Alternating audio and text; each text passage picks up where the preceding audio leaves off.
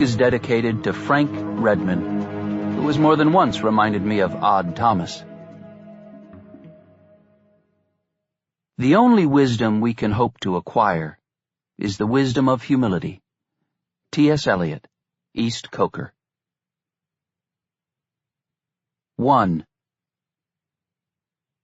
Alone in the vastness of the Mojave, at 2 o'clock in the morning, racing along at 70 miles per hour, I felt safe and believed that whatever terror might await me was yet many miles ahead. This would not be the first time in my strange life that safety proved to be an illusion. I have a tendency to hope always for the best, even when I'm being strangled with a little girl's jump rope knotted around my neck by an angry 300-pound Samoan wrestler. In fact, I got out of that difficult situation alive, primarily by getting hold of his beloved pork pie hat, which he considered the source of his good luck. When I spun the hat like a frisbee, and he let go of the jump rope to try to snatch his chapeau from the air, I was able to pick up a croquet mallet and surprise him with a blow to the genitals, which was especially effective because he was wearing only a thong. Always hoping for the best has generally served me well. Anyway, under a full moon, the desert was as eerie as a landscape on an alien planet. The great black serpent of highway undulated over a series of low rises and gentle downslopes, through sand flats that glowed faintly, as if radioactive, past sudden thrusting formations of rock threaded through in places with quartzite, or something else that caught the big dog motorcycle's headlights and flared like veins of fire. In spite of the big moon and the bike's 3 blazing eyes, the Mojave gathered darkness across its breadth. Half-revealed gnarled shapes of mesquite and scatterings of other spiky plants bristled and seemed to leap forward as I flew past them, as if they were quick and hostile animals.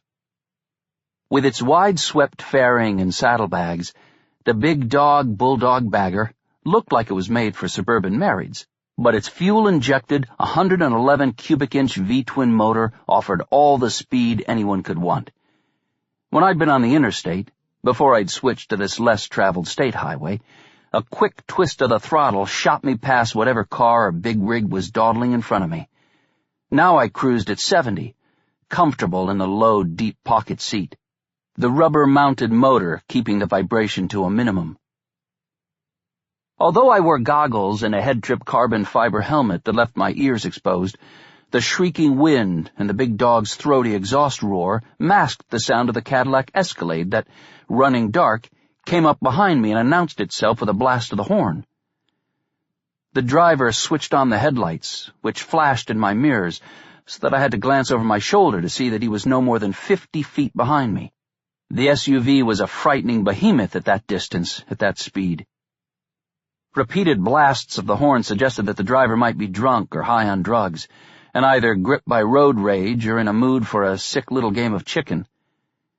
When he tooted, "Shave and a haircut 2 bits," he held the last note too long, and I assured myself that anyone who indulged in such a cliché, and then even lacked the timing to pull it off, could not be a dangerous adversary. Earlier I'd learned that the big dog's sweet spot was north of 80 miles an hour, and that it was fully rideable at 100. I twisted the throttle, and the bike gobbled asphalt, leaving the caddy behind. For the moment. This wasn't the height of bug season in the Mojave, so I didn't have to eat any moths or hard-shelled beetles when I muttered unpleasantries. At that speed, however, because I sat tall and tense with my head above the low windshield, the warm night air chapped my lips and stung my cheeks as I bulleted into it. Any responsible dermatologist would have chastised me for speeding barefaced through this arid wasteland. For many reasons, however, there was little chance that I would live to celebrate my 23rd birthday, so looking prematurely aged 2 decades hence didn't worry me. This time I heard the Escalade coming, shrieking like some malevolent machine out of the Transformers movie, running dark once more. Sooner than I hoped, the driver switched on the headlights, which flared in my mirrors and washed the pavement around me. Closer than 50 feet. The SUV was obviously souped. This wasn't an ordinary mama-takes-baby-to-the-playground caddy. The engine sounded as if it had come out of General Motors by way of Boeing. If he intended to run me down and pace me to the caddy's grill, and evidently he did, I wouldn't be able to outrace whatever customized engine made him king of the road. Having tricked up his vehicle with alternate, multi-tonal horns programmed with pieces of familiar tunes, he now taunted me with the high-volume song title notes of Sonny and Cher's "The Beat Goes On." The big dog boasted a 6-speed transmission. The extra gear and the right-side drive pulley allowed better balance and greater control than with the average touring bike. The fat 250mm rear tire gave me a sense of stability, and the 34-degree neck rake inspired the confidence to stunt a little, even though I was approaching triple-digit speeds. Now he serenaded me with the first 7 notes of the Kingsmen's "Louie, Louie," and then again. My one advantage might be maneuverability. I slid lower in the seat, so that the arc of the windshield sent the wind over my helmet, and I made more aggressive use of the 3-lane highway, executing wide serpentine movements from shoulder to shoulder. I was low to the ground, and the Escalade had a much higher center of gravity than the big dog. If the driver tried to stay on my tail, he might roll the SUV. Supposing he was smart, he should realize that by not mimicking me, by continuing arrow straight, he could rapidly gain ground as I serpentined, and with easy calculation he could intersect me as I swooped from side to side of the road.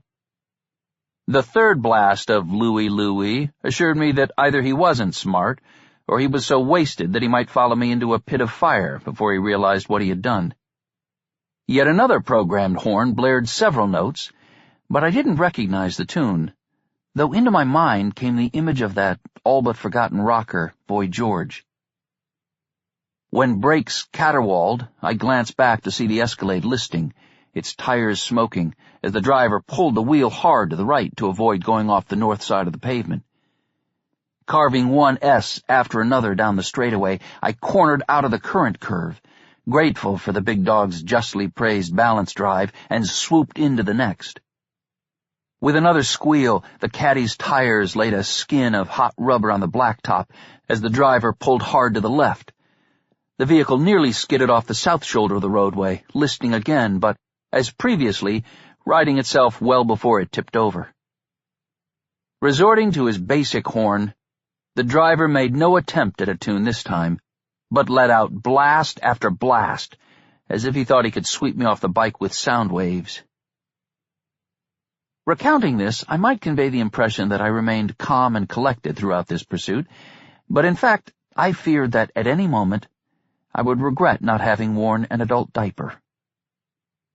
In spite of whatever drugs or beverages had pushed the SUV driver's crazy button and filled him with murderous rage, he retained just enough reason to realize that if he continued to follow my lead, he would roll the SUV. Arrowing down the center of the 3 lanes, he regained the ground that he'd lost, intending to intersect my bike between connecting curves of my flatland slalom. The big dog bulldog bagger wasn't meant to be a dirt bike. The diet that made it happy consisted of concrete and blacktop, and it wanted to be admired for its sleek aerodynamic lines and custom paint job and abundant chrome, not for its ruggedness and ability to slam through wild landscapes with aplomb. Nevertheless, I went off-road. They say that necessity is the mother of invention, but it's also the grandmother of desperation. The highway was raised about 2 feet above the land through which it passed, and I left the shoulder at such speed that the bike was airborne for a moment before returning to the earth with a jolt that briefly lifted my butt off the seat and made my feet dance on the floorboards. Hereabouts, the desert wasn't a soft scape of sand dunes and dead lakes of powdery silt, which was a good thing, because crossing ground like that the big dog would have wallowed to a halt within 100 yards. The land was mostly hard-packed by thousands of years of fierce sun and scouring winds, the igneous rocks, rich with feldspar, treeless, but in some places hospitable to purple sage and mesquite and scraggly plants less easily identified. Jacked up on oversized tires, more suited to going overland than was my bike, The four-wheel drive Escalade came off the highway in my wake. I intended to find a break in the land, or an overhanging escarpment deep enough to conceal me, or a sudden spine of rock, anything I could use to get out of sight of my lunatic pursuer. After that, I would switch off my headlights, slow down significantly, travel by moonlight, and try as quickly as possible to put one turn in the land after another between me and him. Eventually, I might find a place in which to shelter, shut off the bike, listen, and wait. Suddenly, a greater light flooded across the land, and when I looked back, I saw that the Escalade sported a roof rack of powerful spotlights that the driver had just now employed. The desert before me resembled a scene out of an early Steven Spielberg movie. A remote landing strip where excited and glamorous scientists from a secret government agency prepared to welcome a contingent of benign extraterrestrials and their mothership. Instead of scientists and aliens, however, there was some inbred banjo player from Deliverance chasing me with bad intentions. In those harsh and far-reaching streams of light, each humble twist of vegetation cast a long, inky shadow. The pale land was revealed as less irregular than I'd hoped, an apparent plain where I was no more likely to find a hiding place than I would a McDonald's franchise complete with a playground for tots. Although my nature was to be optimistic, even cheerful in the face of threat and gloom, there were times, like this, when I felt as though the entire world was death row, and that my most recent meal had been my last one. I continued north into the wilderness, rather than angle back toward the highway, assuring myself that it wasn't my destiny to die in this place, that I would find refuge ahead. My destiny was to die 30 miles or so from here, in the town of Pico Mundo. Not tonight, but tomorrow, or the day after, or the day after that. Furthermore, I wouldn't die by Cadillac Escalade. My end would be nothing as easy as that, nothing so quick and clean. Having argued myself into a fragile optimism, I sat up straight in my seat and smiled into the teeth of the warm night air. As the SUV gained on me, the psycho driver resorted to one of his custom horns again. This time I recognized the title notes of Karma Chameleon by Culture Club, which had been fronted by Boy George. The song seemed so apt that I laughed, and my laughter would have buoyed me if it hadn't sounded just a little insane. The nitrogen gas-charged shocks, the rubber-isolated floorboards, and the rubber hand grips all contributed to a smoother off-road ride than I had anticipated. But I expected that I was headed for one kind of mechanical failure or another, or for a collision with an unseen thrust of rock that would dismount me, or a community of rattlesnakes that, flung into the air in the midst of copulation, would rain down upon me, hissing. I was suffering a brief remission in my characteristic optimism. Ahead, a long but slight slope led to a narrow band of blackness before the Escalade's lights revealed a swath of somewhat higher land that shimmered like a mirage. I couldn't be sure what I was seeing. The sight was no less baffling than an abstract painting composed of geometric forms in pale beige and black, but in case it might be what I needed, I accelerated. I had to weave among bushy clumps, a colony of pampas grass that were half dead from too little water, their narrow 5-foot recurved blades, perhaps sharp enough to cut me, the numerous tall feathery panicles waving like white flags of surrender. Evidently the nutcase pursuing me did not belong to the Sierra Club, because the Escalade barreled through the pampas grass without hesitation, leaving a path of crushed and shredded vegetation, gaining fast on me.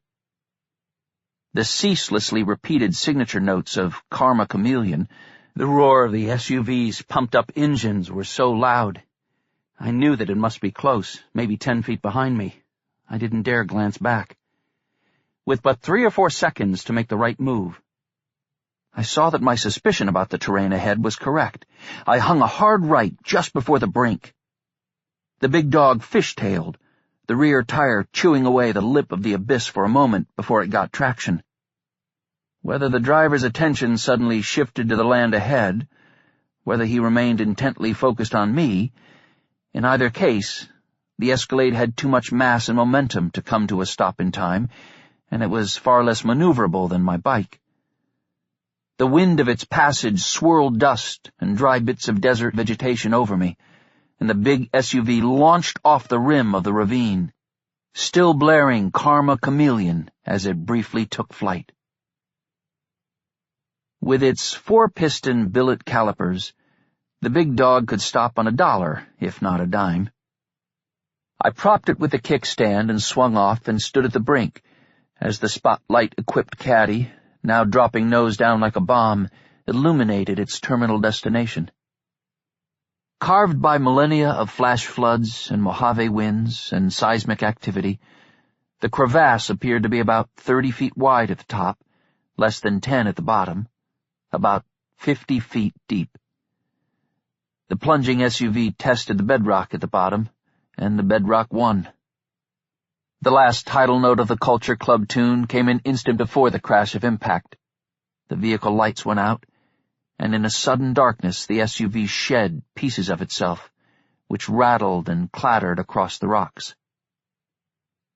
I said, "Wow," which isn't witty enough for movie dialogue, but it's what I said. I'm no Tom Cruise. After a few seconds of darkness, the fire bloomed. It wasn't an explosion, only low capering flames that quickly danced higher, brighter. The ravine proved to be a trap for tumbleweed that mounded along its bottom, and the spherical masses burst into flame faster to the west of the wreckage, apparently the direction in which gasoline spilled from the ruptured tank. The walls of the ravine were steep, but navigable on foot. The stones shaled away treacherously as I quickly sidled down with all the grace of— I don't know why this unlikely image occurred to me at the time— a penguin on stilts. Too many years of watching old Warner Brothers cartoons by Chuck Jones can instill in you a silliness gene by proxy. Perhaps equally silly, I was in my Good Samaritan mode. The driver had tried to kill me, sure, but his homicidal rage might have been the consequence of inebriation, and he might have been a peach of a guy when he was sober. I couldn't let him bleed or burn to death just because of his idiocy behind the wheel of the SUV. Sometimes I'm hampered by having a moral code, but I have it nonetheless, like a burr under the brain, with no way to pluck it out. Fire flared to both sides of the Escalade, and lesser flames crawled underneath it, but the interior wasn't yet ablaze. There were so many tinder-dry tumbleweeds that the ravine would be aglow for quite a while. As I neared the vehicle, I saw painted on its tailgate neatly formed characters in a pictographic language, reminiscent of ancient Egyptian hieroglyphics, white against the black paint. I halted and reconsidered the meaning of the encounter with the unknown driver. A couple of months earlier, on a mountain in Nevada, I'd found it necessary to explore a well-guarded estate where, as it turned out, kidnapped children were being held for the purpose of ritual murder by a satanic cult. Before I found the kids, I discovered a stable filled with antique brake fronts instead of horses, and in those brake fronts had stood thick glass jars the size of crocks, filled with a clear preservative, the lids fused in place with an annealing torch. In those jars were souvenirs of previous human sacrifices. Severed heads, wide-eyed and open-mouthed, as if in the grip of eternal shock and terror, and on every forehead a different line of a pictographic language exactly like that on the tailgate of the Escalade. Small-town boy meets big-time evil.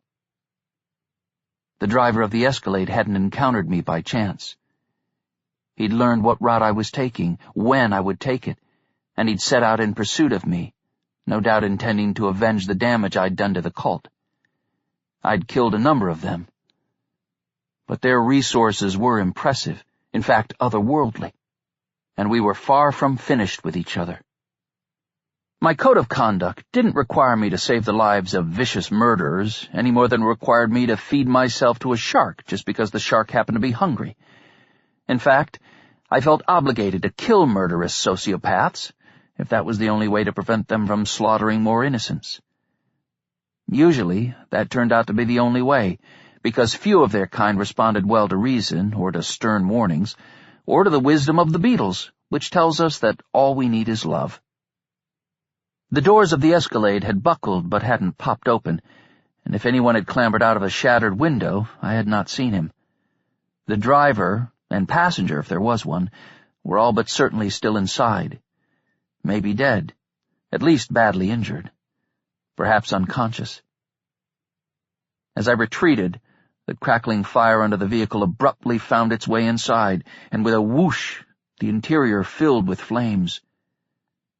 I saw no thrashing shadows in the Escalade, and heard no screams. I couldn't imagine how they had known I was going home to Pico Mundo, or when I would make the trip, or what I would be driving. But as I had unusual talents, abilities, and connections, so did they. I might never learn how they had located me. What mattered now was that they were looking for me, and if they had found me once, they could find me again. They wouldn't have tried to find me and kill me en route, however, if they'd known where I would be staying when I got to Pico Mundo. Instead, they would have waited for me there and cut me down when I arrived. The safe house waiting for me was still safe. Climbing the shale slope proved more difficult than the descent had been. I kept glancing behind me, half expecting to discover a pursuer, some grotesque nemesis with hair afire and smoke seething from his twisted mouth. At the top, I looked back and saw that the flames, a bright contagion, had spread maybe 60 yards to the west, from one crisp tumbleweed to another. The shale must have been veined with pyrite, for in the walls of the ravine, in the throbbing firelight, ribbons of yellow glimmered brighter than the surrounding stone. The burning Escalade skreeked and twanged. As its metallic protests echoed and re-echoed along the crevasse, they were distorted, changed, until I could almost believe that I was hearing human voices, a suffering multitude crying out below. I had not seen their faces. I had not killed them, only given them the chance to kill themselves. But still it seemed wrong that I should not know the faces of those I allowed to die. The noise and the blaze must have disturbed a colony of bats. Just then, no doubt having recently returned to their cave in a ravine wall after a night of feeding, they burst into agitated flight, shrieking as they soared on rising thermals. Many hundreds of them, perhaps thousands, their membranous wings snapping in accompaniment to the crackle of the flames. They rose to the top of the ravine, then descended, only to rise again, surged east and then west and then east again, as if confused and seeking something and failing to find it, their shrill cries both angry and despairing. Life had taught me to believe in omens. I knew one when I saw it. The bats were an omen, and whatever they might portend, it would not be an event marked by benevolence, harmony, and joy. 2. I came home to die and to live in death. My life had begun in the desert town of Pico Mundo, California, and I'd remained there until I was 20, when I lost what mattered most to me. During the 21 months since then, I'd traveled in search of my purpose, and I'd learned by going where I had to go. That I had come full circle shouldn't have surprised me, for we are born into time only to be born out of it, after living through the cycles of the seasons, under stars that turn because the world turns, born into ignorance and acquiring knowledge that ultimately reveals to us our enduring ignorance.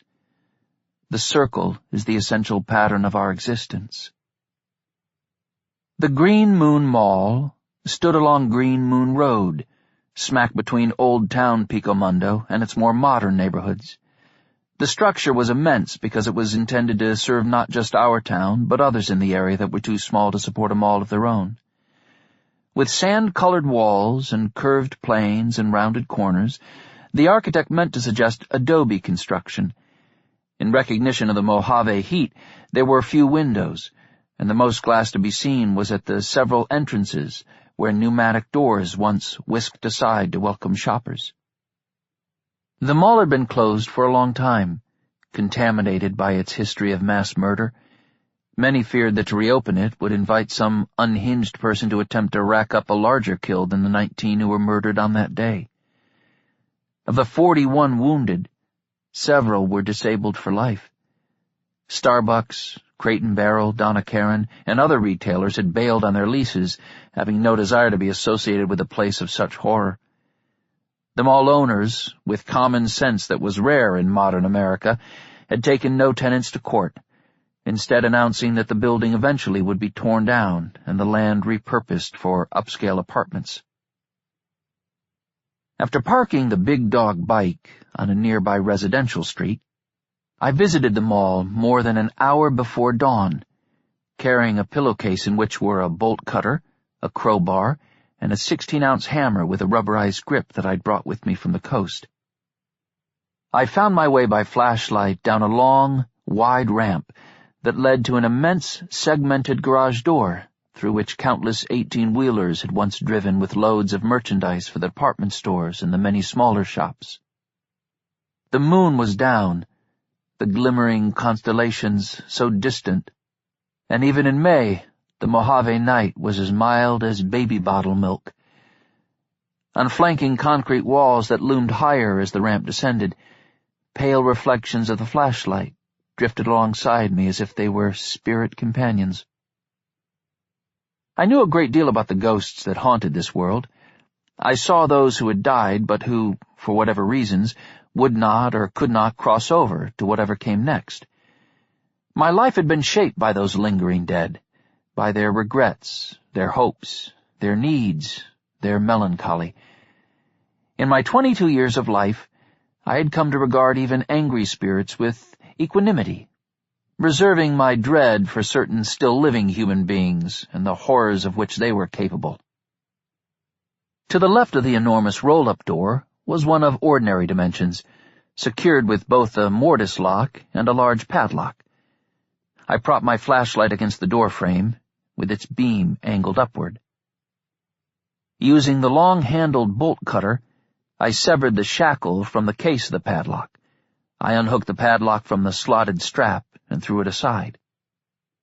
The rimless lock cylinder could not be gripped with lever-wrench pliers and pulled out of the escutcheon. From my shirt pocket, I took a wedge-shaped steel tap with a broad head, and I pounded the tap into the keyway of the mortise lock. The pull of the hammer rang off its target.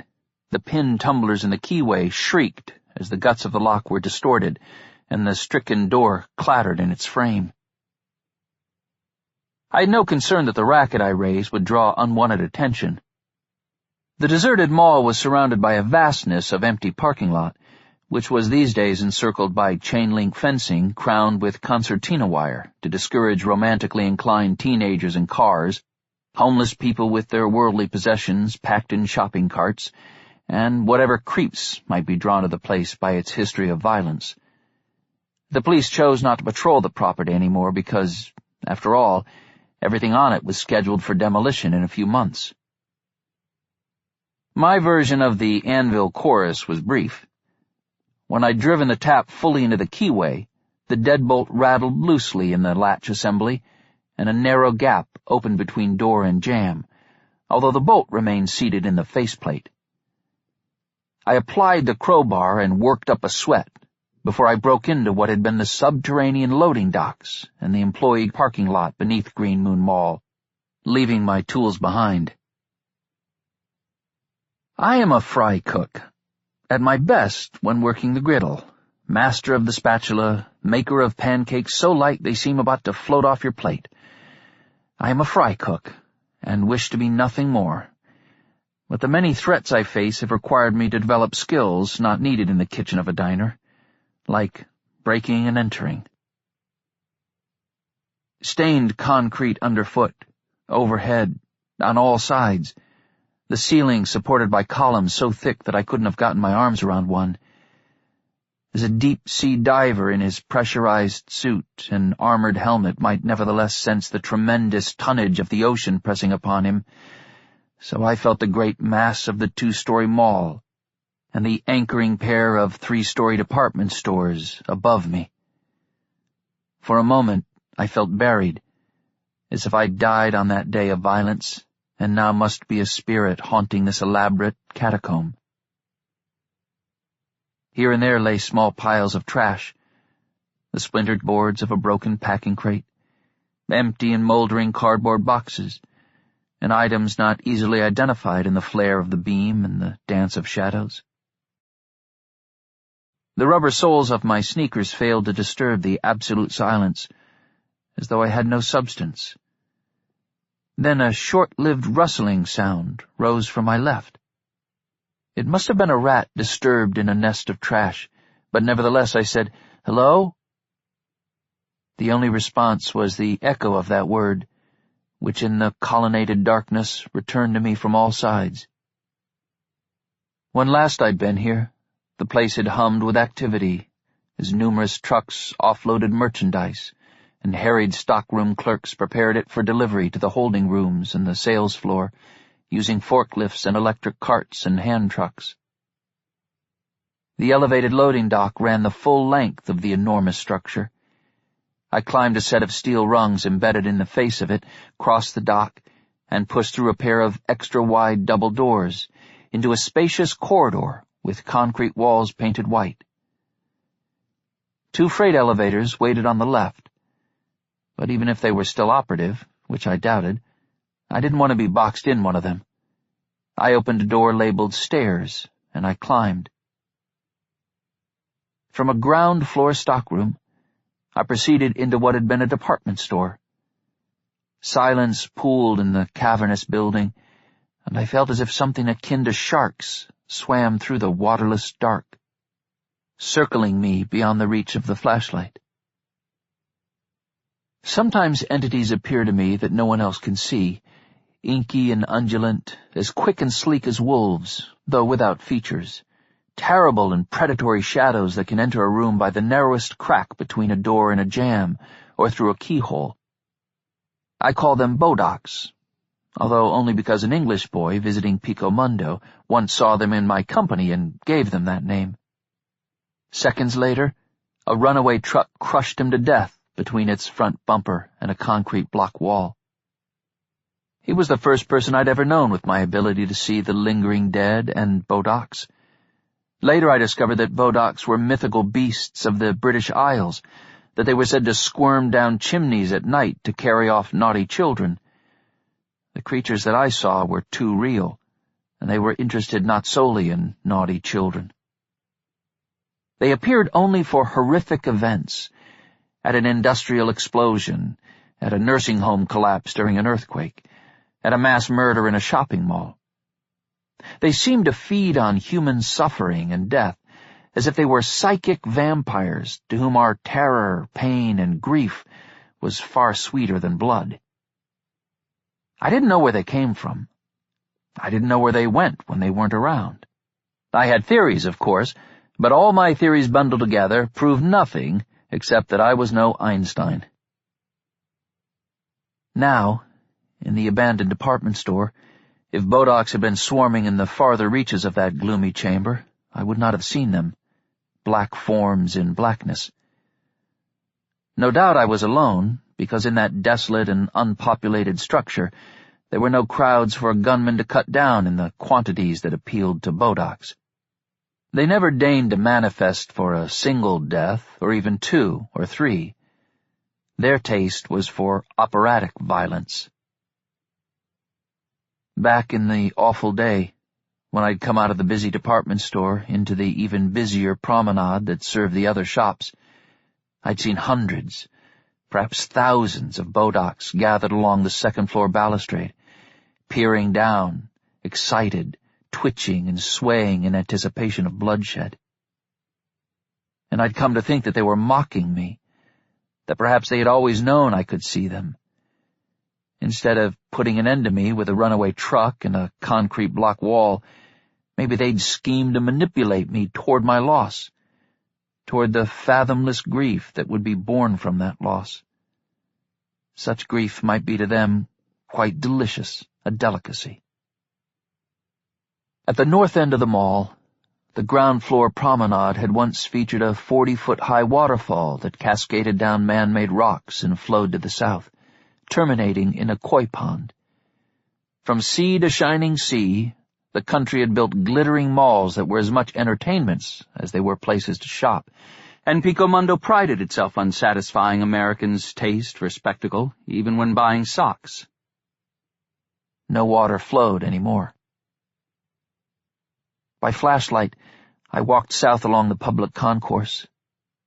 All the signage had long ago been taken down. I could no longer remember what stores had occupied which spaces. Some of the show windows were shattered, drifted glass glittering against the bases on which the large panes had stood. Other sheets of intact glass were filmed with dust. I'd come there with determination, but as I approached the southern end of the building, I moved slower, and then slower still, overcome by cold that had nothing to do with the temperature of the abandoned shopping mall. In memory, I heard the gunfire, the screams, the piercing cries of terror, the slap, slap, slap of running feet on travertine. At the south end of the concourse lay another vacated department store, but before it, on the left, was the space where once Burke and Bailey's had done business, the ice cream shop where Stormy Llewellyn had been the manager. A tattered, hot pink awning with a scalloped edge overhung the entrance. In memory, I heard the hail of bullets that had shattered the windows and doors, and I saw Simon Varner in a black jumpsuit and black ski mask, sweeping a fully automatic rifle left to right, right to left. He had been a cop, secondarily a cop, primarily an insane cultist. There had been 4 of them. They murdered one of their own, and I killed one of them. The other 2 were now in prison for life, where they still worshipped their satanic master. In that moment of my return, I felt as though I were a spirit, having perished in a forgotten conflict, my body shed and left to decompose in some far field. I was unaware of moving my legs, and I no longer either heard or felt my feet stepping across the dirty travertine. I seemed to float toward the ice cream shop, as if the white beam before me came not from the flashlight that I held, but from some mysterious, distant source, levitating and transporting me toward Burke and Bailey's. The broken glass had been broomed into small jagged piles. Even under a thin film of dust, the sharp edges of the shards sparkled. I thought, here lie your hopes and dreams, shattered and swept aside, and could not raise a ghost of the optimism that previously I'd been able to conjure, even in the bleakest moments. As I crossed the threshold, I saw in memory Stormy Llewellyn as she had been that day, dressed in her work clothes, pink shoes, white socks, a hot pink skirt, a matching pink and white blouse, and a perky pink cap. She'd sworn that when she had her own ice cream shop, which she expected to secure by the time she was 24, if not sooner, she would not provide her employees with dorky uniforms. No matter how frivolous the outfit she wore, she was an incomparable beauty with jet-black hair, dark eyes of mysterious depth, a lovely face, and perfect form. Was, had been, no more. I think you look adorable. Get real, odd one. I look like a goth gidget. She'd been standing behind the service counter when Simon Varner opened fire. Perhaps she looked up as the windows shattered, had seen the ominous masked figure, and thought not of death, but of me. She'd always considered her own needs less than those of others, and I believe that her last thought in this world wouldn't have been regret at dying so young, but instead concern for me, that I should be left alone in my grief. Maybe one day when I have my own shop we can work together. The ice cream business doesn't move me. I love to fry. I guess it's true. What? Opposites attract. Until now I'd not returned to Burke and Bailey's after that dreadful day. I knew that suffering can purify, that it's a kind of fire that can be worth enduring, but there were degrees of it to which I chose not to subject myself. The tables and chairs were gone, as well as freezers and milkshake mixers and other equipment. Attached to the back wall was the menu of flavors, topped by Burke and Bailey's newest offering at that time, coconut cherry chocolate chunk. I remember having referred to it as cherry chocolate coconut chunk, whereupon she had corrected me. Coconut cherry chocolate chunk. You've got to get the proper adjective in front of chunk, or you're screwed. I didn't realize the grammar of the ice cream industry was so rigid. Describe it your way and some weasel customers will eat the whole thing and then ask for their money back, because there weren't chunks of coconut in it. And don't ever call me adorable again. Puppies are adorable. At the end of the long counter, I opened a low gate and entered the work area from which Stormy had been serving customers when the shooting started. The flashlight revealed vinyl tiles littered with plastic spoons, pink and white plastic straws, and dust balls that quivered away from me as I moved. I relied on intuition to stop at the very place that Stormy had been standing when she'd been cut down. The stains underfoot were more than a year and a half old, and I considered them only briefly before moving past them and sitting on the floor. This was the still point around which my life turned, the axis of my world. Here she had died. I switched off the flashlight and sat in darkness so complete that it seemed as if all the light had gone out of the world and would never return. After her death, her spirit had lingered for some days this side of the veil. My grief was so heavy, so bitter, that I couldn't endure it, and for a while I lived in denial. Lingering spirits look as real to me as do living people. They're not translucent. Neither do they glow with supernatural energy. If I touch them, they have substance. They do not talk, however, and Stormy's silence should have at once told me that her spirit had left her body and that before me stood the essence of the girl I loved, her splendid soul, but not the girl complete and physical. My denial was close to madness. I imagined conversations between us, made meals that she could not eat, poured wine she could not drink, planned a wedding that could never be consummated. By my desperate longing, I held her to this world, days after she should have passed on to the next. Now, sitting on the floor, behind the counter in the ice cream shop, I spoke to her, unconcerned that with my paranormal talent I might draw her back into this troubled world. Those who pass on to the next life do not return. Not even the power of love, as intense a love as any man has ever felt for a woman, could open the door in the barrier between Stormy and me. "It won't be long now," I said softly. I felt that she could hear my words, even a world away. That may sound weird to you, but stranger things have happened to me. When you've come face to face with a Sinoculus, a six-eyed demon with human form and the head of a bull, you grow more open-minded about what might and might not be possible. Besides, I have no choice but to believe that all our lives are woven through with grace, because only then could the promise made to me and Stormy come true. 6 years earlier, when we were 16, we went to Pico Mundo's annual county fair. At the back of a carnival arcade tent stood a fortune-telling machine. We dropped a quarter in the slot and asked if we would have a long and happy marriage. The card given to us couldn't have been more reassuring. "You are destined to be together forever." Framed behind glass, that card had hung above Stormy's bed when she still lived. I carried it now in my wallet. I whispered again, "It won't be long now." I don't believe it's possible to imagine a favorite scent, to recall a fragrance, as vividly as one can hear a tune in the mind's ear, or see in the mind's eye a place visited long ago. Nevertheless, as I sat there in the lightless shop, I smelled the peach-scented shampoo that Stormy had used. After a shift cooking in the Pico Mundo grill, when my hair had sometimes smelled like hamburger grease and fried onions, she gave me that same shampoo. But I hadn't been able to find the brand anymore and hadn't used it in months. They're coming to Pico Mundo.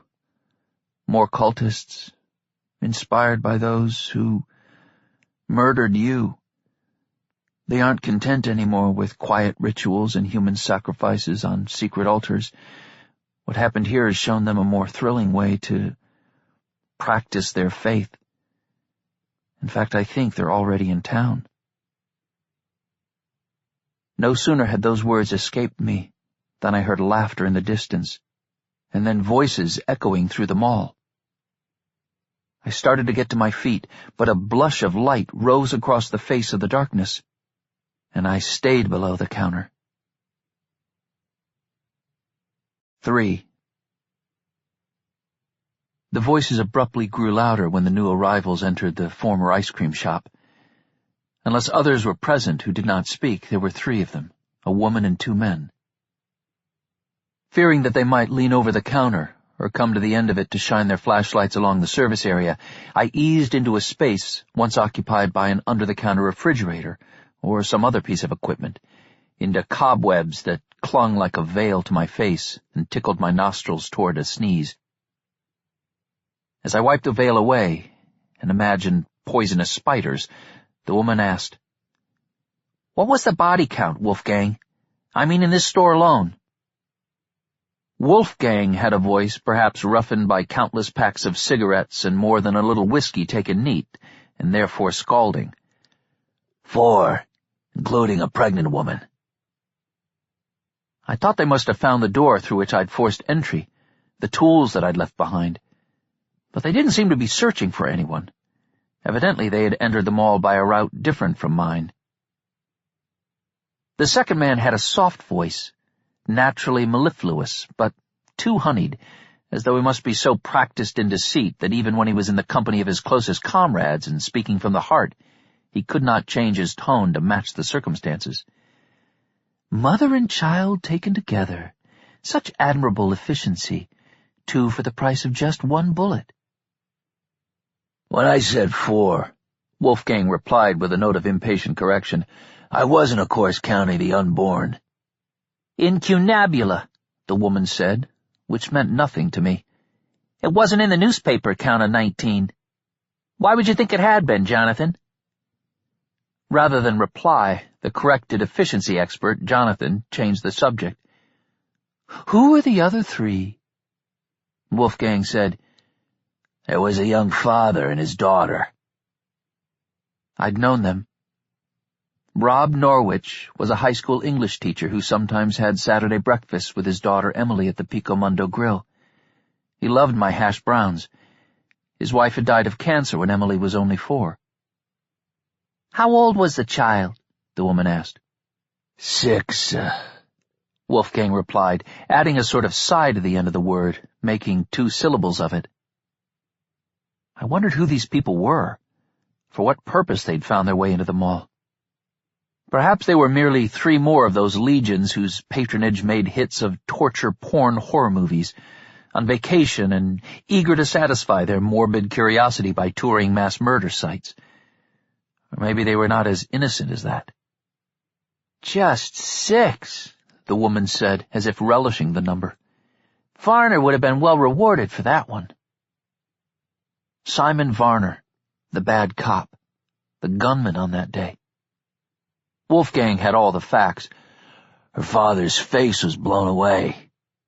Jonathan said, "Any chance the coroner determined which of the 2 was shot first, Daddy's girl or Daddy himself?" "The father. They say the daughter held on for about half an hour."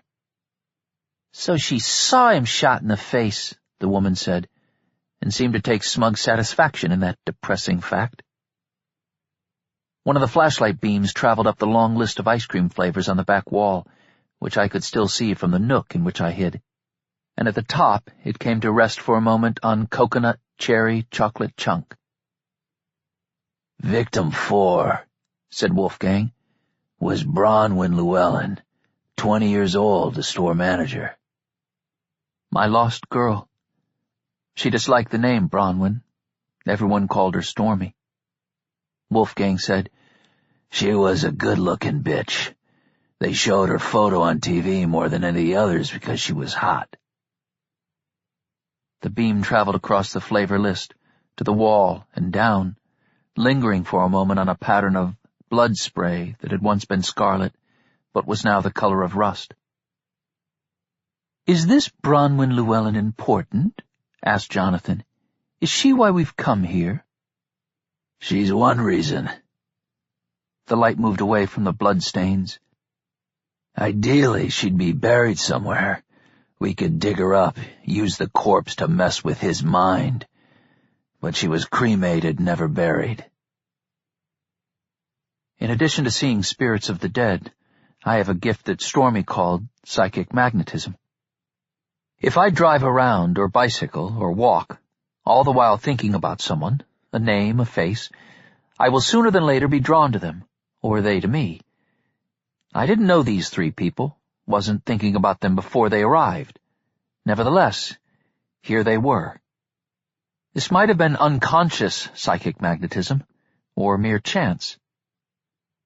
"Who has her ashes?" the woman asked. "I don't know. Several possibilities." Their footsteps retreated from the ice cream shop, and distance dimmed the lights they carried. I came out of hiding, rose to my feet, and hurried to the gate at the end of the counter. Regardless of the risks, I needed to know more about those people. 4. Revealed only as shadowy forms wielding swords of light, the trio moved leisurely toward the north end of the mall, pausing to fence with the darkness and illuminate one point of interest or another. I dared not switch on my flashlight.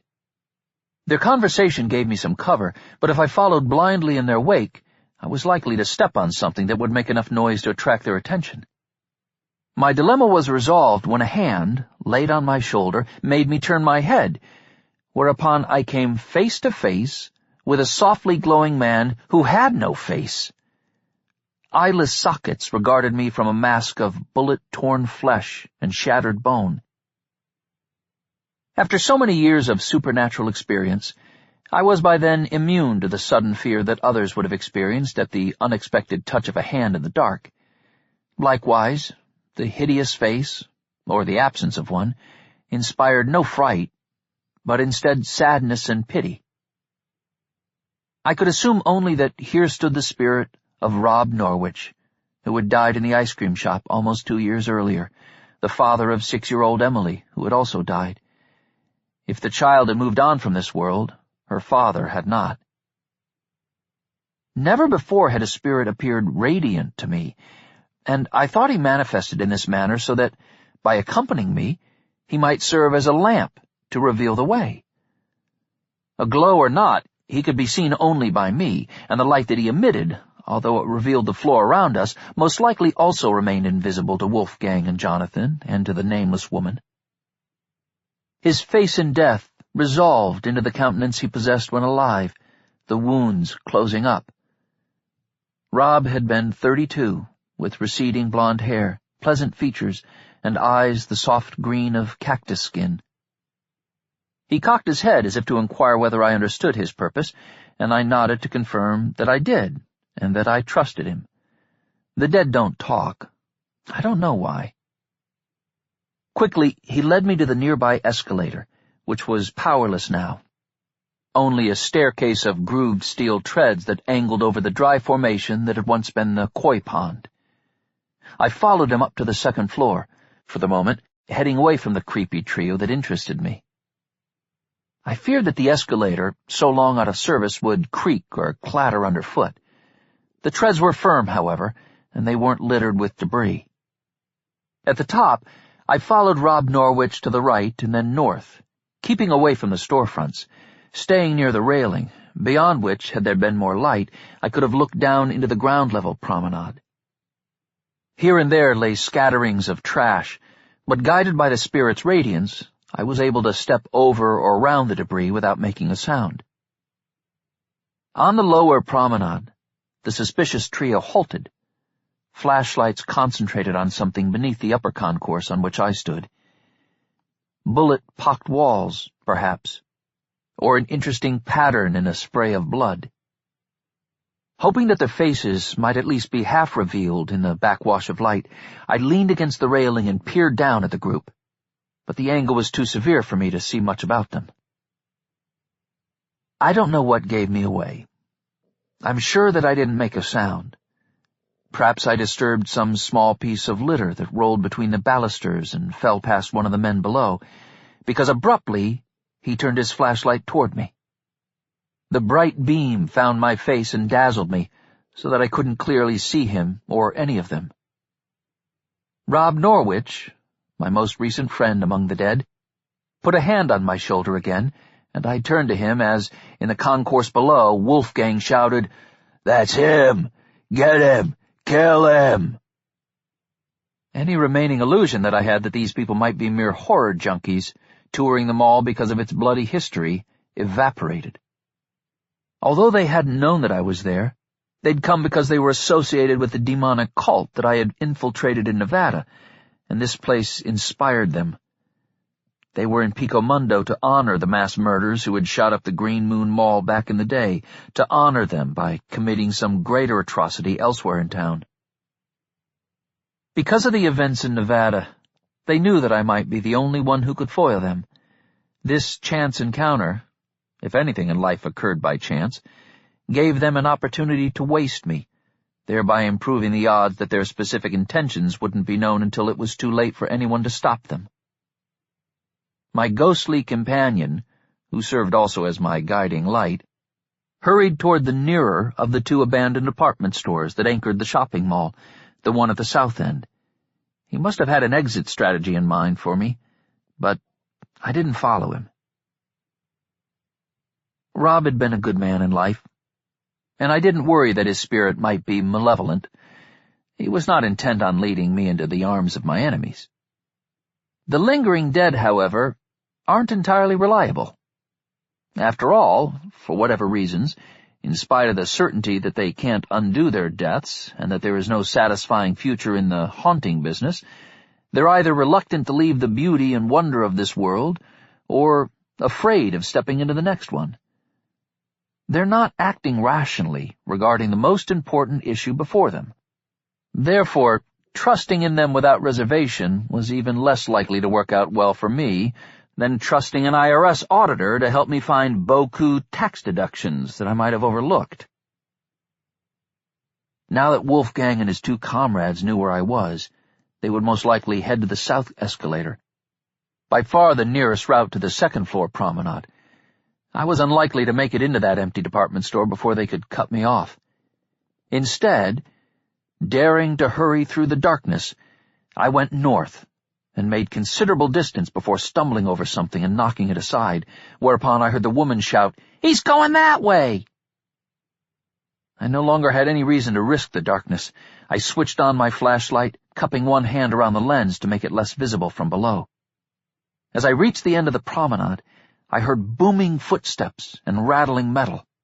Someone running up the north escalator, which evidently wasn't in as good condition as the one at the south end that I had climbed so quietly. Suddenly a light speared upward, searching for me, as the person on those stairs reached the halfway point. The doors to the northern department store, pneumatic sliders, no longer operative, were frozen in the open position. I raced through them into what had once been a temple to luxury goods, where the god of excess consumption held court. Many of the display cases had been left in place, and I ducked behind them, hunching and hustling, until I heard my hunters shouting to one another, and then I halted and switched off the flashlight. Now what? 5. My psychic magnetism worked best when I was seeking someone whose face and name I knew, though one or the other would usually suffice. On a few occasions, I had conjured in my mind the image of an object for which I was searching, and eventually I was drawn to it, though not in as timely a fashion as when my quarry was a person. As the three hunters spread out in the department store, I pictured the pillowcase that contained a bolt cutter, a crowbar, and a hammer. I had left it just inside the door through which I'd broken into the mall. When I felt the urge to move, I set out once more, hunched and scuttling as silently as possible. I followed the display cases, all with glass fronts and tops, but with solid backs that would shield me from the cultists, unless one of them stepped into the aisle along which I traveled.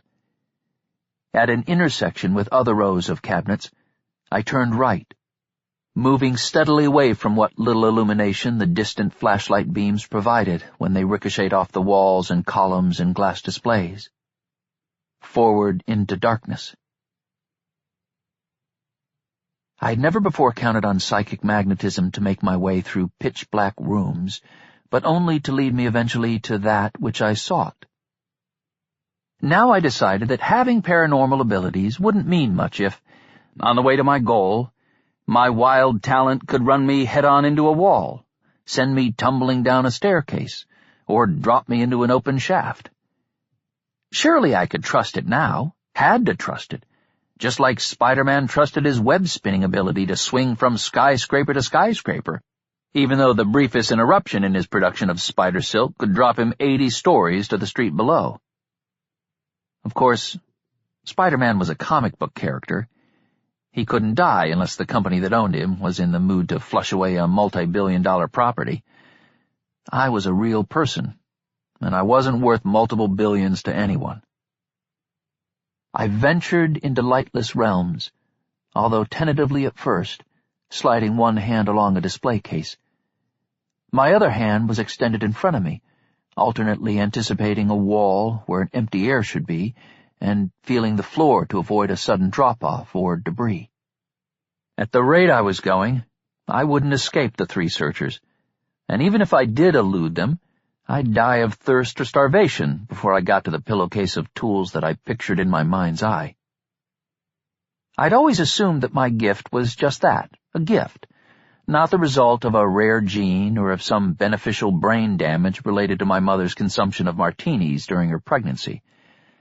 A gift like mine seemed to come from some higher power, and whatever the source, whether God or space aliens or wizards living in a parallel Earth where magic worked, it must be a benign higher power, because I was motivated to help the innocent and afflict the guilty. I had no desire to use my abilities to amass colossal wealth or to rule the planet with either a velvet glove or an iron fist. Taking a deep breath, all but totally blind, trusting in my psychic magnetism as Spidey trusted in his web spinning, as Wile E. Coyote trusted in products sold by Acme to snare or kill the Roadrunner, I rose somewhat and, in the hunched posture of an ape, hurried forward. If trash of any kind littered the floor, I didn't once set foot on it. If there were obstacles in my way, I didn't collide with them. Intuitively, I turned this way, this way, marveling at my ability to navigate successfully and with hardly a sound. I had always been in awe of Stevie Wonder and Ray Charles, blind men who sat at their pianos and never played a bad note, absolutely certain of where the keys were in relation to their fingers. I dared to feel a connection with them, though I had no more musical talent than a rock. Standing taller, moving rapidly and successfully through total darkness, I thrilled to the experience, as sometimes I had thrilled to Stevie's and Ray's piano work. The searchers fell far behind me. I couldn't see even the most indirect glow of their lights. I couldn't hear them, either, though perhaps because my heart was pounding so hard that the blood-rush roar in my ears was like my own private Niagara. With my right shoulder, I brushed against something. Only the slightest contact, but it alarmed me, and I stopped. I turned, felt around me as if in a game of blind man's bluff. I discovered a doorless doorway, the cold metal jambs slightly oily to the touch. I thought I knew where I was.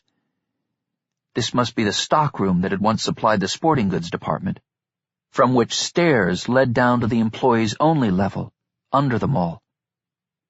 On the day of the mass murder, when I'd passed through this place in the grip of psychic magnetism, desperately seeking the gunman, Simon Varner, before he could kill, I had encountered a pretty redhead, busily pulling small boxes off packed storage shelves. She'd said, "Hey," in a friendly way, and I'd said, "Hey." And I'd kept moving through the door and onto the sales floor, expecting the dreadful sound of gunfire at any moment, which had come only a few minutes later.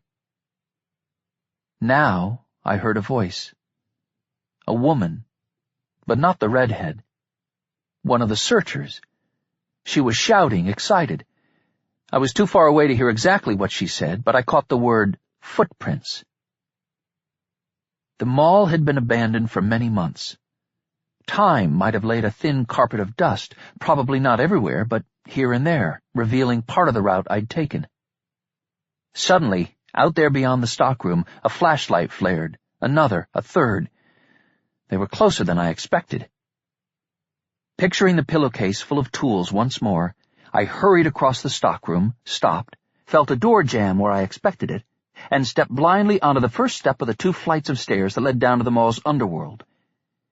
Using the railing to steady myself, I descended as far as the mid-floor landing before I heard voices above.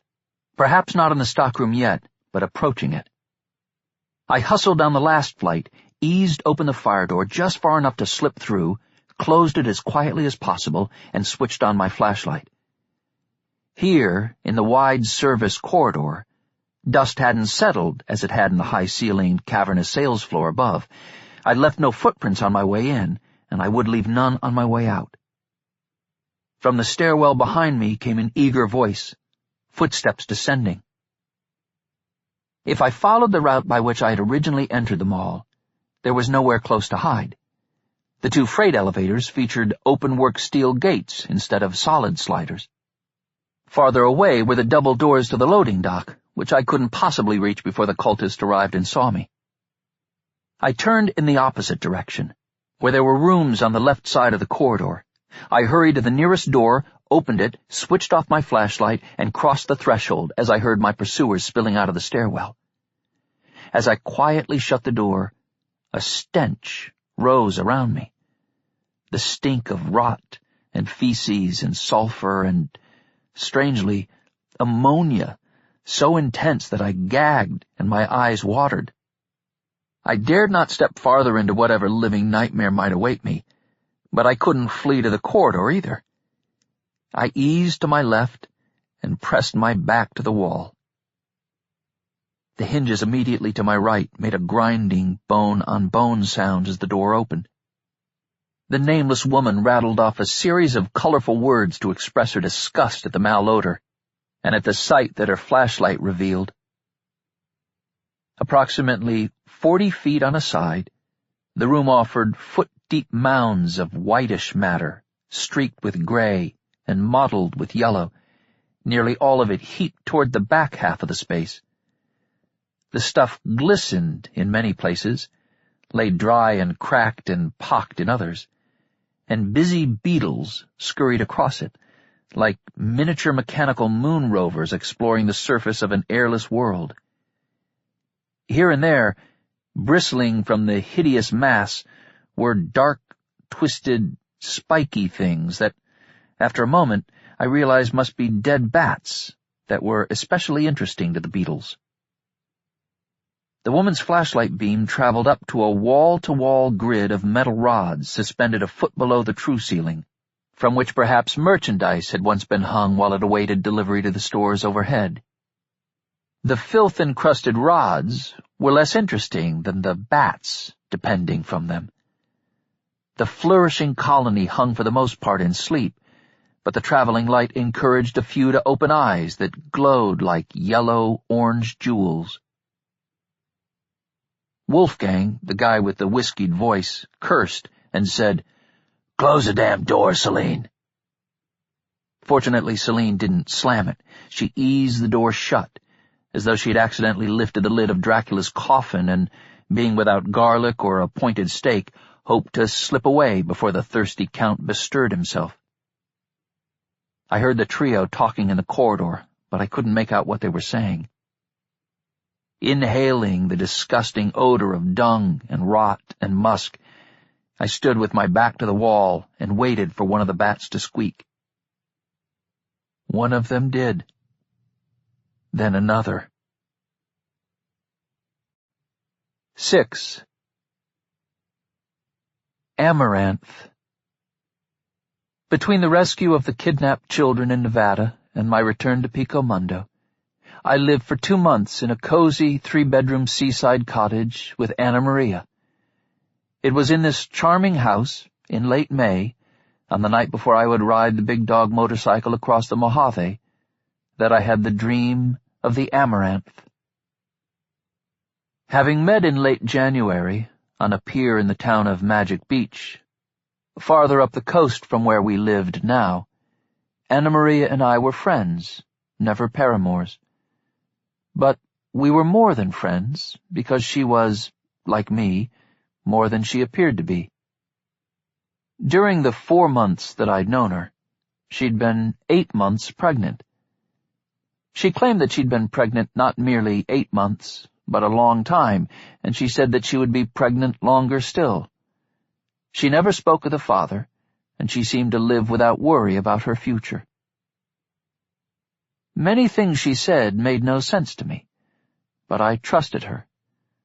She wrapped herself in mystery and had some purpose that I could not comprehend, but she never lied, never betrayed, and compassion shone forth from her as light from the sun. Neither a great beauty nor plain, she had flawless skin, large dark eyes, and long dark hair. She never wore other than sneakers, elastic waist khakis, and baggy sweaters. Because she was petite in spite of her swollen belly, she always looked like a waif, though she claimed to be 18. She sometimes called me young man. I was 4 years older than Anna Maria, but this habit of hers also seemed right. I knew her only hours when she told me that she had enemies who would kill her and her unborn child if they got the chance. She'd asked if I would die for her, and I had surprised myself by saying at once, yes. Although she pretended that I served as her valiant protector, she did more to pull me out of one dangerous place or another than I ever did for her. On the night that I dreamed of the amaranth, Anna Maria and I, and the 9-year-old boy named Tim, slept in our separate rooms in the cottage. A golden retriever, Raphael, shared the child's bed. Rescued 3 months earlier from horrific circumstances, Tim now had no family but us. I've written of him in the 7th volume of these memoirs and won't repeat myself in this 8th. In Greek mythology, the amaranth was an undying flower that remained at the peak of its beauty for eternity. But the dream did not begin with the flower. From a peaceful sleep, I plunged into a nightmare of chaos and cacophony. Screaming rose all around me. Some of the voices were fraught with terror, but an equal number seemed to shriek with a glee that was more disturbing than the fearful cries.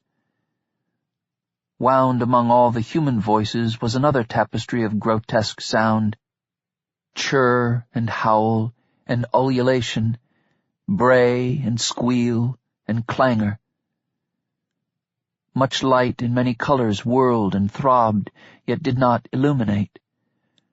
Racing streams of red and yellow and blue smeared across my eyes and blurred my vision. I could not understand what little I was able to see. A giant stone wheel, 3 or 4 stories high, rolling straight toward me at tremendous velocity.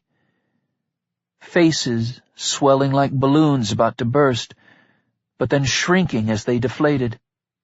Hundreds of hands simultaneously grasping at me and thrusting me away.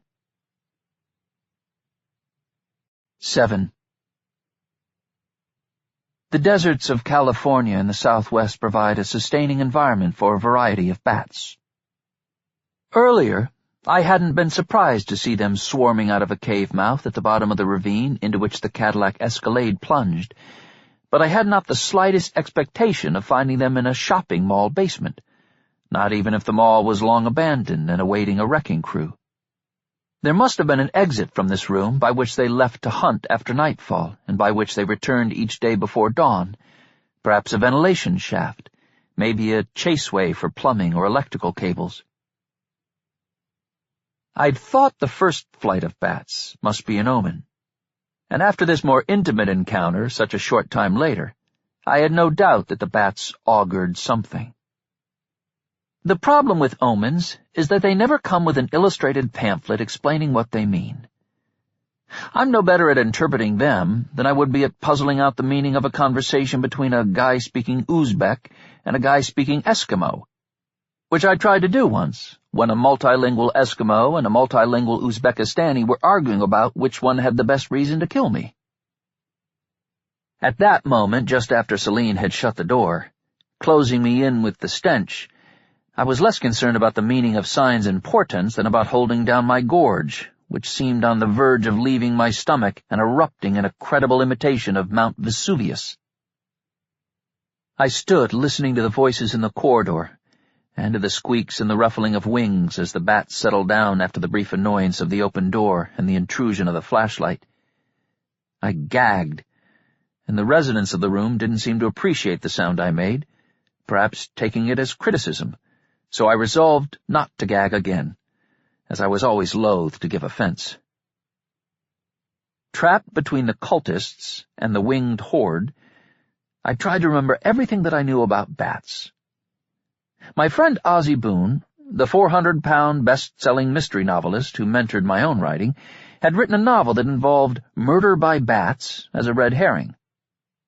When Ozzie became fascinated with a new line of research, he insisted on sharing his enthusiasm, no matter how creepy the subject might be.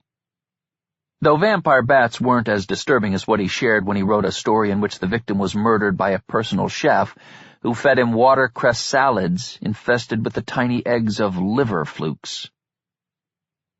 Bats were the only mammals that could fly. Flying lemurs and flying squirrels, swooping from one treetop to another, were only gliding. They didn't possess wings to flap. Bats did not get tangled in people's hair. They were not blind. Even in absolute darkness, a bat could find its way by echolocation. Therefore, I suppose that, considering my psychic magnetism, I should have felt some kinship with these creatures. I did not. I never quite gotten a handle on that multicultural thing. Most of the species in the Mojave were insect eaters, though a few fed on cactus flowers and sage blossoms and the like. There were vampire bats, too. The vampires were small, maybe 4 inches, the size of a mouse. They weighed little more than an ounce. Each night, they could eat their own weight in blood. A vampire bat would never kill me, but 1,000 might be seriously draining. Maybe these were vampire bats. Maybe they weren't. Of course they were. Other than griddle work, nothing ever came easy to me. In the pitch-black room, the disturbed colony had grown quieter, most of the restless insomniacs at last joining their blood-crazed companions in slumber, lost in dreams that I would definitely not try to imagine. A soft, brief rustle here, a thin squeak over there, the harmless little noises of the last few weary individuals getting cozy for their morning sleep. Death by vampire bats would be less painful than you might suppose. Their teeth were so exquisitely sharp that you wouldn't even feel the cuts they made. People were rarely bitten by vampire bats, which mostly drank the blood of chickens, cattle, horses, and deer. I didn't find that word rarely as comforting as the word never. In the corridor beyond the closed door, the voices of the 3 cultists had faded completely away. Their silence didn't mean that they had given up their search for me and had gone back to their usual activities, like strangling babies and torturing kittens. No offense intended to the Satanists who might be reading this, but I found that those who worship the devil tend to be sneaky, more deceitful by far than your average Methodist, and proud of it. They might still be in the mall basement or garage, standing silently in the darkness, waiting for me to show myself, whereupon my life would be worth spit, and in fact less than spit. Some people believe that a vampire bat is attracted by the smell of blood, that you have to be bleeding, even if from a tiny puncture or a scratch, before the little beast will be drawn to you in a feeding frenzy. That is not true. Instinctively, bats know that any creature that sweats also bleeds. If a molecule or two of sweat, floating on the air, found its way into the folds of their nostrils, they would twitch their whiskers and bare their razor-edged teeth and lick their thin lips and, in the current situation, be pleased by the realization that someone had ordered takeout and it had been delivered. I was perspiring. Something crawled off my shirt and onto my throat and explored the contours of my Adam's apple. Over the years, after numerous shocks and horrific encounters, my nerves had become as steady as solid-state circuitry. I figured one of the beetles that had been eating the dead bats in the dung pile had found its way up my body, too light to have been felt through my clothes. Instead of shrieking like Little Miss Muffet, I reached up to my throat and captured the insect in my fist. Because of the ick factor, I didn't want to crush the bug, but when I attempted to throw it back toward the dung pile from which it had come, the vicious little thing stuck to my hand with the tenacity of a tick. Ozzie Boone had written a novel in which the villain threw one of his victims, an IRS agent, into a pit seething with carnivorous beetles. In spite of the taxman's flailing, stomping, and desperate attempts to climb out of that hellhole, the voracious swarm killed him in 6 minutes and stripped his bones of every last scrap of flesh in 3 hours and 10 minutes. Not as rapidly as piranhas might have done the job, but impressive nonetheless. Sometimes I wished that my mentor had been Danielle Steele. I opened my right hand, in which the beetle had gotten a death grip on my palm, made a catapult of the forefinger and thumb of my left hand, and flung the noxious little bugger back into the reeking darkness. I hadn't heard a sound from the 3 cultists in a few minutes, and as I listened intently to the occasional bat rearrange its wings around itself, as though adjusting its blanket, I wondered if the castaway beetle had been an outlier, more adventurous than others of its kind. Or, even now, were numerous others exploring my shoes and climbing the legs of my jeans. If I have machine-like steady-state nerves, I unfortunately also have the imagination of an acutely sensitive, hyperactive 4-year-old on a sugar high, a 4-year-old with an understanding of death equal to that of a war veteran. Although I felt certain I would die here in Pico Mundo within days, I told myself that the fatal moment had not yet arrived, and that it was not my fate to be beetled to death. I would have been reassured if I hadn't lied to myself often in the past. I was about to bolt from beetles, real and imagined, from bats, sleeping or not, when I heard a door slam in some far region of the basement, and I concluded that the cultists must still be searching for me. I had not seen their faces. Although I knew their first names, they were anonymous. A strange thought disturbed me. If they should kill me, and if we met eventually in some place beyond the grave, they would know me, but I would not know them. Given more time to recall what I had learned about bats from Ozzie Boone, I remembered that a minimum 30% of any colony would reliably be infected with rabies. Darkness so perfect it made my eyes ache. The fetid air so thick that the stink became also a foul taste. The whispery sounds of the carnivorous beetles feeding on the tiny carcasses of rabies-infected bats. The occasional ruffle of wings as members of the colony stirred in their sleep. The expectation that they would abruptly take flight and prove Ozzie wrong regarding their affinity for human hair. In that poisonous atmosphere, I became more disoriented minute by grim minute. Decomposing dung releases sulfurous gas, deadly in sufficient concentration, and if not ultimately lethal here, at least capable of making me lightheaded, even delirious. I grew convinced that a time would soon come when, like an astronaut in zero gravity, I would have no sense of up or down. If I dropped the flashlight, I just knew I wouldn't be able to locate it, and when I attempted to escape this room, the door wouldn't be where I expected to find it. Alarmed by what, I do not know, the entire colony erupted from the overhead grid of rods from which they hung, and they broke into what seemed to be chaotic flight, though according to Ozzy there was always orderliness in bat formations, each individual aware of its assigned position. At once I slid down against the concrete wall until I was squatting, trying to stay well below their flight path, the multitude of shrill voices giving rise to gooseflesh on my gooseflesh. Their squeaking is why people think of them as flying rodents. And although they really aren't rodents, I felt as if I were in some whacked-out low-budget movie about a rat storm. Their wings beat 14 times a second. Another bit of trivia, courtesy of Ozzy. Although none of them brushed against me as they whirled around the room, I felt the wind of their passage, which stirred even more intense odors from the air, as surely as a chef's ladle would stir more appealing aromas from a soup pot. However they might have exited, they didn't leave by the door. The flutter of their wings inspired sympathetic vibrations deep in my ears, so that I shivered uncontrollably until their numbers had significantly diminished. Then the last were gone.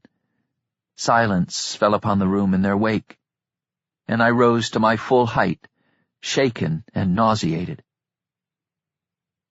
When the bats erupted out of the mall by whatever route, they would quickly realize that dawn was coming. The day world was not theirs, and the moment that their alarm subsided and instinct guided them once more, they would return. Perhaps in the next minute or two. Agitated. Bats were capable of anger, especially vampire bats. The males frequently fought. I didn't want to hang around to find out if they would ignore me or instead focus on me as the primary object of their rage. The door featured a lever handle that worked with a minimum of noise. I opened it, wincing at the faint creak of the hinges, and faced a service corridor as pitch black as the room behind me. For a moment, I listened to the eerie quiet, cocking my head to the left, to the right. If Wolfgang, Jonathan, and Celine were still lurking in the immediate vicinity, they should have heard the exodus of the bats, even through the closed door, should have switched on their flashlights and found me when I was betrayed by the hinges. I stepped across the threshold and eased the door shut behind me. By comparison to the wretched stink I'd just escaped, the air here smelled so sweet that I wanted to draw great, noisy breaths, but in the interest of avoiding a bullet in the head, I refrained. After listening for another half-minute, I clicked on my light. Solid-state nerve circuitry didn't serve me well, because I jumped when, from behind, a hand gripped my shoulder. I turned and found Rob Norwich, my recent spirit guide, no longer glowing, but with his face again blown away. 8. Rob Norwich's eyeless sockets, fragmentary nose, lipless mouth, broken facial bones, and other elements of bloody ruin were, as far as I was concerned, not conducive to conversation, whether in that gloomy mall basement or in a sunny park. "Sir," I whispered, "you have to stop coming up behind me, and I'd be grateful if you kept your face on." The ravaged countenance faded, and the gentle features of the English teacher replaced it. His expression said, "Sorry." "Are those three still here somewhere? Wolfgang, Jonathan, and Celine?" He shook his head. "They've left the mall?" He nodded.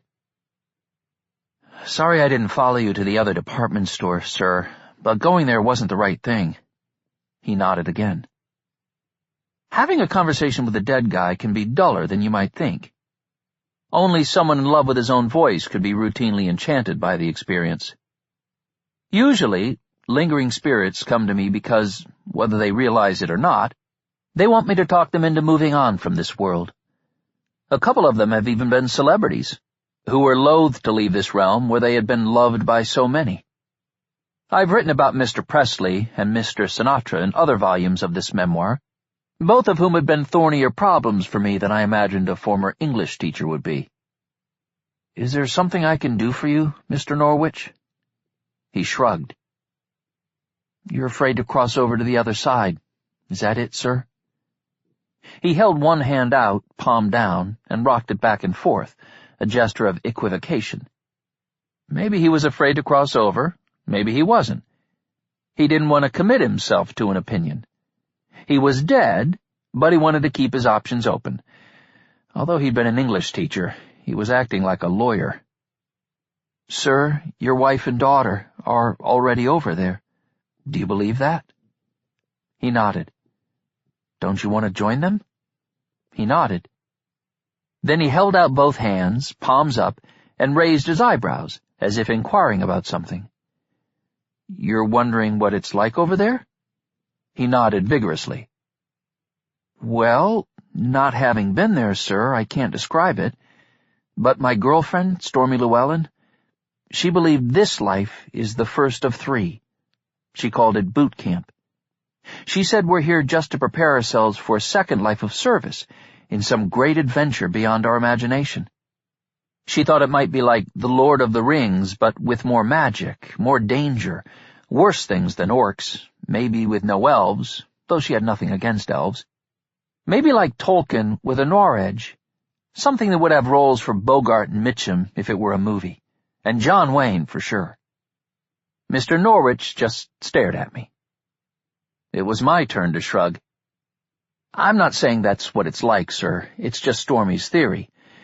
Like purgatory, see? But a lot more colorful than we usually think of it. Anyway, whatever the second life is like, once we get to our third and eternal life, then it's all very sweet, you know? Lovely and wondrous and perfect and happy-making." He cocked his head and regarded me as he might have a student who had failed to read an assignment and was trying to fake his way through a discussion of Milton's Paradise Lost. "Just take the leap, sir. What have you got to lose, other than the misery of ghosting around in this life where you don't belong anymore?" Mr. Norwich shook his head. No, I had not convinced him, and he dematerialized, there one moment but gone the next. I hate it when they do that. I find it rude. You'd think he could have at least waved bye-bye or patted me on the head. In the nearby suburban bat cave, the colony returned with a demonic symphony of squeaking and the beating of many wings, angry to have been spooked from their roosts. Okay, an omen. Meaning what? I asked. But the closed door said nothing more to me than had the mute spirit of the English teacher. With my flashlight, I found my way out of the service corridor, onto the subterranean loading dock, down to the employee garage, and to the violated door where I had left the pillowcase containing my burglary tools. Outside, the May sun had mostly risen. The cloudless sky was sapphire blue in the west, lighter blue overhead, coral pink in the east, reminiscent of an old Wurlitzer jukebox. At the top of the ramp down which 18-wheelers had once driven daily, I stopped to examine my shirt and jeans, my shoes, expecting liberal splatters of bat dung. To my surprise, I appeared both to have escaped bombardment and to have avoided stepping in anything disgusting. Hesitantly, I combed one hand through my hair, but by some miracle, I had also escaped the indignity of a poo shampoo. Nevertheless, I needed a shower, and I wanted one more than I needed it.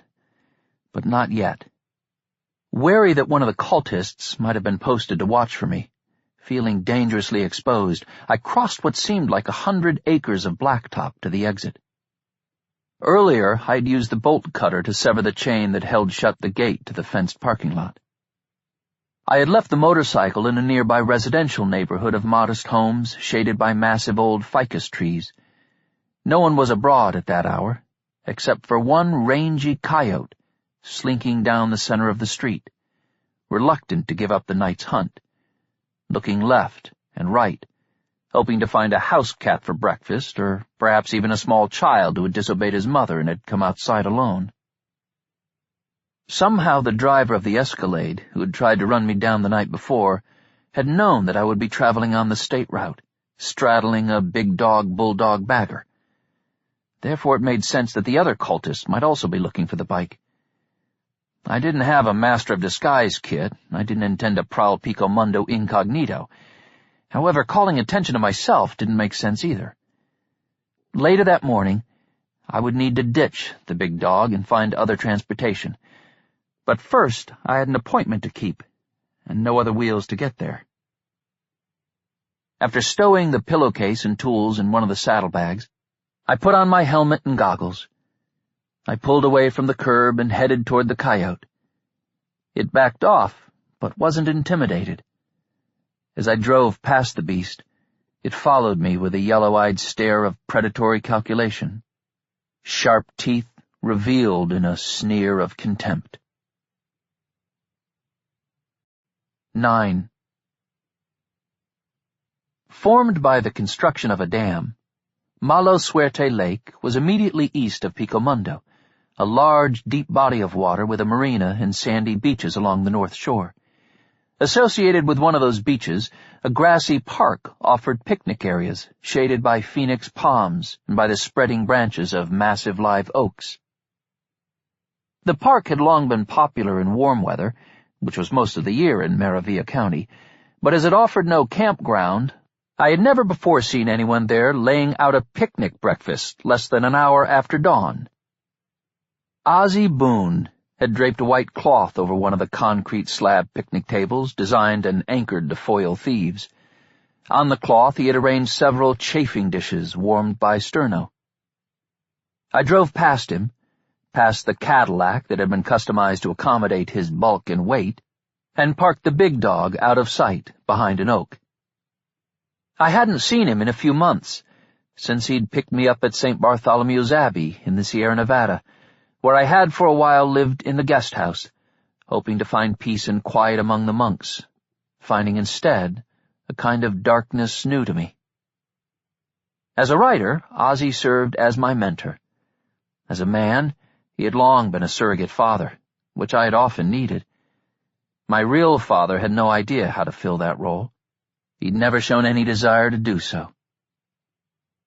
"Dear Odd," he said, enfolding me in a bear hug, "the last time I saw you, I feared you'd lost weight, and now I'm certain of it. You're a shadow of your former self." "No, sir, I still weigh the same. Maybe I appear smaller to you because you've gotten still larger." "I am a svelte 435 pounds, and if I can stick to my diet, I hope to be 450 by September." "I worry about you," I said. "Yes, you are quite the worrier for one of such tender years. But if obesity were the worst that any of us had to worry about, the world would be an idyllic place. You've probably noticed that it isn't." "Yes, sir, I've noticed." In a bucket of ice were a carton of orange juice and 2 of chocolate milk. He had also brought 2 large thermoses of coffee. He offered those beverages to me, and at my request he poured coffee, black. The mug was large and thick, emblazoned with the words Pico Mundo Grill and the logo of that diner where I had once worked. I figured that the mug might be intended not only as a welcome-back gesture, but also as a subtle suggestion that I return to my old job and put down roots, and cease roaming in search of what only home could offer. When I looked up, I saw that he had been watching me as I stared at the mug. He said, "This is where you belong, Oddie, with those who love you most." "Sir, you've not only gained weight since I saw you last, you've also become psychic." "One doesn't need to be psychic to read your mind, Oddie. In spite of all your complications, you are wonderfully transparent." I guess I'll take that as a compliment. As it was intended. He picked up a tall glass of chocolate milk, savoring 2 long swallows before putting it down and dabbing at his faux mustache with a paper napkin. When you called, you were as mysterious as the character in one of my novels. You were so discreet, you might as well have been talking in code. Why couldn't we have breakfast in my kitchen? I didn't want to endanger you, sir. Are you sure you weren't followed here? He sighed. If I'd been followed here, dear boy, I wouldn't be here. What trouble has found you this time? The same trouble, sir. Cultists, like those who shot up the mall back then.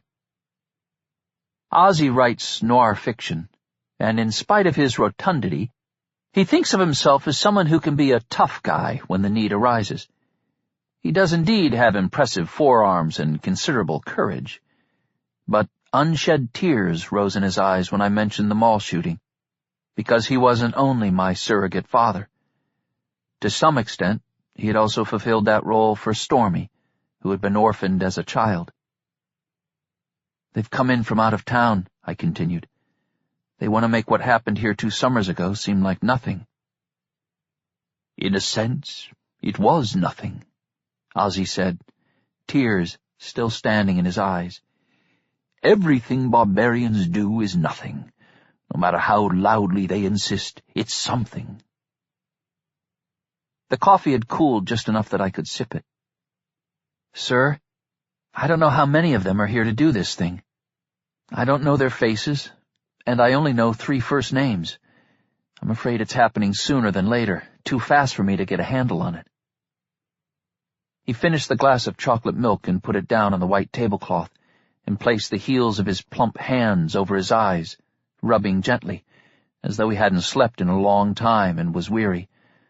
But of course he was blotting the tears and pressing them back. I said, I had a set-to with others of their cult over in Nevada not long ago, and it didn't end well for them. They'd like to kill me, and I can't pretend there wouldn't be an upside to that, but I'd rather stop them first. Lowering his hands from his face, Ozzy said, Anything happens to you, there's no upside, son. Not for me. There's only so much eating a man can do to keep the world at bay before he loses all taste for food. Rarely am I at a loss for words, but I didn't know what to say to that. I covered my speechlessness with a few sips of coffee. Ozzy reached for the open carton of milk wedged in the bucket of ice, but then decided not to pour any more for himself just yet. He said, I imagine that through all your adventures, you still held fast to it. I knew what he meant. Yes, sir. I put down the mug, took out my wallet, and produced the card from the fortune-telling machine. His hand trembled as he held the little pasteboard prediction. He appeared to read it more than once, as though hoping the simple statement might be modified before his eyes. You are destined to be together forever. But of course the words did not change. Considering the source of the promise and the importance of it, I was confident that it would not be broken, and in fact that it would be kept sooner than later, as long as I did not fail to do what I had been called home to accomplish. As I took the card from him and returned it to my wallet, I said, Whatever happens next, what most concerns me is that none of my friends should die because of me. If I let that happen, I won't have earned what I've been promised. We turned together toward the sound of a car in a lane that wound through the park. A police cruiser approached and pulled off the pavement to stop half on the graveled shoulder and half on the grass, in the oak shadows, behind Ozzy's Cadillac. Wyatt Porter, chief of police in Pico Mundo, got out of the car, closed the door, and for a moment stood looking at us across the roof of the vehicle. I'd been fortunate enough to have 2 surrogate fathers when I'd lived in Pico Mundo, and they were both joining me for breakfast in the park. I hadn't seen the chief since I'd left town about 9 months earlier. The last thing he'd said to me was, I don't know what we'll do without you, son. What we had both done was keep on keeping on, which is all any of us can do. He looked good for a man who'd once been shot in the chest and left for dead, and I was happier than I can say to see how well he appeared to be. He rounded the car and came to us. I found myself smiling, but the chief did not smile. He nodded at Ozzy, and then he stopped in front of me and said, "Do you believe in dreams, Ozzy?" The chief, and very few others, knew about my paranormal talents. He and I had worked together on a number of cases over the years, though he had always concealed my contributions and spared me from being made a media sensation. "Dreams?" I said. "Some are just the mind playing games with itself, and they're not to be taken seriously. But I don't think that's the kind you mean." "I had this same one 3 times in the past week, before you called, and I'm not given to reruns of dreams." As if to forestall what Chief Porter would say next, Ozzy asked him if he wanted juice or milk or coffee. Instead of answering that question, the chief said to me, "3 times before you called, I dreamed you were coming home. And here I am." He shook his head. With basset eyes and bloodhound jowls, the chief's face was proof of gravity's effect. He looked as solemn as time itself when he said, "What I dreamed is that you came home in a coffin." 10. The 5 chafing dishes contained scrambled eggs with black olives and cilantro, ham layered with sautéed onion slices, home fries, seasoned and buttered rice that smelled like popcorn, and in the last one, tamales stuffed with shredded beef and cheese. A bowl of strawberries rested in a larger bowl of cracked ice, and beside the fruit stood a bowl of brown sugar with a serving spoon. Butter and jellies had been provided too, and a basket of rolls, some sweet and cinnamony, some plain. At the linen-mantled table, we sat together on concrete benches, on thick cushions upholstered in vinyl and supplied by our immense and immensely hospitable host. Ozzy sat at the very end of the slab, while Wyatt Porter and I sat across from each other. We ate and talked. At first, all the conversation was about amusing incidents in the history of Pico Mundo, moments we'd shared. Though humor marked those memories, they were also colored lightly by melancholy. I felt there was something sacred about that breakfast, but at the time I could not have explained what I meant. The air was dry and warm, with the faintest breeze to keep it fresh, and scattered through the oaken shade, across the ground and the table and the 3 of us, glimmered treasures minted by the sun, coins of golden light, and in the trees song sparrows and western meadowlarks trilled. But it wasn't the place and its atmosphere that hallowed the moment. Neither was it the sumptuous meal, nor the memories that we shared, nor the fact that we were at last in one another's company again.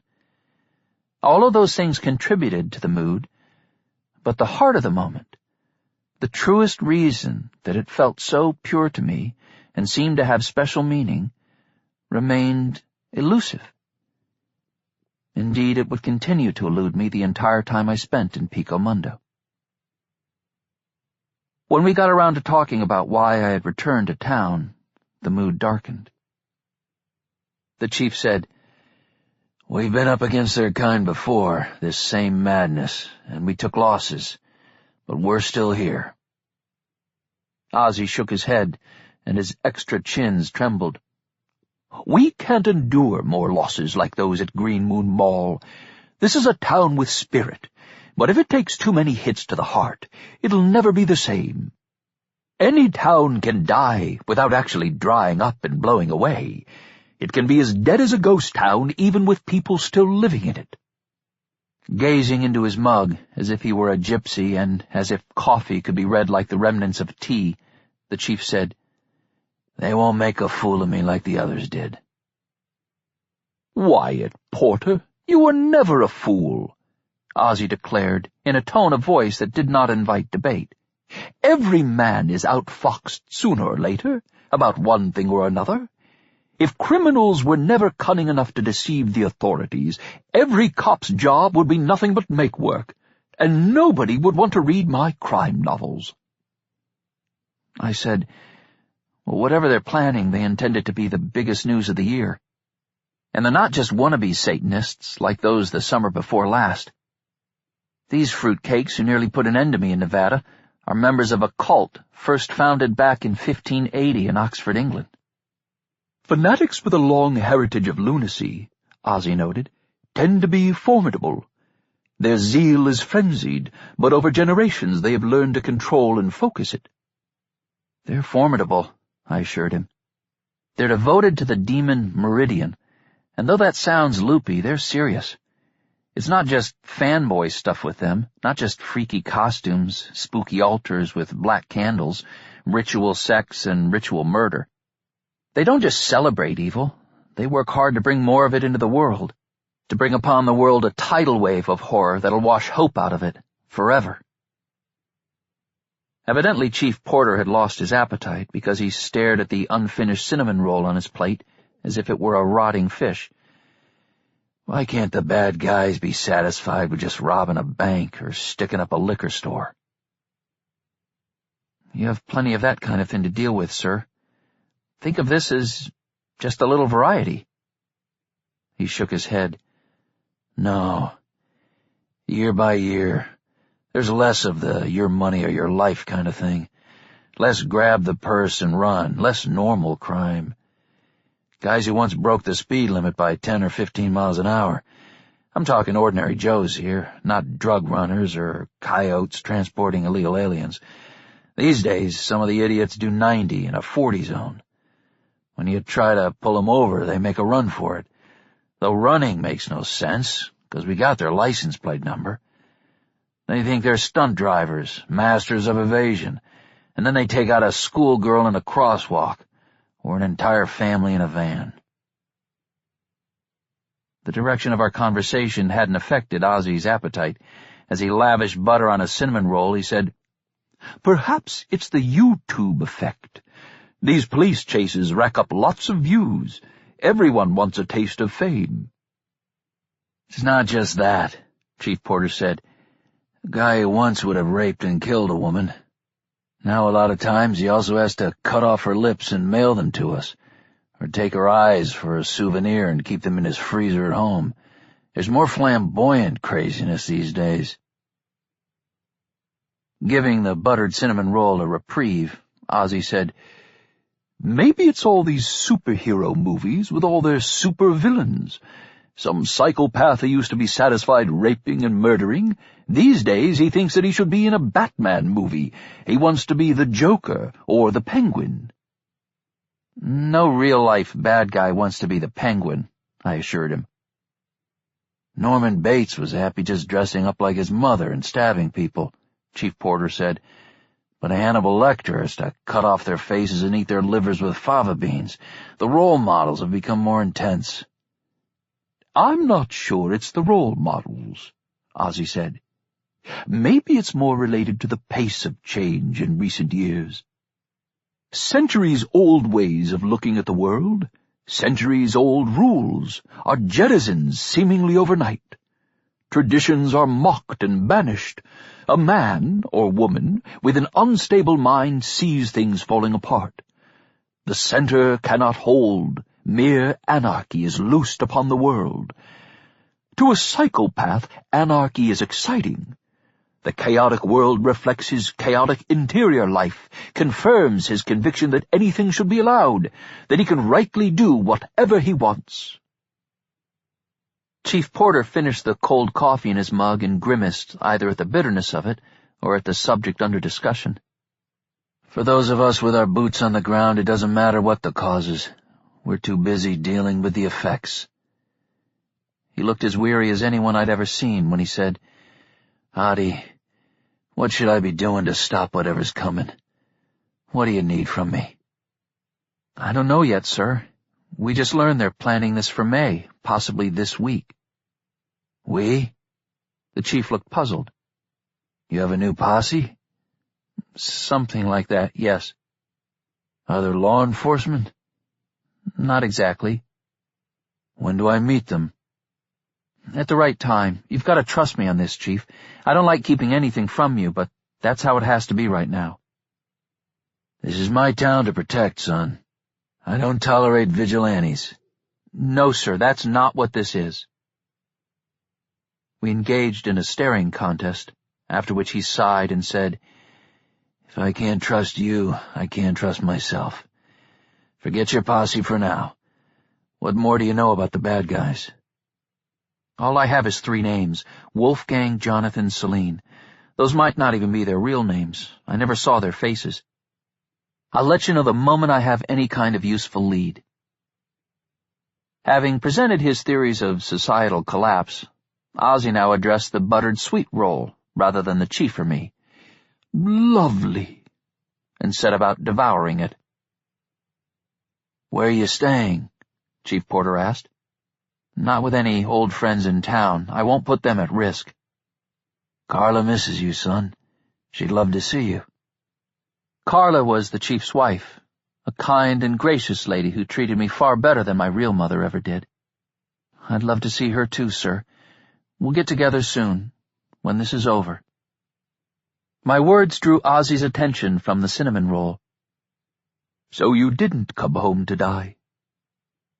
I could have said to them that the prospect of my death wasn't what brought me home to Pico Mundo, but that were death to find me in the course of this mission, I would have no regrets and, more to the point, would go through that dark door with more gratitude than fear.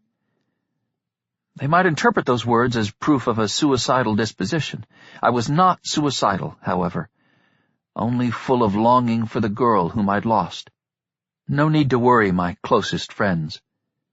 And so I said, No, sir, I came home because I'm needed here, and because she's here. In spite of my assurances, Ozzy appeared no less worried. Her ashes, you mean? Yes, and in a way her too. All my memories of her are here. My surrogate fathers exchanged meaningful looks, but neither of them said anything. I figured they would be on their phones with each other by the time they left the park for the state highway. We packed the chafing dishes and plates and utensils and leftover food in boxes and coolers, and we loaded them into the spacious trunk of Ozzy's customized Cadillac. Not the remaining strawberries, Ozzy said, taking possession of that bowl at the last minute. A weary traveler needs a snack to see him through a tedious journey. You'll be home in 15 minutes, sir. By the most direct series of streets, yes, but I may choose to take the scenic route. You didn't have to do all this, Chief Porter said to him. A box of donuts would have been enough. Ozzy pursed his lips and frowned in disapproval. Donuts for a police officer would be such a cliché. I make an effort to avoid clichés in my life every bit as much as I eschew them in my books. Although he was a warm-hearted man, Wyatt Porter had never been as much of a hugger as Ozzy Boone. He wanted a hug anyway. I said, Be sure to tell Carla I love her, and tell her not to worry about me. It's good to have you back, son. I hope your days of wandering are all behind you. I watched them drive away. My attention was drawn to the lake by a sudden thrumming of wings and a chorus of low, hoarse croaks. 8 or 10 migrating egrets touched down where the beach met water and spread out along the shore, each respecting the other's hunting grounds. More than 3 feet tall, white but for their yellow bills and skinny black legs, moving slowly and with solemn deliberation, they stalked the shallows for their breakfast. They speared small, wriggling fish from the water and tilted their heads to let the catch slide, still alive, down their long, sleek throats, and I wondered if even in the small brain of a little fish there might be a capacity for terror. 11. The night before my return to Pico Mundo, the seaside cottage where I and Anna Maria and young Tim slept in separate rooms, windows open for the sea air. Borne on that faintest of breezes came the lulling susurration of the gentle surf breaking on the shore. In the still and ordered cottage, I endured a dream of chaos and cacophony. Shrill screams of terror, screams of glee. Through smears of light that blur my vision, faces leer, loom, but then swoon from me. Hands pulling, pushing, plucking, slapping. Through it all, the eerie, tortured wail and bleat and chirr and howl that might have been what passed for music in an alien world without harmony. Although I'd never been drunk in my life, I seemed to be drunk in the dream, reeling across ground that yawed like the deck of a storm-tossed ship. Wrapped in my arms, held to my chest, an urn, a mortuary urn. I heard myself calling Stormy's name, but this was not the urn that held her ashes. Somehow I knew this urn contained the remains of dead people beyond counting. Ribbons of darkness suddenly wound through the whirl of blurring light, so that I feared that blindness would overcome me. The booming of my heart grew louder, louder, until it exceeded in volume the 100 other sources of dissonance combined. Out of the seething crowd, out of the light and the darkness, came Blossom Rosedale, the one and only happy monster, which was a name she'd given herself, not because she loathed the way she looked, but because she was truly happy in spite of all her suffering. Without realizing that I had staggered to a genuflection, I was on one knee when her left hand, scarred by fire, lacking all digits other than the thumb and forefinger, cupped my chin and lifted my bowed head, bringing me face to face with her. She said with great emotion, "Audie, no. Oh, no, no." I'd met her in Magic Beach back in January.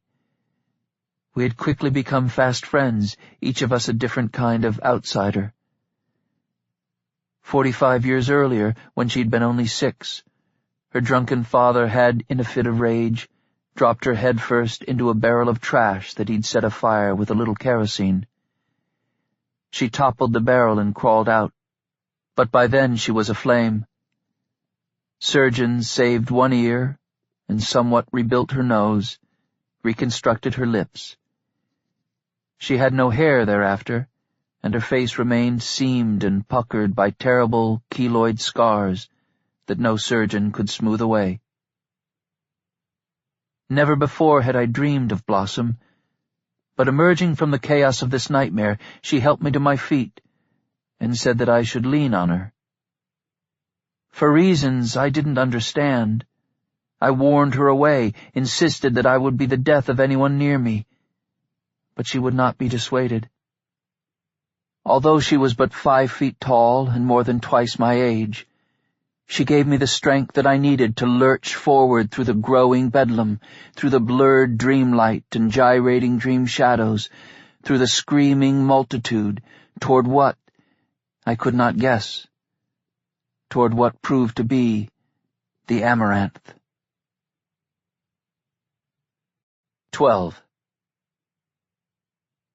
The old but well-kept house stood on 3 or 4 acres beyond the city limits of Pico Mundo, a 2-story Victorian structure with a deep front porch and lots of gingerbread, painted white with pale blue trim. A long blacktop driveway led between colonnades of velvet ash trees, their spring growth dulled by dust, past the house to a long horse stable that had been converted into a garage with 5 double-wide doors. As I approached the stable, one of the electrically powered doors rose, and as I slowed almost to a stop, a man stepped out of the shadowy interior into sunlight. Tall, lean, weathered, wearing boots and jeans and a checkered shirt and a cowboy hat, he would have fit right into any Western that John Ford ever directed. He waved me into the garage, and I parked the big dog where he indicated. As I took off my helmet and goggles, the cowboy introduced himself. He appeared to be as trim and fit as a man in his 40s, but a life outdoors had given him an older face, seamed and as tanned as saddle leather. Name's Deacon Bullock. Born and raised a Texan, lately of Pico Mundo. It's a 5-star honor to meet you. I'm just a fry cook, sir. I put the helmet and goggles on the seat of the bike. I shook his hand. There's no great honor in it. Every one of the many lines in his face conspired to be part of his smile. I know your self-same history, son. Don't be hiding your light under a bushel. I don't need a bushel, I assured him. A paper cup will do. You wasn't followed? No, sir. You bet near on that? I'd bet them both. This here's a safe house where our folks can hide out, and we mean to keep it safe. You been given a phone we tinkered with? I produced my jacket from one of the saddlebags, took the smartphone from the jacket, and handed it to him. When Mr. Bullock activated the phone, the first thing that appeared on the screen wasn't the name of a service provider or phone manufacturer, but instead a single thick exclamation mark in gold against a black background. It remained there until he entered a 5-number code, and then the exclamation point was replaced by a photograph of my smiling face. He nodded, satisfied. After switching the phone off, he returned it to me. You understand, son, it don't transmit your location when you use it, like all them other dang phones do, and it don't identify the owner. Any call you got to make, or text message you got to send, or any web surfing you got to do while you're on this here property, or off it for that matter, you use only this one phone. It's the only one I have, sir. Mrs. Fisher gave it to me. The head honcho herself. All right, then. I'm told you travel light as a mayfly, but you must have yourself some luggage. Yes, sir. From the compartment in which I'd stowed the jacket, I retrieved a zippered leather kit that contained my electric razor and toiletries, and from the other saddlebag on the big dog, I took a matching soft-sided overnight bag that contained a pair of jeans, a couple of T-shirts, spare underwear, socks. Somehow they learned what I'd be riding. We had a little confrontation a few hours back. The bike is hot. So then we'll shred her and melt her down. When I realized he was serious, I said, "Isn't that a little extreme?" Not when you're dealing with them folks. I looked at the beautiful big dog. Sad. Let me help with that, Mr. Bullock said, and took the bag from me.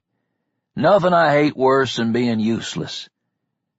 As I closed the lid of the saddlebag, he said, So I'm given to understand you don't have yourself a suitable gun. Neither suitable nor unsuitable, sir. His eyes were blue, and when he narrowed them, they seemed to grow brighter, as if his squint compressed the color in them.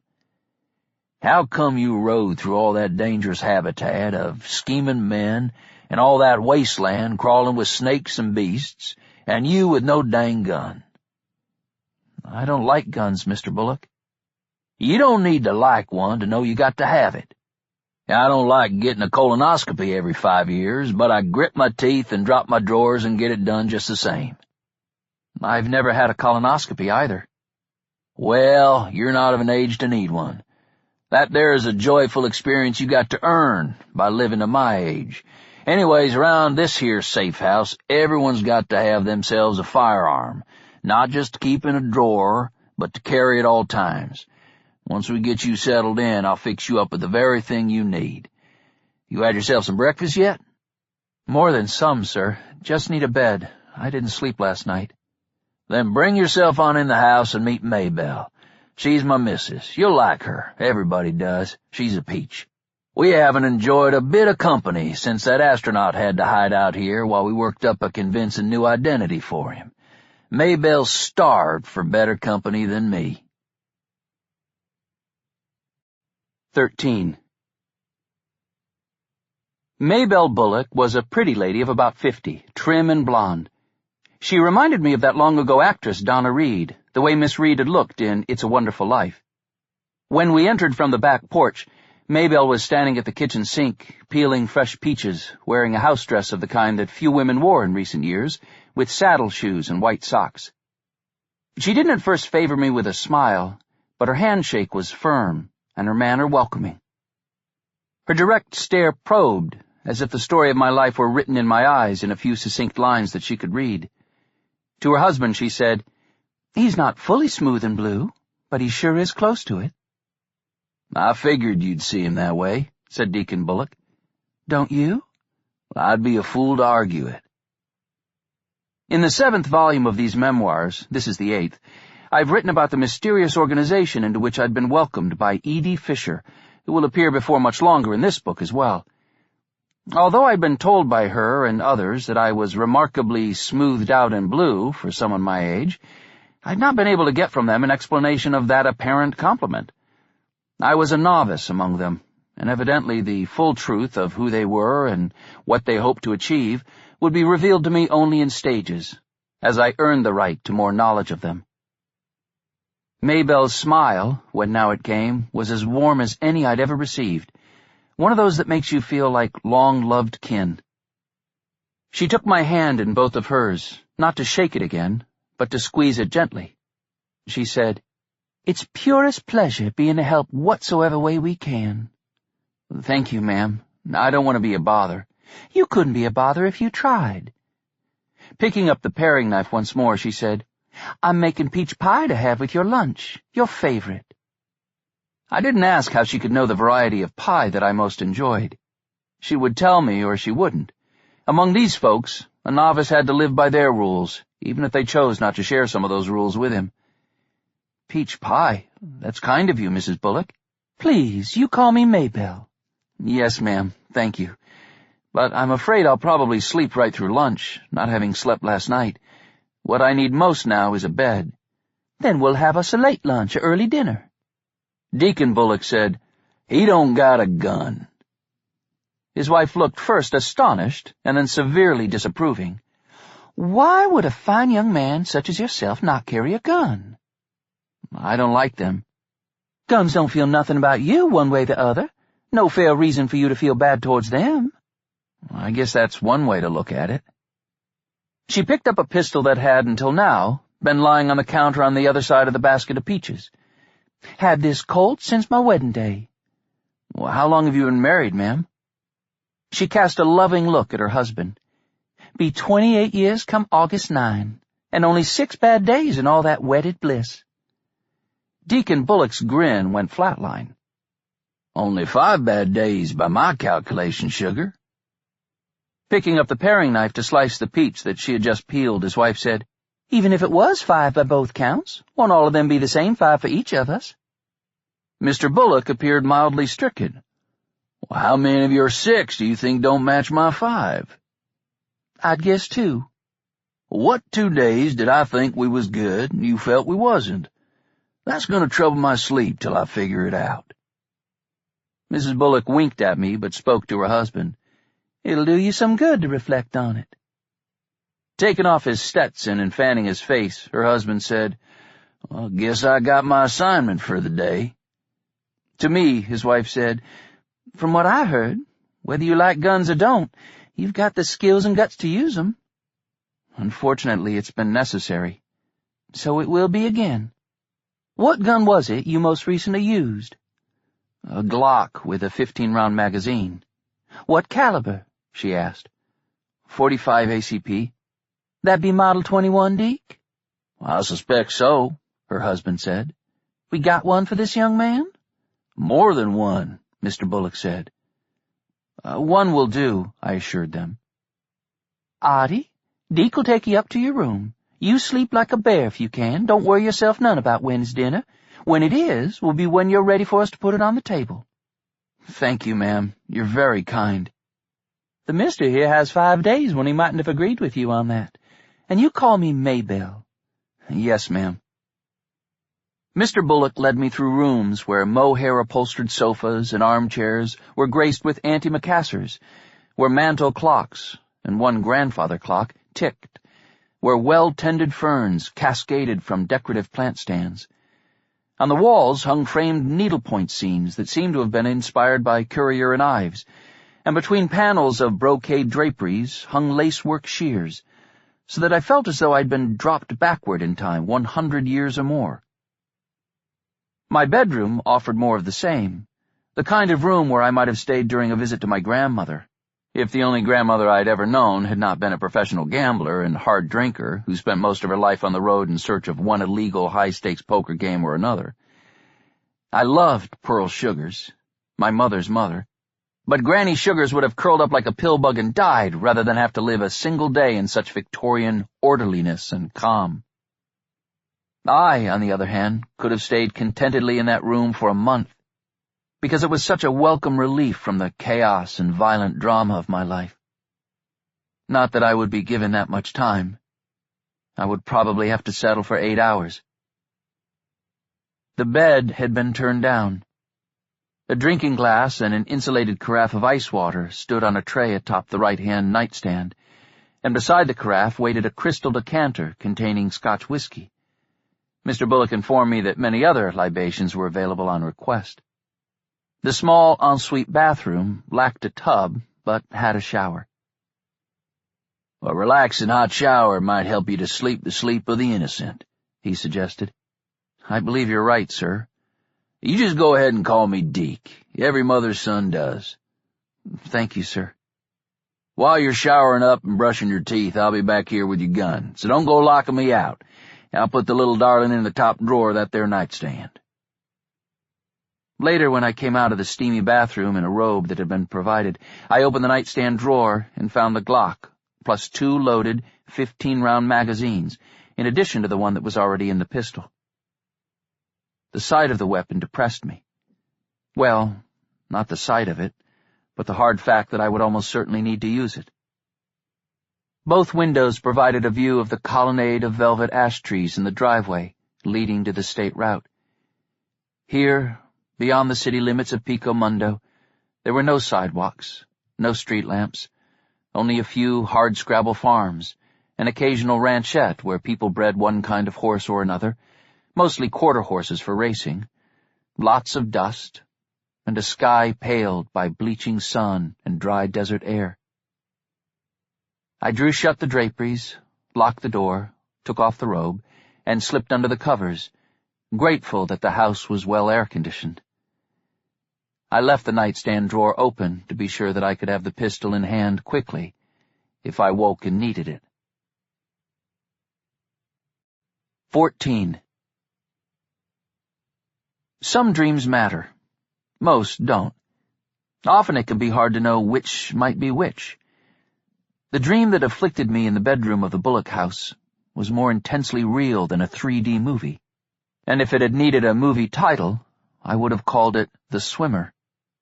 Both during the unfolding of the dream and after I woke from it, I had no doubt that it mattered. I swam under water without effort, hardly kicking my feet, never stroking with my arms, as if drawn along by a current. And either I had no need to breathe, or I breathed in water and took oxygen from it as efficiently as a fish. I drifted through the flooded central historic district of Pico Mundo, which was genuinely quaint in some places and artificially quaint in others, the latter buildings having been added after downtown had become a tourist destination because it was so picturesque. Numerous specialty shops and restaurants and bakeries and art galleries lined these streets.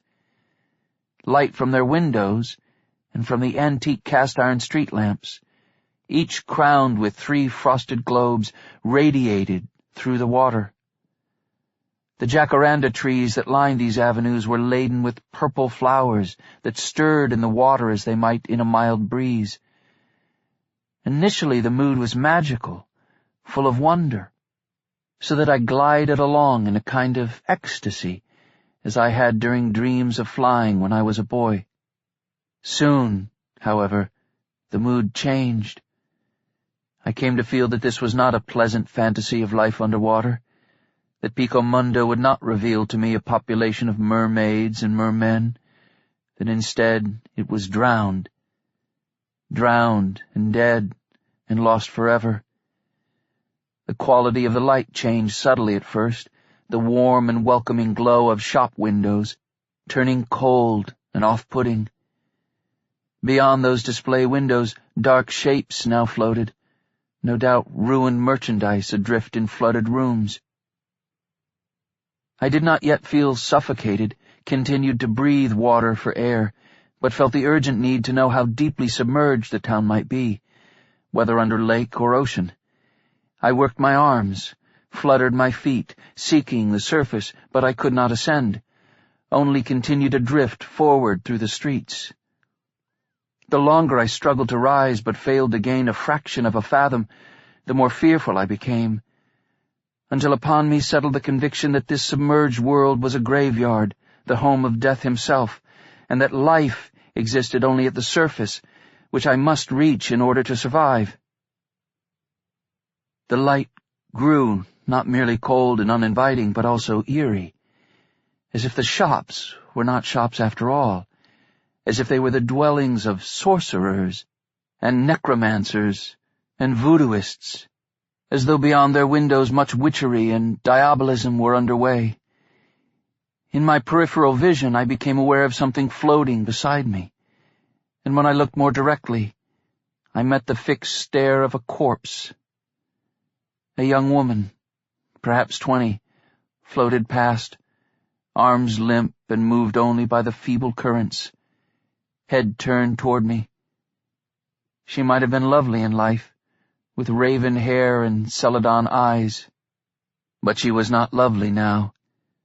Her bloodshot eyes bulged in their sockets, and her face was clenched in an expression of stark terror, as though, in the last instant of her life, such a frenzied state of fear had overcome her that even death could not relax her features. When she sailed past me, the currents somehow conveying her at greater speed than they moved me, I sensed a looming horror more blood-freezing than a corpse. I eeled about and discovered behind me a flotilla of dead bodies, men and women and children, hundreds and perhaps thousands of them drifting through the weirdly lit flood, none of them bloated with gas and rising toward the surface as a corpse would in the waking world. As they came past me, to both sides and above and below, I saw that in every case the eyes were protuberant, the face frozen open-mouthed in an expression of extreme fright. A little girl of about 7, her long blonde hair billowing around her like the seeking tentacles of a sea anemone, bumped against me, and I shuddered in revulsion.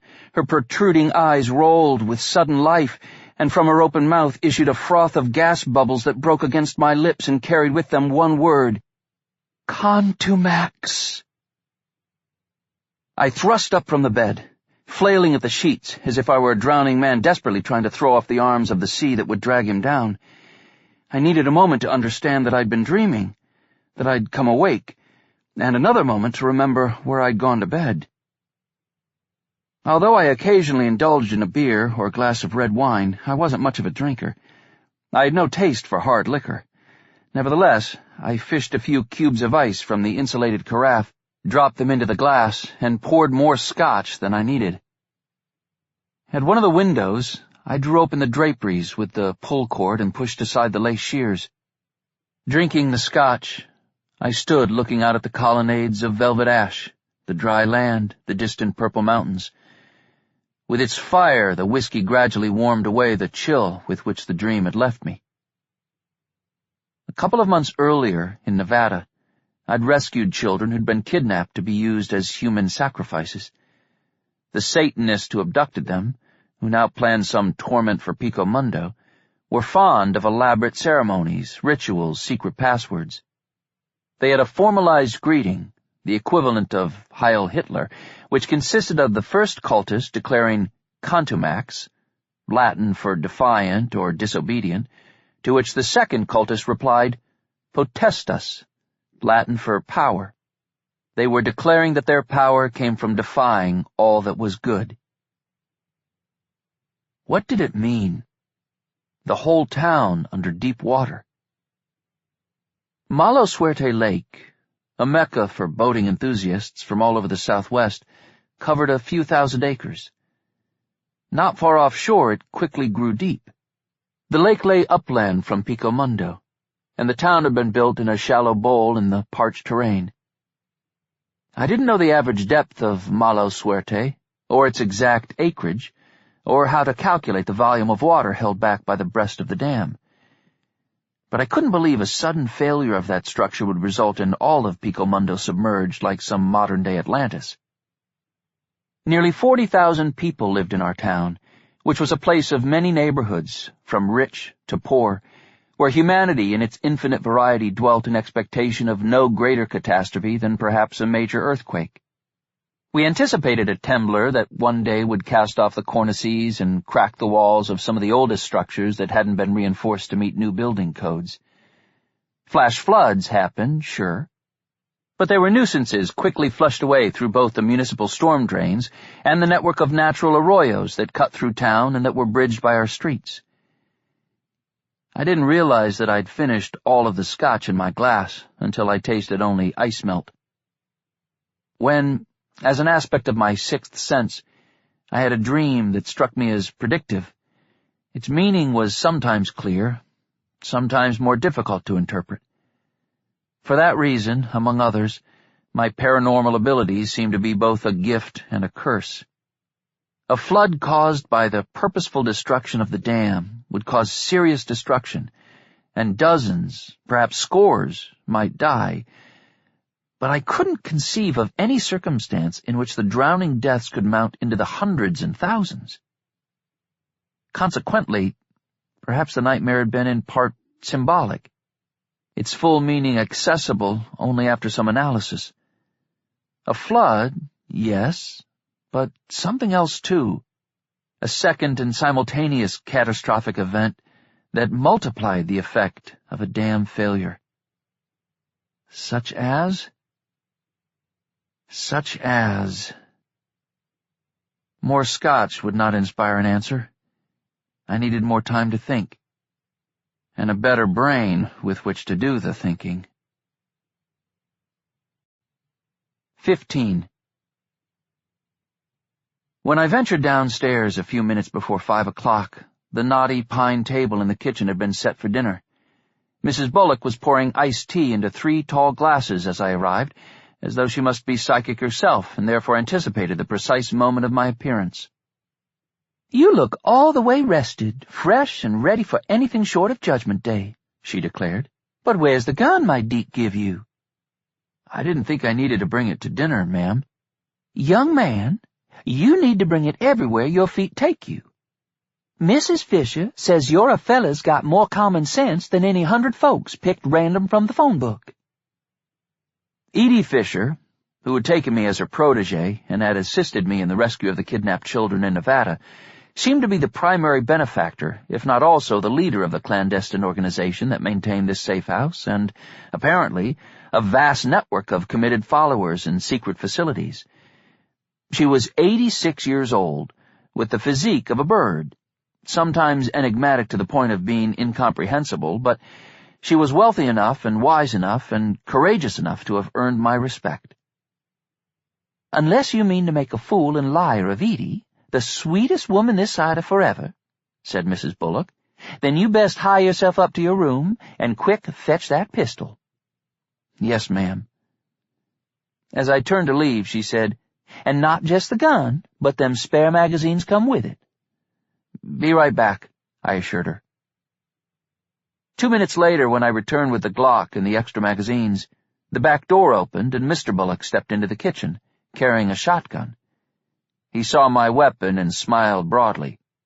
"Good to see you put your silly don't-like-'em behind you and come down packing the way you should." His wife said, "He come down defenseless as a fawn, so I sent him up to get himself right." Mr. Bullock's smile faded to a look of disappointment. "This here's a war we're in, young fella, even if it's so secret most folks don't never have a clue about it." "Yes, sir, I know. I'm sorry. I won't forget the rules again. Where should I put it?" Mrs. Bullock indicated the pistols beside the 2 plates on the table. "Quick to hand is best." As I put the Glock and spare magazines beside the 3rd plate, I said, "Well, something sure smells good." And she said, "My grandma's best ever meatloaf in cilantro tomato gravy, with just a touch of inspired fiddling by yours truly, plus all the trimmings." To her husband, she said, "Seeing as you're alive, must have been a false alarm, like you thought." "Dang coyote," he said, as he went to a broom closet tucked into a corner of the kitchen cabinetry. "Slinking around, maybe hoping for one of the chickens we don't even raise. Set off a motion detector." Indicating the sunlight at the windows, she said, "Early for one of their kind, being on the hunt." Instead of brooms, the broom closet contained a gun rack with another shotgun. Mr. Bullock racked his 12-gauge beside the first weapon and hung his hat on a peg in there. "It was a bonier specimen than usual, maybe too hungry to wait out the sun." He washed his hands as his wife served dinner family style. The meatloaf on a platter, half of it sliced, butter-rich mashed potatoes mounded in a bowl, different vegetables in each of 4 other serving dishes, 2 gravy boats to ensure no waiting, a basket of pull-apart rolls. When we were seated, Mr. Bullock said a brief grace, and Mrs. Bullock said, "Amen," and we ate like longshoremen who just worked grueling overtime on the docks. Everything was delicious. Watching me eat, Mr. Bullock said, "Maybelle, this here young fella seems to think your cooking's more out of this world than our astronaut did." "Everything's delicious, ma'am. It's perfect." "High praise coming from such a renowned fry cook. I'm flattered." I said, "Why did the astronaut need a new identity?" They glanced at each other, and she raised her eyebrows, and he shrugged, and she said, "Edie adores him, Deke. She don't mistake a demon for a saint. And you know what he done, back then, the mall." To me, Deke Bullock said, "The astronaut fella seen something up there he couldn't for the life of him keep shut up about." "Up there?" I asked. Mrs. Bullock pointed at the ceiling. "Space." Her husband said, "He was up there doing science or something on the space station a while. The thing happened, and the astronaut was told he never seen what he knew dang well he'd seen." Mrs. Bullock said, "So when he gets back, he goes and tells some people he thinks they should know the truth, but they're the wrong ones to tell. Next thing, they're all chasing him." "Who?" "CIA," Mr. Bullock said. Mrs. Bullock said, "FBI, too." "IRS," Mr. Bullock added. "Occupational Safety and Health Administration." "Social Security Administration." "Library of Congress, and heaven only knows who else," Mrs. Bullock said. I considered all of that for a moment, and then I asked, "How did he find his way to you?" "Never did," Mr. Bullock said. "Edie Fisher found him, how she finds so many. She took him someplace for a new face, then brung him here so he could paper him up with a new name." I took a second slice of meatloaf. "What did he see up there?" Neither of them replied. "I mean up there in space," I said. "What did he see up there in space?" Mrs. Bullock had gone pale. "Better we don't say." "Not a bit of good can come of saying," her husband agreed. "It's not that we don't trust you, Audie," she assured me. Mr. Bullock looked grim. "It's just you don't never want it in your head. I mean, the thing that happened up there." "Once it's in your head, there's no getting it out," what the astronaut described. Mrs. Bullock shuddered. "Them images," she said, in a tone of voice in which she might have said, "Oh, the horror." "Them images," Mr. Bullock agreed, having gone whiter than the mashed potatoes. Mrs. Bullock said, "Them images keep coming back on you when you least expect, and your blood runs ice cold." "Ice cold," her husband agreed, and nodded solemnly. The woman nodded solemnly, too. The three of us sat there, nodding, until Mr. Bullock suddenly turned his head to look at the window above the sink, as if he'd heard something that unsettled him. Maybelle's right hand went to the pistol beside her plate, and she turned in her chair to look at the same window. "Deke?" "Probably nothing," he said. I was facing the window that interested them. I didn't see anything alarming. I didn't hear anything either.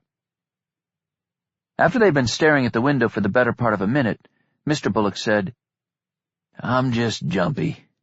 "You sure?" Maybelle asked. As sure as a fella can ever be in a world where every dang place you set foot, there's a trap door waiting to be sprung. He returned to his dinner, but he ate with his left hand so that he could keep the right one on his pistol. After we finished the meal in silence, Maybelle looked at me and broke into a smile as radiant as the one Donna Reed turned on Jimmy Stewart in the last scene of It's a Wonderful Life.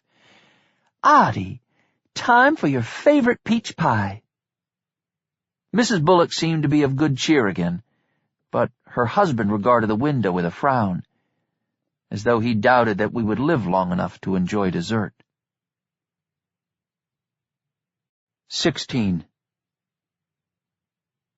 Mr. Bullock provided me with a shoulder holster that held both the Glock and the spare magazines. In front of a freestanding full-length mirror in my room, I shrugged into the rig and adjusted it while he stood watching and nodding approvingly. He owned 2 sport coats, 2 more than I did, a black one for funerals, and a powder blue one for what he referred to as warm-weather dress-up occasions. He'd worn the latter only once when, in 110-degree desert heat, a friend had held a memorial service for a beloved house cat.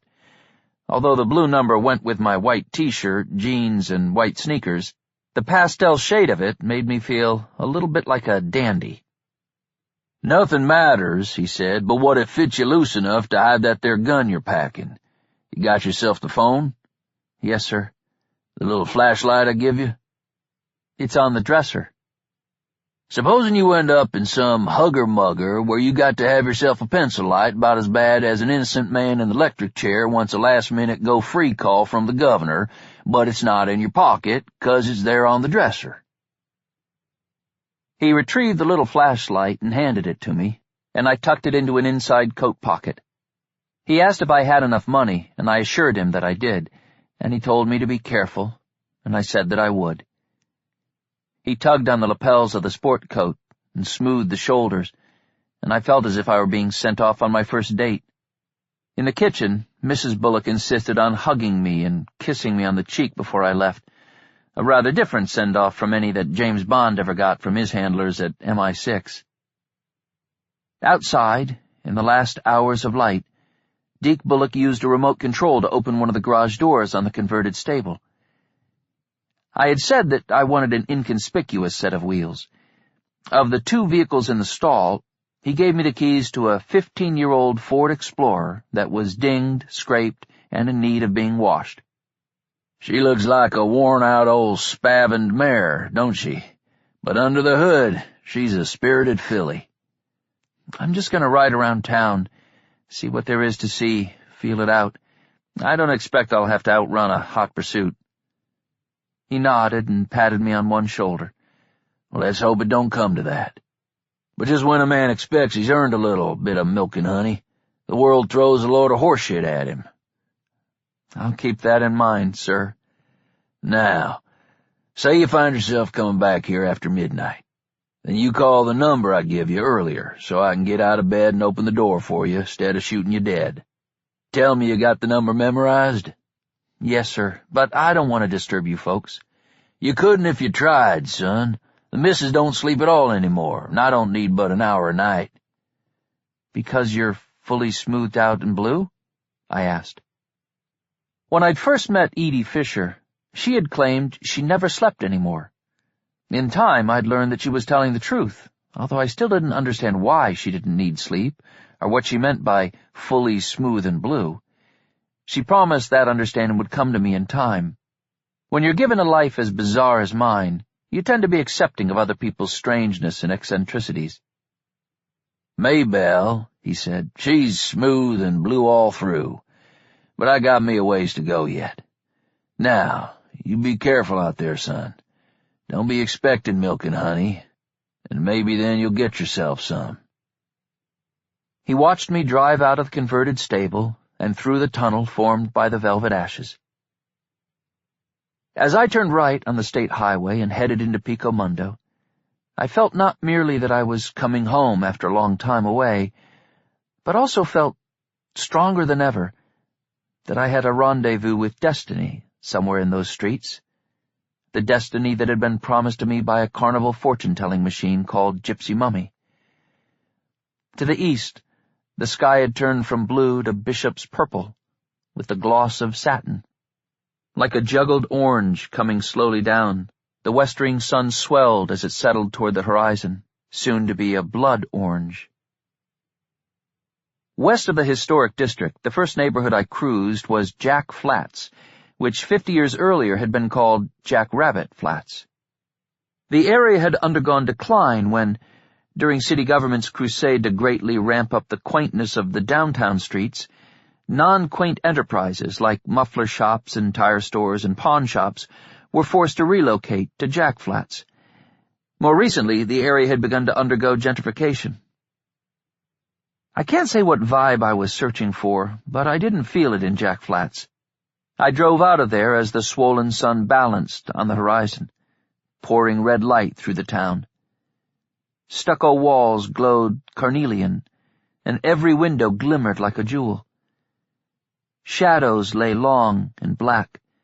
Silhouetted trees were as dark as masses of rising smoke, and the windshields of the passing traffic reflected a fiercely fiery sky, as though every driver must be on a journey to Armageddon.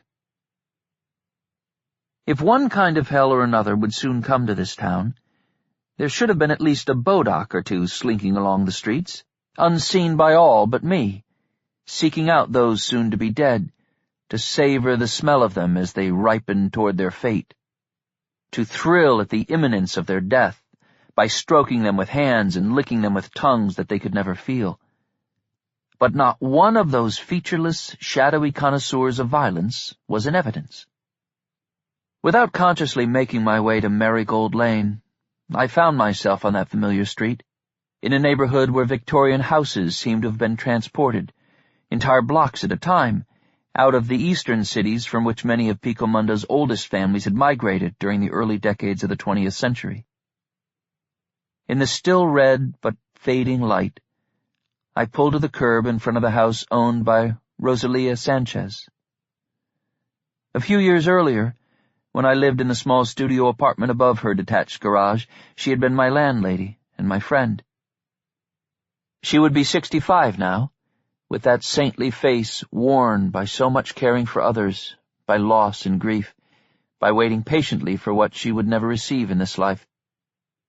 Back in 2001, she'd awakened one day to the discovery that her much-loved husband, Herman, had died beside her in his sleep and lay there cold and pale, one eye closed and the other open, staring.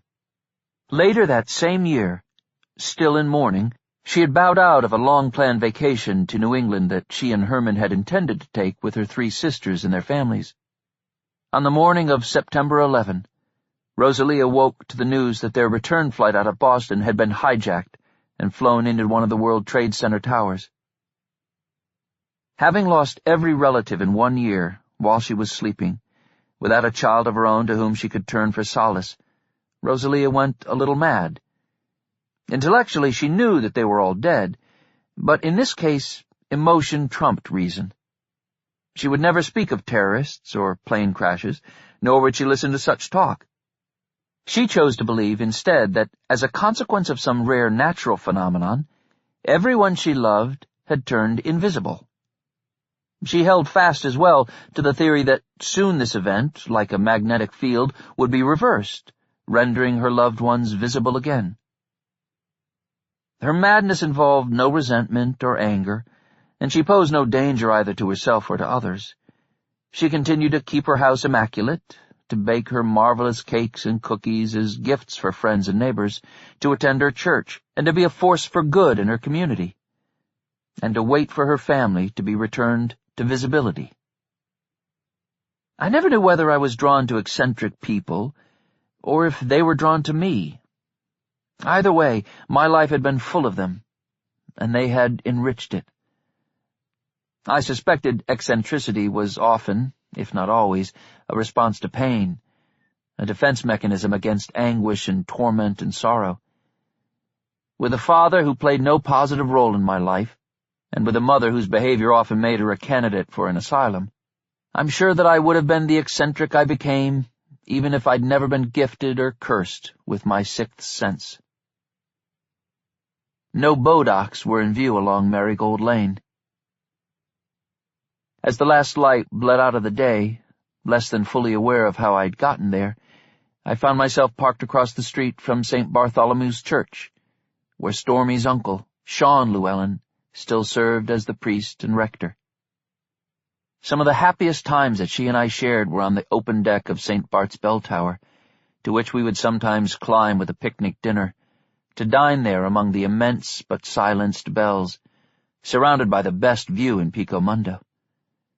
We felt that we were above all strife in that high redoubt, our future together no less enduring than the town we overlooked. With the approach of night, the tower was uplit, and a red aircraft warn-off light served as a finial at the peak of the belfry roof. As I watched it winking, I recalled how spectacular the sunset had been the last time that Stormy and I had climbed up there with a picnic hamper, on what we could not know would be the final night of her life. No bodocks crept the front stairs of the church, or climbed the walls, or danced in glee upon the bell tower roof. 4 minutes till 7 o'clock. I pulled back into traffic. Stormy had lived in one of 4 apartments in a house 3 blocks from the Pico Mundo grill. In my not-so-random drive through town, I next parked across the street from that place. Orphaned young, supporting herself as a counter girl and then as the manager of an ice cream shop, she had been poor by almost any definition. She'd furnished her humble rooms with items from thrift shops, and yet her apartment had been stylish and comfortable. Old silk-shaded floor lamps with beaded fringes, upholstered Victorian footstools paired with crude imitations of Stickley-style chairs, Maxfield Parrish prints, carnival glass vases, cheap bronze castings of various breeds of dogs displayed on end tables and windowsills. The eclectic mix shouldn't have worked, but it did, because she had magic in her, and because she could see the magic in everyday things. I'd moved out of my studio apartment above the garage and into Stormy's place after she died. I lived there for a year until I left town on my journey of discovery. Her things had been packed away and stored in a room at Ozzie Boone's house. I could dispose of nothing. Every item she owned, however inexpensive it might be, was to me a treasure, a store of memory and a memento of love unrivaled and undying. How long I sat there, across the street from the house in which she had lived, I couldn't be sure. I drove away only when my tremors stopped, only when the world gradually regained its detail and ceased to be just a blur. Now that night had fully claimed Pico Mundo, I allowed intuition to guide me and cruised to the town square, at the center of which lay Memorial Park with its handsome bronze statue of 3 soldiers from World War II. Unlike the other streets of the historic district, those 4 blocks surrounding the park were lined not with flowering jacarandas, but with magnificent old phoenix palms with enormous crowns of fronds. Couples occupied the park benches, cuddling in the light of the 3 globe cast-iron lampposts. The many restaurants were open, of course, but also all of the specialty shops, which catered as much to tourists as to locals. People were window shopping, some of them carrying cones of ice cream as they ambled from shop to shop, some sipping from Starbucks cups, some walking their dogs, some talking and laughing. Although my perception might have been distorted by melancholy, it seemed to me that most of those people were in pairs, the larger percentage of them holding hands, as if they were extras in a movie of high romance, accessorizing a scene for which the director's purpose might have been to say that life was a parade lived 2 by 2, as it had been since before Noah's fabled ark, and as it would be always. No bodocks capered among the crowd. None slithered under the benches on which couples shared moments of affection. Neither circling the town square nor cruising any of the other streets before this had I received the slightest psychic impression that one day the town would be submerged, a community of drowned and drifting cadavers. Indeed, if Pico Mundo were inundated because of the collapse of Malo Suerte Dam, the town would not stand underwater in precisely the same condition as now, which is how it had appeared in the dream. The rushing water would do great damage, tumbling cars along the streets, uprooting trees, ripping down awnings, smashing windows. No rational scenario allowed for the lights to remain aglow in the aftermath of such a disaster, as they had been when I floated through my nightmare. Brooding about that, I circled Memorial Park a second time and saw an enormous banner that I had somehow overlooked before. It was strung across an intersection, big red and black letters on a white background, announcing the annual spring fair at the Maravilla County Fairgrounds, currently underway. Fun for the whole family. The lowest of the 3 lines on the banner declared, featuring the world-famous Sombra Brothers Midway shows. The carnival was back in town. Sombra Brothers Midway shows had occupied the fairgrounds 6 years earlier, when Stormy and I found the fortune-telling machine in an arcade tent. You might think it was a coincidence that I should return to Pico Mundo in expectation of the fulfillment of the fortune-teller's prediction, just when the Sombra Brothers returned as well. So very much about our strange and deeply layered world remained mysterious to me, but my experiences had taught me, among other things, that there were no coincidences. 17. At ticket booth number 4, the cashier was a plump woman with long ringlets of auburn hair. The carnival had a jackpot drawing to entice people to stay later and spend more. When she took my money and gave me an admissions ticket, she said, "Honey, be sure you stay for the big drawing at 11:45. 3 nights the winners didn't hang around to collect, so now it's up to $22,000. Got to be here to win. Hang on to your ticket. You're the one tonight, honey." She had such a beatific smile that her sales pitch seemed like a sincere prediction. My intuition, which is seldom wrong, insisted the carnival held secrets that, if revealed, would help me to discover the meaning of my nightmare and the nature of the threat hanging over Pico Mundo. Carnies are a tightly knit community and generally more law-abiding than the rest of us, but there was no reason to dismiss the notion that a few cultists might have made their home in the Sombra Brothers operation, perhaps without other carnies being aware of their demonic nature and their keen interest in terrorism. The first thing I did after paying admission and entering the fairground was to head for the southern perimeter of the Midway, where in the past there had been a long row of specialty tents, including games, not of the arcade kind, and novelty services. The offerings along that flank of the concourse were pretty much as they had been in years past, among them Bingo Palace, Quarter Toss, an air rifle shooting gallery, wearable art, where an artist with an airbrush would paint any image you wanted on a t-shirt, Face It, where you could have your face decorated with water-soluble paints in an almost infinite variety of ways. Although I had not intended to go anywhere incognito, I changed my mind about that when it came to the carnival. If possible, I preferred to prowl the Midway without being recognized. I had not lived in Pico Mundo for the past 11 months, but I had known a lot of people there. Furthermore, after the events at Green Moon Mall almost 2 years earlier, photos of me had been in the newspapers. Therefore, I might be recognized by many people whom I didn't know. Some of them would tell me that I was a hero, which would be embarrassing. I'd never felt like any kind of hero, considering that, even with my intervention, 19 people had died that day. Almost as disturbing, some of those who recognized me might be the cultist who currently wanted to kill me. The front of the Face It tent was entirely open. On the interior hung blown-up photos of previous customers whose faces had served as canvases for the artists who owned this little concession. I wondered what their true faces had looked like before they'd been painted. Of course, a fresh scrubbed face may be a lie, and the truth may be a darkness behind it. An attractive dark-haired woman in her early 40s sat on a chair beside a table on which were arranged different brushes, as well as bottles of paint and Ziploc bags of glitter in a wide variety of colors. She applied a brush and a small sponge to the face of a teenage girl who sat before her on another chair, working upward from the chin, already at the forehead, creating a floral scene, so that the girl appeared to be peering out at the world through a bouquet of wildflowers. Or perhaps she was meant to be a meadow nymph, with a face composed of flowers. A second teen, friend of the seated girl, stood watch, already given a leopard's visage, her face a rich golden orange with black spots and realistically rendered cat whiskers.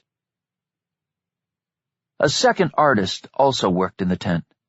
Currently not engaged, she smiled and raised her eyebrows quizzically, and with a gesture invited me to the chair in front of her. Judging by appearance, this painter could be the daughter of the other.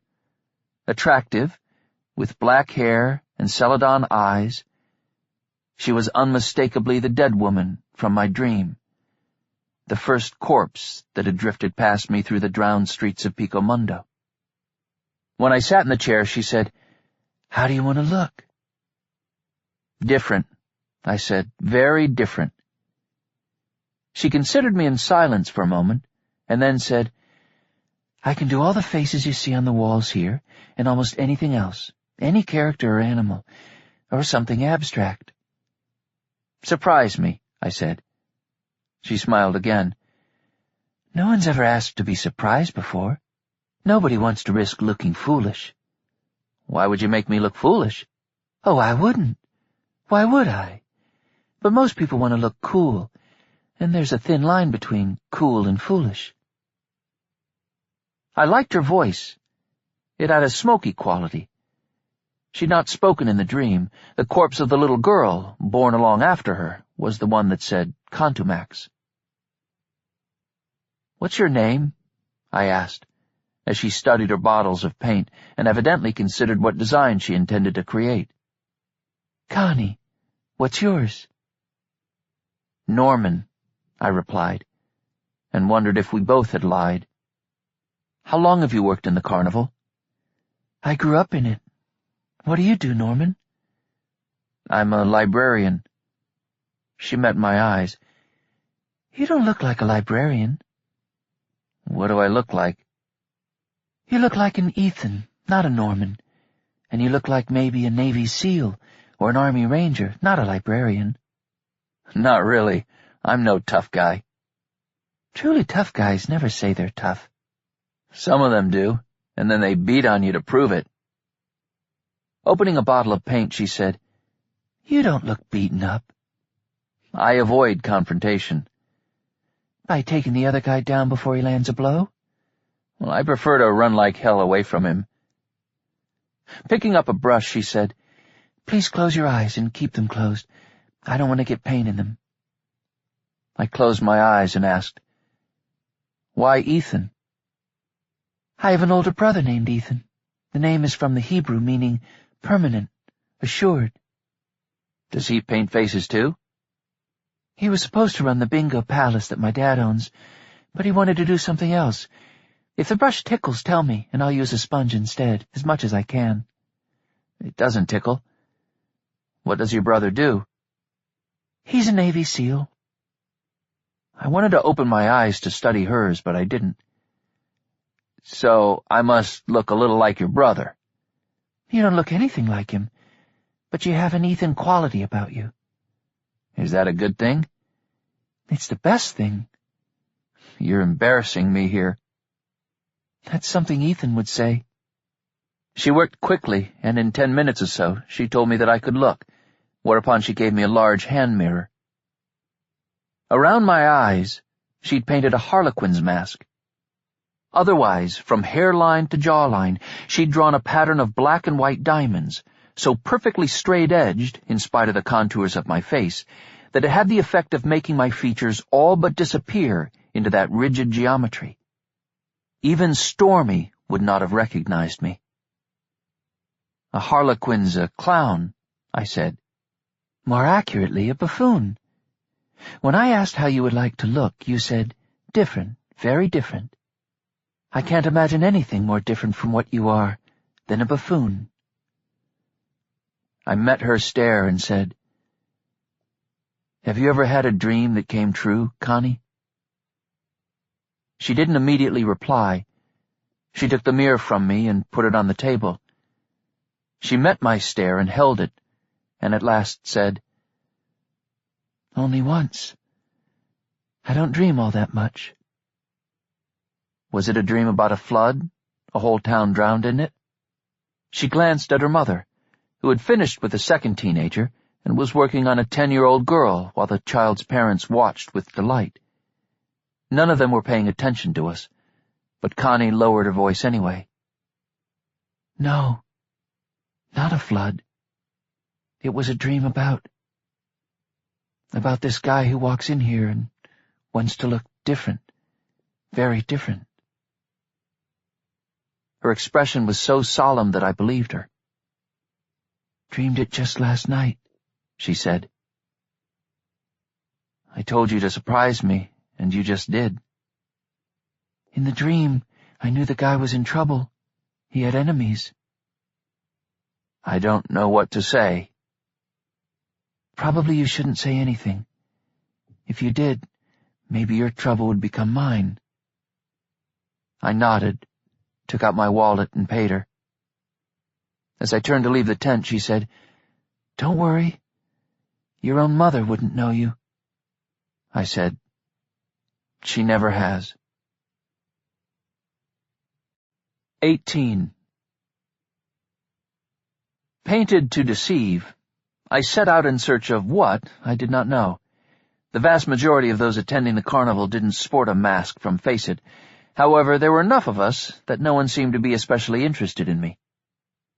I walked the fairground midway, where the whip lashed its riders this way and that, where the caterpillar enveloped screaming patrons in darkness as it slung them around a track 1,000 times faster than any real caterpillar could move, where the big drop lifted its gondola 200 feet into the night and then released it in what seemed to be an uncontrolled free fall, and where the Ferris wheel carried its passengers high and brought them low, and raised them high and brought them low again, as if it were not merely a carnival ride, but also a metaphor for the basic pattern of human experience. It's difficult to spend time in any carnival or amusement park and not realize that a repressed fear of death may be the one emotion that is constant in the human heart, even if, most of the time, it is confined to the unconscious as we go about our business. Thrill rides offer us a chance to acknowledge our ever-present dread, to release the tension that arises from repression of it, and to subtly delude ourselves with the illusion of invulnerability that surviving the big drop can provide. The carnival blazed, every ride and many other attractions decorated with low-watt bulbs, neon tubes, blinkers, and twinklers. Strings of colored lights overhung the U-shaped concourse. At the curve of the U, mounted on a flatbed truck and reliant on a chugging gasoline-powered generator, 2 massive, swiveling spotlights threw their beams into the heavens, revealing the bellies of an armada of clouds, like dirigibles, invading silently from the southwest. In spite of all the colorful lighting that had been crafted to attract patrons and to put them in a celebratory mood, the carnival had an air of hostility and menace that, I felt sure, was not merely my perception. Within all the dazzle and glitter and bright fake glamour, a hidden presence lurked, a watchful darkness that observed and hated and waited, a presence that I had not sensed 6 years earlier.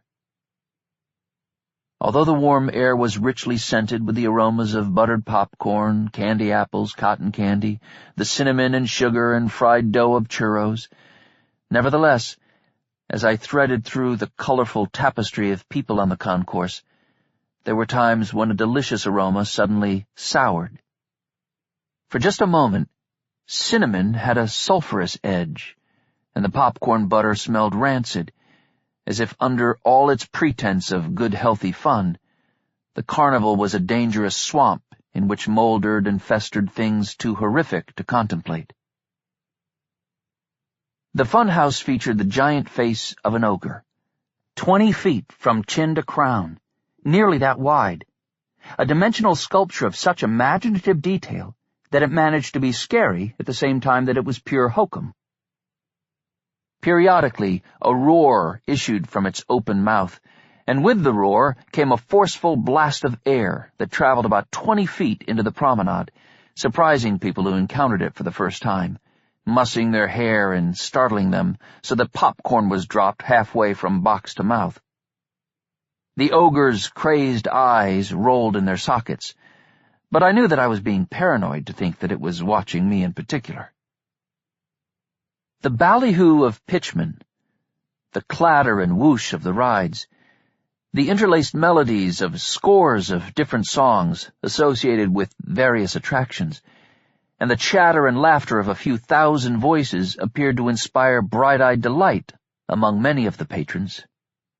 To me, it sounded like a shrill, discordant symphony, to which I might expect to see a horde of bodaks quivering and capering in an ecstasy of anticipated chaos, though I had not glimpsed even one of them among this multitude.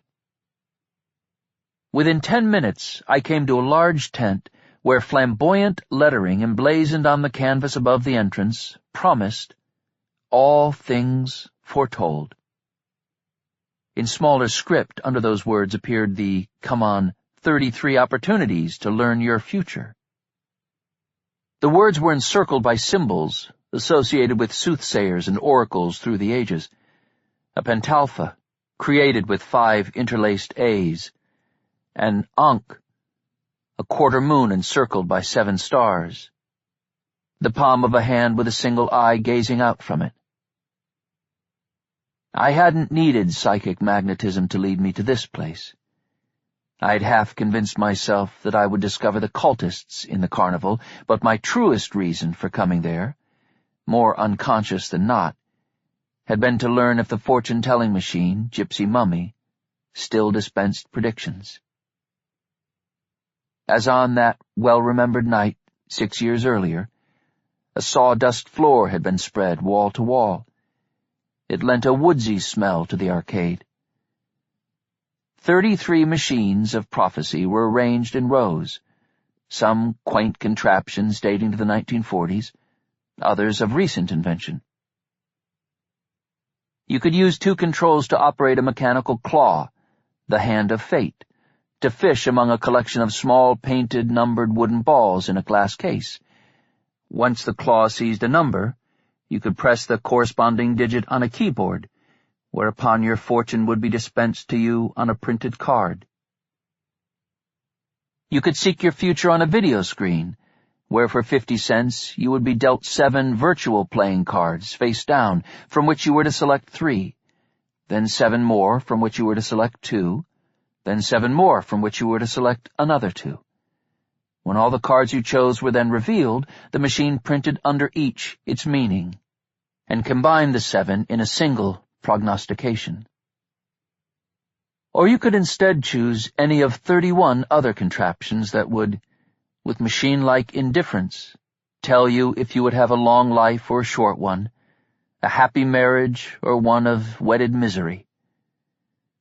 15 or 20 people were sampling the various oracles, moving on to another if they didn't like what the first had prophesied. In the center of the tent, on an elevated platform, a cashier sat within a small circular desk, changing dollar bills into quarters when she wasn't reading a Nora Roberts romance novel. Even before I went looking for it, I was certain that I would find what I sought, and so I got change for $2. At the back of the tent, where it had been on that long-ago night, Gypsy Mummy stood, as if she'd been waiting 6 years just for me. 19. Roughly the shape of an old-fashioned phone booth, the machine stood 7 feet high. The lower 3 feet were enclosed, and the upper 4 featured glass on 3 sides. In that display case sat a female dwarf, in a costume of the kind gypsies wore only in old movies starring Lon Chaney or Bela Lugosi or Boris Karloff. Black ballet slippers, black silk pants, a red and gold scarf for a belt, a red and black scarf tied around the head. She evidently liked jewelry, 2 necklaces, a pendant, several rings with large stones, and big dangling earrings.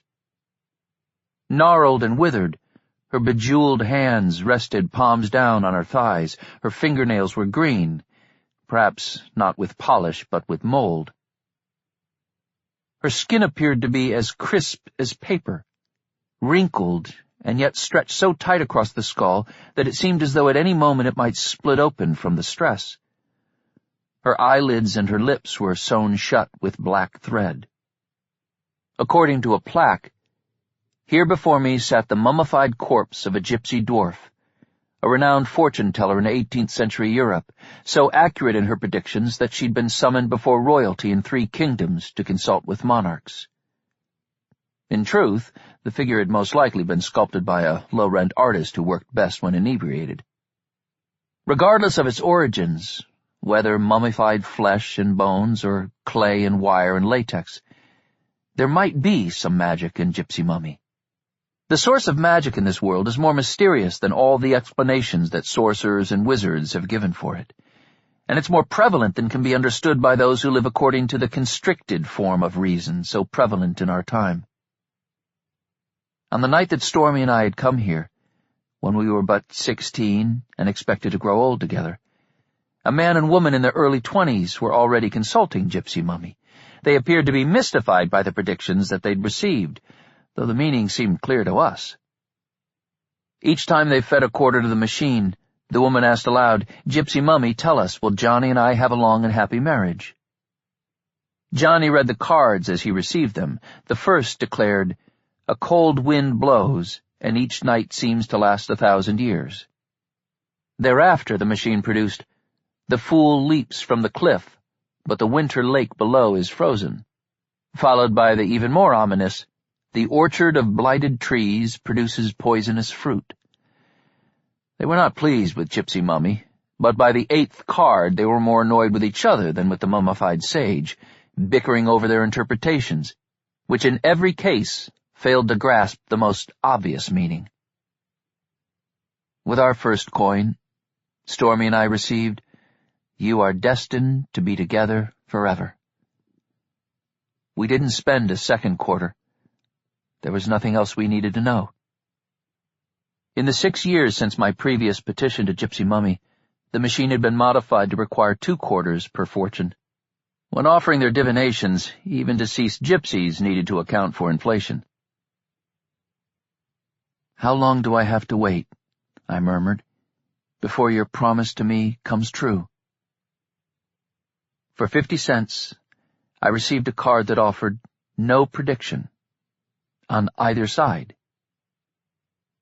I suppose that in any stack of pre-printed fortunes put into the machine, there might be a blank or two. Another 50 cents got me a second card with not a word on it. Wondering if I'd been expected, if someone might be watching me right that minute, I looked around, but the other patrons were preoccupied with their claptrap profits. The cashier had her nose in the romance novel. I studied the stitched eyelids beyond the glass. Stormy used to insist that after we received the cards so desired by Johnny and his girlfriend, the mummified dwarf had opened one eye and winked. It made no sense that sewn-shut eyes could wink, especially when the coarse black thread wasn't broken. Whether the wink might have been a moment of magic, or whether it was nothing more than a little fantasy that Stormy wanted to believe, I never questioned her claim, because it gave her such pleasure to think it had happened. Again, I asked, "How long do I have to wait before your promise to me comes true?" I paid 2 more quarters, listened to them clink in the machine's cash box, and received a third blank card. After a fourth of the same, I pretended interest in some of the nearby soothsaying contraptions and waited for someone else to feed coins to the gypsy. Maybe 10 minutes passed before 2 girls, about 14 years old, approached the machine. Each spent 50 cents, for which she got a printed card that she shared with her friend. They conferred over the meaning of their fortunes, giggled, and then swapped cards, each apparently preferring the other's future. They wandered away, sharing the popcorn. Neither girl had spoken aloud to the gypsy, as instructions above the coin feed directed. and I'd had no opportunity to see the messages on their cards, which they took away with them. Clearly, however, they had not received blanks. You might say that it was just a machine, that the cards were stacked in the mechanism in no particular order, that getting 4 blanks for $2 was nothing more than happenstance. All of that is rational, and certainly in the case of the 2 girls and others who consulted Gypsy Mummy, your point would be irrefutable. But in my life, uncanny things had happened to me with some regularity, not just related to my ability to see lingering spirits and to find my way by psychic magnetism. Because of my other experiences, I could not be shaken from the belief that the 4 cards without fortunes would have come to me if I'd consulted Gypsy Mummy hours earlier or hours later. Besides, for 6 years, I had believed in the message on the card in my wallet, and for most of the past 2 years, that promise, and sometimes it alone, had sustained me. I could no more stop believing in Gypsy Mummy than I could stop believing in my own existence. Leaving the arcade, I was able to imagine 2 meanings that the blank cards might have been intended to convey.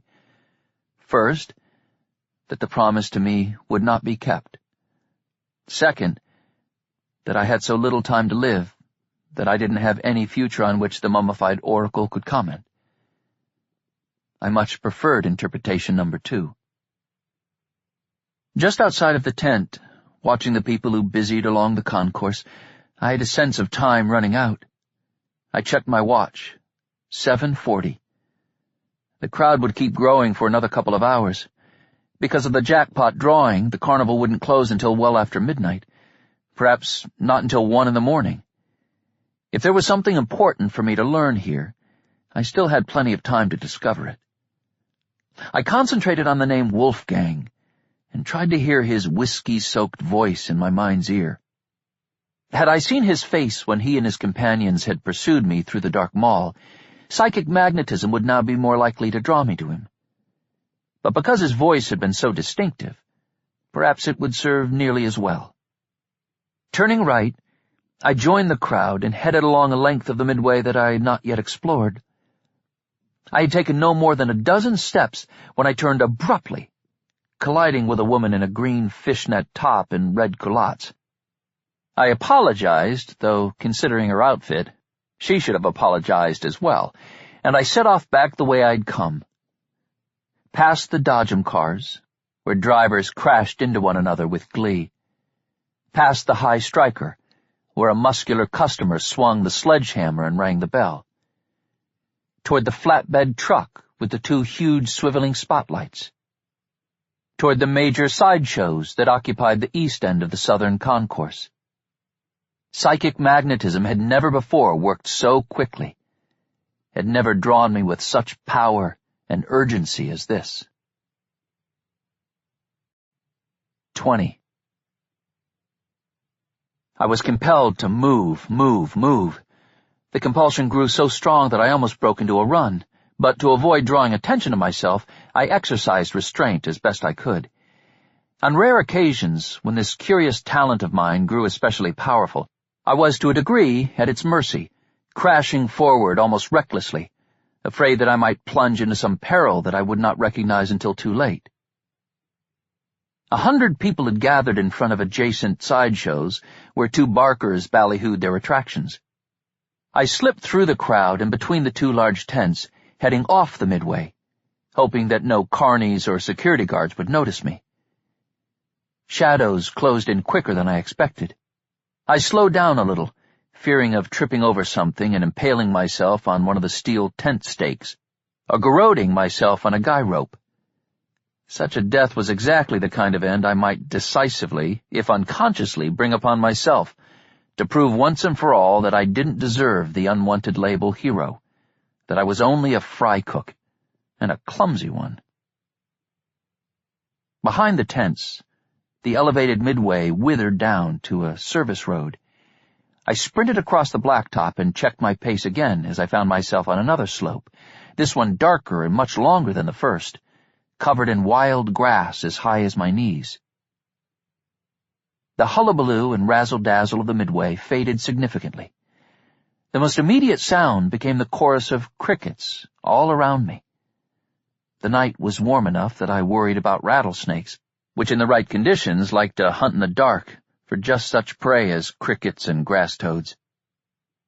Below lay a large gravelled area that, during Fair Week, became a campground for the carnies, with water and electrical hookups. At least 200 travel trailers and motorhomes were parked in rows. Some were owned by concessionaires who operated independently within the carnival, on-the-road homes for them and their families. Others belonged to Sombra brothers and were rented to those carnies who didn't have their own accommodations. From about the age of 12 until Stormy and I became an item, every Fair Week I'd hung out in the carnival. I'd gotten some part-time work at a grab joint, flipping hamburgers and manning the deep fryer, which is where I first discovered my inner fry cook. I'd met a lot of carnies, and I'd liked most of them. In the mainstream culture, they lived as outsiders, and so did I to some extent, though by necessity rather than by choice. Now, as I was drawn into the gravelled lanes between the rows of trailers and motorhomes, most of the windows were dark, because every able-bodied member of the community had gone to work. In those places where amber lamplight warmed a pane of glass, most likely an aging grandparent or a young mother with an infant looked forward to the return of the others and to the little private family time between the post-midnight shutdown of the Midway and the show call, which was usually noon on Monday through Thursday, 11 a.m. on Friday and Saturday. I came to a large motorhome with light in many of its windows. A curtain had been drawn across the windshield for privacy, and blinds covered the panes in both front doors. I felt compelled to open the door on the passenger side, and I took hold of the handle. But then I thought I heard muffled voices. I stifled the urge to go inside, at least by that route. After circling the big vehicle, I found a back entrance on the port flank, and no light glowed in the small pane centered in the upper portion of it. I tried the door. It wasn't locked. Sometimes I thought that my paranormal gift must have come with a measure of madness, though not insanity so fervid that I needed to be locked up for the protection of the community. My derangement put at jeopardy no one but myself. Ozzie Boone said that any talent, whether to write songs or to write novels or to track people by psychic magnetism, came with the obligation to use it to the fullest of one's ability, with a fierce commitment barely distinguishable from neurotic obsession. A writer, he believed, had to stretch with every book, to explore kinds of stories that he'd never told before, to employ narrative techniques that tested the limits of his gift. In fact, he said commitment to the point of obsession wasn't merely an obligation, but a necessity, the sine qua non, without which the novelist might as well bite on a shotgun barrel and exit this life as Hemingway had done. Ozzie had a tendency toward rhetorical flamboyance that I found charming and amusing. By his own admission, however, he had not lived up to his ideal, and I wondered if a high-fat 6,000-calorie diet was for him a slow-motion shotgun. As for my psychic magnetism, according to Ozzie's philosophy, considering that it was a talent, I had no choice but to take it to the max. No acceptable moral choice other than to jump out of an airplane without a parachute, if that's what it told me to do. Now, it demanded that I open the back door of the motorhome, which I did, and the door didn't creak, for which I was grateful, and I stepped up and inside into a mostly dark room, and the vehicle was so large and so stable that it didn't rock in the slightest when it took on my weight. Barely enough pale light fell through an open interior door to reveal that I had entered a bedroom. I stood listening, and after a moment I heard low voices. 2 men, forward in the vehicle. I couldn't understand what they were saying. Hoping to hear them more clearly, I moved to the open door and stood beside it, my left ear past the jamb. The distance was still too great, their voices too muted, for me to hear more than 1 word in 10, and none of those seemed to belong in the same conversation. Daring to lean past the jam to scout the territory, I saw on the right an open sliding door, and beyond it a bathroom. Past the bath lay a kitchen area that was open to a dining nook forward of it. On the left, opposite the bath, was the entrance to what might have been a second bedroom. From my angle I couldn't see what lay forward of there, on the left, but I imagined a fairly spacious lounge. Ordinarily, I wouldn't have been so bold as to go farther than the back room of the motorhome, but this was no ordinary night. Hour by hour, my sense of impending catastrophe became more urgent, and images from the dream flood kept rising unbidden in my mind. Other nightmares usually faded from recollection more rapidly with every minute that passed after I woke, but this one had tenure in my memory, growing more detailed each time that a moment from it rose in my mind's eye, as if the vividness of the nightmare increased as we drew nearer to the event that it predicted. I drew the Glock from the shoulder holster under the powder blue sport jacket and stepped out of the darkness, into the short hallway between the second bedroom and the bath. Just as I crossed the threshold, two men appeared toward the front of the motorhome, coming from the area that I supposed must be a lounge. I froze, but when neither of them looked toward me, I sidestepped through the open door of the bathroom. Now that their positions in relation to mine had changed, I could better hear them as they moved toward the passenger door and then stopped to settle an ongoing discussion. I still don't get why. Why? You don't get why? Because he must have seen all three of them, that's why. Yeah, so? Bern Eccles thinks the guy knows things. What things? Bern Eccles, a former Pico Mundo cop, had also been a member of a satanic cult, and with others, he had planned the shooting at the Green Moon Mall, plus a bombing that never happened. He was serving a life sentence in prison. Eccles doesn't know what things. Cripes, Jim. Kind of extreme, don't you think? What is? Jim asked.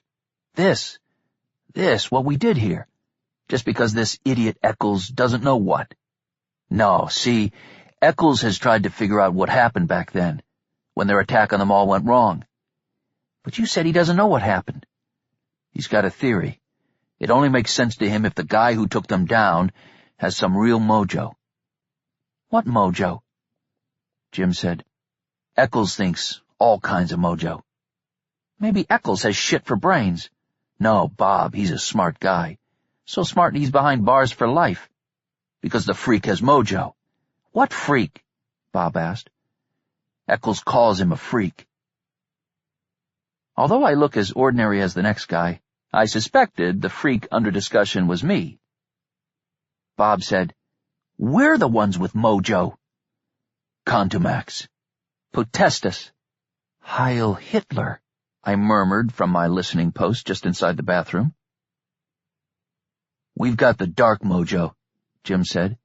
Maybe the freak has the other kind. Well, I don't like hearing that. I don't like saying it. But he sure had something in Nevada, didn't he? And who's dead out there in the desert? Our guys are the freak.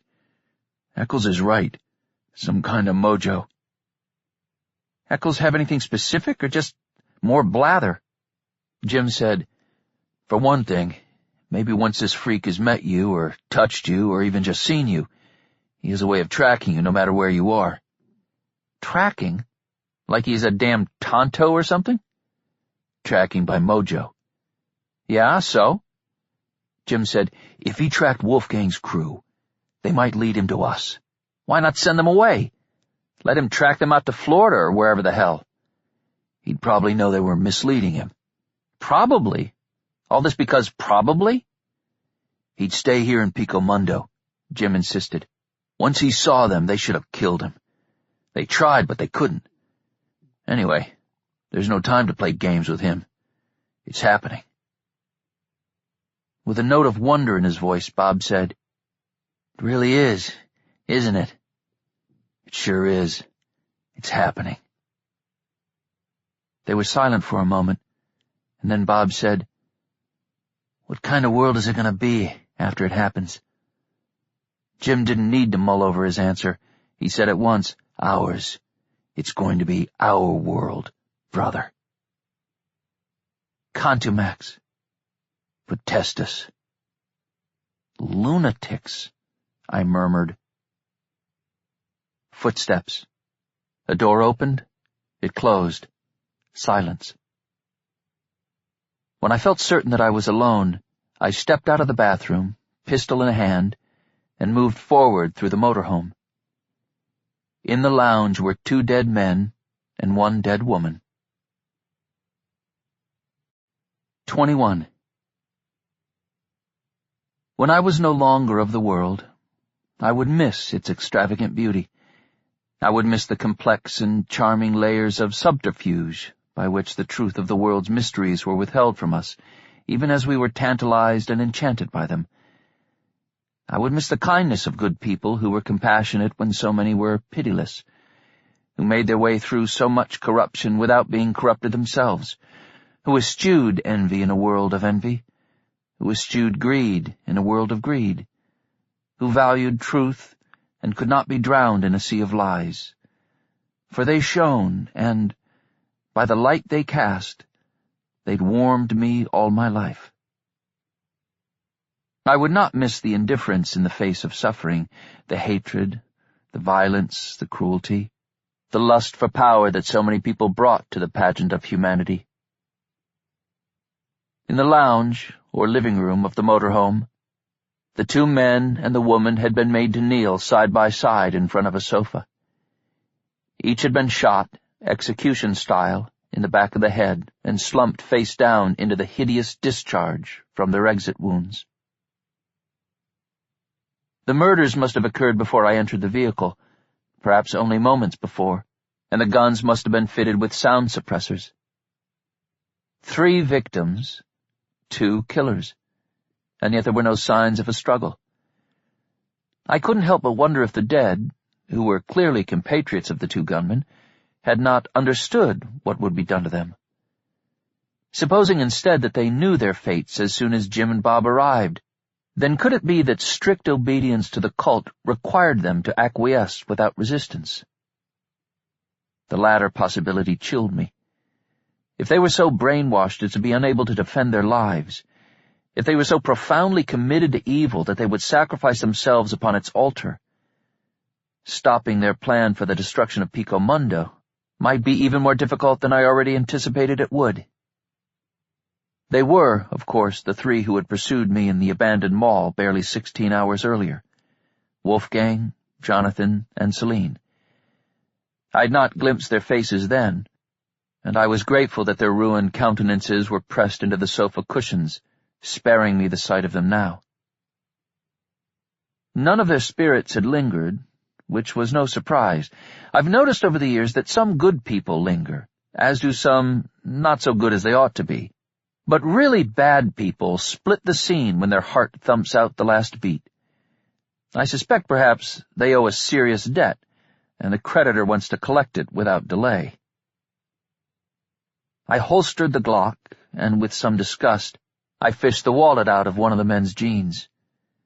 From a credit card pocket in the wallet, I withdrew a California driver's license. His name, or at least the name under which he obtained the license, was Wolfgang Leopold Schmidt. His photo ID revealed one of those rare Neanderthals who believed that a close shave, an expensive haircut, a crisp white shirt, and a sincere smile could help him pass for human. He was wrong about that. I dropped the wallet on the floor and took my tinkered-with, highly secure, untraceable smartphone from a jacket pocket. When I switched it on, the bright gold exclamation point appeared against a black background. Edie Fisher, the elderly lady who had founded whatever secret organization employed Deacon Maybelle Bullock, wore a brooch in the shape of an exclamation point formed from gold, diamonds, and rubies. In her company, when people asked her what the exclamation point meant, she had said at one time or another that it meant seize the day, or live life to the fullest, or sister, what a hoot it is to be me. Later, when she had pinned the brooch to the sleeve of a sweater that I wore under a bulletproof vest, just before I went into action against the cult in Nevada, she admitted that it meant none of those things. When I asked what it did mean, she'd said, Never you mind what it means. Then she had sent me off to rescue 17 kidnapped children. She promised the brooch would bring me through the night alive, and whether the jewelry had anything to do with it or not, I did survive. I entered my access code in the phone. After my smiling face replaced the exclamation point, the phone didn't look as smart as it was supposed to be, but I was then able to make a call. When Chief Wyatt Porter answered his cell on the third ring, I said, "Sir, I'm sorry if I'm about to ruin a lovely evening with Mrs. Porter." "It wouldn't be the first time, Audie. Just good to have you back in town." "Sir, I know your department does some disaster planning. What I'm wondering is, if Malo Suerte Dam collapsed, do you know if maybe enough water would pour out of the lake so that Pico Mundo might be completely submerged?" "Why would the dam collapse?" "If maybe somebody blew it up." "Who wants to blow it up?" "I'm not sure anyone does." I found myself staring at the 3 dead people, and I turned my back to them. But if someone does want to do it, then they're members of a satanic cult. "This again. I was hoping you were wrong about that when you mentioned it at breakfast." "I wish I had been." "The bastard shot me the last time." "I remember, sir." "What do people get from all that devil mumbo-jumbo anyway?" "A sense of purpose, I guess."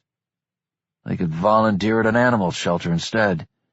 "Yes, sir, but then they wouldn't get to have group sex while wearing goat horns or kill people for fun." "I never gave a whole lot of thought to the dam being blown up. I'd have to talk to some knowledgeable people about whether it would put us underwater. What I know for sure is it wouldn't do us any good." "Maybe you could send some people out there to the dam to have a look at it." "I'll be there myself at first light." "I mean, now, sir." "It's almost 8 o'clock. Can't inspect all that much in the dark, son."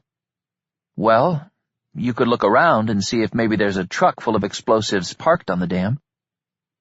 "I thought this was a what-if chat." "It's more of a what-if-right-now chat." "Seems like you must have been back more than just a day. What with all this you've already stirred up." "I hit the ground running, sir." "Well, all right, then. I'll get on out there to Malo Suerte and see what's what." "You'll probably have to send deputies, sir. There's another thing you'll want to deal with yourself." "We only have one dam. What else do these ignorant fools want to blow up?" "They've killed 3 of their own. Blew their brains out." He sighed. "I should have retired after I was shot." "You're still a young man, sir." I gave him the make and model of the motorhome and described its approximate position in the Kearney campground. "Why kill their own?" he asked. "From what I can gather, they thought I had a lead on these 3, and that through them maybe I'd find the others." "Evidently you did have a lead on them. I'll be there with a crime scene team. We'll talk." "Well, I won't be here, sir. I've got this other thing I really have to do." "What thing?" "I won't know until I go after it and find it. You remember how this works when I'm on the hunt?" "It's all coming back to me. You aren't getting in over your head, are you, Audie?" "If I am, I won't know it till I'm there." "Carla's making you her famous apple dumplings." "I love those dumplings." "After she's gone to all that work, son, you better stay alive so you can eat 'em." "Count on it," I said. But I didn't tell him about the 4 blank cards from Gypsy Mummy. I terminated the call and switched off the phone, and, without looking back at the 3 dead bodies, I left the motorhome by the front passenger door.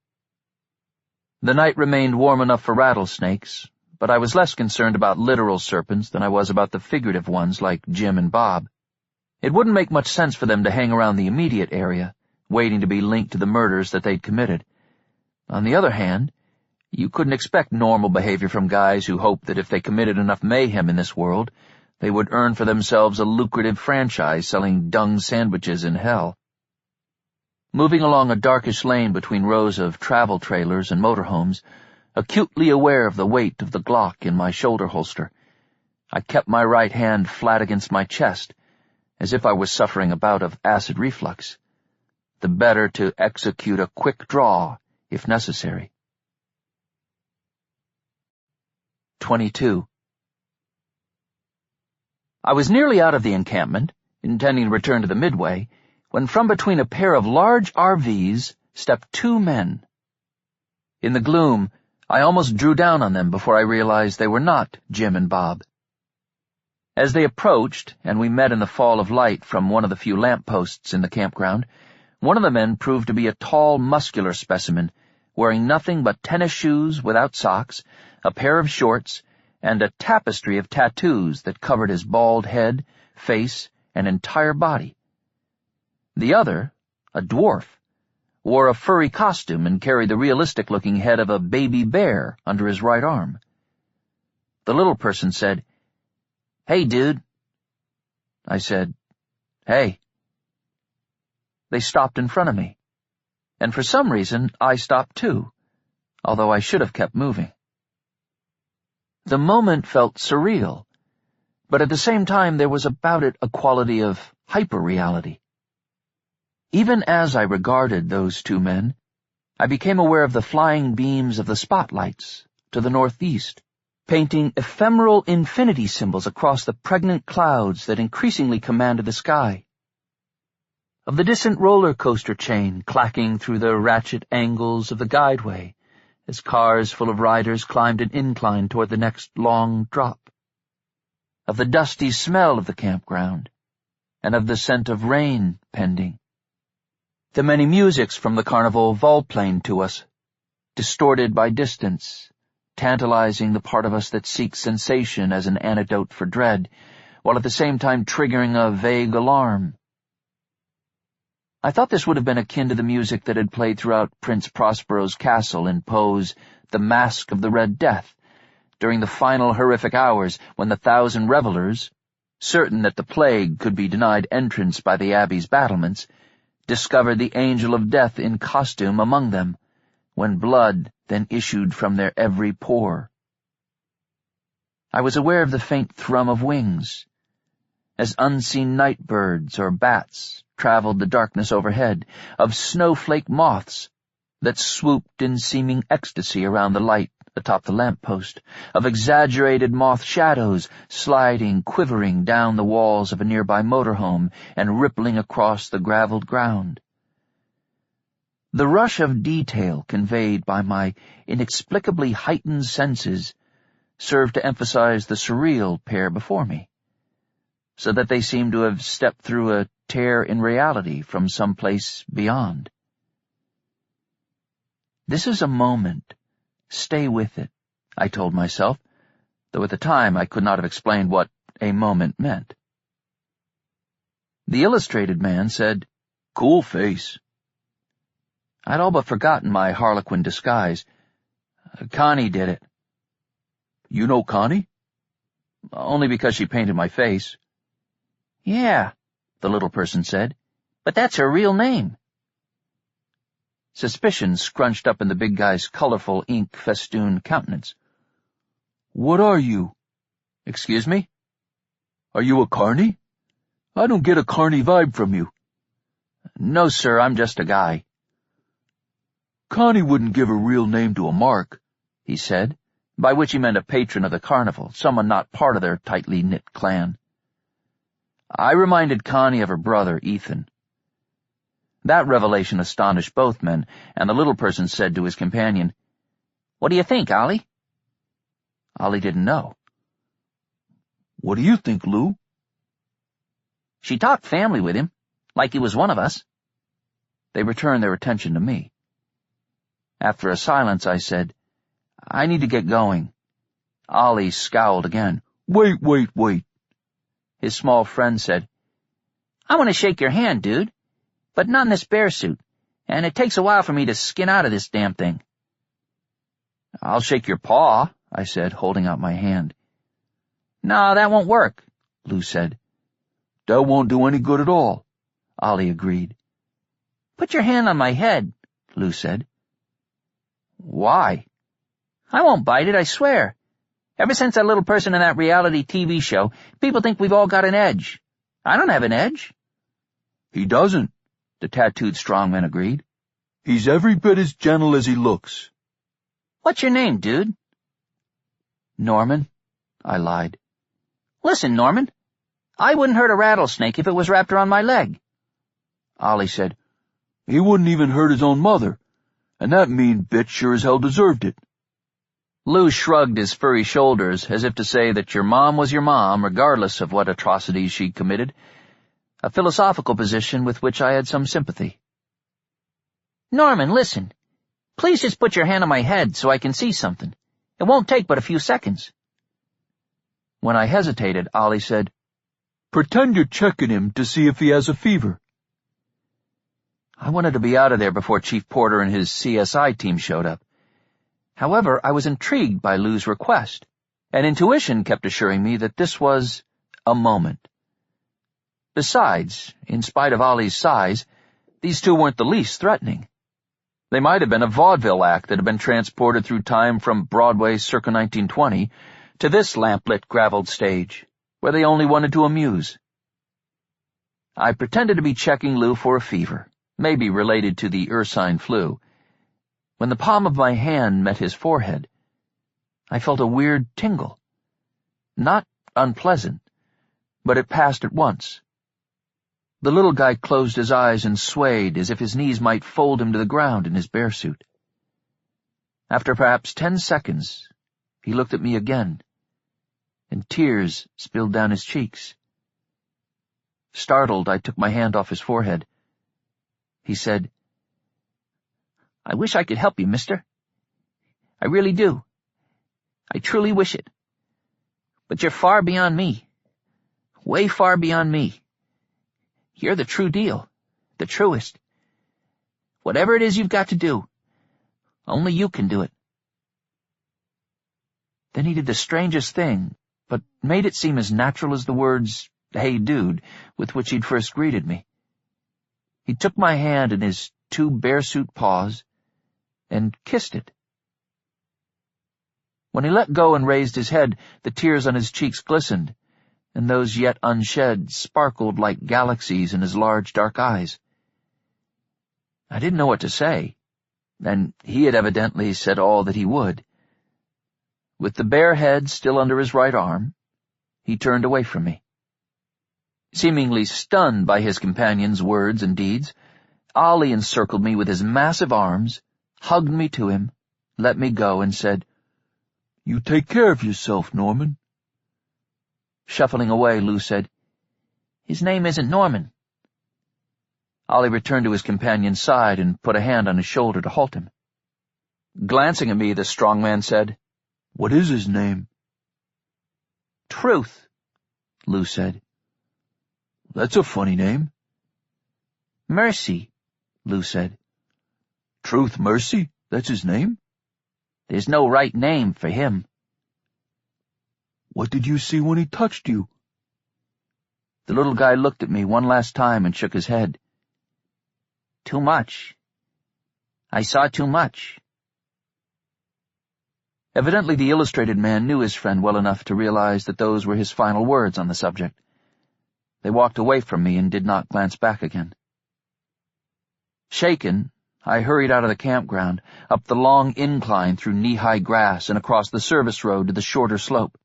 When I reached the top, returning to the midway behind the sideshow tents, I looked down at the trailers and motorhomes arrayed far below, just in time to see 2 police cruisers and a morgue van enter the campground with emergency lights flashing, but without sirens. Standing there, rerunning in memory the encounter with Lou and Ollie, I thought that if there were others in the world with wild talents similar to mine, they would surely find it as difficult to live like ordinary people as I did. Perhaps for some of them, merely simplifying their lives, living in one-room apartments, wearing only jeans and T-shirts or another minimalist wardrobe, resolving not to complicate things by planning for the future, working in undemanding jobs such as fry cookery or tire sales, was not enough to keep them sane and give them hope. Maybe some of them needed to withdraw from society more than I did. Burdened with one kind of psychic perception or another, or several, some might find stability and a degree of peace in the carnival, where outcasts and nonviolent misfits had long been welcome, where odd ducks were accepted, and where no one sought to know the secrets of others in the show. Whatever Lou had seen when I touched him, his gift, or curse, obviously must be different from mine. He probably could not see the lingering spirits of the dead, but he might now know that I could. I suspected that he'd learned other things about me, too, perhaps including the nature of the suffering that I might have to endure in the hours ahead. Dwarf in a bear suit, comic figure in whatever show he performed, the little guy had no doubt known his share of bullies and tormentors. And yet it was a good bet that he had more foresight and more wisdom than the 33 mechanical oracles housed in All Things Foretold. I passed between 2 sideshow tents, back to the bright, loud, busy Midway, no longer using psychic magnetism to seek out Wolfgang, Jonathan, and Celine, but focusing instead on the executioners, Jim and Bob. 23. Through the open bedroom window of the seaside cottage came the pleasantly cool breath of the sea, but I sweated in twisted sheets. Perspiration streamed from me also in my turbulent nightmare, as the happy monster, Blossom Rosedale, led me toward what would prove to be the Amaranth. No sounds existed now except those that I made, as if the outer world had ceased to exist, as though I had become the world entire, isolated and adrift in a void. The furious knocking of my heart, the gasping for breath, each inhalation inadequate to my need, and a hard chattering sound, something rattling that I could not identify. There were light and shadow, but no longer faces or mysterious shapes, only currents of color washing across my eyes, color and at times a rippling darkness, and I was very afraid. Sometimes Blossom seemed to manifest beside me like a spirit, but at other times I was not aware of her. Moving forward, moving with great effort, moving, but to what? To where? As the physicists tell us, time was created in the Big Bang, a necessary condition for the expansion and maturation of the universe. All that exists outside the universe exists also outside of time, where no experience is measured in minutes. In dreams, time exists, though not as we know it in the waking world, strangely distorted and unreliable. As if on a subconscious level we're aware that time isn't enduring, that it is not a required condition of our existence, that there comes a point when we will have no need of it. With or without Blossom, I seemed to travel for hours, crossing a considerable distance, though it might also have been mere seconds before again I heard a sound not made by me. A voice cried out, and again a face appeared on which I could concentrate. The face was Wyatt Porter's, and the voice was his too, and he shouted my name, Audie! Blossom was with me again, supporting me.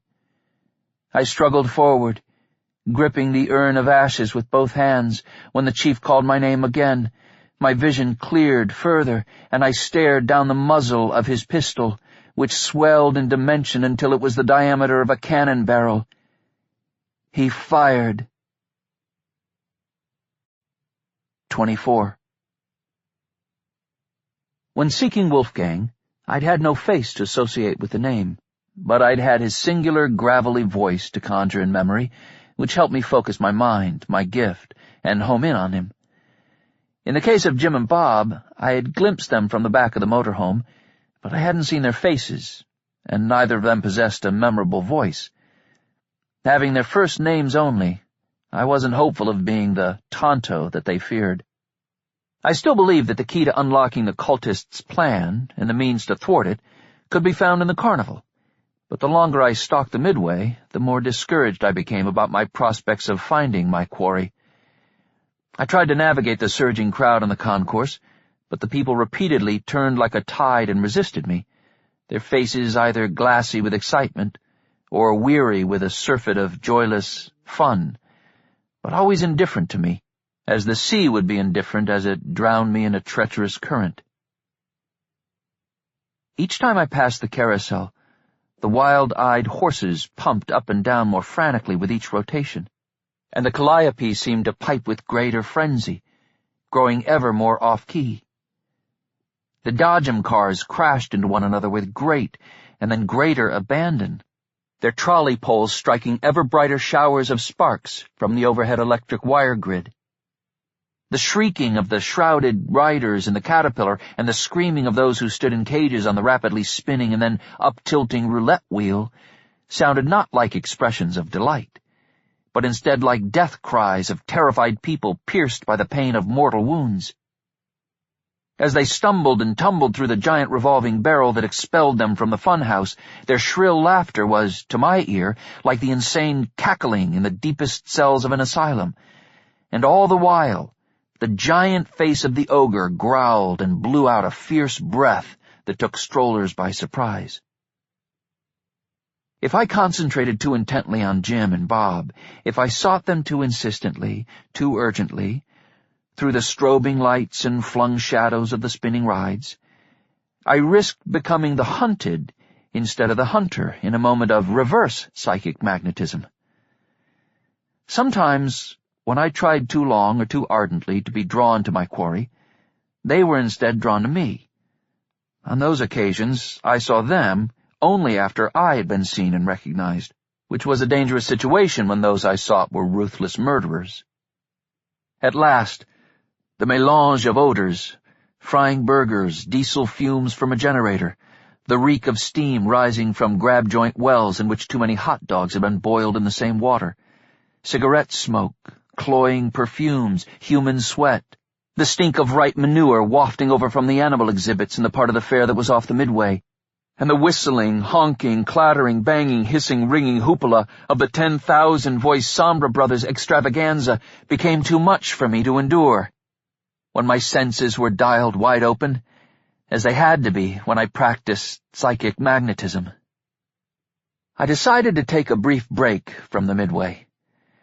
I intended to return after a calming visit to the exhibition hall, where many county artists and craftsmen and homemakers exhibited their wares and participated in judged competitions for the coveted Best of the Year blue ribbon in categories ranging from quilts and needlepoint pillows to kiln-fired pottery, from homemade cookies and chili to elegant bentwood rocking chairs.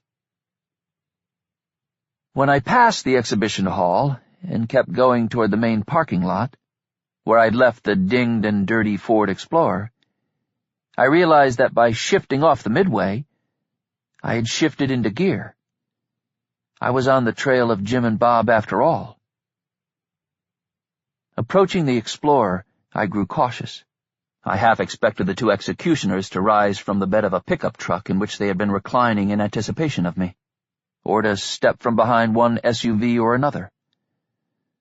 The parking lot was more brightly lighted than the Carney's campground. Before boarding the Explorer, I circled it, peering through the dust-filmed windows into the back seat and the cargo area to be certain that when I climbed into the driver's seat, I wouldn't be surprised by an unwanted passenger with a penchant for shooting people in the back of the head, though I was likewise averse to having my throat slit. By the time I piloted the Ford along the exit lane, I felt sure Jim and Bob had departed the fairgrounds. Even with as little as I knew about them, I seemed to be raveling toward them, spooling up an invisible ribbon that they had unspooled in their wake. I accelerated onto Maricopa Lane, which led first through the outskirts of town and then toward the center of it. Soon I began to make a series of turns from street to street, turns that seemed to be meaningful, until I began to feel that I'd lost my quarry. In a residential neighborhood, I pulled to the curb, switched off the engine, and got out of the Explorer. I'd parked under a grandly spreading ficus nitida, which most everyone called an Indian laurel, though it wasn't a laurel and had no connection to any Indian tribe. I stood with my back to the tree and to the SUV, watching the nearby houses. A stillness lay upon the street. The torpid air stirred not a rustle from the dense foliage of the ficus. The front porches were deserted, and no one appeared on the sidewalk with or without a dog. Although lights glowed in a number of windows, I heard no muffled TVs, or even the faintest strains of music. Perhaps because the dense clouds had erased the moon and stars, because they lowered in what appeared to be preparation for an unseasonable storm, the town felt as though a pressure weighed upon it. I might not have been surprised if this reality and my dream had suddenly become one, if dead bodies floated into the street, drifting through the thick air as though through water, their eyes protuberant and their faces contorted in terror. Intending to call Chief Porter, I switched on my phone. But then, at the end of the block, a car rounded the corner that I'd recently turned, and it started toward me, and the fine hairs prickled along the back of my neck. I wasn't near a street lamp. Cloaked in shadows, pressed against the ancient ficus, I doubted that they could have seen me yet. As I slid down until I was sitting on the sidewalk, the massive trunk of the tree and then the Explorer between me and them. They probably weren't assassins. More likely they were a couple of harmless elderly citizens coming home from a church supper, talking about hemorrhoid creams or whatever elderly couples talked about. The vehicle approached slowly, or so it seemed to me, and for sure it slowed somewhat as it passed the Explorer. But then it picked up speed and continued on its way. I dared to look after it and saw a white Mercedes SUV. No one leaned out of the window to empty a .357 Magnum in my direction. I had not seen a face or even a form in the car, as if it had been driven by something other than the living or the dead, both of whom I can see. My eventful life is conducive to paranoia, but I'm generally able to avoid imagining that there's a boogeyman under my bed. This cult was tying knots in my nerves. The memory of that collection of severed heads in glass jars back in Nevada did kind of linger.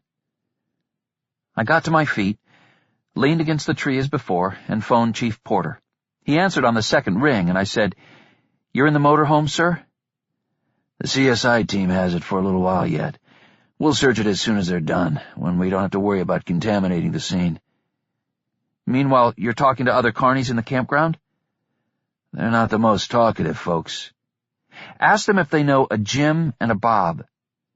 "Jim what? Bob who?" "That's all I know. They're the executioners."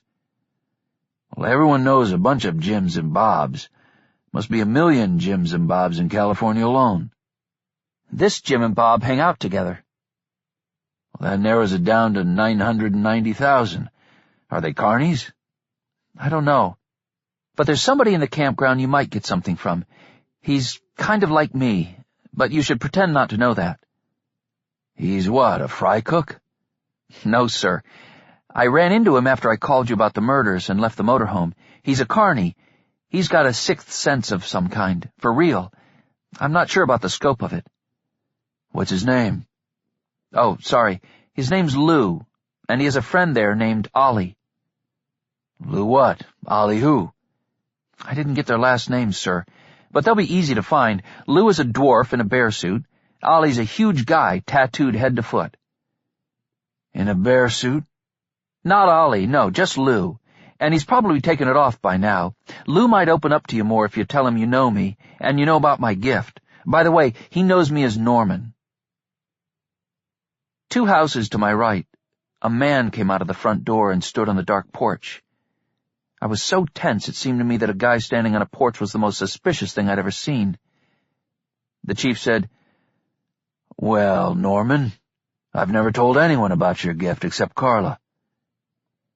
I couldn't be sure if the man on the porch saw me. I lowered my voice. "I appreciate you keeping my secret, Chief. I really do. But if we don't find these guys and stop them, things are going to get very desperate very fast." "Why are you whispering?" "Some guy came out on a porch." "Is it Jim or Bob?" "No, sir. It's just some guy, I think." A lighter flared. Porch guy had stepped outside to smoke a cigarette, or so it appeared. Chief Porter said, "Where are you, son?" "Standing under a ficus natita, waiting for inspiration." "What's a ficus natita?" I looked up into the web of dark branches. "You probably called it an Indian laurel. Did you send someone out to the dam?" "Sonny Wexler and Billy Monday should be there by now." "You're too best. I'm glad you're taking this seriously, sir." "I always take you seriously, son, even when there's a dwarf in a bear suit." "He's a nice little person, by the way. He doesn't have an edge like that guy in the reality TV show." "There's another thing happened," Chief Porter said, "just a few minutes ago. An alert came over the wire from Homeland Security. 3 armed guards were transporting a truckload of C4 between the manufacturer and the weapons depot at an Army base." "Plastic explosives." "That's right. One of the guards killed the other 2 and hijacked the shipment." "How much C4? "Might have been 1,000 kilos. I shivered in the warm night. "Enough to blow up the dam." "Twice over," the chief said. "When did this happen?" "About 3 hours ago, but we just got word on the wire." "Where did it happen?" "They think about 30 miles from here. The feds say not to worry, they're all over it. They just found the truck. The C4 had been offloaded into another vehicle." "What vehicle?" "That seems to be anyone's guess. When the feds say they're all over it, it doesn't mean they're all over it." "I'd better get my mojo working," I said. "I sure hope you can, son. We need you on this. So, why did you call it a ficus ditida?" "Natita. That's the correct botanical name, sir. Ozzie Boone insists that even if a writer uses the common name of a tree or other plant, he ought to know the correct botanical name. He says that no matter what you're writing about, you need to know a whole lot more on the subject than what you put on the page, or otherwise the work won't have any depth." "So you're still writing your memoirs?" "Yes, sir, as I get the chance." "I guess you know a lot about Indian laurels, then." I could go on for hours. "I just realized I don't have your phone number." I gave it to him. "Things are moving fast," he said. "I'll be back to you soon." I terminated the call. A faint trace of cigarette smoke scented the still air. In the darkness of the porch, the smoker took a deep drag, and the end of his cigarette glowed hot orange. Watching the man, I thought of a fuse on a stick of dynamite. Plastic explosives were detonated with an electric current, not with a fuse, not with a flame. But I thought of a fuse anyway. 25. Driving around, odd as I've always been, thinking, Jim, Bob, Jim, Bob, Jim, Bob, Jim, Bob, Jim, Bob, Jim, Bob, Jim, Bob, Jim, Bob. Although neither of the executioners had spoken with a southern accent, I sounded to myself as though I must be trying to track down some good old boy with a red neck and a tattoo with a Confederate flag somewhere on his body. Good old Jim Bob, with a juicy wad of chewing tobacco tucked up in his cheek, and Merle Haggard playing on the radio of his pickup, while he drove around with a loaded rifle, looking for a possum to shoot so that he could bring it home to the little woman and have her make her mighty fine stew that she served over buttered grits with collard greens on the side. Psychic magnetism doesn't work if I'm distracted, and I was so distracted that the word distracted wasn't strong enough to describe my state of mind. Spinning Jim and Bob into a fantasized good old boy wasn't the only thing that kept me from focusing my paranormal gift for tracking people. I kept thinking about my dream, too, chewing it over like Jim Bob with his chaw. My mind also kept bouncing back to ficus natita versus Indian laurel, which had nothing to do with this crisis, except that the chief happened to ask me about it.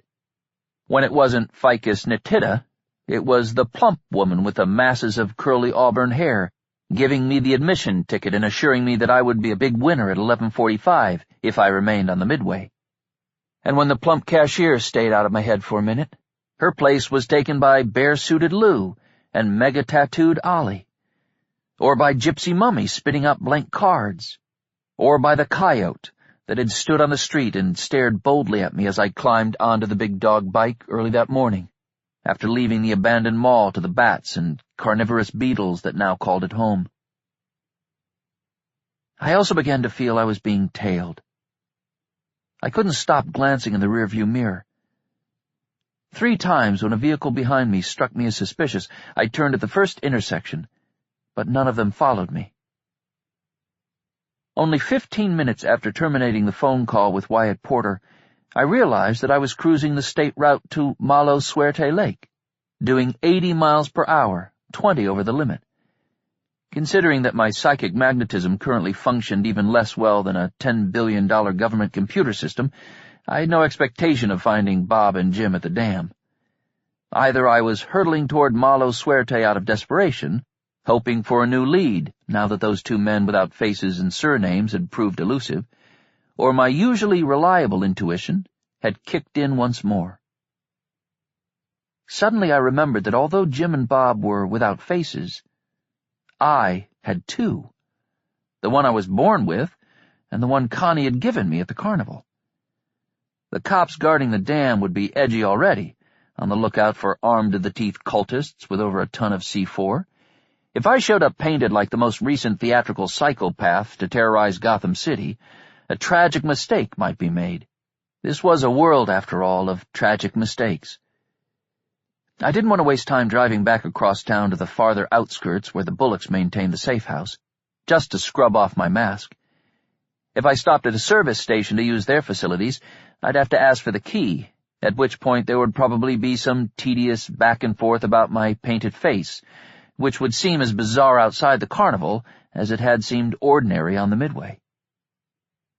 Instead of going directly to the dam, I drove to the park on the North Shore, where I'd had breakfast that morning with Ozzie Boone and Chief Porter. The park was closed for the night. I left the Explorer on the shoulder of the highway, scaled the gate, and walked about 30 yards through darkness to the buff brick building that housed the public restrooms. 2 security lights, 2 doors, both were locked. Fortunately, the desert-style landscaping around the premises offered cacti and succulents and mostly decorative rocks. Because Maravilla County wasn't so prosperous that it could afford night patrols of gated parks, I picked up 2 rocks the size of oranges, hesitated because of a lifelong tendency toward good citizenship, and then pitched the first one through a window. After using the second rock to break out the jagged shards that remained around the edges of the frame, I boosted myself over the sill and into the building. I'd never before broken into a bathroom. It wasn't one of those firsts that you include on a resume. Using the little flashlight that hadn't been left on the dresser in the safe house, glass snapping and crunching underfoot, I went to the paper towel dispenser and yanked several sheets from it. At the middle sink in a bank of 5, I regarded myself in the mirror and confirmed the wisdom of a thorough face-washing. When not in the context of the carnival, the harlequin mask in the black and white diamond pattern looked sinister in the extreme. For the task at hand, the flashlight wasn't as bright as I would have liked, but both common sense and paranoia argued against switching on the overhead fluorescent panels. When finished, I leaned close to the mirror. As far as I could tell, I'd scrubbed off all the paint. Yet something was wrong with my face. I'd never had a high opinion of my looks. I'd always felt that I was ordinary, which was all right, because a girl as beautiful as Stormy Llewellyn had still found reasons to love me. But now something about my face unsettled me, and the longer I looked at myself, the more disturbed I became. I told myself that the quality of the light distorted my reflection, because no matter how I angled the beam of the flashlight, stark shadows carved my face into a more fierce countenance than I actually possessed. But it wasn't just the light. This was not the face of the fry cook I had been, not the face of the boy who had walked hand in hand with Stormy into an arcade to pose an important question to Gypsy Mummy. I found my eyes distressing. I turned from the mirror. I'd not seen any of my current adversaries' faces, except for that of Wolfgang on his driver's license. In mirrors, did they see the wickedness behind their masks? And was there a point past which they avoided mirrors? I thought I would leave by the door, but it could be neither locked nor unlocked from inside.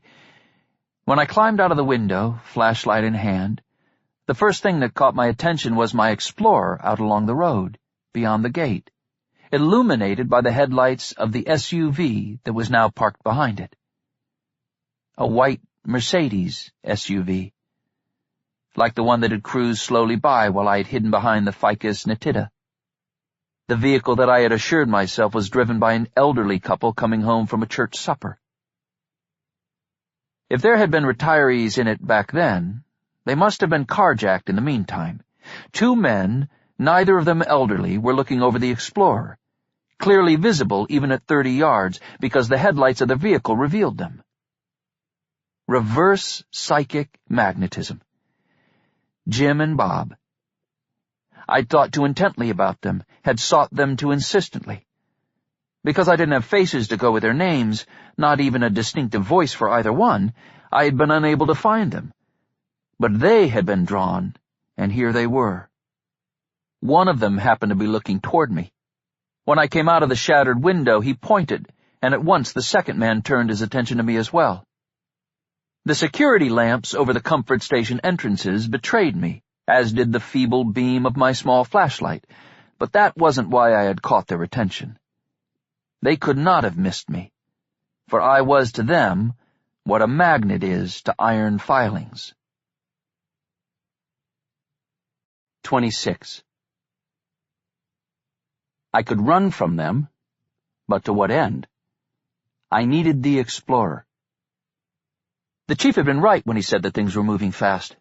Whatever catastrophe might make Pico Mundo the biggest story of the year, it would unfold within the next several hours, surely before dawn. If I had any hope of discovering what the cult intended and putting a stop to it, I had to be mobile.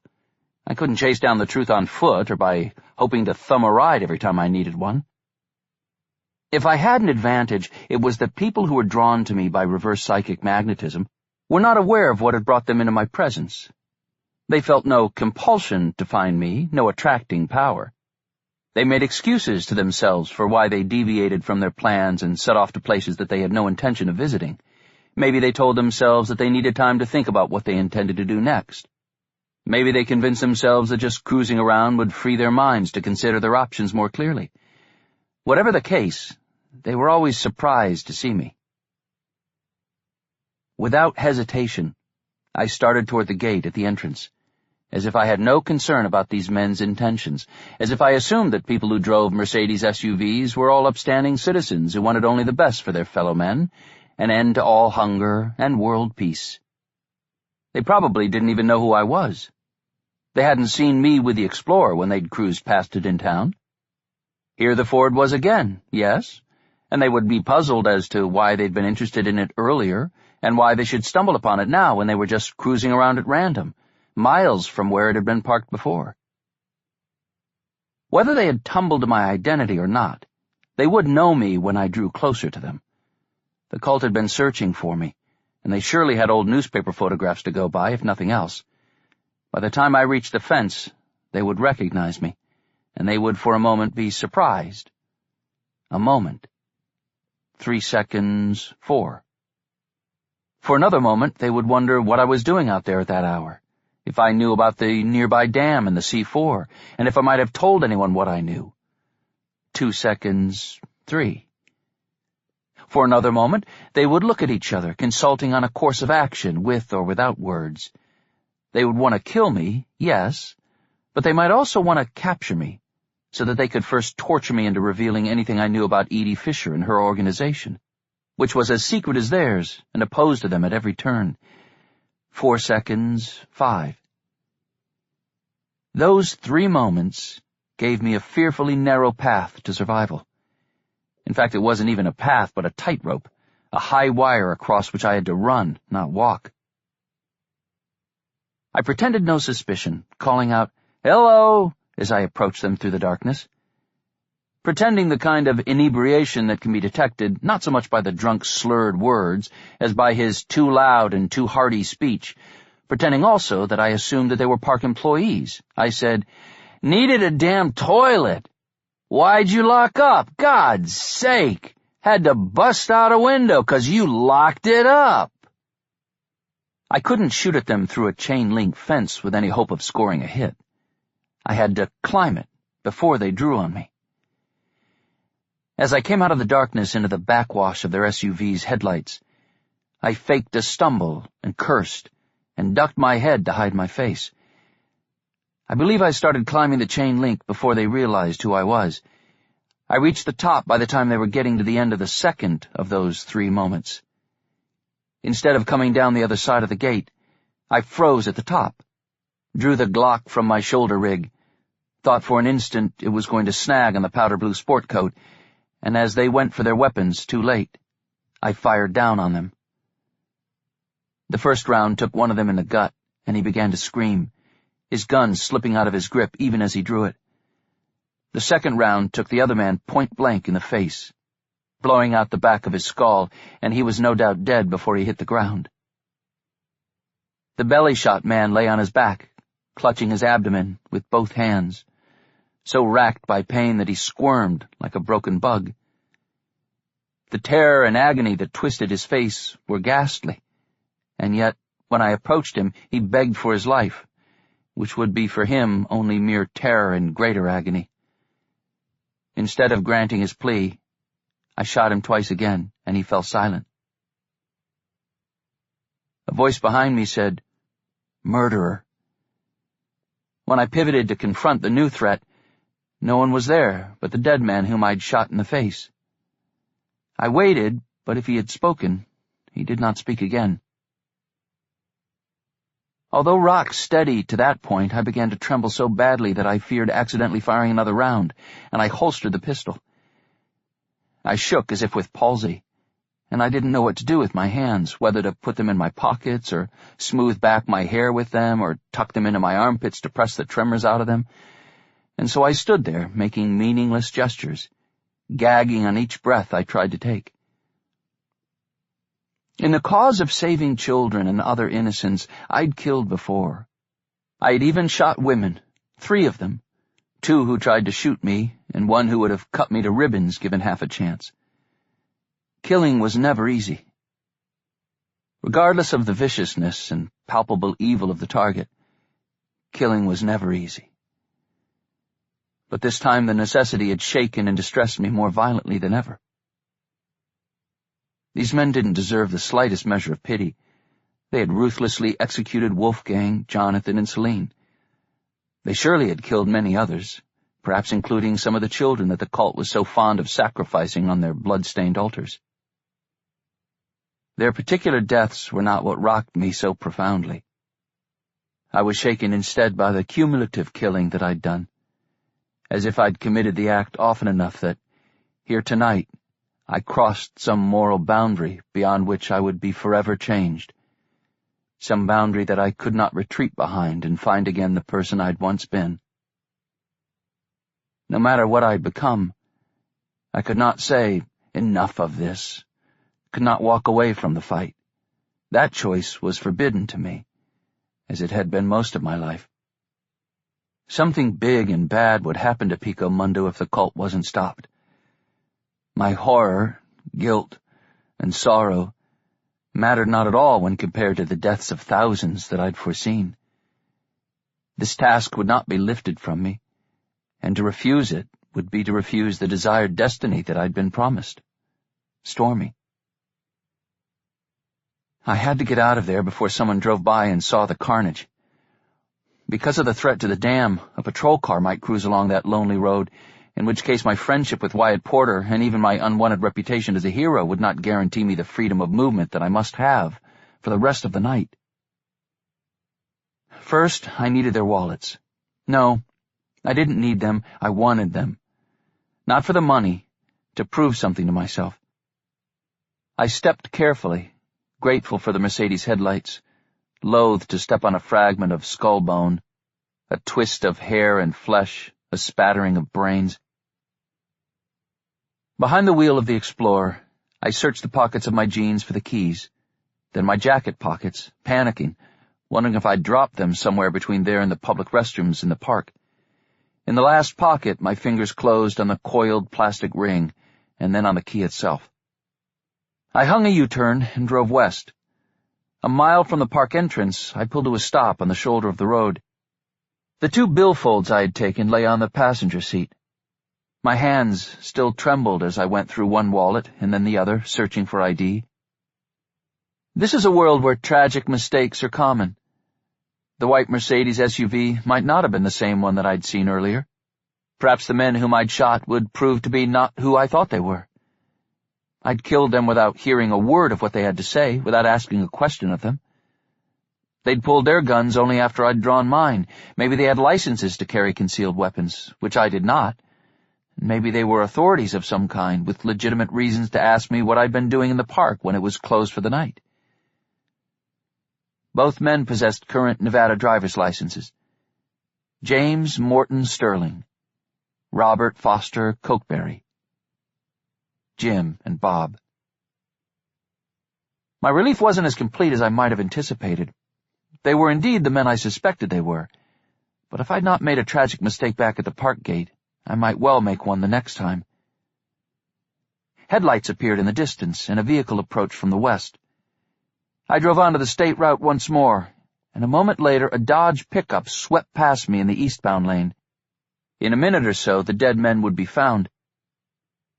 In California, hardened criminals were often turned loose after serving a mere fraction of their sentences, because prison overcrowding was considered cruel and unusual punishment.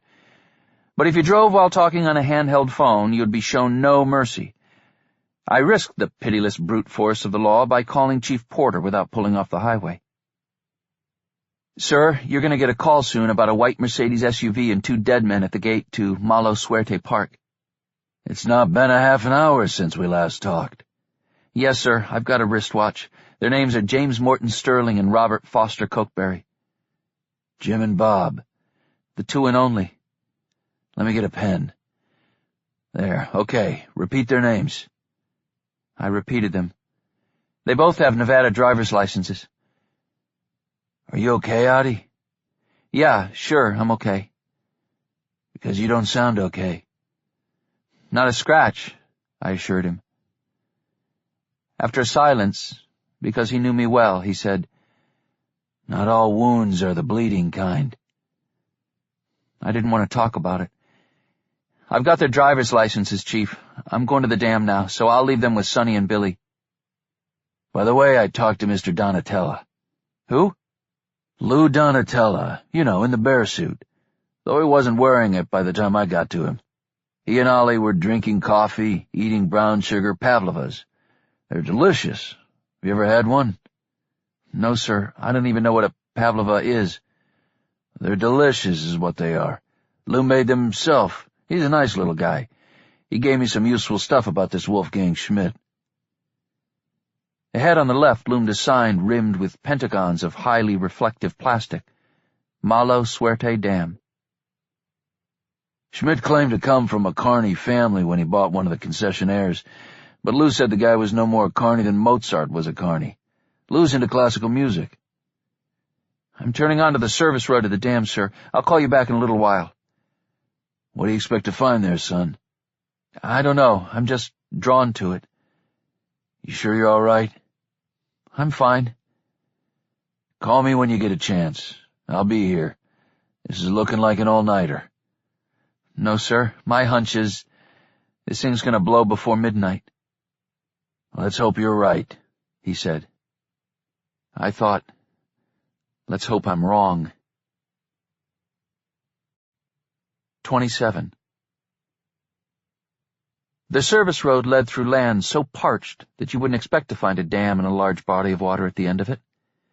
To both sides, my headlight showed bare earth, scatterings of stones, an occasional bristle of nameless weeds, no mesquite, no cactus.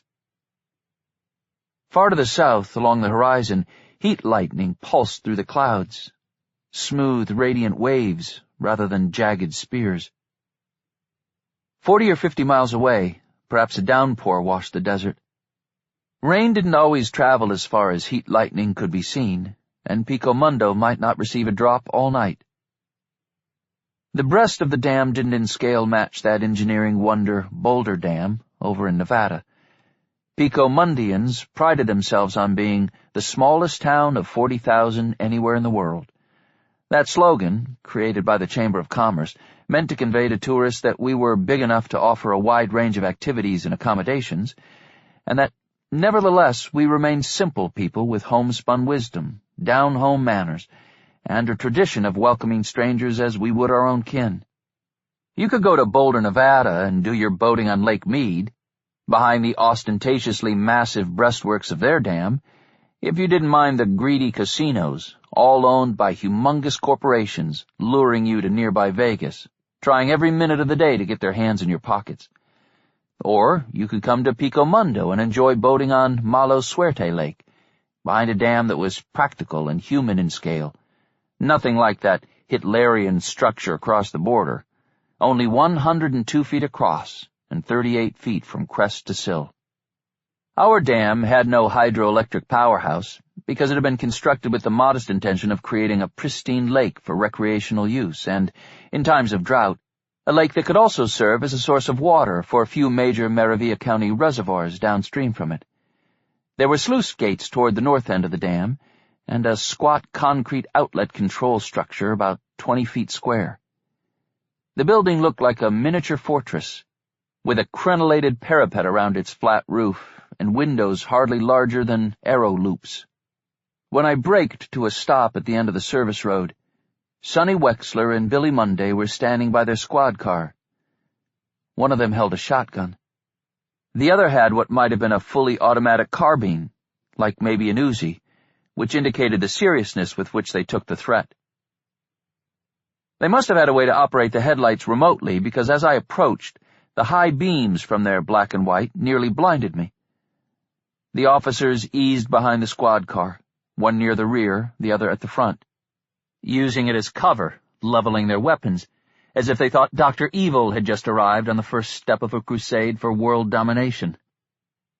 I switched off my headlights, put down the side window, and leaned my head out so they could see who had come calling. They knew I was close with the chief. In fact, after the business at Green Moon Mall a couple of years earlier, they were among the officers who had insisted that I be given a citation for bravery, which was now packed away with Stormy's belongings in a room in Ozzie Boone's house. Shotgun at the ready, Sonny Wexler, big and tough, and as soft-spoken as a monk, with forearms as thick as a sumo wrestler's calves, cautiously approached the explorer. He stayed wide of it, so that Billy could have a clear shot if someone in addition to me came out of the vehicle. "You alone in there, Aud?" Haunted by the shootings at the park, I worried that my voice or a reoccurrence of the shakes would give them reason to wonder about me, but when I spoke, I sounded normal, which may not speak well of me. "Yes, sir, I am. I'm alone." "The chief said you were back." "Good, 'cause I am. I'm back." "It's good to have you back," he said, but he didn't lower the shotgun. "It's good to be back," I assured him. "You know what's happening?" "I do, sir. I put the chief onto it." "Why don't you get out," Sonny said, "and walk around your vehicle. Open all the doors and the tailgate so I can see straight through." "All right, sir." I got out of the driver's door. "It's not that I don't trust you, Aud." "I understand, sir." "I trust you like a brother." "That's good to hear, sir." "It's just you might have come here under duress." "No problem," I said, opening the back door on the driver's side. "It's not every night of the week somebody wants to blow up the dam." I said, "Boring old Pico Mundo," as I raised the tailgate. After I opened all the doors, and after Sonny circled the Ford, looking straight through it from every angle, I closed up what I'd opened. Tension reduced. The three of us gathered by the back of their cruiser as they remoted the headlights off. Billy Monday wasn't a titan like Sonny Wexler, but he had a few inches and 30 pounds of muscle on me. Standing with them, I felt like Lou the bear with 2 ollies. The lights were on for the length of the single-lane road that crossed the crest of the dam, and a series of spotlights lit the breast from the top. It really looked pathetic compared to Boulder Dam. More heat lightning throbbed through the clouds, far to the south, too far away for the trailing thunder to reach us, and for some reason the sight of it made me shudder. "You hear about the C4? Sonny asked. Yeah. That's major wicked stuff. Ruinous. Who would want to do this?" People who know Bern Eccles. That surprised them. They'd been on the force with him, and he was an embarrassment to them. Billy said, "Eccles, that son of a bitch, he's away for life." You could say these people go to the same church. Sonny shook his head. "Wackos. The world is full of wackos these days. All these wackos, it's not going to end well." "Nothing like this ever happens with Baptists," Billy said. "Or even with Presbyterians," Sonny said. "What can we do for you, Odd? What brought you all the way out here?" That was an excellent question. I wished I had an answer. The chief just asked if I'd come to the dam and, sort of have a look around, maybe walk across the service road there on the crest. Just in general kind of see whatever there is to see, if there's anything at all, which probably there isn't, but it won't hurt to give it a try. I sounded so lame, rambling toward incoherence, that I wouldn't have been surprised if they wanted to test my blood alcohol level. Maybe the only good thing about people thinking you were a hero once, long ago, is that they treat you seriously no matter how idiotic you might sound. Sonny and Billy nodded solemnly as I babbled, hearing more sense in my speech than I put into it. "Sure," Sonny Wexler said. "That's a good idea. Go on out there and have a look." "Fresh eyes," Billy Monday said. "Always a good idea to get fresh eyes on a problem." "There were some prairie wolves around when we got here," Sonny said. "Bolder than usual. Give us a holler if they bother you." Some people in Maravilla County referred to them as prairie wolves, but most just called them coyotes. "Yes, sir, I'll keep a lookout," I said. "But a coyote pack doesn't worry me half as much as the lunatics who stole the C4. "What we've been waiting to hear," Sonny said, "is an incoming plane." Billy said, "If they load the C4 in a plane and time it just right so it detonates as they crash the plane into the breast of the dam, there isn't a thing we could do to stop them." "If you hear a plane," Sonny advised me, "best do what we'll do, which is run like hell." "I wouldn't have thought of a plane," I said. And Billy nodded. "We wish we hadn't." 28. Entering from the north, I walked more than halfway across the crest of the dam before I leaned against the guardrail and looked down the lighted spillway that sloped to the plunge pool. In a planned outflow, water would collect in the pool before brimming over the sill into the stilling basin, and in controlled volume it would pour from there into the dry riverbed.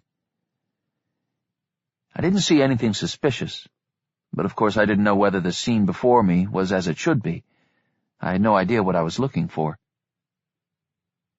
Often it seemed to me that my psychic gifts ought to have been bestowed upon someone with a higher IQ than mine. On the lake side of the road, the regularly spaced lamps built into the guardrail cast some light upon the water that lapped gently at the tainter gates.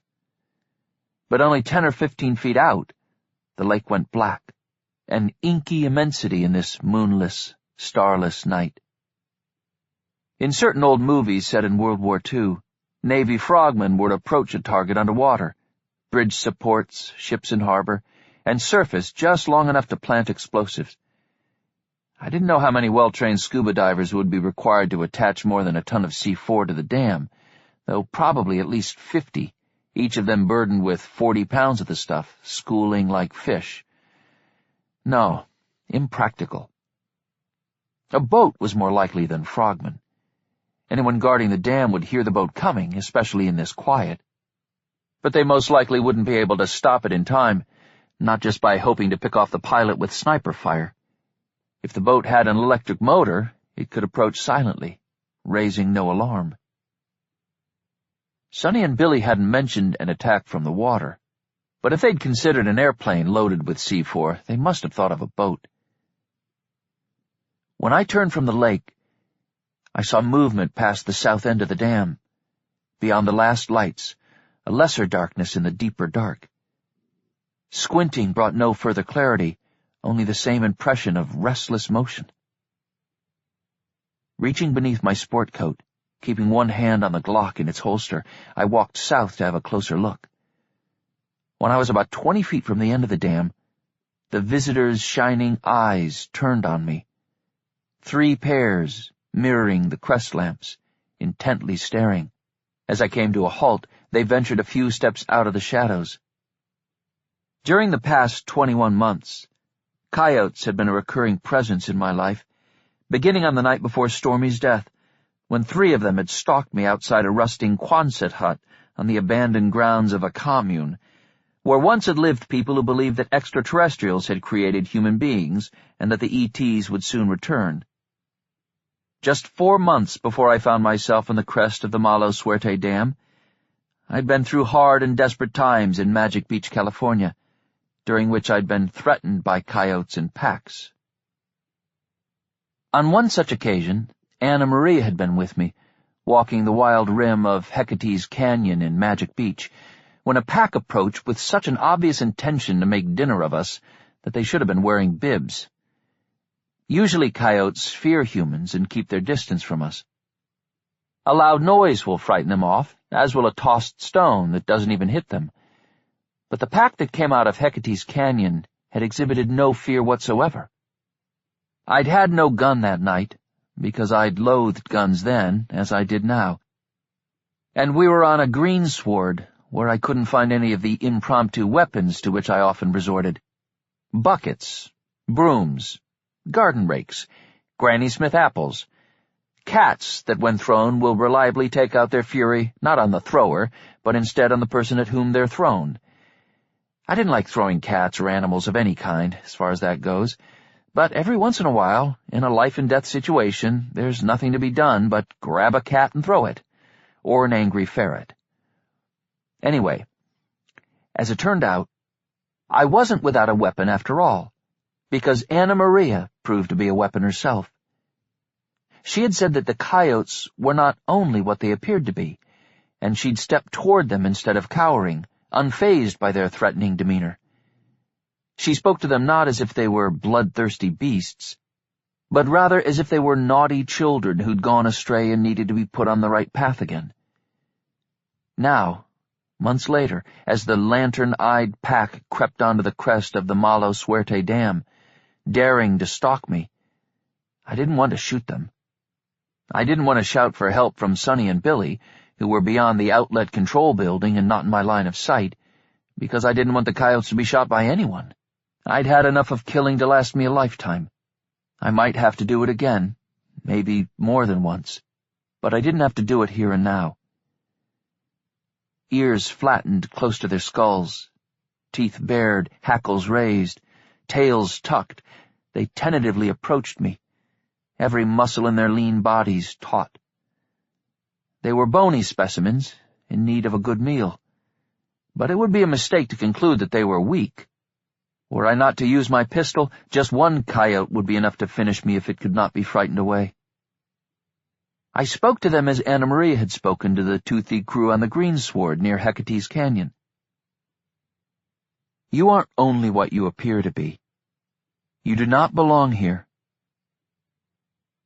The leader of the pack halted, and the other 2 drew nearer to it, closing up what had been a 3-prong attack pattern.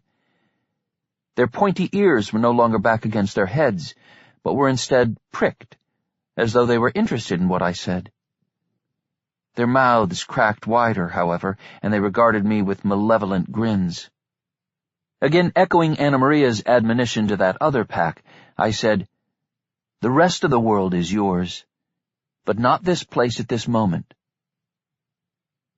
Back in the day, I hadn't understood what she'd meant by those words. Now I thought perhaps I did. Far to the south, pulses of heat lightning billowed deep within the heavy clouds, again too distant for the associated thunder to reach us. Although their backs were to the southern sky, and though the celestial flare was too faint to cast even a wan reflection upon our immediate surroundings, the three coyotes shivered, as if aware of the storm light and affected by it. "I am not yours.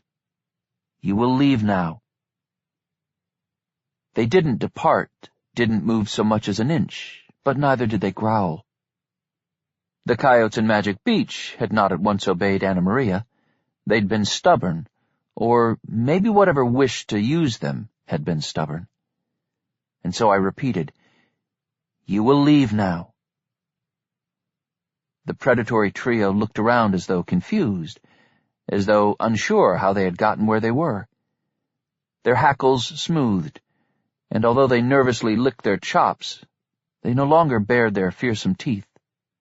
Ears pricked, regarding me not with hostility or hunger, only with curiosity. They warily backed away. "Leave now," I repeated. They turned and slunk off the crest of the dam, toward the darkness out of which they had appeared. When they paused in the pale light of the narrow shadowland that separated the brightness of the dam crest from the blackest night, I watched them watching me, and I knew they were now only what they appeared to be, coyotes or prairie wolves, whichever you preferred. Briefly, some vicious, twisted spirit had entered them and had overridden their fear of me.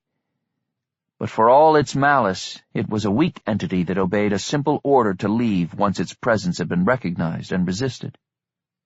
The coyotes moved away into the blinding dark, gone as if they'd never existed. I felt again the mysterious nature of the world, its deeply layered and profound strangeness. I wondered at my inability, until now, to understand what Anna Maria had recognized in the coyotes in Magic Beach, and why she had felt that she could command them to leave us alone. Considering that I saw the spirits of the lingering dead in Bodocks, whatever they might be, it troubled me that I'd not realized she could perhaps see other entities unknown to me, such as spirits who were not or never had been human, that sprang from origins even darker than the worst specimens of humanity. I'd long known Anna Maria possessed some power of her own, that she had well-guarded secrets. She, too, was more than she appeared to be. I'd come to believe that her powers, whatever their nature, were greater than mine. But now I was chagrined to realize that I had failed to grasp how we were at least in one way alike. Some things visible to us were invisible to the vast majority of human beings, even if perhaps each of us saw different things from what the other perceived. At the railing once more, I peered toward the farther reaches of Malo Suerte Lake, which were cast in such perfect blackness that I couldn't discern either those waters or anything of the shore that embraced them. When I turned my attention down to the water lapping against the dam, I couldn't see it either. Not really see it, for it was black as well, and I could know that it slopped against the tainter gates below me, only because reflections of the crest lights undulated upon its surface. Standing there, I was overcome by the certainty that, since returning home to Pico Mundo, I had failed to see much more than just the malicious entity that had sought to use the three coyotes against me. A monstrous act of terrorism would soon be perpetrated. The truth of it, the approximate place and the general nature of the threat had been revealed to me in a prophetic dream. Or if they had not been fully revealed, they had at least been strongly suggested. Yes, I could see what others could not, but seeing wasn't the same as understanding. I'd been given perceptions that Sherlock Holmes would have envied, but I didn't have Sherlockian wit to make the most of what I saw. With fewer clues than I possessed, Holmes routinely puzzled his way to the mystery's solution with little or no violence. In spite of my hatred of violence, I more often than not had to bludgeon and shoot my way to a resolution. When last Pico Mundo was threatened, I'd put the pieces together a few minutes too late, saving some potential victims, but not 19. And not her. I looked at my wristwatch. 9 o'clock. Not only minutes were slipping through my fingers, but also the lives of those I might fail to save. When I returned from the dam, Sonny Wexler said, "Anything?" "You must have thought of a boat, sir. An electric boat?" Billy Monday shook his head. "It couldn't get close enough. 100 yards out from the dam, there's a loose-woven net of steel cables shore to shore. Starts about 2 feet above the high water line and goes almost all the way to the bottom." 1-inch diameter cable, Sonny added. "You'd need acetylene torches and a few hours to get through it, and either night or day. You'd draw a lot of attention to yourself." "The net's to keep recreational boats and jet skis from getting too near the dam," Billy explained. "If a swimmer was in the water and the tainter gates were opened, he might be pulled in and over the spillway, or dragged under by a current and drowned." "Can the net be raised and lowered mechanically?" I asked. "Sure, from the outlet control building, but no one's getting in there as long as we're guarding the place." Sonny Wexler said, "And the chief's sending backup. 2 more guys will be here soon." I knew why Chief Porter made that decision, and I was reminded of Jim and Bob's driver's licenses. I fished the plastic rectangles from a jacket pocket and handed them to Sonny. "I told the chief I'd give you these. They're conspirators in all this, very bad guys." As he and his partner examined the licenses, Billy Monday said, "Memorable faces. We'll know 'em if we see 'em." "You won't be seeing them," I said. "Those are just for you to give to the chief." Sonny frowned. "We won't be seeing them? How'd you get their licenses anyway?" I said only, "The chief knows all about it, sir." Their stares were of the kind that make the most law-abiding citizens feel as if there's a crime to which they should confess.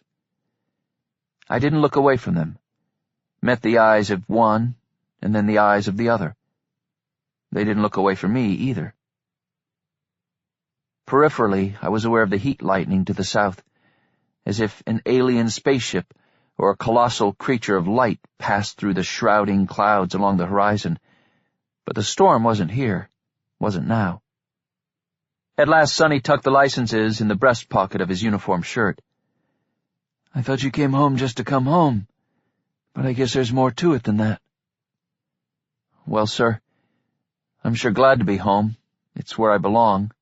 But there's always more to everything than there seems to be." "That's as true as it gets," said Billy Monday. Sonny put one of his enormous hands on my shoulder. "You be careful out there, Aud." "Yes, sir. I want to be." I drove the Explorer all the way along the service road to the state highway before the connection occurred to me. It wasn't one I wanted to make, but I knew immediately that it was right. For the time during which they had stalked me, the coyotes at the dam had been more than they appeared to be. Some dark spirit had taken possession of them. Earlier in the day, shortly after dawn, when I'd encountered the coyote on the street where I'd parked the big dog motorcycle, it must have been more than it appeared to be as well. And at the safe house, when I'd come downstairs to the kitchen for dinner, Deacon Bullock had at that moment entered through the back door carrying a shotgun. His wife Mabel had said to him, "Seeing as you're alive, must have been a false alarm like you thought." "Dang coyote," Deke had said, "slinking around, maybe hoping for one of them chickens we don't even raise set off a motion detector." Indicating the sunlight at the windows, she had said, "Early for one of their kind being on the hunt." "It was a bonier specimen than usual," he'd replied. "Maybe too hungry to wait out the sun." That coyote, like the others in my day, must have been more than it appeared to be. The 4 who had been the only members of the cult that shot up Green Moon Mall, Eccles, Varner, Gossett, Robertson, had been pretend Satanists, men with a taste for murder, cruel sadists who dressed up their barbarism with occult nonsense that had nothing to do with real devil worship. As I'd told Chief Porter earlier in the day, the cult that had owned the isolated estate in Nevada was serious about its Satanism. It had been established in England in 1580, and among its founding members had been clergymen and nobility. Over the generations, the cultists accumulated enormous wealth, which bought them political influence, but not only wealth. During the centuries, they also acquired genuine supernatural power. Not so much that they could stop me from rescuing the kidnapped children and bringing about the destruction of that estate, but power nonetheless. I'd spied upon a ceremony for which they conjured demonic entities to witness their human sacrifices. Using animals as their remote eyes and ears might be well within their abilities. The coyote that had triggered the motion detectors outside the safe house might have been a proxy for the cultists, a proxy through which the property's perimeter alarm system could be explored and its weak points discovered. I phoned the number that Mr. Bullock had asked me to memorize. He'd said that he would be available whenever I called, even after midnight. Following 4 rings, I was sent to voicemail. Dreading that I had called too late, I left a brief message. "This is me. This is Odd Thomas. Get out of the house. Get out now." 29. Driving back to town, I repeatedly checked my rearview mirror. Apparently I had no tail. I didn't drive directly to the safe house or cruise past it. I concluded that would be suicide. I wasn't ready to die, not until I had stopped, or at least done my best to stop, whatever catastrophe might be planned for Pico Mundo. I knew my hometown well, even here in its rural outskirts. In an area of horse farms and ranchettes and undeveloped land, I pulled off the 2-lane blacktop and parked among a stand of cottonwoods, far enough from the road that the headlights of the passing vehicles wouldn't reveal the explorer. After switching off the engine, I called Deke Bullock again, and as before he didn't answer, which most likely meant he was dead. Maybelle Bullock had probably been killed too. Perhaps the safe house had been discovered and invaded, its caretakers murdered because of the astronaut who'd seen something shocking in space and had been running for his life ever since, or because of some other hapless fugitive who had been given shelter there for a while. Maybe. But I was convinced that the responsibility lay with me, that unknowingly I'd led someone to it when I arrived that morning on the big dog bike. Maybelle had made my favorite peach pie. She'd hugged me and kissed my cheek before I'd left. She and Deacon had been so sweet together, bantering about whether they'd endured 5 or instead 6 bad days and 28 years of marriage. My anger might serve me well in the hours ahead, but it came with a gray despair that I had to resist.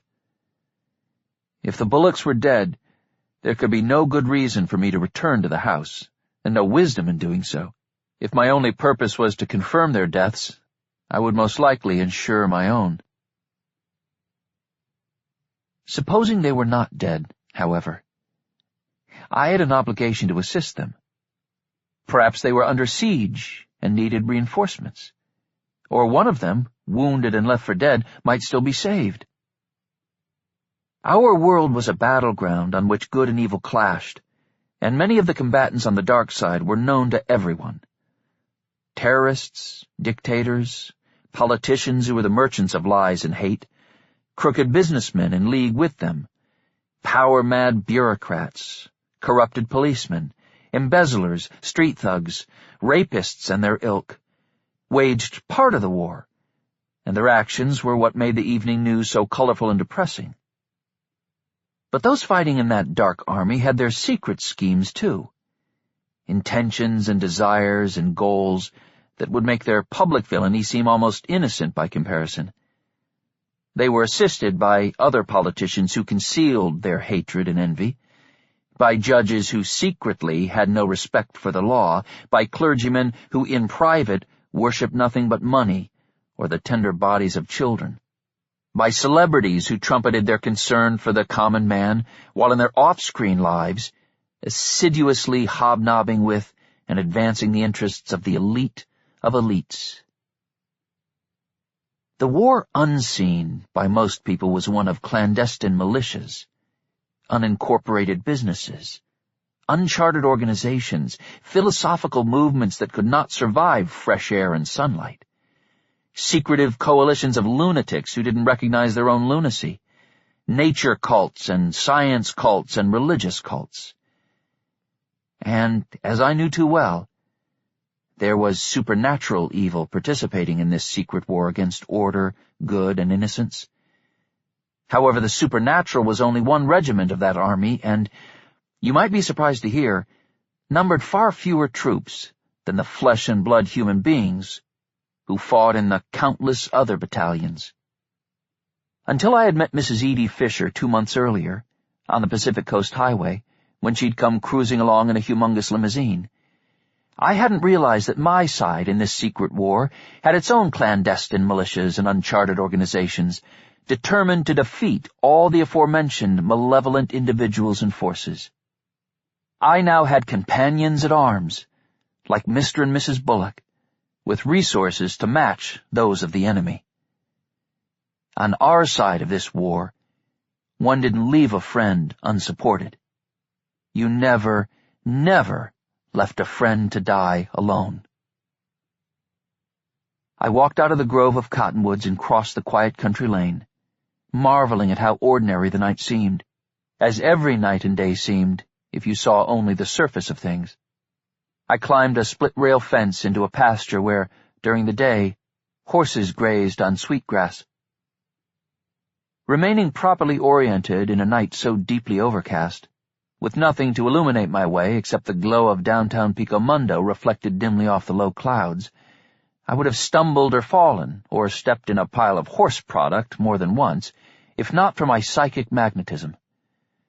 Focusing on a mental image of the Victorian house at the end of the driveway that led between colonnades of velvet ashes, I followed the fence to the corner, turned right, and followed it farther before my sixth sense told me to climb it again and to cross a graveled lane into an unfenced field. I stayed away from stables and outbuildings and avoided the occasional house with lighted windows. In 10 minutes, I came to the ground behind the stable that had been converted into the long garage where my big dog bulldog Bagger awaited deconstruction. I drew the Glock from my shoulder rig and crept along the back wall of the garage to a corner from which I could see the safe house. Lamplight, none of it very bright, filtered by curtains and draperies, shone at some windows, and others were dark. The back door stood open, which I interpreted as meaning either that Mr. and Mrs. Bullock had fled an assault, or that the assassins had done their dirty work and gone away. I considered both those possibilities, but my usually reliable intuition wouldn't endorse either of them. Although I stood listening for a minute or two, I heard nothing that warned me off. The night was so quiet that it almost seemed to be already submerged under fathoms of water. I left the cover of the garage and crossed the yard. Warily I climbed 4 brick steps to the back porch. When we'd sat down for dinner, the kitchen windows had been opened to the late spring light. Now they were covered by blinds. Surprisingly, the porch floor didn't creak underfoot. Although it appeared to be painted wood, it felt as solid as concrete. At the open door, I hesitated, but then went inside quick and low with a Glock in a 2-hand grip. A light above the sink and another under the cooktop hood kept darkness at bay, but the kitchen was large, and shadows draped a few corners. Rounding the dinette table, I almost stepped into a pool of some liquid that was difficult to see on the dark floor. Judging by the more obvious scarlet spatters on the nearby doors of the glossy white cabinetry, the pool must be blood.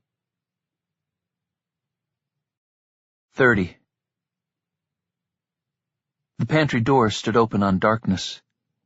I assumed that if anyone had been waiting in there, he would have already shot me. The swinging door between the kitchen and the downstairs hallway was blocked half open by a large, dead man. Not Deacon Bullock, lying face down across the threshold, dressed in black sneakers, black jeans, and a long-sleeved black t-shirt. Ordinarily, I wouldn't describe what a dead man was wearing any more than I would describe the design on a $10 bill that I used to buy a burger and fries. But in this case, the hombre's outfit was important because he was clearly dressed like an assassin. And then there were the ski mask and the latex gloves. Professional killers, sent to clean out one of their enemies' safe houses, would expect resistance. This guy wouldn't have come alone to do such dangerous work, and in fact his team probably would have numbered 3 or 4. 2 interior doors led out of the kitchen, and the second opened into the dining room. To avoid the dead man and the soup of bodily fluids in which he sprawled, I preferred to stay out of the bright hallway. I eased open the swinging door to a dining room that was dimly revealed by the crystal chandelier hanging in the center of that space. The fixture had been adjusted to a low setting, and in the faint light the table appeared to be intended not for serving a meal, but for conducting a séance. Earlier during my stay in this house, I hadn't noticed the uncanny silence with which doors moved on hinges, and with which the floors received each footstep. For all the noise I made, I might as well have been a ghost. A half-open door on the left led to the hallway. Another at the far end connected to the parlor, which I knew because Deacon Bullock had brought me this way from the kitchen when he had first taken me upstairs to see my room. Another sizable dead man lay across the threshold between the dining room and the parlor. He and the first stiff were dressed alike in every detail. He hadn't purged bowels and bladder in his death throes, as had the other guy, but he still lay in a bit of a mess. His head was turned sideways. Through one of the holes in the ski mask, a fixed eye stared into another world. Just beyond his reaching hand on the floor of the next room lay a pistol fitted with a sound suppressor. I'd seen so few of these people's faces that I was tempted to pull off the dead man's ski mask. I resisted the urge when I thought irrationally, what will you do if the face is yours? I didn't want to step in blood or on a corpse, but the latter was unavoidable because of the dead man's size and the limitations of my stride. The heel of my right shoe came down on the fingers of his right hand. Fortunately, the contact produced little sound, the faintest squeak of the latex gloves stretching under my shoe, and I didn't stumble, although I almost revealed my presence by saying, "Sorry, sir." Doorways were the worst. When you're on a hunt, you must clear them properly, low and fast, weapon in a 2-hand grip, tracking the muzzle left to right or right to left, depending on the situation, seeking a target. Even fry cooks know that. The 2 men who had stopped bullets were dressed and armed like professionals who were trained and experienced in making such transitions, and yet they were dead in doorways. The parlor was poorly lighted by a single lamp with a pleated blue silk shade, and crowded with heavy Victorian furniture, a pair of Chesterfields, wing-back armchairs, things to crouch behind for concealment. No one popped out of hiding to blast away at me, though the metronomic tock, tock, tock of the pendulum in the grandfather clock seemed to be counting off my last seconds. As in the dining room, the draperies had been drawn shut at all the windows, perhaps to prevent anyone outside from determining the location of the residence.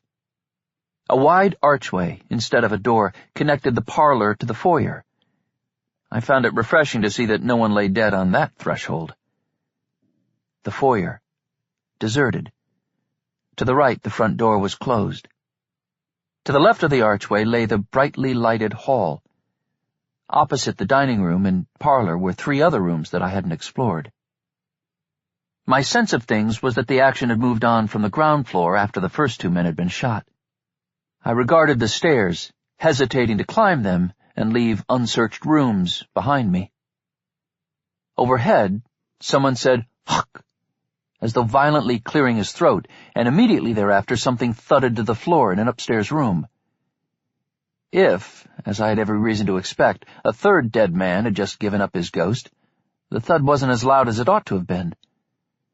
The floors allowed me to walk as quietly as a cat, and they soaked up most of the sound of dead men falling, which suggested that silence favored the Bullocks, and that the place had been constructed as both a safe house and a trap.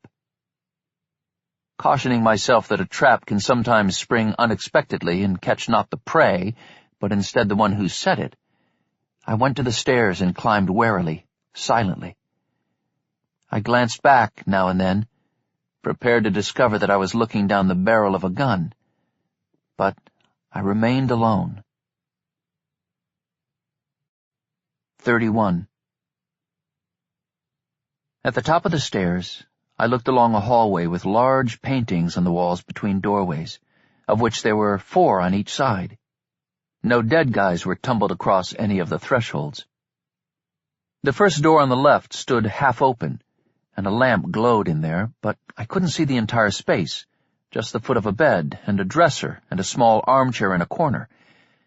I cleared the doorway and discovered the room unoccupied. There were an attached bath and a closet, but I didn't want to investigate them. A hit team didn't enter a house to hide in closets and behind bathroom doors. An assault required speed and continuous movement, even if, as it seemed to be the case here, it started to go wrong. On my right, the first door stood open wide. Another bedroom. A third large man, dressed like the 2 downstairs, lying on his back, leaked enough to require that the carpet be replaced. The uniformity of their dress began to seem like stage clothes, costumes, as though they must be members of a weird punk band, musicians who moonlighted as killers. I won't go on about how my heart was pounding and my mouth was dry. Been there, described that. Because there were no shattered mirrors or bullet holes in the walls, no visible damage from any misspent rounds, it appeared that none of the assassins had gotten off a shot. But such incompetence seemed unlikely. I thought I must be missing something, the kind of missed something that would get me shot in the head. Nevertheless, I moved silently along the hall, toward the second door on the right. A large painting of mountains towering above a lake and splashed through with spectacular light, maybe a print of something by Albert Bierstadt, abruptly disappeared soundlessly up into the wall as if on pneumatic tracks, leaving only the ornate frame. Where the painting had been was now an opening into the room toward which I'd been headed. Standing there, aiming a silencer-equipped pistol at my face, Mr. Bullock managed to check himself before he blew me away. He raised his eyebrows and whispered, "Get in here."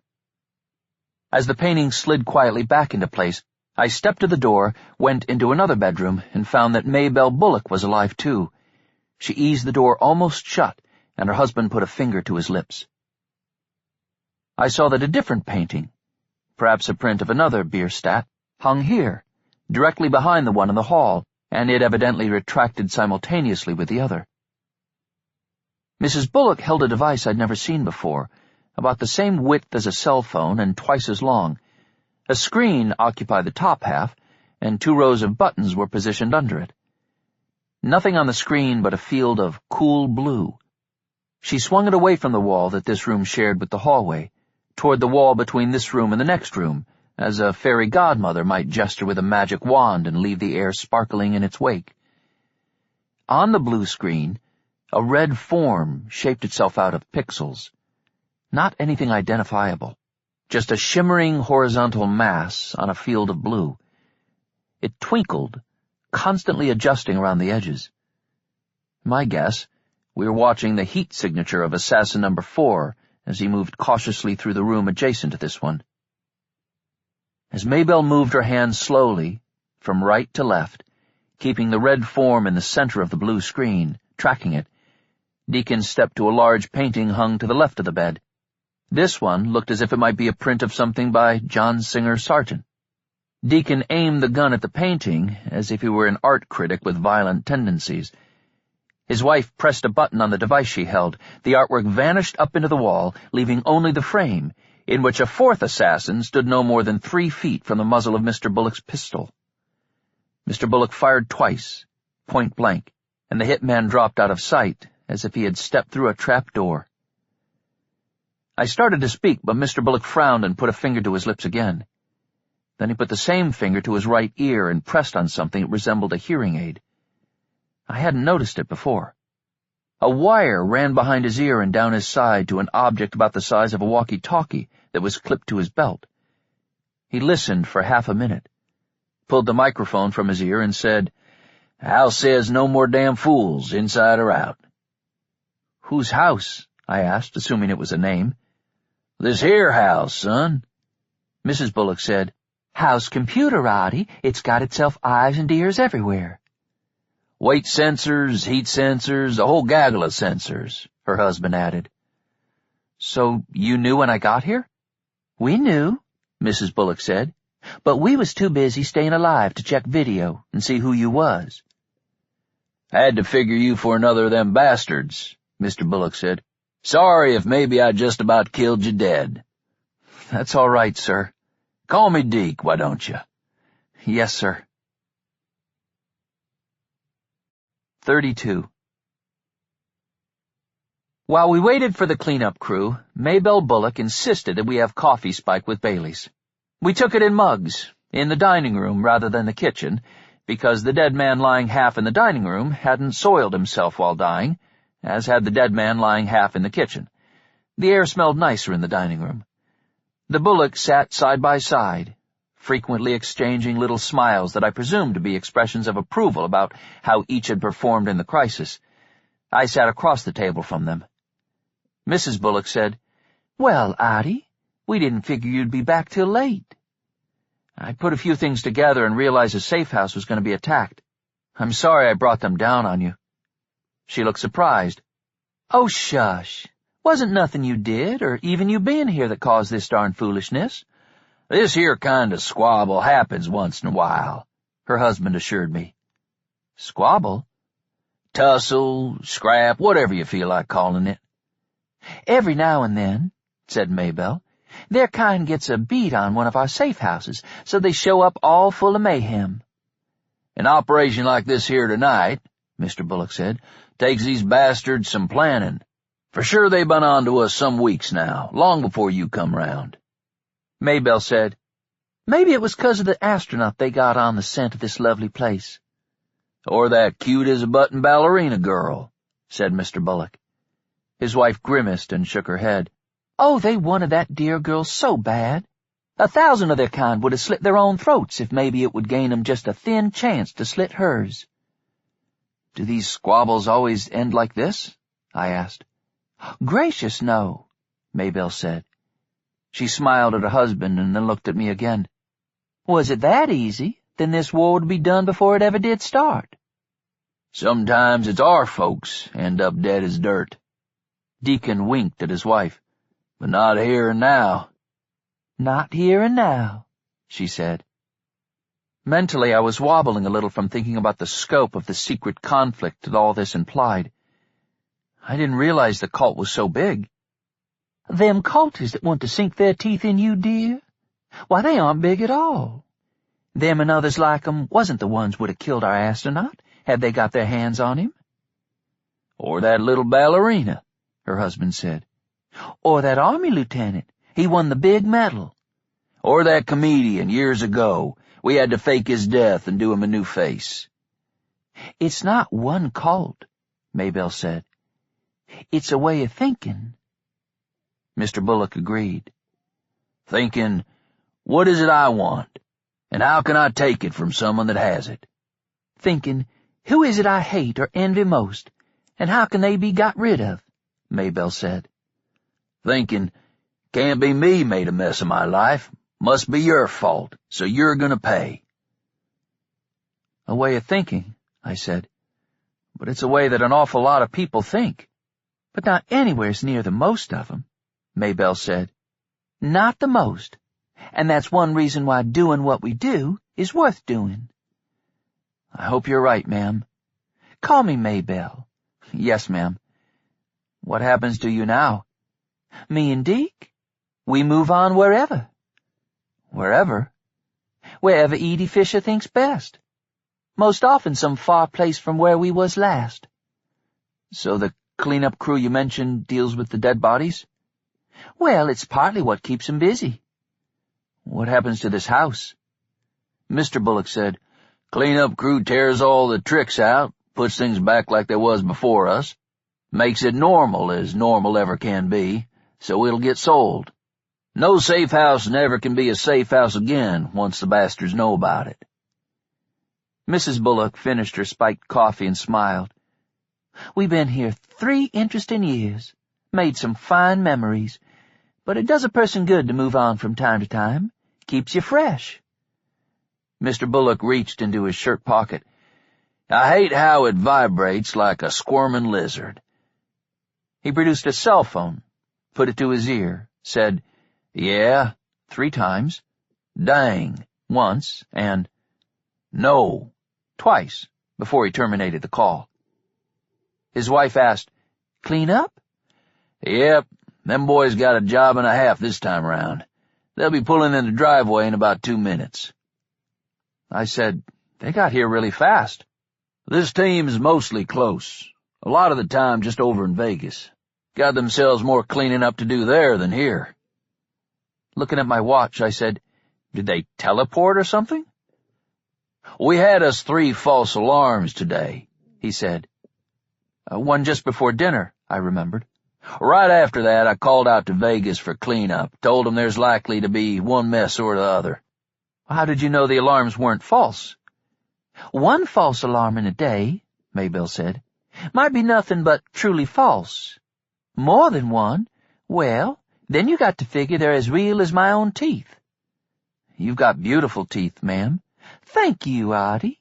I always say everything worthwhile starts with a nice smile." Mr. Bullock got up from his chair. "Boss lady's right behind the crew." I rose to my feet. "You mean Mrs. Fisher?" "About 6 o'clock, she come into town from the coast with them 3 friends of yours." That would be Anna Maria, Tim, and Blossom Rosedale, the happy monster. "Edie holed up somewhere safe with them," Mr. Bullock said. "We don't got to know where, don't want to know. She's come here just herself now, with the cleanup crew, so she can chat with you, son." The 3 of us stepped onto the front porch as a 40-foot box truck and a paneled van appeared out of the dark colonnades of velvet ash. Neither vehicle sported a company name. They swept past the house to park in the backyard. A black, super-stretch Mercedes limousine with tinted windows followed close behind the paneled van and stopped in the driveway near the front porch. The driver doused the headlights. Mr. Bullock said, "Edie wants to see you in the car, son. The biggest dang snoops in the world, with all their evil electronic ears, won't never hear but even a word of what's said in that limo. Get in the front, 'cause she's driving herself." 33. The night before my return to Pico Mundo. The sea, the shore, the cottage, Anna Maria and the boy Tim asleep in their rooms, and I in mine, the bed sheets damp with sweat. The nightmare of chaos and cacophony. In a place without detail, where luminous smears of red and blue and gold and white and green whirled and pulsed, swooped toward me and soared as if they were shapeless birds of light. A place of harsh sound, music too shrill and tortured to be called music, voices that spoke what I knew to be English, but could not understand, screams and panicked shouting. There had been faces all around me, swelling and receding and swelling again, but now there were only parts of faces, eyes looming out of the blur of light, a mouth wide and howling, a nose with cavernous nostrils, a rouged cheek, and an ear with a silver loop dangling from the lobe. At my side, supporting me as if I were drunk, Blossom Rosedale maneuvered me through the bedlam as I clutched an urn to my chest. Chief Wyatt Porter had appeared out of the tumult, calling my name. He'd pointed his pistol at me, and the muzzle had grown until it was as large as the mouth of a cannon. He'd fired the gun, and with the crack of the shot, he'd disappeared into the pandemonium once more. Blossom led me onward. As scenes and dreams often transition one into the other without logic, I found myself lying on my back on a hard surface, holding fast to the urn, the mysterious urn that held the ashes of countless dead. All the strident noise had faded, music without harmony and the shrill voices and the screams. The kaleidoscopic play of light and smears of brilliant color had given way to a warm golden glow and a soft surrounding grayness.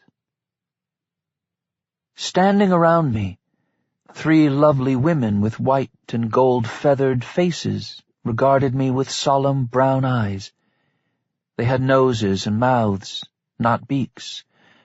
Although I tried desperately to hold on to the urn, strong hands took it from me, and I lacked the strength to resist. I could see that the bird women were speaking, whether to one another or to me, but I couldn't hear what they said. Another face appeared, the beautiful, fire-scarred and broken face of Miss Blossom Rosedale. Beside Blossom materialized Terry Stambaugh, the woman who owned the Pico Mundo grill, who had given me a job when I was 16 and helped me to master my natural talent as a hash slinger, refining me into a griddle master. I tried to speak to Blossom and to Terry, but I had no voice. I could neither hear nor be heard. The spirits of the lingering dead can't talk, but they can hear, therefore my current deafness proved that I was not dead. For a moment I closed my eyes, and when I opened them, I seemed to be alone. I tried to look around, but I couldn't lift my head. I couldn't sit up. I couldn't move as much as one finger. Panic took me. I thought that I must be paralyzed, but then Anna Maria spoke to me, and her voice at once calmed me, though I couldn't see her. "Well, young man, you've had quite a day." Another of those dream transitions left me sitting in a chair, across a table from Anna Maria. Between us stood a wide, shallow bowl containing an inch of water, and in the water rested an exquisite white flower larger than a cantaloupe, thick white petals spiraling from a loose perimeter to a tight center. During our 4 months of friendship, this flower graced rooms where Anna Maria lived. In the cottage by the sea, there were always bowls of these enormous blooms. She claimed that she cut them from a tree in the neighborhood. Although I went on long walks for blocks in every direction, I never saw a tree laden with such flowers. Back in January, in the town of Magic Beach, using the flower, Anna Maria had performed a magic trick of some kind for Blossom Rosedale, but I hadn't been present to see it. The happy monster had been amazed, astonished, exhilarated by the illusion with the flower. Anna Maria promised that she would perform it for me, too, when the time was right. In her ever-mysterious way, she'd never felt the right time had arrived. Until now, here in a dream. "The flower," she said, "is the amaranth." Around my neck, upon a chain, the thimble-sized bell given to me by this woman, on the occasion when she asked if I would die for her, began tinkling sweetly, although I did not move. The tiny silver clapper beat against the silver strike and silver lip, perhaps to call me to some task, perhaps to celebrate some pending triumph, perhaps to warn me of a mortal threat. Anna Maria began to pluck loose the largest of the petals, those around the perimeter of the bloom, and drop them on the table. They were as thick as if they'd been peeled from a wax flower. At first they glowed snow-white against the wood, then began to yellow, turn brown. Soon they withered, even as they fluttered from her fingers. The silver bell rang faster, louder. Fear welled again as the petals began to discolor and shrivel before she could pluck them. The deterioration of the bloom accelerated, racing from one petal to the next, around the spiral pattern, rapidly toward the center. Louder, the silver bell, louder, faster. I tried to tell her to stop. She was killing not the flower, she was killing me. I could not speak. The large petals fell out of the flower of their own accord, as if they were puzzle pieces from a picture of a beaten and bruised man, quickly curling, cupping, now as crisp as the skin from a desiccated corpse. I thrust straight up, out of the dream, sweating and gasping, damp sheets clinging to me as if they were a shroud, as if I had sat up not in bed, but from a granite slab in a morgue, where an autopsy was about to be performed on me. At the end of the silver chain around my neck, the tiny bell rang 3 times. Each time it sounded less insistent than in the nightmare. Then it fell silent. I had awakened late. Anna Maria and young Tim had finished their breakfast. They were off somewhere together. After a shower, I packed what little I needed in my toiletries case, and in a soft-sided overnight bag. I loaded them in the big dog motorcycle's saddlebags. Anna Maria and Tim returned on foot at 1:30, having eaten a light lunch at a restaurant in town. The boy had not been much like a boy, emotionally and intellectually, when we rescued him from horrific circumstances in that Montecito estate. He'd been old beyond his years, but day by day he seemed to forget what he had endured. Soon he became an ordinary, energetic boy of 9. This change had been wrought by Anna Maria, but she declined to explain how she could have done what an entire corps of psychiatrists and a pharmacy of the latest antidepressants would surely have failed to achieve. Now Tim wanted to change into his swim trunks and search the shore for seashells, go wading, swim a little. Anna Maria preferred to keep him in sight when he was on the beach. She said she'd been pregnant a long time, and would be pregnant longer still, but she declined to say if this child she carried was her first. As she was 18, it most likely would be her first, yet, as she had shown with Tim, she had about her the wisdom and the manner of someone well experienced in mothering. As the boy entertained himself along the breaking surf, plucking up half-buried shells to add to his collection, we stood seaward of the picket fence that separated yard grass from sand. Between the clear sky and the blue rolling sea, brown pelicans glided northward in formation. She said, "So, odd one, you had a dream, and the bell rang you to action last night." "How could you know?" "The way things are known," she said with an enigmatic smile. "A dream, but not just a dream." "Not just a dream," I agreed. "Chief Porter was in it, so I must have been in Pico Mundo, but I don't know exactly where." "You've known since Nevada. The cult will strike in Pico Mundo." "You're in the dream," I said. "Will you be there for real?" "I phoned Edie Fisher this morning. Tim and I will go out there with her. I wouldn't miss it, young man." "What is it you wouldn't miss?" "Whatever is to be." "There you go again." "Where do I go?" "In clouds of mystery. By the way, you frightened me in the dream." She put a hand on my shoulder. "I will endeavor not to frighten you, for real." I watched him dancing jubilantly in the foaming surf. "Should I be afraid?" "Not of anything in Pico Mundo," she said. "Of what comes after Pico Mundo?" "Don't lay out an entire itinerary, Audie. Take one destination at a time."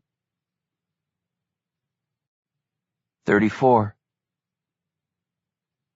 When I got into the front passenger seat of the limousine and closed the door behind me, Mrs. Fisher grabbed one of my hands in both of hers, pulled me toward her, and kissed me on the cheek. "Child," she said, "even the sweetest baby in a cradle isn't more kissable than you." She was a pixie, an inch short of 5 feet, perched on a pillow to see over the steering wheel. At 86, she had more energy and considerably more gumption than the average 30-something corporate hotshot. "I've missed you, Mrs. Fisher." "And I've missed you too, my dear chauffeur." As I've detailed in the next to last volume of these memoirs, I'd been employed as her chauffeur for an event-packed day or so, during which she'd done most of the driving. "But of course," she continued in her lilting voice and cheery manner, "I've been busy helping our little network of like souls to neuter as many rotten scum as we have time to confront. I'm sorry to say, there are so many rotten scum in these perilous times that some days I fear we're falling behind. But then—" She looked toward the front porch, where the cleanup crew had joined Mr. and Mrs. Bullock and were following them into the house. "But then sometimes the rotten scum come to us, which saves us the trouble of finding them." She looked at me again and frowned. "What is it, dear? You don't appear to be having as much fun as you should be having, after all your success in Nevada." "A lot of people died there, ma'am." "Yes, many of those kidnappers and would-be child killers died, but the children all lived, thanks to you. Don't mourn the death of monsters, dear. Celebrate the saving of the innocents." "You're right. I know you're right. I guess what disturbs me isn't so much killing the killers. It's the necessity of killing them, that they push us to that." "We're not engaged in police work, child. This is war. A secret war at our level of the action, but a war nonetheless. There are fewer shades of gray in a war than in police work." She had one of those faces, fine-boned and symmetrical, that not only weathered the years well, but also pushed the grandmother love button deep in your psyche, so that you took seriously whatever she said and felt it to be wise. Her soft skin hadn't wrinkled randomly, hadn't puckered her face in unflattering ways. Every line seemed to have been designed to maintain a gentle and genteel countenance, and to have been executed by a seamstress to royalty. "Ma'am, as totally impressive as your network was when we worked together back in March, I'm only now beginning to realize its true scope. You and Heathcliff must have built quite a fortune." Heathcliff, her husband, apparently had been many things, including a magician.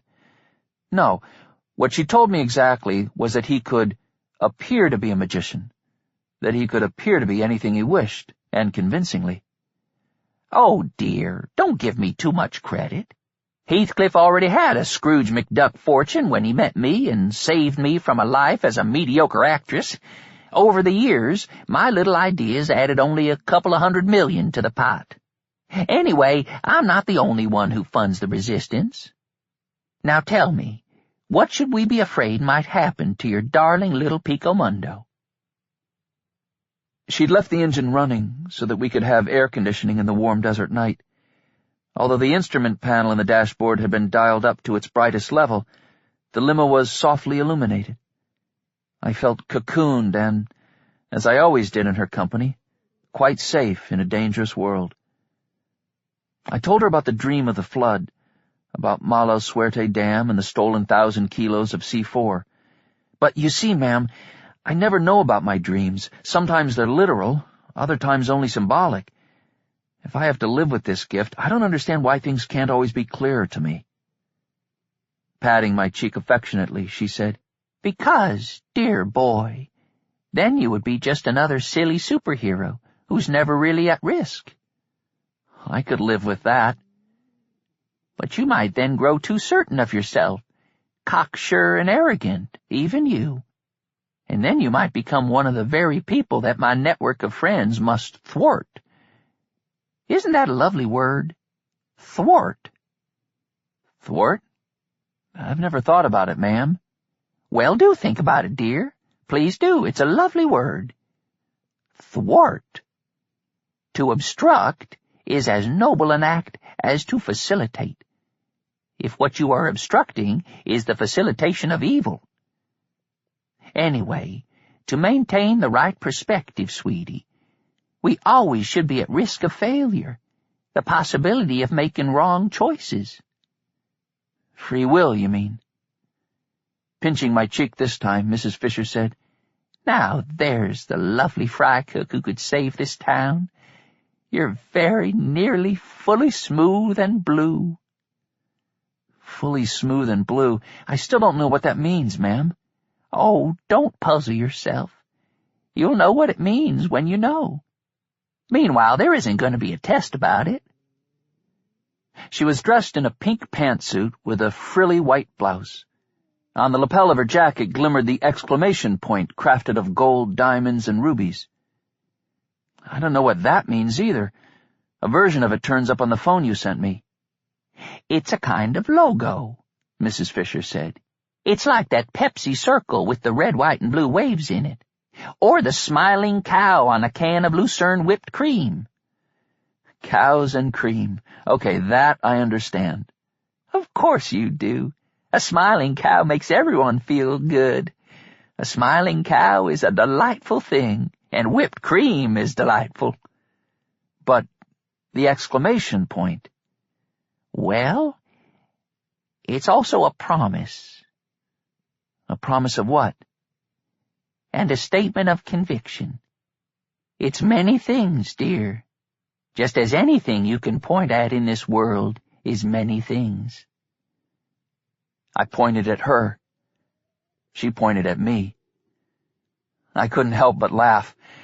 I wish Stormy could have known you, ma'am. She'd think you were a hoot. She was a lovely girl. She still used the name Bronwyn then. Hadn't quite started calling herself Stormy. We got along famously. Mrs. Fisher could draw upon a greater variety of smiles than anyone I'd ever known, perhaps because the life she'd lived had given her so many different kinds and degrees of happiness.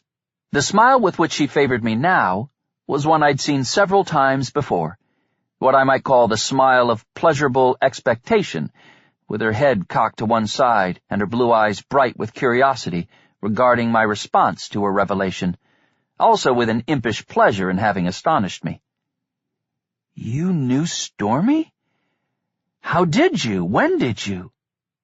Mrs. Fisher took one of my hands in both of hers again and pressed it firmly.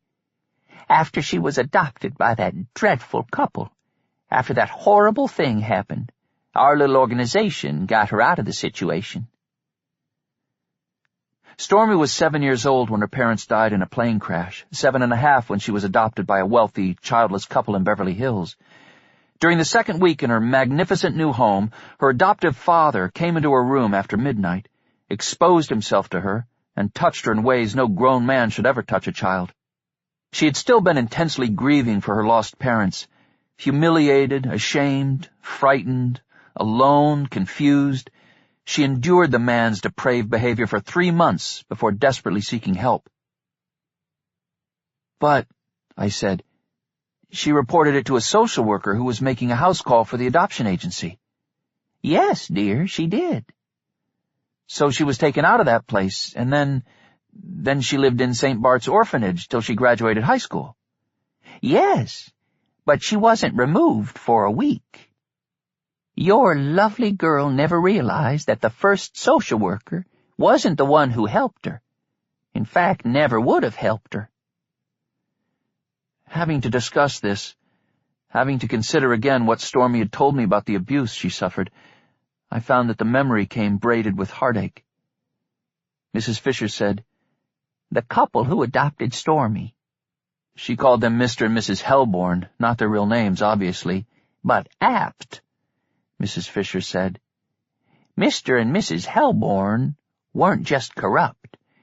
They were also corrupting of so many people who came into contact with them. And the first social worker was corruptible. Another caseworker in the same child welfare agency heard a few things and became suspicious. She was one of us. By the gentle tenor of her voice, by the compassion in her eyes, by the hands with which she held my hand, she made it clear that what she had to tell me might leave me shaken, but that she would be my anchor through it all. The Hellborns thought of themselves as citizens of the world, which in their case meant they felt above the laws of any one city or state or country. They had lived in several exotic places where life is accorded less value than it is here. Tragic places where children of the slums are vulnerable, often regarded as a commodity. The crooked authorities let the Hellborns pursue their desires unobstructed, but they had a reputation among locals. Stormy and I had never made love. She wanted to know beyond any doubt that I loved her for herself, not merely for the physical pleasure that she could give me. Considering what happened to her, considering that she'd triumphed over what would have destroyed many others, considering that she became such a self-sufficient, joyful person, I would have been a world-class jerk if I pressured her. Stormy wanted to wait for marriage. I wanted whatever Stormy wanted. Mrs. Fisher said, The Hellborns were making plans to take little Bronwyn out of the country aboard their 160-foot yacht. The Beverly Hills estate was owned by their corporation in the Cayman Islands. The corporation quietly listed it for sale. Those people would never have brought your girl back. Never. And God knows what might have happened to her." At first it seemed to me that there was no good reason for Mrs. Fisher to tell me all of this. Stormy was gone. What might have happened to her didn't matter. What mattered was only what did happen to her, both at the hands of the Hellborns, and years later on a day of evil at the Green Moon Mall. Why dwell on horrors that might have occurred? "She was," said Mrs. Fisher, "the sweetest child, orphaned and abused and traumatized, but already determined not to be a victim, not ever again. I spent only 2 days with her, but they were days I will never forget, Audie. There she was, this precious little person, 40-some pounds, hardly taller than a lawn gnome, but determined to take on the world and win." I said, "Nothing scared her, not really. She was afraid for me sometimes, but never for herself." Mrs. Fisher squeezed my hand. "The dear girl said her name, Bronwyn, sounded like an elf or a fairy, and she wasn't either one. She decided to find a strong name for herself. The second day we were together, there was a terrible storm. Such bright bolts of lightning, wind and thunder that shook the building. She stood at the window, watching it all, fazed by none of it, and that's where she found her new name." I realized that I was squeezing one of Mrs. Fisher's hands so tightly that I must have been hurting her, though she didn't so much as wince, let alone try to pull away. I relaxed my grip. I never knew why she chose Stormy. It fit her so well, you know, 'cause she had such power, such a strong presence. But there was no destruction in her, like there can be in a storm, none at all. Cocooned in the limo, with the purr of the engine and the soft light and the coolness issuing from the dashboard vents, I almost felt that we weren't in a mere car. We might instead have been aboard a more significant conveyance, perhaps outbound in space or traveling in time, seeking a world more peaceful than this one, or a future when, by some great grace, humanity had recovered its innocence and its birthright. The exclamation point brooch on Mrs. Fisher's lapel sparkled in the dashboard light when I looked at her again. I said, "At first I couldn't understand why you told me all this, but now I get it." "I knew you would, child." Sometimes when I'm feeling sorry for myself, it seems that I'm made to carry this impossibly heavy weight, the crushing weight of losing her. I have moments of bitterness and doubt, you know? But the weight is a blessing, really, and I shouldn't be bitter about it. The weight is on my heart because I knew her and loved her.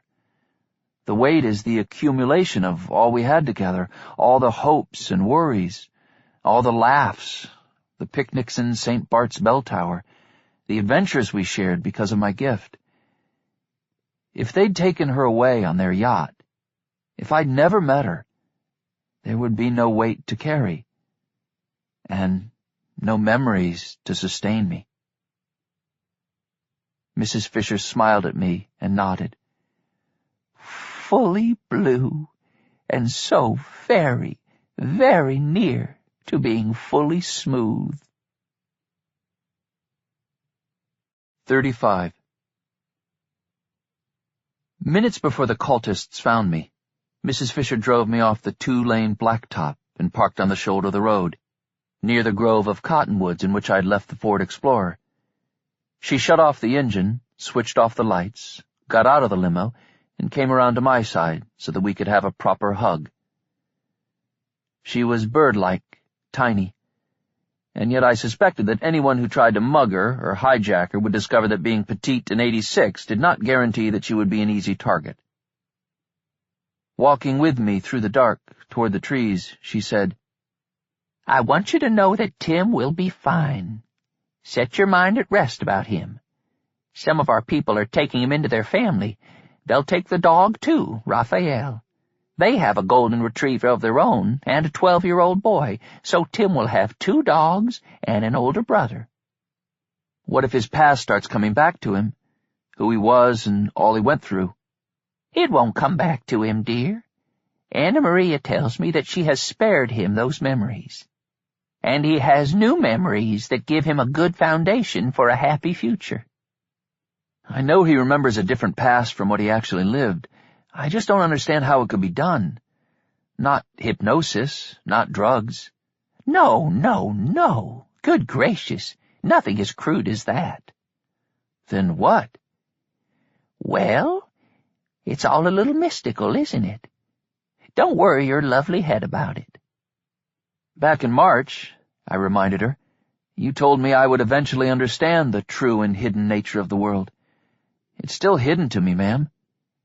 That doesn't mean it's any less true, sweetie. I'd come to love Mrs. Fisher, to trust her entirely. But at times our conversations seemed to have come straight from the Mad Hatter's tea party. I said, "Am I right to think you've known Anna Maria a long time? Much longer than I've known her?" Oh, yes, I've known her for ages. Well, she's only 18. Yes, dear, she's been 18 for ages. Well, how does that work? It works splendidly for her. I was silent for a moment, and then I said, I could be inscrutable too, you know. Actually, you couldn't, dear. Who is she? It's not for me to tell you, Audie. So, who will tell me? She will, when the time has come for you to know. When will the time come? You'll know the time has come when it comes, of course. You're so full of questions. You should be the host of a game show. I sighed and stopped at the trees. We had neither moon nor stars. Her face was ghostly in the gloom. Her white hair veiled her head, all but her face, as if she wore some holy order. I didn't resort to my flashlight because under her talk of game show hosts, I heard a repressed sadness and sensed that she might be struggling to hold back tears. If this might be my last encounter with, my last memory of Mrs. Edie Fisher, I didn't want it to be one in which she wept. Will I see you again? I asked. Of course you will, dear. You'll see everyone again. Let me have a question now. What is your next move? You'll know my next move when it's time for you to know it. You simply are not charming when you try inscrutability, dear. It's most unbecoming on you. I'm sorry. Is your little rebellion over now? Yes, ma'am. My next move is... I've got to talk with Chief Porter and find out if he's gotten any new info on this Wolfgang Schmidt, one of the cultists. Yes, one of the 3 that were shot in the back of the head by others of their ilk. How do you know that? She pinched my cheek. How could I not know, dear? If you don't mind my asking, ma'am, and I'm sure you do, what's your next move? As always, I'm an open book. I intend to pick up Anna Maria and Blossom Rosedale, where we're staying together, and go over to the fairgrounds for a couple of hours. Hey, whoa, that's a bad idea, ma'am. I'm heading back there myself, 'cause I think that's where something pretty serious might happen. Not necessarily the big thing, not the whole town drown, but something not good. She clapped her hands together with girlish enthusiasm. Well, isn't that where it's always the most fun to be? Where things are happening? I hugged her again. Heathcliff must have been some guy, ma'am. I let her go. Tell me straight now. Do you know what's going to happen tonight? No, Audie. For all you may think differently, I'm only human. Anna Maria's human, too, though she's more than that, as you no doubt suspect, but human nonetheless. We don't know. Whatever happens will happen because you and others make it happen. Free will, I said. Free will, she agreed. Our greatest gift, the thing that makes life worth living, in spite of all the anguish it brings. Got to be going. I'm running out of time. I think we all are. I could see her nod only because her cap of white hair moved up and down. Goodbye, Mrs. Fisher. Until we meet again, dear. She made her way back to the limousine as if guided by some lamp that I could not see. I watched her get into the enormous car and drive away. She drove well. Back in March, her best friend and chauffeur of 22 years, Oscar Dunningham, had died of a massive heart attack at the age of 92. They had been at dinner in a superb restaurant in Moonlight Bay. As Oscar finished his last spoon of an excellent creme brulee, his eyes widened, and he said, "Oh, I think the time has come to say goodbye," and he slumped dead in his chair. According to Mrs. Fisher, although she usually tipped 25%, she tipped 75%, because the waiter was kind enough to wipe a dribble of creme brulee off dead Oscar's chin. She was also pleased that the busboy, the waiter, and the maitre d' all continued to refer to the deceased as the guest, even as they assisted in his quiet removal from the dining room, leaving most of the other customers unaware that a death had occurred, and presenting Mrs. Fisher with a small box of chocolate mints, accompanied by a sympathy card. I would have liked to be her chauffeur. I'm sure the pay was good, and the benefits would have been unique. I switched on my flashlight, walked among the cottonwoods to the Explorer. Behind the wheel, I inserted the key in the ignition. As the engine turned over, I looked up, through the dusty windshield and between the trunks of the trees, toward the two-lane back road. Distant headlights flared. I would have driven from the cover of the trees if the vehicle hadn't been approaching so fast. On that narrow, curved, and potholed blacktop, such high speed was reckless, almost suicidal. The driver evidently needed to get someplace yesterday. Or maybe he needed to get to someone. Sometimes intuition tickled like a spider crawling along the back of my neck. At other times, it was a cold robot hand that clamped around my throat for a moment and wouldn't allow me to breathe. This time, robot hand. The oncoming vehicle closed on me so fast that I had no hope of getting to the road and away before it blocked access. I could tell now that the headlights were high off the pavement, as if it must be either a jacked-up SUV on big tires or a truck. Probably a truck. I switched off the engine, got out of the Explorer, hurried around to the passenger side to put the Ford between me and the road, drew the Glock from my shoulder rig. I was not, and never have been, a man of action. I only pretended to be one. I remained always aware that I was pretending, desperately trying to be Mr. Daniel Craig or Mr. Vin Diesel in one of their more assured performances. Consequently, I frequently felt foolish while doing all the jumping and running and brandishing guns that a man of action is called upon to do. Now, I felt like a self-delusional fry cook as I crouched beside the Explorer, Glock in hand, when it should have been a spatula, watching the truck rocket along the roadway. I told myself, "Don't be paranoid. It's just someone in a hurry. His wife's in labor, or his little boy swallowed an entire package of laxatives, and he doesn't want to wait for an ambulance. They're not looking for me. They're not worried I'll upend their plans. They have no way of locating me." The truck shifted gears. Brakes shrieked. The vehicle departed the pavement, angled toward the grove of cottonwoods, and jolted to a halt in a cloud of dust, the headlights slashing through the trees, cutting away some of the shadows, possibly revealing the Explorer. I heard what might have been a segmented steel door rolling up on the back of the truck, and, peering through the many trees, I glimpsed men spilling out of the cargo box. Not being bulletproof, as is the average man of action in the movies, I holstered the Glock, turned from the Explorer, and ran deeper into the cottonwood grove, trying not to think about trees, lest my psychic magnetism lead me face first into one. 36. Never before had I relied on my gift to guide me through a dark woods by concentrating on the idea of open land. Not until that very morning, of course, had I used it to find my way through a pitch-black shopping mall, and that had worked out all right. Perhaps this was a day of firsts. The day one dies, of course, is a first in any life. I held my right arm in front of my face, hoping to avoid having an eye poked out by a branch.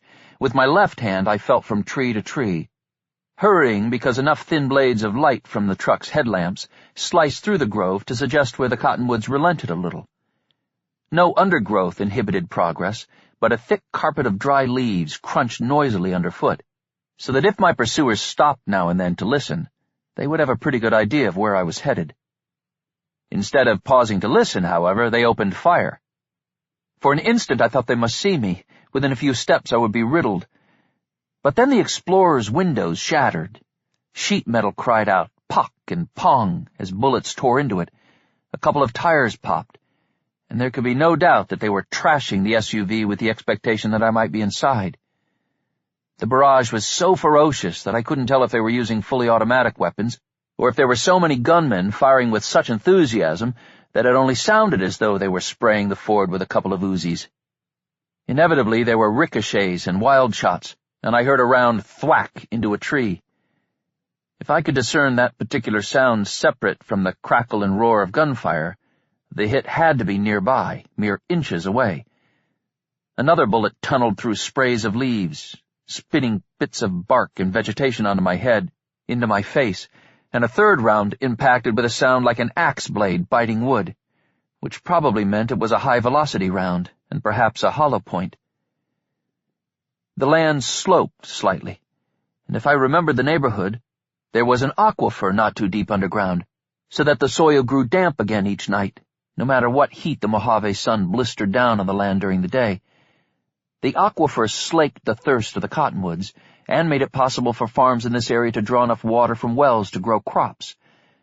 The assault on the Explorer ended, and although my ears were ringing, I could hear that the dead leaves underfoot had lost most of their crunch. Surface roots became more prominent, and the air grew moist and thickened with the smell of moldering forest mast. I rushed off the slope into a wide swale, where the trees opened a little and where the detritus underfoot squished. Voices echoed through the woods. Although I couldn't make out their words over my own hard breathing, I imagined that the cultists, for who else could they be, were calling to one another, probably one of them giving directions to subordinates, each of those then answering, everyone getting on the same page. They would come through the woods in a search line, maybe 10 feet between them, depending on how many there were. After weaving through 20 or 30 yards of trees, through the swale, to where the land began to rise, I stopped and looked back, and saw that they had switched off the truck's headlights. I waited to see flashlight beams, hoping to estimate their numbers, but the woods remained dark. They no longer called to one another. The entire crew couldn't have gotten back into the truck and driven away, not that quickly. Besides, I would have heard the engine starting. And they hadn't come after me so aggressively, only to retreat when they didn't nail me in the Explorer. They were still out there among the cottonwoods, in the dark, being quiet. What were they doing? Listening? Reloading after their exuberant reenactment of the D-Day landing? Taking a collective leak? The loud attack on the Explorer seemed crazy to me, even if they thought that I was inside that vehicle. We were in a rural area, but it wasn't on the dark side of the moon. There were woodlets and large fields, some weedy and some cultivated, but there were also a few ranchettes where horses were bred and raised. Not thoroughbreds, but quarter horses and various special breeds for sale to enthusiasts, which meant people were living in these parts. People who didn't usually hear barrages of gunfire in the night. If even one of them called the police, the odd Thomas hunt would be interrupted by the authorities before I could be properly shot in the head and ritually dismembered. I knew it was dangerous to stand there listening, that I was wasting time, but I stood there listening anyway, because I didn't understand what they were doing, what was happening. In a life-or-death struggle with a formidable enemy, you had to make decisions based on accurate information. You couldn't always rely on intuition, even if your intuition, like mine, would probably make you a fortune at a roulette wheel or a blackjack table. Half a minute passed before one of the hunters put a foot wrong, thrashed through foliage and cursed. Another voice ordered, "Quiet!" Somehow they were coming without lights to guide them. There was no accurate information to be gotten, no explanation for their stealth that wouldn't have to be puzzled out, and the only kind of analysis I had time for was the simple kind that could be done on the fly. Striving to focus my attention on the concept of open land, I wove among the cottonwoods, ascending the slope that rose out of the moist swale. Moving quickly, as fast as I dared. Not as blind as I was in the mall that morning, but definitely hampered by the gloom. Immediately above me, maybe a double score of birds exploded from their night roost, racketing through the trees and skyward. If my pursuers were experienced trackers who could get a directional bead on a sound in this environment, the flock erupting into flight would confirm for them my approximate position in the woods. At once, I turned sharply to the left, which I thought must be east, angling up the easy incline, hoping that their search line would reform to center on the place where the birds had spooked away from me. If I could get past the last man at the east end of their formation, while they were adjusting their hunt toward the southwest, I might be able to put some ground between me and them, maybe escape them entirely, but at least gain time to think. Open land, open land, open land. I wanted out of the trees as badly as any swimmer might want to get out of the water when spying the fins of a dozen schooling sharks. Even with psychic magnetism, however, even though I was not entirely blind in the night woods, I couldn't proceed as quickly as I had at moments in the pitch-black mall. Tree trunks complicated this darkness. Low-hanging branches, exposed roots. I kept moving, aware of crisp, dead leaves crunching underfoot again, hoping that the men behind me were making their own noises that masked mine. Maybe it would prove to be paranoia. Maybe it would prove to be true. But I sensed that my pursuers weren't nearly as hampered by the cottonwoods as I was. Maybe they had military night vision gear. One explanation. Logical. The cult's resources, a treasury built up over 4 1/4 centuries, since their early days in Oxford, would enable them to acquire pretty much anything they wanted. Or they could steal it, as they'd stolen the C4. I didn't know much about night vision goggles. In fact, nothing. I thought such devices needed at least starshine, a minimum of ambient light to magnify into an enhanced field of vision, but I could be wrong.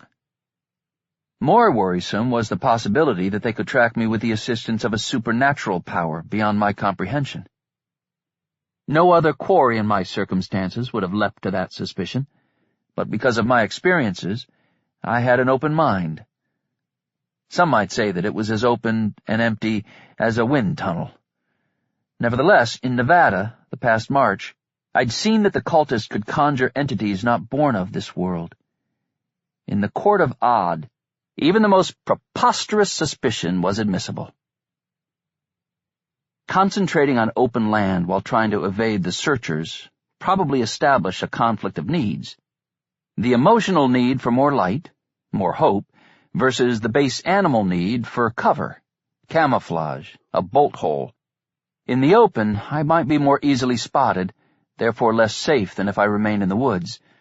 Such a conflict could explain why I stumbled, clipped one tree trunk with my left shoulder, another with my right, slipped and fell to one knee, thrust up, and took only a dozen steps before foundering against a projection of rock, over which I clambered as gracefully as if I'd been wearing clown shoes.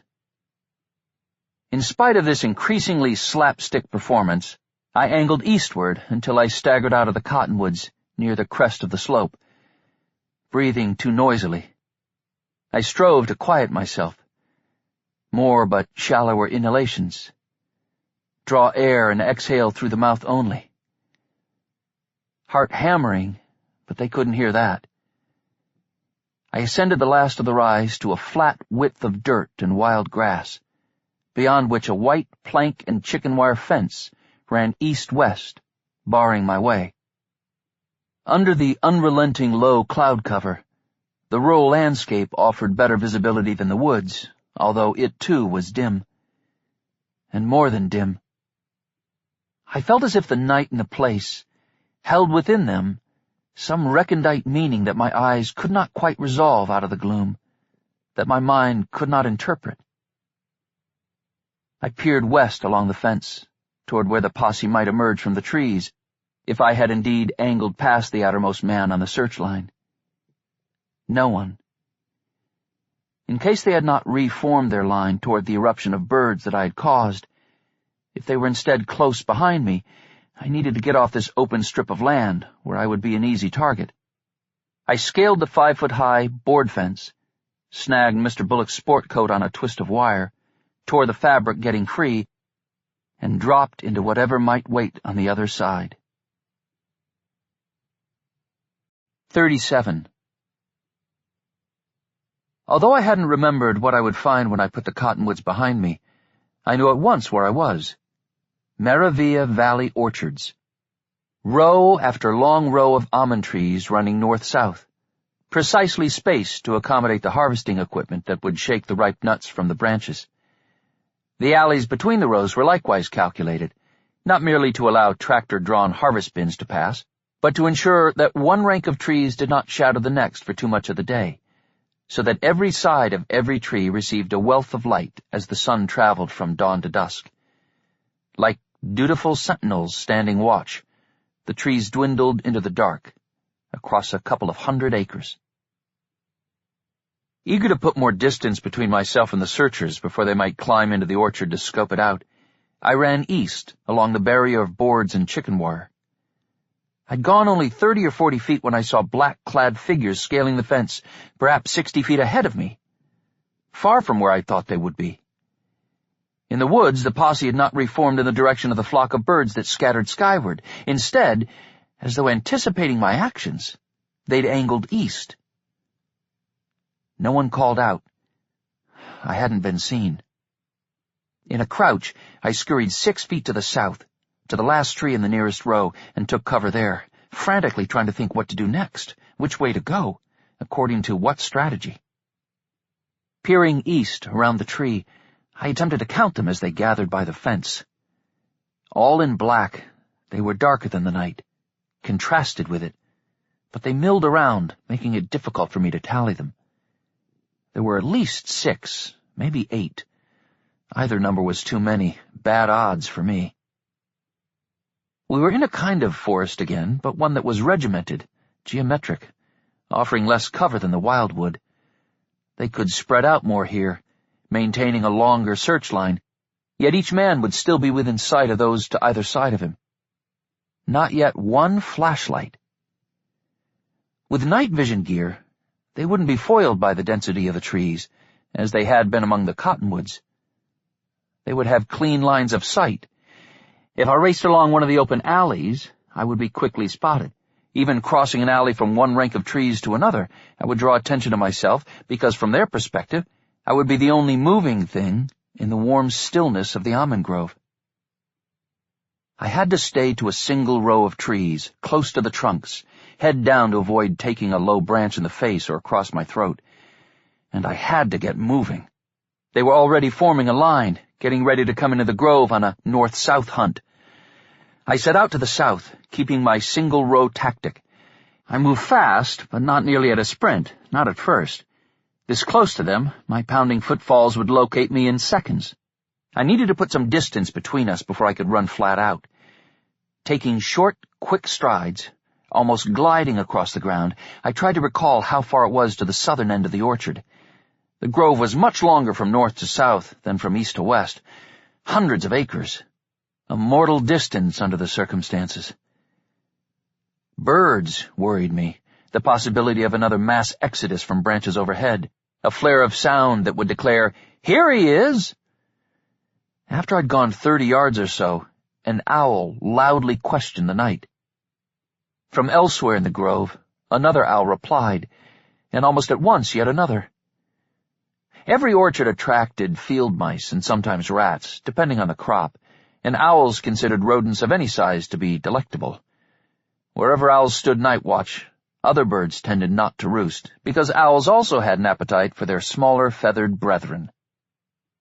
Moving quickly, light-footed, moving, anticipating shouts and gunfire, I tried to remember what I'd find at the end of the orchard. I couldn't recall a farmhouse or trailer, not any kind of living quarters.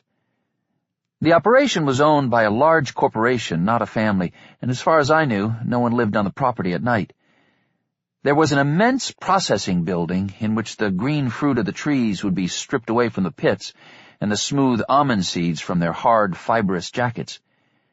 Maybe 3 or 4 additional structures. Garages for the harvesting equipment and other machinery, product storage, offices. If I could survive the orchard and get a few buildings between me and the posse, night vision goggles wouldn't be of as much use to them. When the search involved land around buildings, they couldn't hold to a rigid line. They would have to split up to some extent, and my options would multiply. There might be a security guard or two at night, not to patrol the orchard, but to prevent thieves from stealing valuable machinery and vehicles. Problematic.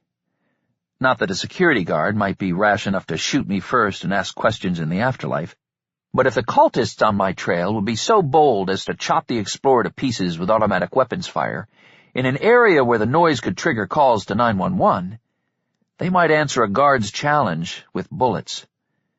I didn't want to be responsible for leading them to a victim. I hoped the orchard buildings were protected only by good steel doors and state-of-the-art alarm systems. The owls, perhaps as many as half a dozen roosting across the length of the orchard, were hooting regularly to one another, their voices echoing eerily among the trees, as if they were urging me on, or cheering those who pursued me.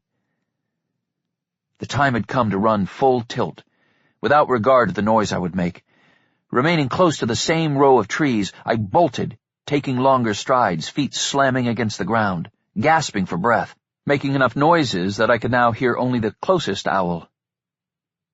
I thought they couldn't run and fire their weapons at the same time, not effectively, not even if they caught sight of me. Afraid of losing me unless they matched my pace, they would have to forego shooting in order to stay close on my trail. Wrong. If they had Uzis or other fully automatic carbines, they could flick a switch from single fire to burst fire, which at least one of them did. The hard stutter of a machine gun rattled through the almond grove, no doubt chasing even the fearless owls from their perches. Full metal jacket rounds snapped into the trunks with terrible power, louder than a nail gun driving steel spikes into a 4x6, loud enough for me to hear those impacts separate from the gunfire. Dirt and pebbles sprayed across my shoulders and the back of my head, as a low round must have kicked the ground behind me. I dodged from one side of the road to the other, better using the trees for cover, slaloming among them, which increased the chances of being taken down by a branch harder than my head. A scream, loud, shrill, prolonged, as the gunfire abruptly ceased. I thought that maybe one of the searchers, hurrying forward too eagerly, had gotten ahead of the gunner and had taken a round or two. As the hideous screams seemed to slither through the grove with corporal substance, I stopped dodging around the trees and ran only along the west side of the row. My legs on fire, chest aching, each exhalation hot as furnace air. I couldn't keep up that pace much longer. I was no more a marathon runner than I was a man of action. I thought the need to tend to one of their own injured would bring a couple of them to a halt, improving my odds of survival. I saw a pale geometry in the darkness ahead, the white boards of the southern fence. If they were delaying 10 seconds, 20, I could be up the fence and over, at least temporarily out of sight. A shot rang out, and the screaming stopped. Another single shot perhaps made certain that the screamer had been permanently silenced. They weren't the type to leave a wounded comrade behind. They were the type who would finish him off and be done with the distraction. I shouldn't have expected anything else, considering that Jim and Bob executed Wolfgang, Jonathan, and Celine merely because I might have seen their faces. True believers. Fanatics. They didn't fear death. In their view, death came with a reward. They probably thought they would be royalty in hell. The execution of their own had set them back no more than 5 seconds, if at all, but the fence loomed immediately in front of me. 38. I slammed into the fence, grappled for handholds, towed up from the base rail, went monkey fast over the top, and fell to the ground on the farther side just as a hail of man-stoppers cracked the top rail and the crossboards. Bullet-plucked chicken wire twanged and plinked as I went flat and squirmed away. The land sloped down to a wall of boulders, stacked as they might be in a breakwater at the entrance to a harbor. I scrambled down them to a flash flood channel about 12 feet wide and at least 10 feet below the elevated orchard. Crane-placed boulders formed the farther wall as well. Maybe the cultists knew what lay beyond the fence, knew that I could stand upright and still be well below their line of fire. The guns fell silent again. In seconds, they would be climbing the fence. We didn't get a lot of rain in the Mojave, but from time to time we were hit by a storm of such power that everyone made lame jokes about building an ark. In town, a well-planned and extensive drainage system could handle all but the most intense, protracted downpours. But where there were no city streets and storm drains, the rushing torrents either created temporary lakes or raced through the arroyos that had been carved in the land by centuries of such deluges. This was one such arroyo, fortified for the length of this property to protect the orchard and to prevent further erosion. If I went to the right, west, I'd eventually reach a 2-lane country road. There wouldn't be much traffic at that hour. Even if I could flag down a vehicle, I would be less likely to escape than to be shot along with whoever stopped to give me a ride. I hurried to the east, toward the array of buildings that serve the orchard. If you're running for your life, a drainage channel of that kind is no safer than a long hallway, which itself has much in common with a target lane in a shooting range. When my pursuers caught up with me, I wouldn't have anywhere to hide, because the sloped walls of boulders weren't as nature might have tumbled them, but were instead stacked tightly and with calculation to ensure stability. Far away in the night, a siren wailed. It didn't give me any hope. The police might have been responding to 911 calls related to the barrage that destroyed the Explorer, but they surely weren't already aware of events at the orchard. Delaying a few seconds longer than seemed wise, I finally darted to my right and scrambled up the mass of rocks. Maybe the assassins' weapons, which were more cumbersome than pistols, and whatever other gear they might be carrying, slowed them down a little when they had to scale the fence. Or maybe they needed a few seconds to spot me after they reached the channel. Whatever the reason, I made it to the top of the boulders and started toward the nearest building before gunfire rattled again. One brief burst. The keening of a few spent rounds ricocheting off stone. The subsequent silence suggested that I must have gotten ahead of them to an extent that persuaded them not to waste ammunition. Here, the ground was heavily graveled to keep down workday dust, and it crunched underfoot as I approached the first building, which appeared barn-like but massive. Perhaps 200 feet long and 60 wide, 2 stories, small windows high on the long wall, maybe 30 of them in a row, a few feet under the eave of the curved roof. All were dark. The narrow end of the structure featured 2 large roll-up doors and a man door between them. Above each truck-size entrance, a security lamp poured forth a pool of light, and a camera gazed down from higher still. I feared being an easy target in that brightness, but I didn't want to waste time running wide of it. I sprinted onto that well-lit stage and hoped that we had not arrived at the death scene. Past the first big door, past the second, turned right at the corner. For the next several seconds, they would not have me in sight, with or without night vision goggles. 20 or 25 yards beyond the first building stood 3 others, smaller but still large, each a different size, a different shape. This one wood, that one concrete block skinned with stucco. I ventured among them, putting more walls between me and the cultists. The security lights here were dim or regular bulbs, not floodlights like the first 2. Shadows were plentiful. Gravel had been spread in a thinner layer here than elsewhere, but silent movement remained impossible. On the upside, I couldn't leave footprints in a carpet of small loose stones.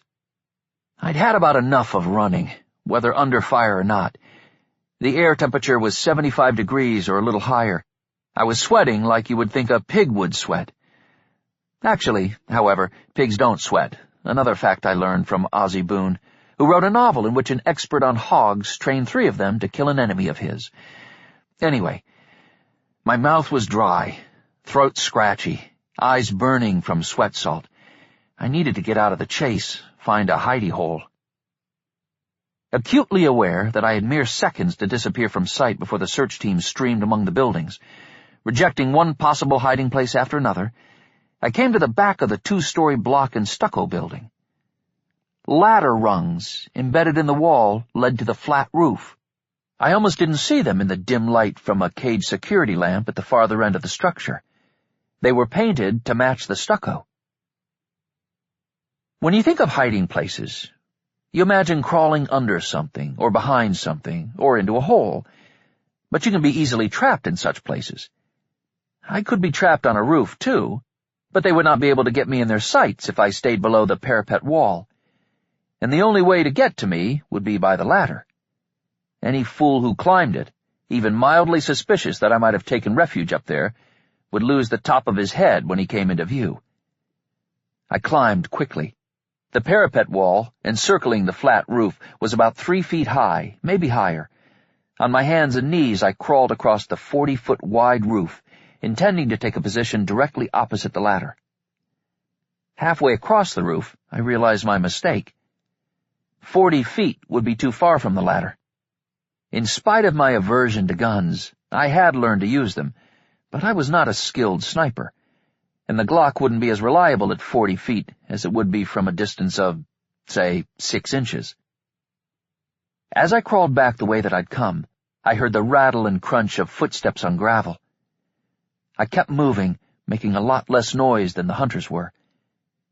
Sitting with my back pressed to the parapet wall, immediately to the right of the ladder, I drew the Glock. As dark as it was on the roof, I could nevertheless see the pale white stucco of the parapet, the clean sweep of it.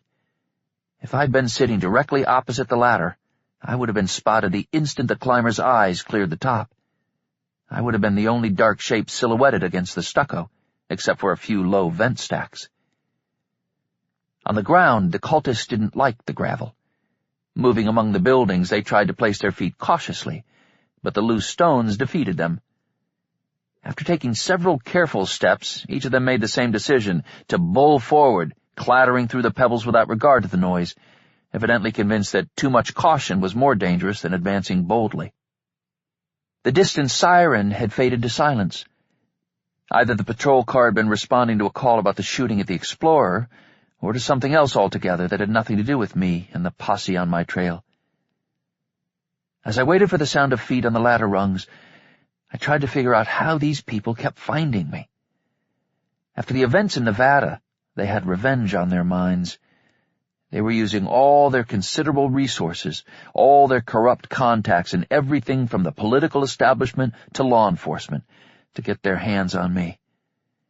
If they'd known about the beach cottage where I'd been living for a couple of months, they would have tried to kill me there. They knew about the big dog bulldog bagger, but apparently didn't know that it had been garaged at the cottage. With my left hand, through my t-shirt, I felt the tiny silver bell at the end of the chain. I pulled it out from under the t-shirt and held it between thumb and forefinger. My racing heart slowed, and my fear diminished. If my enemy with 1,000,000 eyes remained blind to the cottage, if they were unable to locate it, their failure had something to do with Anna Maria. The more I thought about it, the more it seemed as though I was not only safe from them, but also invisible to them, while in Anna Maria's company. Almost from the day I met her, I'd known that she was more than she appeared to be, that the eccentric things she often said would in fact prove to be the plainest truth, if only I knew who and what she was, and could consider her words in the context of her identity. I remembered what Mrs. Fisher said. For all you may think differently, I'm only human. Anna Maria's human, too, though she's more than that, as you no doubt suspect. Human, but more than human, and with curious powers that, if fully known, would probably make my paranormal abilities seem pathetic by comparison. Below, the searchers were still crunching through the gravel, but not with as much enthusiasm. Not as many of them either. From over near the largest building, the one I'd first come upon, I heard voices, but I couldn't make out the words. I turned the miniature bell back and forth between thumb and forefinger, pleased by the smoothness of it. It remained pleasantly cool. Neither the warm night, nor my body heat, nor the friction of my fingers rubbing the smooth silver could steal the coolness from it. Okay, the big dog motorcycle. I'd known since March, since Nevada, that sooner or later I would be returning to Pico Mundo, that the cultists had plans for my hometown. I knew as well I must make the trip alone. This threat was mine to thwart, or fail to thwart. My fate, whether or not the promise of the fortune-teller's card would be kept, depended on my success or failure. Mrs. Fisher insisted on buying a car for me, but I worried that Tim and Anna Maria would be determined to make the trip with me if I had a car. I would not put them so directly at risk. Furthermore, Blossom Rosedale had sold her house in Magic Beach and had been intending to join us as soon as her affairs there were concluded. I couldn't put her in jeopardy either. Finally, and most important, I didn't want to rely on whatever protection Anna Maria's immediate presence might afford me. This battle was mine, to win or lose, by my best efforts, by my choices, by the right or wrong exercise of my free will. And so Mrs. Fisher had bought for me instead the big dog bike. The cultists found me as I'd driven home to Pico Mundo, found me more than once thereafter, and not all their success in that regard could be attributed to reverse psychic magnetism. If you believed the condition of humanity to be what they believed it to be, then their patron was the prince of this world, and at least some of his dark power was theirs to draw upon. The quest to find and kill a fry cook with a few marginal psychic talents that he couldn't fully control might not be a war to them, might be instead a pleasant game. For all of Mrs. Fisher's wealth and cleverness and loyal friends and courage, she and I might be hopelessly outmatched by the cult. 2 floors below, the sound of gravel scattering underfoot had ceased. I listened, wondering if they'd gone or were only standing still, waiting for me to emerge from hiding. The voices over by the main building had fallen silent a couple minutes earlier. Although I continued to rub it, the bell remained cool and smooth. I was still sheathed in sweat, dripping, except for the thumb and forefinger on my left hand, which were perfectly dry as they held the tiny silver bell. I strained to hear the stealthy tread of shoes on ladder rungs. Nothing. There was no climber. No one could ascend that ladder in absolute silence. I felt the night moving like a sea towards some shore, a great wave of darkness swelling under me, a tsunami under Pico Mundo, under Maravilla County, rising toward a terrible height from which it would fall upon us, smash us, and sweep us away. And not just the town and county, but the state, too, and the country. The feeling grew so strong that I was tempted to rise to my feet and survey the land in all directions, as if the darkness itself might in fact have acquired real mass and the power to wash destruction across a continent. Just then, the largest building in the orchard complex was torn by a massive explosion. 39. The blast rocked the ground. The building under me shuddered, and I nearly bit my tongue as my teeth clacked together. The flash left my eyes less adapted to the dark than they had been an instant earlier. Louder than any crack of thunder that I'd ever heard, the detonation rolled away through the orchard, but in the aftermath a solemn tolling continued in my ears, as if I were not atop a 2-story building, but were inside the bell tower of a cathedral. A sudden downpour clattered onto the roof. Not rain, Debris, splinters of wood, slabs of wood as long as my arm, dirt and gravel, scraps of metal, twisted and hot and smoking. I closed my eyes and averted my face and covered my head with both arms until the stuff stopped peppering me. Torn and burning, the massive edifice, the almond processing plant, groaned as if it were a living leviathan, groaned and torqued out of true. At the sight of that structural torment, a woman below let out a wild rebel yell of exultation, her voice shrill with glee. Another cultist answered her, a second, a third, a fourth. The curved metal roof of the tortured structure bulged and buckled, rivets popping like corn, welded joints shrieking as they separated, widths of sheet metal peeling up to claw like robot hands at the night sky, where the low clouds reflected the sudden rush of fire. 200 feet away, at the farther end of the same building, a second explosion equaled the first. Because it was more distant, the flash seemed less bright. The bangs split the night with cleaver-sharp sound. Although the stucco building quaked less violently under me than before, the effect on the processing plant was greater than that of the first explosion. Lit by fire, the immense structure rippled from the farther end to the nearer, as if I were not looking at it directly, but were seeing its reflection in the surface of a breeze-ruffled lake. Wood rafters and joists and studs cracked like the whips of the gods. Structural metal squealed as it was deformed by the initial shock wave, and what window glass had not shattered in the first blast shattered now. The behavior of the cultists, when they shot the explorer to pieces, and when they opened fire on me in the almond orchard, had been reckless. But this was insanity. They'd not come here with the intention of blowing up that building. They'd come here only because they were chasing me. The doors were locked, the windows high. I couldn't be hiding inside the place. The destruction of the processing plant seemed to be a pointless crime of opportunity. Worse, it seemed to have been done on a whim. They probably thought that I'd gotten away clean, and they were frustrated, disappointed, badly in need of a mood boost. Nothing could elevate your spirits more than blowing the crap out of a large building, a point of view that half the lunatics in the world would enthusiastically endorse. If, when you asked their opinion, they weren't busy beheading people.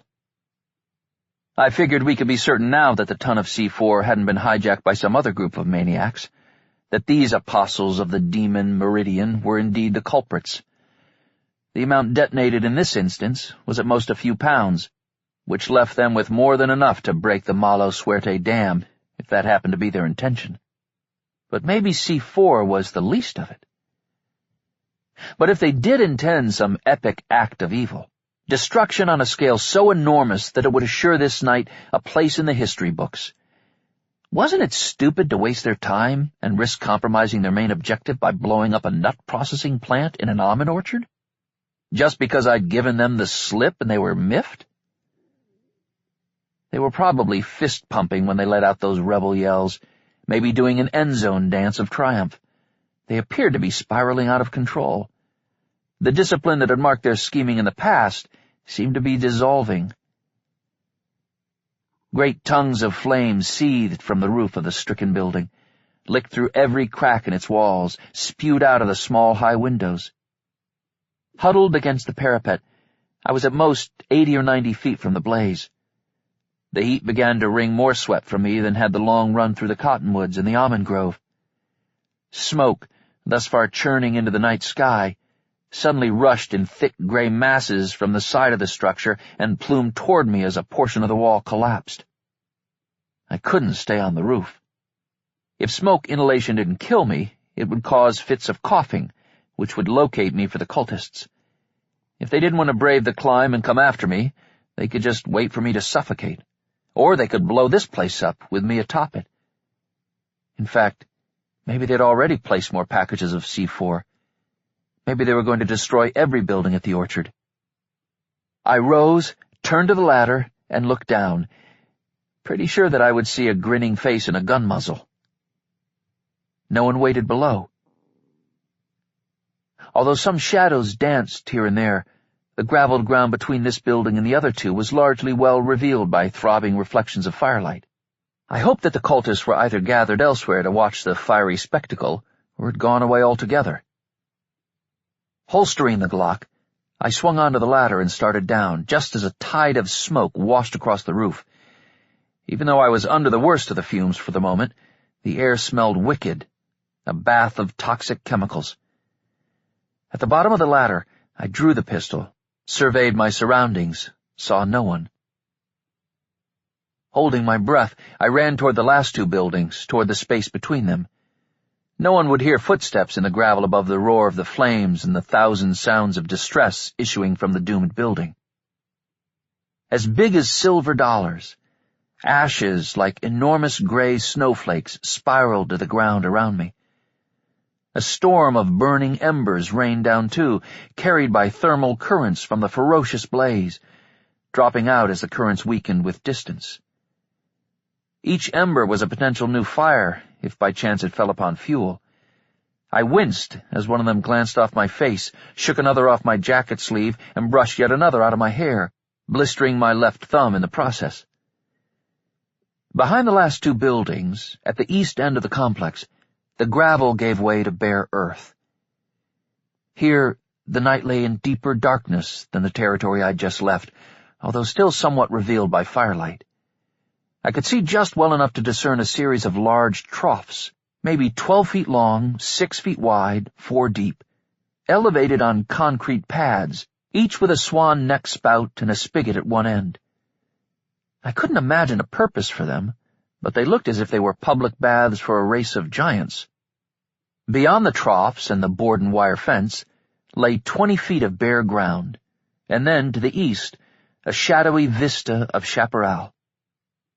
On a warm evening like this, it was the kind of land that teemed with nightlife, though not the kind that required a dance band and adult beverages.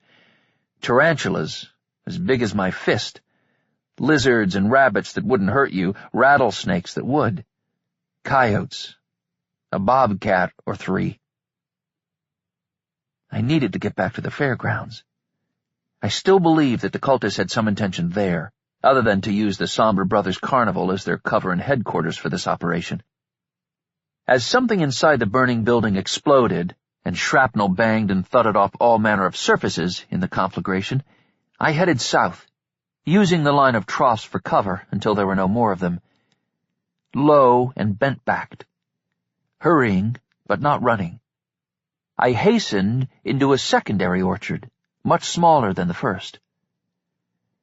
The heat of the fire and the flurries of ashes and smoke were far behind me. In the distance I heard sirens once more, sirens combined with stentorian horn blasts that identified the vehicles as fire engines. As before, I stayed close to one row of trees, pausing at the 6th, the 12th, the 18th, to scope the orchard ahead and keep my breathing as slow and quiet as possible. I was too far from the burning building for the racket of its piecemeal collapse to provide much cover now. I resisted the temptation to glance back at the blaze. My eyes were not yet fully dark adapted again, and I needed them to adjust to the gloom as quickly as possible. Although lacking headstones and monuments, the orchard at night reminded me of a graveyard, perhaps because of the regimented rows, perhaps because I believed that black-clad figures, as faceless as death, would at any moment step out of cover and loom before me. At the 24th tree, 6 from the end of the orchard, I stood with my back to the trunk, held my breath, listened. I thought I heard a voice. 2 voices. I drew a breath or two, listened again, but heard nothing except a tree rat or a raccoon scratching its way along a branch overhead. Then the voices again. They were speaking low, but they weren't as quiet as they should have been if they were cultists on the lookout for me. I needed to locate them. In as low a crouch as I could get without proceeding in a duck walk, I moved from the 24th tree to the 25th, leaning to the left, to the right, trying to tune in to their conversation. They fell silent. Back pressed to the almond tree, I waited, hoping that they hadn't gone quiet because they'd seen or heard me. My eyes were well adjusted to the dark again, which meant only that now I was merely half blind. If money could buy anything, I would have called Mrs. Fisher and asked her to buy off the cloud cover and bring back the moon. Judging by the tone of their voices, when they spoke again, the unseen men were irritated. I eased forward to the 26th tree, to the 27th. Halfway to the 28th, I saw them, on the right. 2 figures dressed in black. Ahead of me at the end of the alley between this row and the next. So close. They evidently were supposed to be scanning the 10 feet of open ground that separated the almond trees from the fence that marked the southern perimeter of Maravilla Valley Orchards. They didn't seem to be deeply committed to the task. I kept moving, afraid one of them would look toward me at any moment. I put my back to the 28th tree, 2 from the end, and found that I was now close enough to hear what they said. "Damn it, Emery, that freak never come this way." "Yeah," Emery said, "but this is where they want us." "You'd break your own neck trying to kiss your own ass if one of the inner circle said so." "I'm not afraid of the inner circle." "Hell you ain't. Come on. I want to be where the action is." "Me too, Carl. Who doesn't?" "Well," Carl said, "it ain't here." Emery didn't respond. 5 or 6 minutes till maybe they blow that church." "They'll blow whatever they find." "If it's the church, I gotta see it." "You don't care about the church." "Don't tell me what I don't care about." Emery said, "It's the farmhouse that has you hot." "You too. You seen the pictures. Them 2 girls, their mother." "They aren't for us anyway." "But we can watch it being done." "I've already seen it done, lots of times." "This is bullshit, man." "We don't want to get in trouble." "All we do want is trouble." "You know what I mean." "Yeah, you're a chicken shit." Emery didn't reply. Frustrated, Carl said, "Ain't we anarchists?" "It's pronounced anarchists. And no, we aren't." "I thought we was." "We rule through chaos. That's different." Carl sounded like a pouting child. "We need to be doing some anarchism." Intellectual arguments between Satanists were less witty than I had expected. "You hear them sirens?" Carl asked. "Of course I hear them. Fire trucks." "And cops close behind." "Shouldn't be here for the cops," Emery said. "Finally you said a smart thing." "It's maybe 10 minutes before the farmhouse." "So let's go. Let's get in the action."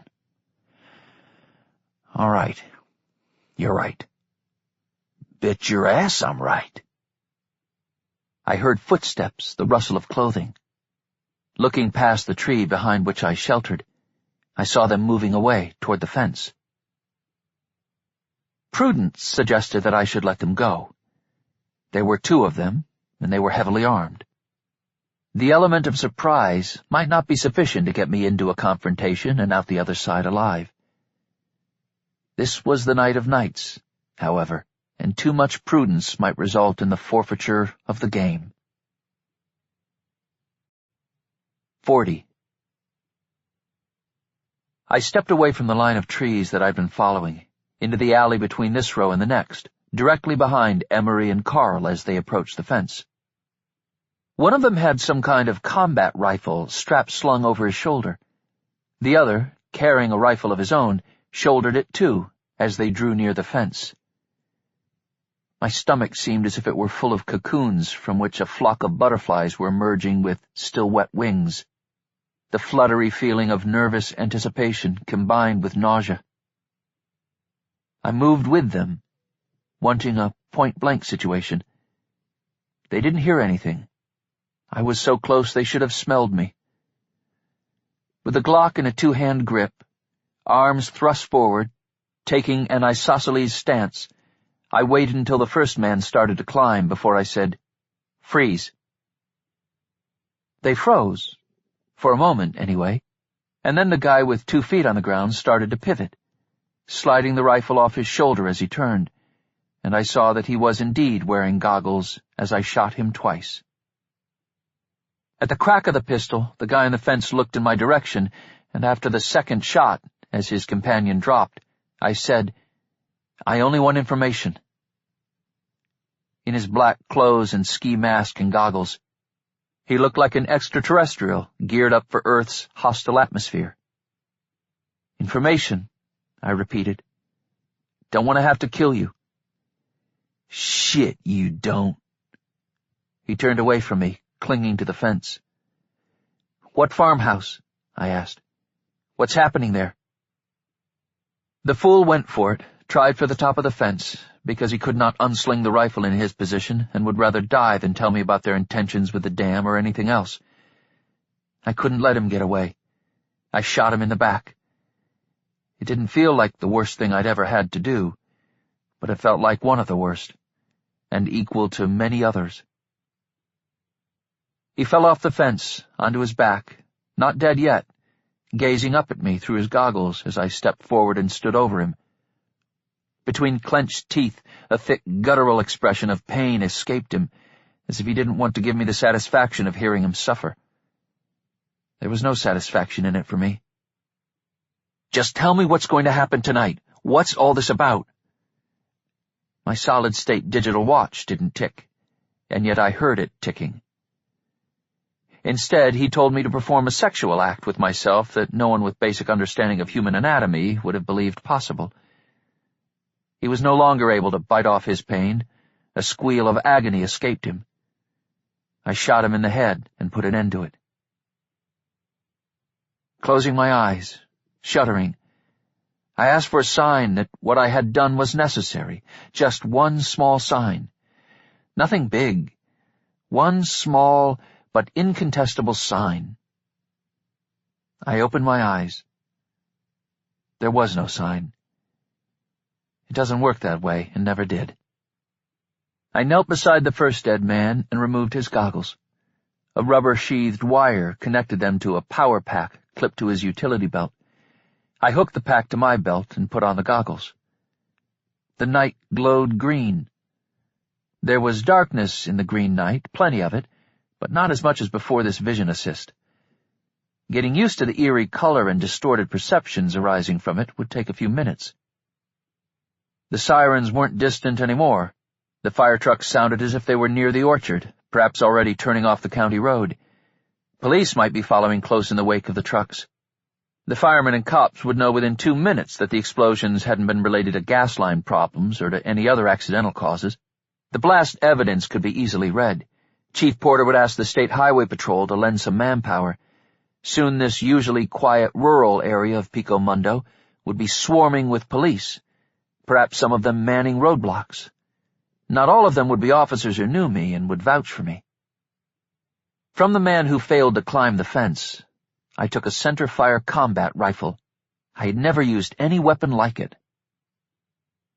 I'd been raised by a mother who was mentally ill, but never institutionalized. She pretended to have suicidal tendencies, though she used her pistol only to intimidate her child. As a consequence, I disliked guns, but I learned to use them. I'd come to understand guns, that they were tools, and that they were no more evil, in their essence, than pliers and wrenches. At times, they were a necessity. In a world of evil, they were often also a blessing. Now and then, as I've said, I was able to fight off a thug with my encyclopedia of unconventional weapons, such as a clarinet, an oboe, and a trombone, a confrontation in a musical instrument shop, 3 buckets full of pig slops, not in a musical instrument shop, a wet mop, coconuts, wasp spray, and once, in fact, with a 12-volume encyclopedia. But often, firearms saved my life and the lives of others who depended on me. From personal experience in the orchard, I knew that these fully automatic rifles, as illegal as briefcase nukes, were capable of firing a single round or a deadly burst of bullets. I didn't know how this one was set or how to change the way it was set. I assumed it was still on fully automatic fire. These lunatics were unlikely to practice gun safety. From the dead man's utility belt hung 4 spare magazines. They appeared to hold perhaps 30 rounds each. On the rifle, I found the release button and ejected the current magazine, slapped a full one in its place. I found the bolt catch, made sure the bolt was not locked. I recognized the trigger. That was the extent of my knowledge of this kind of weapon. It was going to be a learn-as-you-go event. I took a spare magazine from the dead man, put it in an inside sport coat pocket, tearing the lining in the process. Mr. Bullock would never lend me another garment. I put a second spare magazine in an exterior pocket. With the rifle slung over my shoulder, I went up and over the fence. How ironic it would have been if someone had shot me in the back as I climbed. In my mind's ear, I heard Emery and Carl. 5 or 6 minutes till maybe they blow that church. They'll blow whatever they find. The next explosion would be only 2 or 3 minutes away now, not 5. I didn't know which church and had no time to go looking for one. Although math had never been my strongest subject, I could put 2 and 2 together. The crew that pursued me through the orchard might or might not be the only one at work this night. They weren't using all the C4 to break the dam. They didn't need all of it for that. They were blowing up anything they encountered. Ain't we anarchists? It's pronounced anarchists, and no, we aren't. I thought we was. We rule through chaos, that's different. The behavior of these cultists wasn't as insane as I'd first thought. They had a strategy and tactics to support it. The almond processing plant and the church were distractions. Whatever else they blew up in the next hour would also be meant to distract the police, overwhelm them, and leave them with insufficient resources to deal with the true threat when it came. I needed to call Chief Porter, but I didn't have time just then. I thought I knew where the farmhouse was, the identity of the woman and her 2 daughters who were in imminent peril. With all the chaos erupting, the police would never get there in time. It's the farmhouse that has you hot. You too, you seen the pictures, them 2 girls, their mother. They aren't for us anyway, but we can watch it being done. I've already seen it done lots of times. In the midst of sowing chaos, and before the main event of the night, the cultists were intending to take time for a quick religious ceremony. They were going to make an offering to ensure that the prince of this world, his satanic majesty, would look with approval upon the catastrophe that they hoped to bring down upon my beloved Pico Mundo. 3 human sacrifices. Beyond the orchard fence lay a much-patched, single-lane blacktop driveway, dating back decades, cracked and crumbling at the edges, tufts of grass and withered weeds growing through it in places, overhung by California live oaks as old as any trees in Maravilla County. This picturesque lane connected the nearby county road to Blue Sky Ranch, a place with a great deal of history, both triumphant and tragic. I turned at once eastward, into the green night, away from the county road, and I ran for my life, as well as for the lives of the mother and her 2 daughters who lived on the ranch. If Emery and Carl had their facts straight, I no longer had 10 minutes, maybe 7, or 6.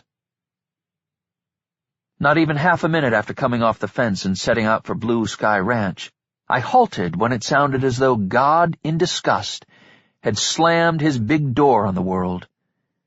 I felt the explosion tremble the ground underfoot, and scores of dead leaves rattled down through the live oaks, falling upon me and around me, as if Death himself, in a mood to mock, were sprinkling me with his equivalent of the holy water that a priest shook upon the faithful from an aspergillum.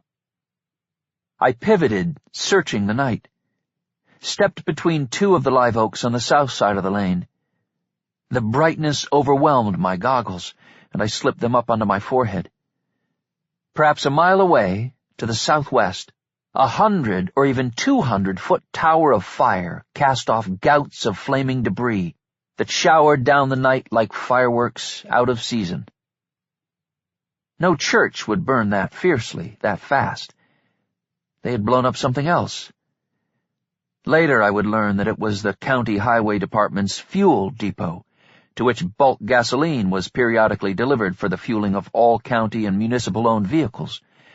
A packet of C4 with a timer had been lowered on a wire into the underground storage tank.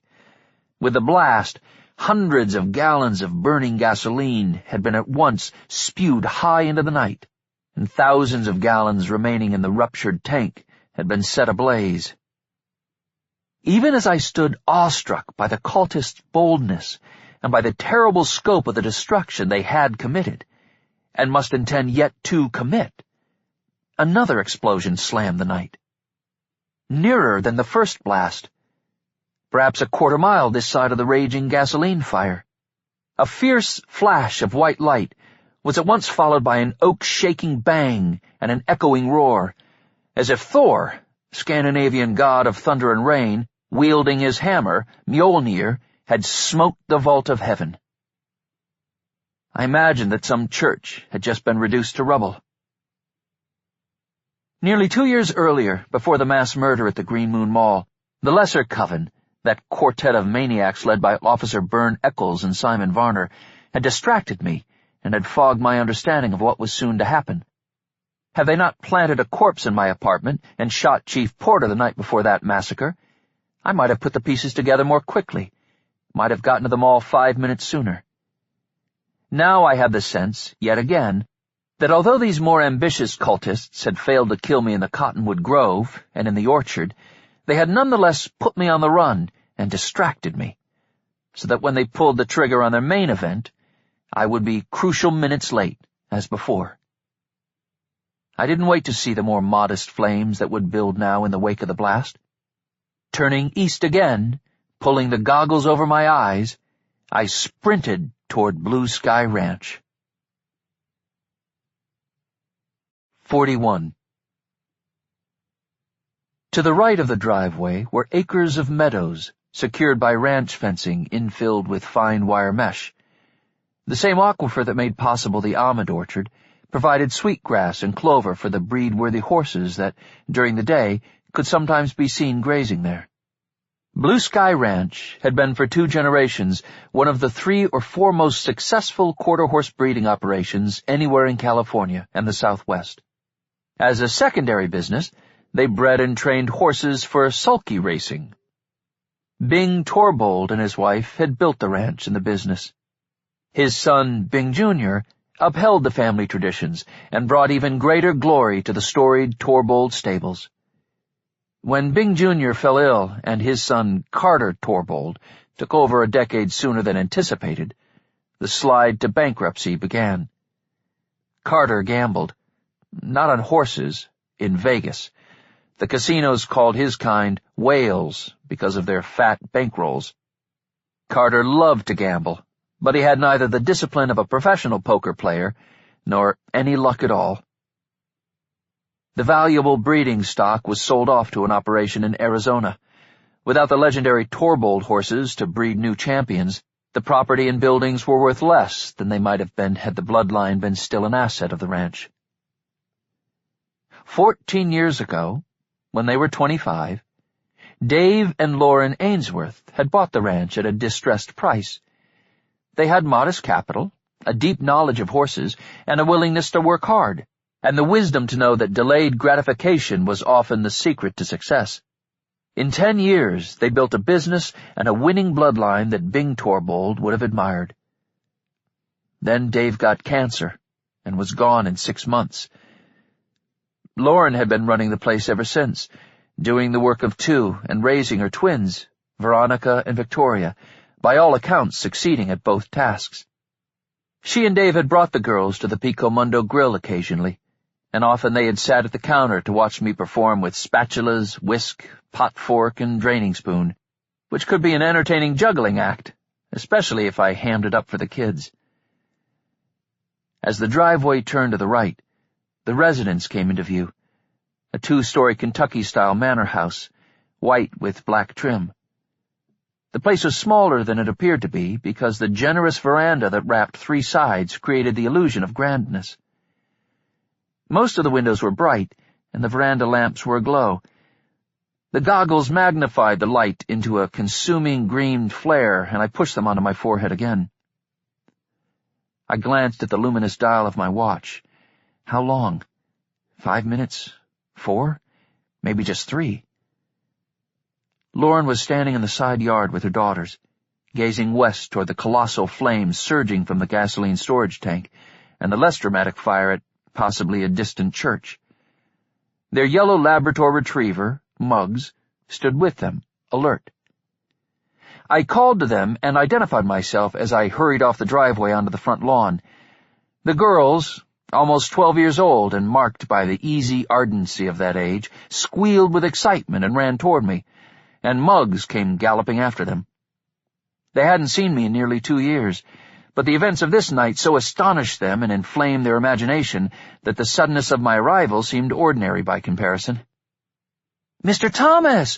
What are all the fires? Mr. Thomas, did you hear the booms? They were crazy loud. We were watching TV. The whole house shook. Boom, boom. Muggs went Scooby-Doo on us. He hid under the kitchen table." Muggs wove among us, his tail beating against our legs, panting and grinning, having overcome his terror, now filled with the girls' enthusiasm. They were lovely girls, with their mother's blonde hair and their father's gray eyes. They would turn heads when they were grown, just as their mother had turned heads, and still did. Lauren joined us near the veranda where it cornered from the front yard to the side yard. She had none of the girls' giddiness, and she shushed them. She was serious, and when she saw the combat rifle that I carried and then met my eyes, anxiety took possession of her face. "Trust me," I said. "Of course." "You have a gun?" "A pistol." "Get it. Fast. Take the girls to the stables. Hide there." She sprinted for the porch steps. I called after her, "Leave all the house lights on." Veronica and Victoria remained with me. They were still excited, but now also anxious. "What's wrong, Mr. Thomas? What's happening? Are we going to be okay?" "You'll be fine," I said. "Does Muggs bark much?" Veronica said, "He hardly ever barks." "He grumbles sometimes," Victoria said. "Sometimes he farts loud." "Hardly ever," Veronica said. "But when he does, it's a window rattler." "In the stable," I warned them. "Make sure he doesn't bark." Veronica held the agitated dog by the collar. Both girls looked toward the fires, and Victoria said, "Is someone going to bomb us?" I'm not sure how I knew which of them was Veronica, which Victoria, but I knew. "No one's going to bomb you, but you need to be brave." "We can be," Veronica said. "We have been," Victoria said. Veronica said, "We had to be, since we lost Daddy." Their mother hurried out of the house, closed the door behind her, and descended the porch steps. She carried a pistol and a flashlight. I said, "Hide as best you can, then don't use the flashlight until I come for you." "All right." I thought I heard, faintly, an approaching engine. When I glanced back at the colonnades of oaks that canopied the driveway, I saw no telltale headlights. Nevertheless, I said, "Go! Go! Go! Go!" The three of them and the Labrador hurried past the house, east toward the stables and the training track. Trusting Lauren to follow my instructions, I retreated from the well-lighted house to the darkness along the perimeter of the lawn. I took up a position behind shrubbery, from which I could watch the driveway. I thought I knew how the cultists intended to get the job done. They wouldn't drive right up to the house, wouldn't want the engine noise to announce their arrival. Besides, they'd block the driveway with their vehicle, so that no visitor could get past it. One man to stay with the car. The others, 4, 5, whatever, would arrive on foot. 2 for the front door, 2 or 3 for the back, to prevent Lauren and her daughters from fleeing that way. All of them with combat rifles. Kick in the front door, maybe fire a burst into the ceiling to intimidate. Blue Sky Ranch was semi-isolated. Anyone who heard the gunfire at a distance wouldn't be able to pinpoint its origin. The invaders would move fast through the house, find Lauren and the girls, herd them to one room, gang rape them within sight of one another. Humiliating them was an important element of the ritual sacrifice. Humiliate, terrify, demean, diminish, bring to despair. If this church had a community outreach program, it would be symbolized on their stationery not as an open hand, but as a fist. There might be black candles on whatever makeshift altar they used. Tannis root paste, and a fungus called devil's pepper that those being sacrificed were forced to swallow. Most likely a quick ceremony. A couple of Hail Satans, a sip of blood. This was a busy night for the cult of Meridian. From the rapes they would go directly to the ceremonial knife. None of the usual preliminary torture and disfigurement. Just the killing cut. 3 times. A cold, controlled fury had gripped me, greater than any anger I had experienced before. I felt as if there were 2 odds in the same skin. The fry cook who had written poetry for the girl he loved and wept at movies like Terms of Endearment, but also the ruthless killer who could shoot men in the back. The darker odd Thomas thought his violence must be righteous, in the service of good, for the protection of the innocent. But the other odd wondered if the claim of righteous purpose, exerted so often in these past 2 years, was always true, or if it might be overused. There were nights when consideration of that issue would not allow sleep. In spite of all the doubt, my fury didn't abate.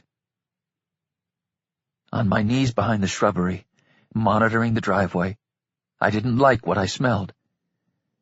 The offender wasn't the foliage with its tiny white flowers, which provided a green leaf scent and a faint, sweet fragrance similar to jasmine. The odor was mine, and it seemed to me that only part of it could be a consequence of all the sweating I'd done and the chemicals in the gray snowflake ashes that had dissolved and stuck to my hair and jacket. Maybe part of it was the malodor of a deeper corruption. If I progressed from being a righteous man to being a scourge, my destiny might not match Gypsy Mummy's prediction. Scourges assumed authority they had not been granted.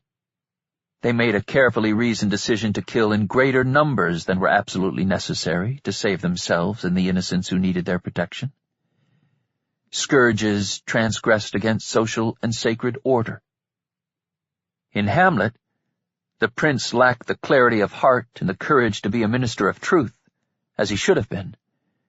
But he sure was a bang-up scourge, inflicting upon his kingdom more killing than necessary. Scourges themselves are always scourged. The prince did not survive the play. Moses scourged 3,000 people and did not live to see the promised land.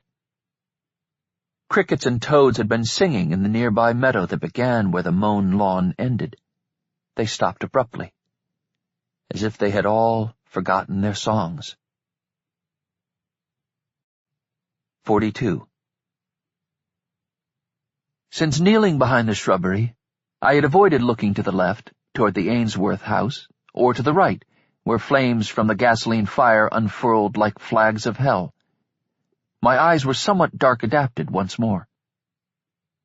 Out there in the night, where the driveway turned from east to south and proceeded toward the residence, dark figures appeared.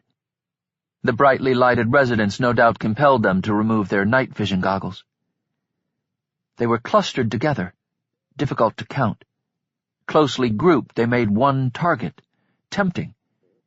But even if they remained in tight formation until they reached the front porch, I couldn't be sure of dropping them all. My weapon might not be set on burst fire. I wouldn't know until I squeezed the trigger. I was too far away to stand up and pick them off one by one. They would scatter, and I would have lost the advantage of surprise. Besides, I didn't have sniper skills. I was a close-up killer. I held my position until I was able to count them. 4. They ordered themselves into pairs as they came toward the house, which suggested that my idea of how they would do the job must be on the money. The line of shrubs, defining the end of the lawn, grew waist-high, with a 2-foot gap between each bush. I rose into a crouch and hurried toward the back of the house, not fully concealed. My powder-blue sport coat was definitely not the new black. I was better dressed for a prom than for secret ops.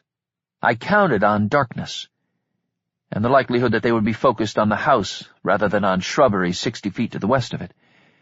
Anyway, in about 3 seconds, I'd put the house between me and them. Nobody shouted or shot at me. The back of the residence was as I remembered it. The veranda didn't wrap to this fourth side of the structure. A large flagstone patio instead. A round table with a big adjustable umbrella and 6 chairs. 2 lounges for sunning, a small table between them. At the end of the patio, farthest from the house, stood an outdoor culinary center. Large built-in barbecue, 4 gas burners under a steel cover, double sink, under-the-counter refrigerator, storage space. I sprinted behind that open-air kitchen and crouched there, the combat rifle in both hands and ready. From what Carl had said to Emery, back at the fence between the orchard and Blue Sky Ranch, the cult had secretly photographed Lauren and the twins, perhaps at a distance, with a telephoto lens. You seen the pictures, them 2 girls, their mother? When they reconnoitered the area, considering possible targets for the C4, they'd found the Ainsworths too, and had most likely decided at once to put Lauren and the girls on their itinerary for a little sex, savagery, and satanic ceremony between demolition jobs. They would have scoped out the property. They would know what to find on the back patio. They wouldn't have to snoop around the outdoor kitchen in the dark, wondering what it might be.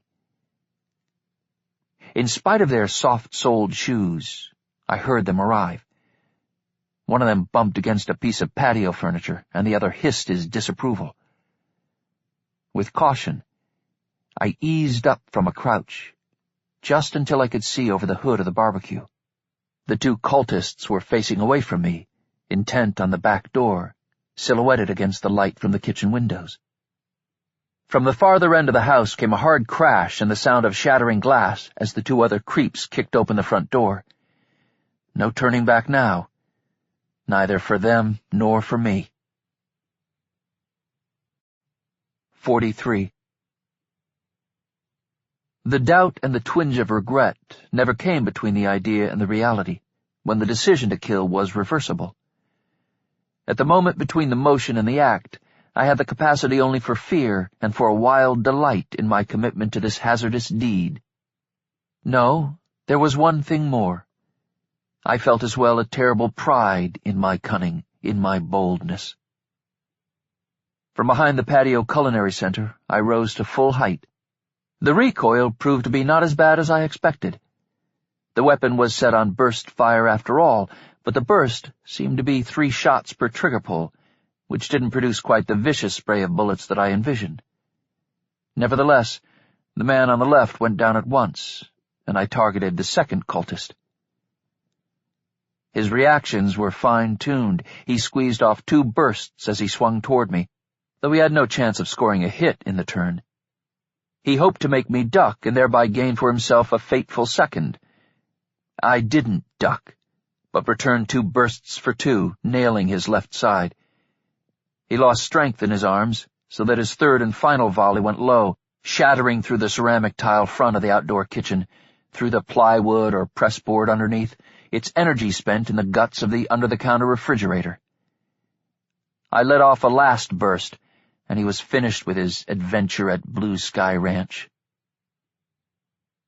The racket had been louder than gunfire alone. If I was right about each pull of the trigger releasing 3 quick rounds, I had expended 12. Perhaps fewer than half of those had been stopped by the 2 cultists. Others had split the wood siding on the back of the house, and shattered windows, and damaged the well-lighted kitchen that I could see through the missing panes of glass. All of this had happened the instant after the 2 cultists at the front of the house had kicked open the door, alerting them that something had gone terribly wrong with their plan. They would either bail out, or they would stay the course, and if the latter, they could no longer be taken by surprise, as the first 2 had been. Unless I moved fast, and had a little luck. These people weren't Navy SEALs or Army Rangers, weren't trained by the best professional warriors in the world, weren't seasoned by a real war in which they had encountered an enemy who fought back. They lacked the honor of SEALs and Rangers, lacked ideals that stiffened the spine in times of peril. They were fanatics, driven by emotion rather than reason. Their commitment was to destruction instead of to the preservation of what was good, and this commitment made them feel dangerous, therefore powerful and superior. Being dangerous, however, wasn't the same as being powerful, and certainly didn't support a claim to superiority. Like all barbarians, they were vulnerable to panic and confusion when the destruction they wished to wreak was visited instead upon them. Even a fry cook in a powder-blue sport coat, who was unable to figure out the true and hidden nature of the world in spite of having been given plenty of hints, even I might triumph over them. As the second cultist fell, he slammed his head against the edge of a patio table, incurring a superfluous final wound. By the time he kissed the flagstones, I was already running back the way I'd come. This time I didn't rely on the cover of shrubbery, but stayed close to the house. Most, if not all, of the downstairs lights were on, and as I passed each window I scanned the room beyond. At the last one, I found what I wanted. The door-busting pair had moved out of the foyer, but had gotten no farther than the living room, where the gunfire at the back of the house had surprised them and brought them to a brief halt. One of them started moving toward the archway that led to the hall.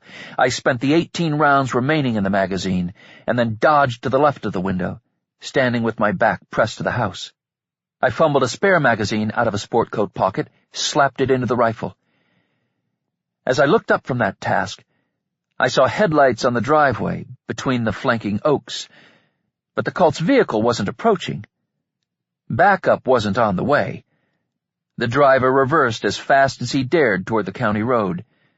All the gunfire must have made him reconsider what duty required of him. When I leaned to the shattered window and eased my head past the jamb, I saw a dead man lying in the living room. He must have removed his ski mask and goggles before entering the house. Shaved head, face turned toward me, mouth open, eyes open. His expression wasn't one of pain or fear. He appeared to be puzzled. There was no sign of the fourth cult member. I didn't want to enter the house. I had nowhere else to go. 44. Proceeding with caution and proceeding slowly are sometimes two different things.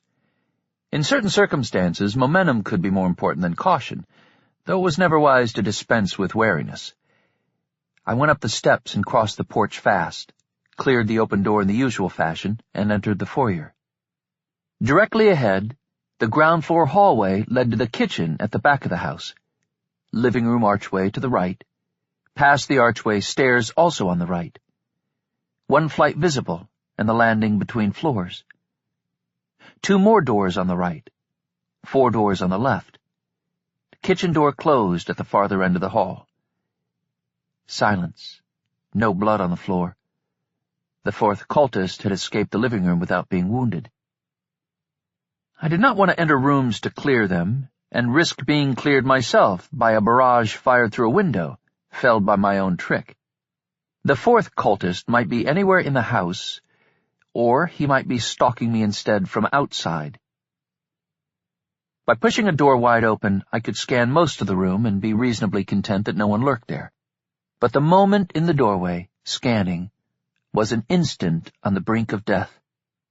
Yeats, the poet, wrote, "Many times man lives and dies, between his 2 eternities.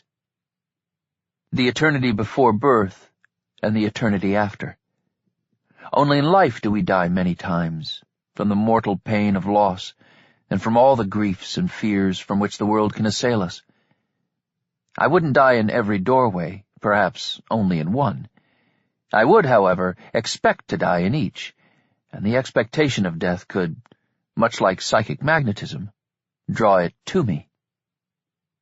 Since I had returned to Pico Mundo, my usually keen intuition had been sharper and more reliable than ever. If I could not trust it without reservation on this night of nights, then when?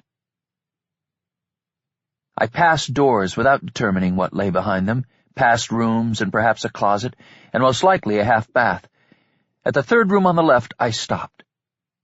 The door was neither closed nor open wide, but ajar. I stood by the jamb on the left and thrust the door open. When I heard something other than gunfire, I leaned forward and risked my face. A study, shelves of books, sofa, armchair and footstool, a handsome mahogany desk. The fourth cultist stood behind the desk at the farther end of the room. A woman, dressed all in black like the others. She'd put aside the hot ski mask, as well as the goggles that were of no use here. She stood with the stock of the rifle firmly in the crook of her right shoulder, aiming at the doorway.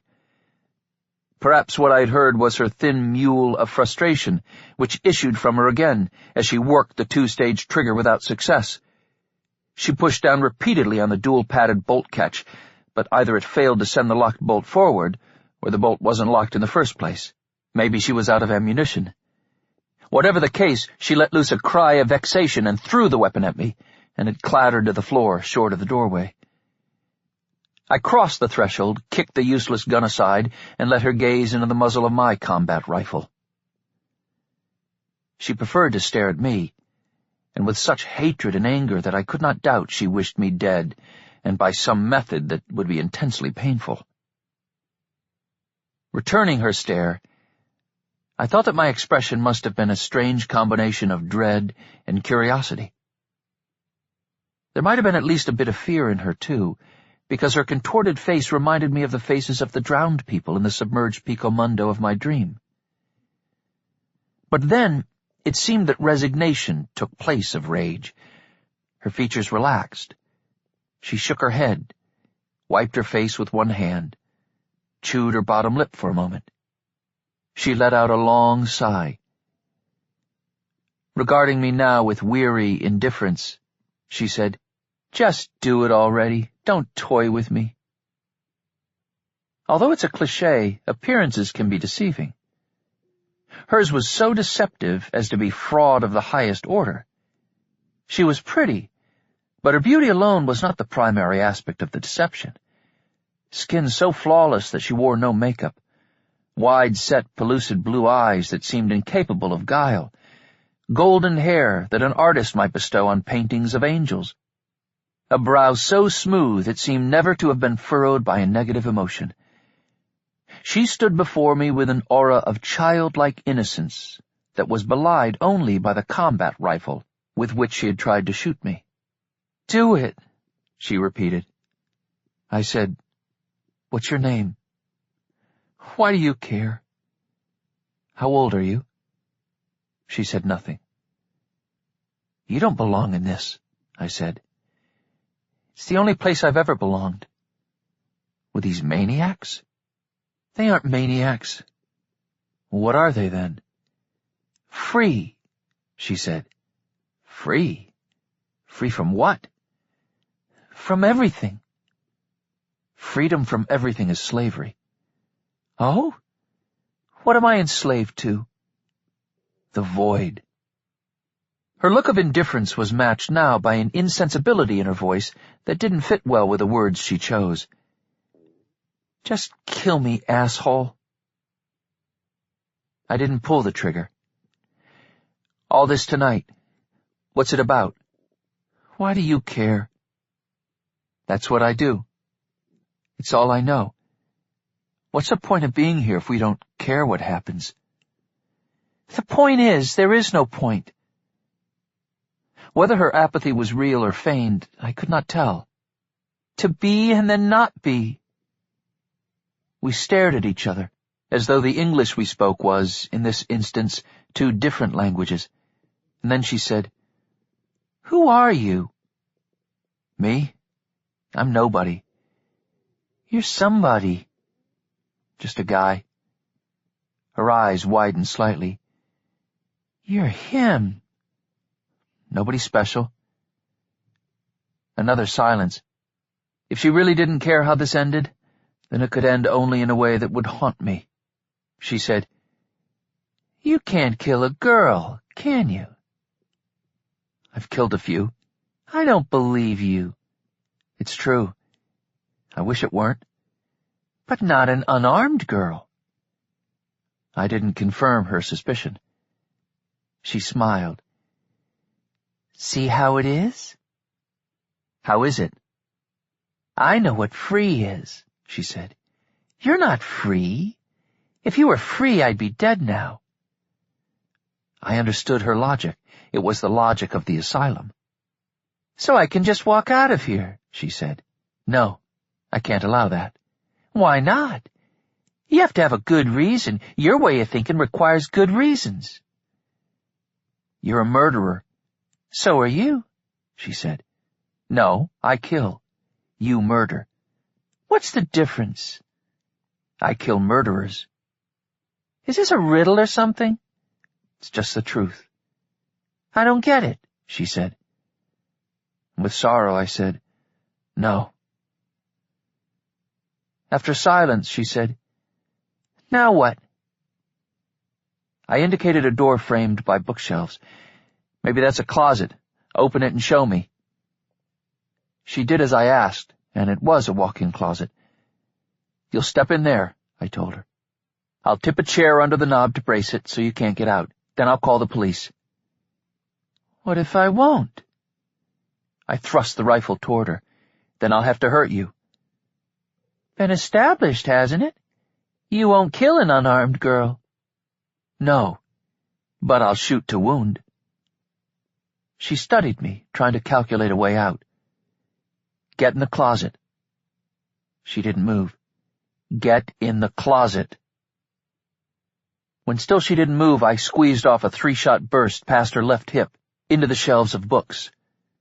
4 inches, I said. That was the only difference between you walking normally or being crippled for the rest of your life. Again, her words were too edgy for her apathetic tone. "How many girls have you murdered, choir boy?" "Killed," I corrected. "How many? Are you ashamed to say how many?" 3. "All justified, huh?" "All in self-defense." "That makes you feel righteous." "No." "Sleep like a baby, do you?" "Not in a long time." "You're him, all right." "Like you, I'm nobody," I said. "We're 2 nobodies. But we're different." "You're gonna find out we're somebodies," she said. "Some of us are geniuses." "Geniuses create. They don't blow things up." "Create, huh? Wait till you see what some of us created."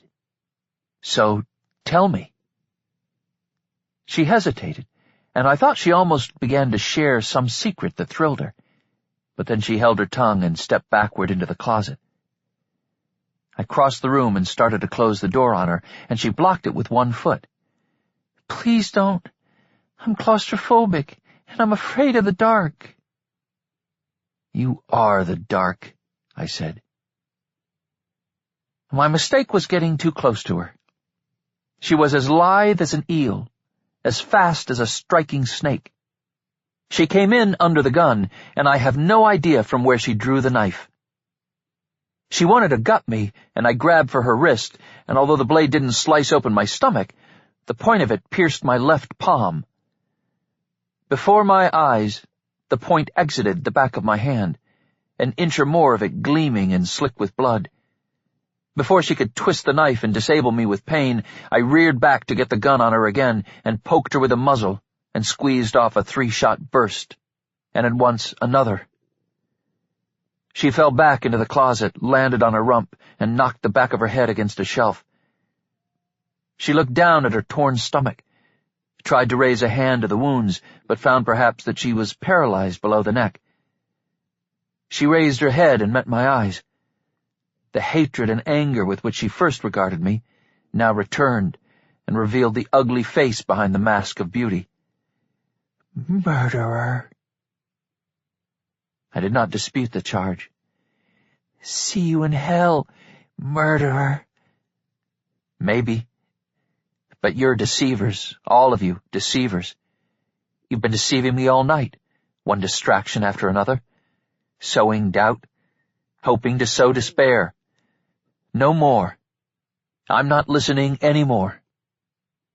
Her eyelids fluttered, almost closed, then opened wide. "Hey, dog. That's you. Just a dog. Know what?" "What?" Her voice grew thicker. "You a dog."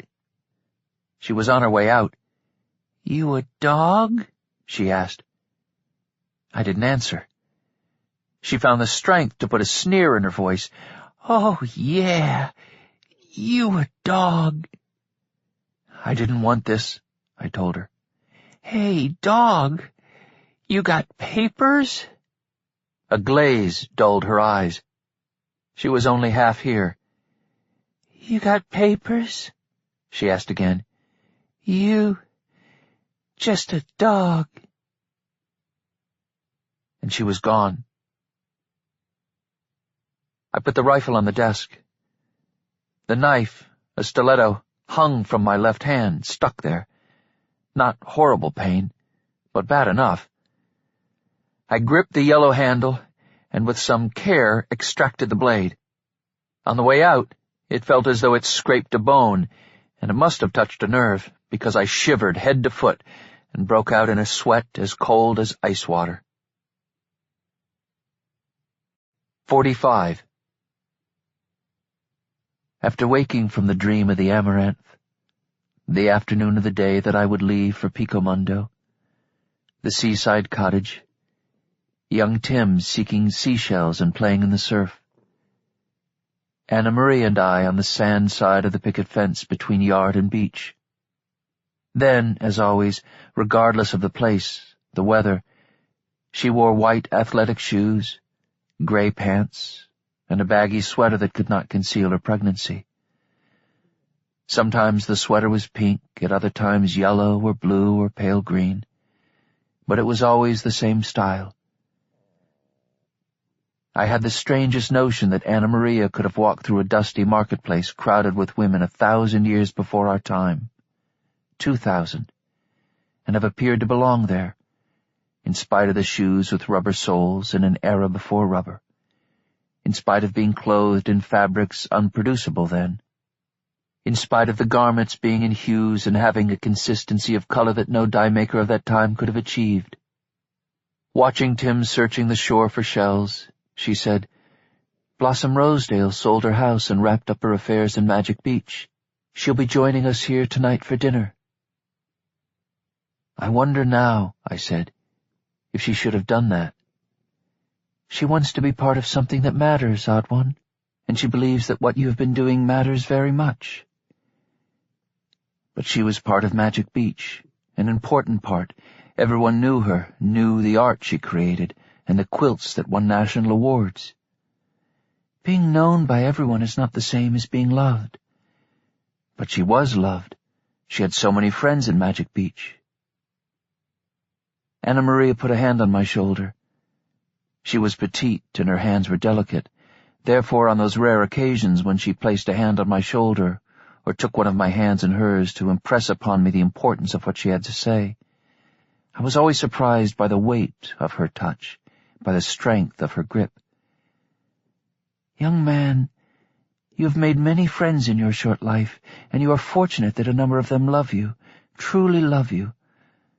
But it's a rare person who can, without reservation, love someone with a face like the face that Blossom was left with after the fire. But in its own way, it's a beautiful face. Some people, she continued, will be drawn to her because being her friend supports the image of themselves that they want others to have of them, makes them feel they're compassionate and tolerant and admirable. Such people may be her friends in a casual sense. They may even to some degree care about her. But when their true focus is always and all but entirely on themselves, they can't love her. Not all her friends can be like that, I said.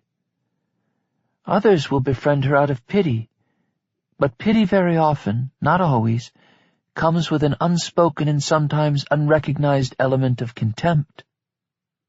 I didn't even try to argue that point. Others, Anna Maria said, will befriend her out of sympathy, because they have suffered too, though not as she has suffered. Sympathy is a nobler feeling than pity, but if sympathy is the principal reason that one person is drawn to another, there will always be an unbridgeable chasm between friendship and genuine love. I was distressed to think that many of Blossom Rosedale's friends in Magic Beach might have been, for one reason or another, drawn to her because of her suffering. not mainly because of her clear, quick mind and her great, good heart. I refused to believe that there weren't many who truly loved her as she deserved to be loved. When I expressed my distress to Anna Maria, she patted my shoulder and then slipped her hands into the pockets of her roomy gray pants. Her mother died when she was 4. 45 years have passed since her father set her on fire, when she was 6.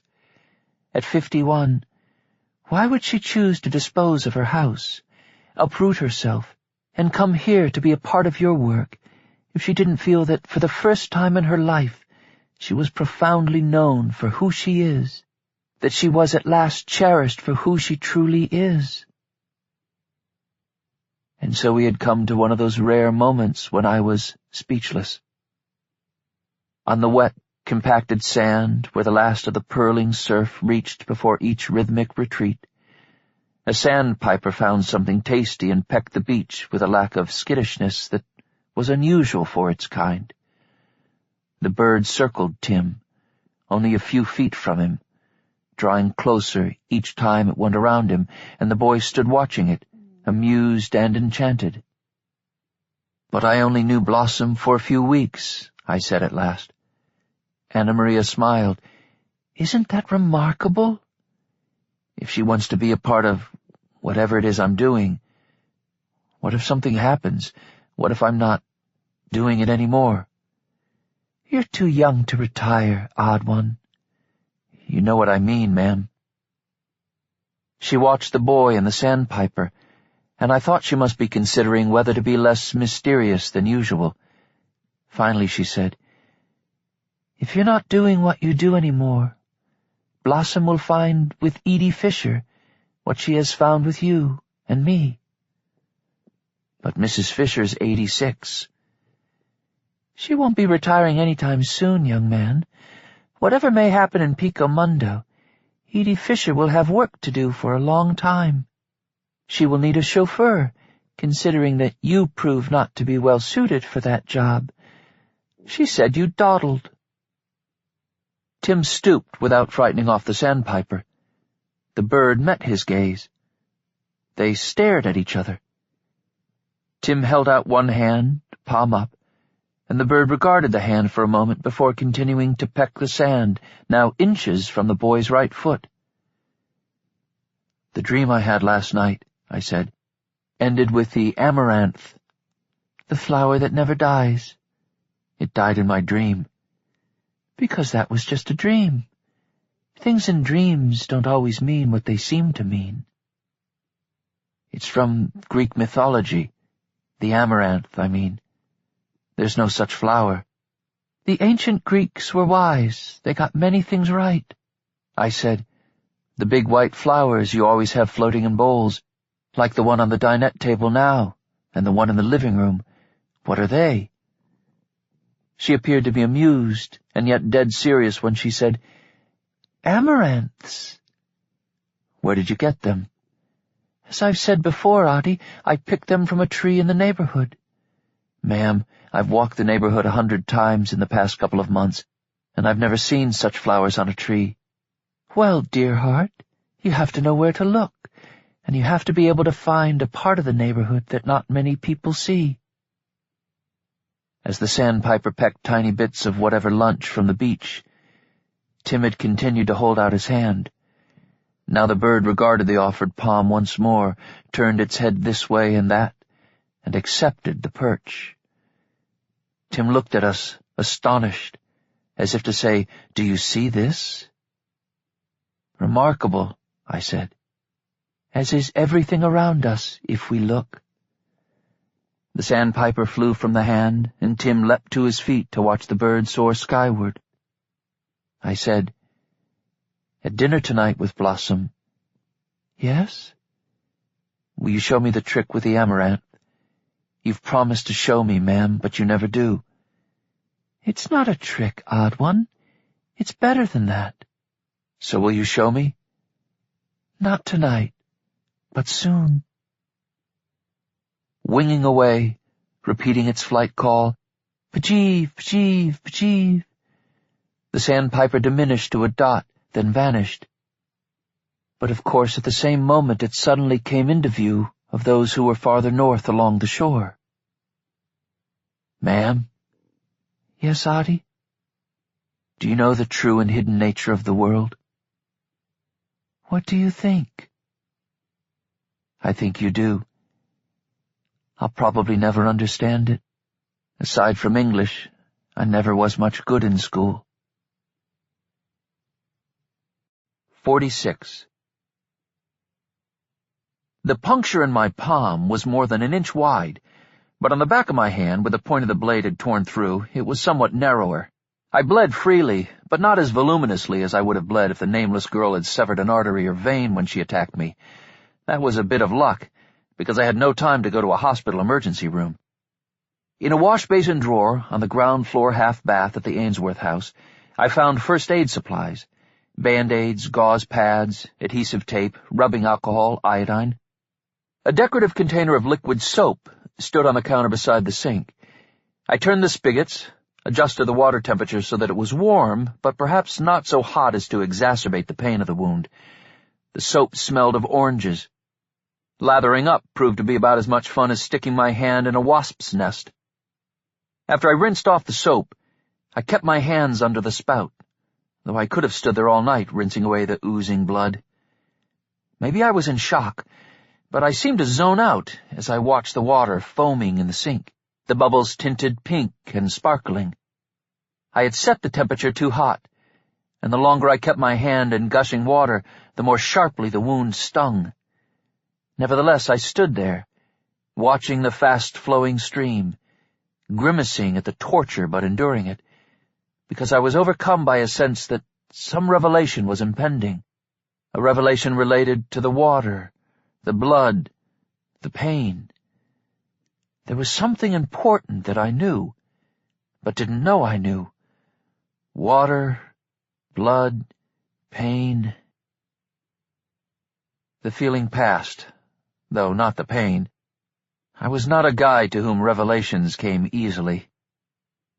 Letting the water run in the sink, I poured rubbing alcohol and then iodine into both the entrance and exit wounds, all the while making shrill sounds of less than manly distress through my clenched teeth.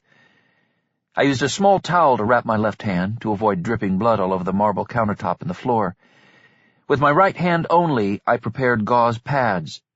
I found a bottle of thick and odorous fluid stoppered with a brush. It was used to paint shut small weeping wounds, creating a flexible sort of artificial skin, never meant for serious cuts into which bacteria might have been carried by the blade. My tetanus vaccination was current. Even if I might be trapping germs in the wound, I wasn't going to die of an infection. It took time for an infection to develop, and I doubted that I had enough hours left to accommodate one. The sealant dried swiftly, and I painted layer over layer. For the moment, anyway, the bleeding stopped. I applied the gauze pads, and then wound adhesive tape around and around my hand. Through all of that, I left the water running, listening to it rush into the sink and gurgle down the drain. In those sounds there seemed to be words, a quick and liquid voice. I felt that everything depended on my understanding what was being said. I wondered if being stabbed and having to kill the girl had left me in a state of shock that muddied my thinking. My skin was cold and clammy. A slight dizziness came and went and came again. Both were symptoms of a drop in blood pressure, which was one of the causes of physiological shock. Bandaged, I watched the water for another half-minute, but then cranked it off when enlightenment did not come. I was still cold and clammy, but the lightheadedness seemed to have passed. I dropped the lid of the toilet, sat, fumbled my phone from a pocket, held it in my injured hand. My good hand was shaking so that I had to concentrate to press the correct digits. Chief Porter had 2 cell phones. I figured he was fielding a lot of calls on the first one. I dialed the number that only Mrs. Porter and I knew. He answered, asked me to hold, and finished a call on the other phone. When he came back to me, he sounded harried, which I'd never known him to be before. He knew about the explosions, of course, not just those that I'd heard and seen, but another one at a warehouse on the opposite end of town from Blue Sky Ranch. All hell's breaking loose tonight. He was furious. These madmen, these goddamn losers. Sir, nothing that's happened so far is the main event. These are all distractions to get your men spread thin. Distractions from the dam? I don't think it's going to be the dam. I've got 4 men at Malo Suerte ever since I talked to you. If it's not the dam, I need them elsewhere. I hesitated. I don't know if it's the dam or not. I just don't know. Sir, there are 3 dead men and 1 dead woman here at Lauren Ainsworth's place. Not Lauren. No, sir. She and the girls are safe. Thank God. These are cultists. 2 more are dead just inside the orchard fence that runs beside the Ainsworth driveway. 6 altogether? 6. Did you... Yes, sir, I did. I did them all. They forced me to be a killing machine, and I can't take much more of it. My voice broke, and for a moment I couldn't piece it together again. Son, are you all right? My voice returned, but to my ear it didn't sound much like me.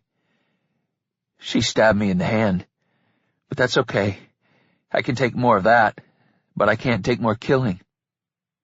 I'll be there right away, Audie. No, sir, no. I'm leaving here as soon as I hang up. Did the CSI team finish at that motorhome?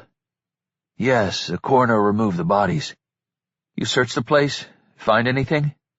Concealed gun closet, weapons, ammo, 100,000 in cash, passports and driver's licenses, their pictures but different names. Wolfgang, Jonathan, and Celine? Actually, Woodrow, Jeremy, and Sybil. What do you know about them? We're working it. 1 or all 3 look to have been junkies. 40 hypodermic needles in the fridge. Lots of ampules of drugs. What drug? The lab is analyzing. You at the fairground? Just left there to go back. I'll meet you there. Maybe it's the dam, maybe something else, but the operation's being run from the carnival. Nothing could happen here that would put the town underwater. Remember, sometimes my dreams are symbolic, not literal. Even in his silence, I could hear his alarm. And then he said, There's 12,000 people in the fairgrounds tonight. I looked at my watch. 10 minutes past 10 o'clock.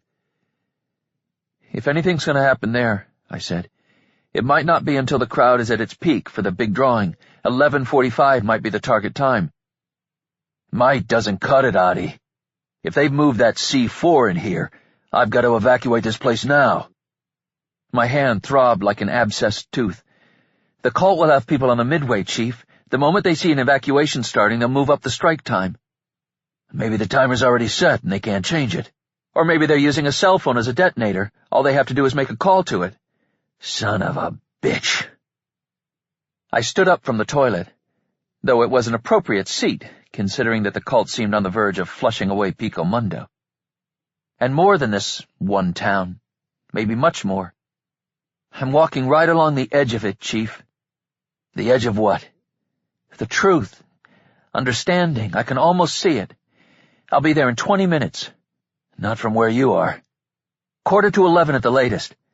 Leaves us just an hour.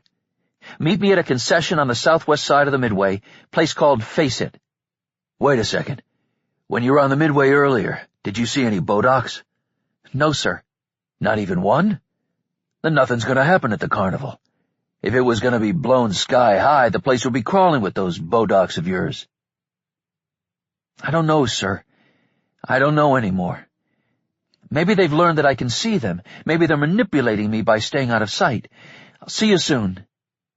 I terminated the call, stepped out of the half-bath into the ground-floor hallway, and discovered the gut-shot dead woman waiting for me.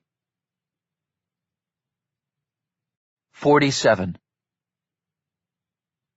The spirits of really bad people seldom lingered this side of the other side. When their bodies died, most of them seemed to leave this world as if sucked out of it by the largest vacuum cleaner in the universe. The spirits that lingered were those of people who were basically good, regardless of what faults they might have had in life. On the day of the shootings at the Green Moon Mall, not long before Stormy's death, I'd been confronted by the festering spirit of a man who'd been dead for a day and who felt that he had a score to settle with me. I'd not since found myself the target of an assault by a ghost. Then the nameless girl in black, who had put a stiletto through my hand, suddenly appeared in the hallway and, no more subtle in death than in life, conveyed her anger by thrusting 2 fingers at me, the middle one on each hand. The dead don't talk, but they have ways of getting their point across. In addition to rude gestures and more benign pantomime, they can go poltergeist, especially the bad ones. I'd lost a perfectly good stereo system to a poltergeist when I was 17. I'd learned not to show fear in these cases. My fear empowers them. She glared at me, but I stared calmly back at her and said, "Go away. Aren't you eager to see what reward you'll get when you cross over?" Earlier in the study, after she'd thrown her malfunctioning combat rifle at me, her face had been twisted by hatred and anger. Because she'd reminded me of the faces of the drowned people in my dream, I'd thought I also read fear in her features. At the moment, there was no fear in her, only hatred and anger so griddle-hot that it might have fried an egg. Yet still I thought of the floating dead in that submerged Pico Mundo. She put 2 fingers to my lips, apparently to indicate that she would tolerate no further talk from me. The fingers felt real to me, as did the touch of any spirit. Cat-quick, she clawed at my right eye, as if to tear it from its socket. But no spirit could harm a living person by touch, not even those that were more radically evil than this one. This world belonged to the living, not the dead. Their clawing fingers and their fists passed through us. Their bites could not draw blood. When she realized that she couldn't blind or bleed me, her anger grew hotter, boiled into rage. Her beauty distorted like a reflection in a funhouse mirror. The deceptive look of childlike innocence that she'd possessed earlier gave way to the truth of her. Malice of an especially sinister and bitter degree. A venomous detestation of anyone who did not share her enthusiasm for cruelty, for murder, and who did not worship raw power as she did. One option existed for some spirits to harm the living. If the malevolence in them was ripe enough, if they loathed every virtue and celebrated every abomination, they were sometimes able to convert their demonic rage into a fearsome energy that they could channel into anything made by the hand of man. We called them poltergeists. The woman thrust her arms full length, hands palm out, as if she were some enraptured faith healer proclaiming her power to a tentful of the desperate and gullible, but she didn't have healing in mind. Pulses of energy issued from her hands, visible but without effect on me, concentric rings of power that caused doors along the hallway to slam shut and crash open. One of the 2 carpet runners peeled off the floor, undulated in the air like some giant parasitic flatworm. It lashed the walls, knocked paintings off their hangers. When it flew at me, I ducked and felt it slap against my back as it ceased to be airborne and tumbled toward the kitchen. The spirit herself exploded into frenzied motion, careening along the hallway, ricocheting from wall to wall, causing the lights to flicker and a groaning to arise within the walls, as if the wood studs were torquing behind the sheetrock. A table in the foyer rattled along the hardwood floor in a stiff-legged dance and flung itself through the archway into the living room. Poltergeists could express power, but couldn't control it.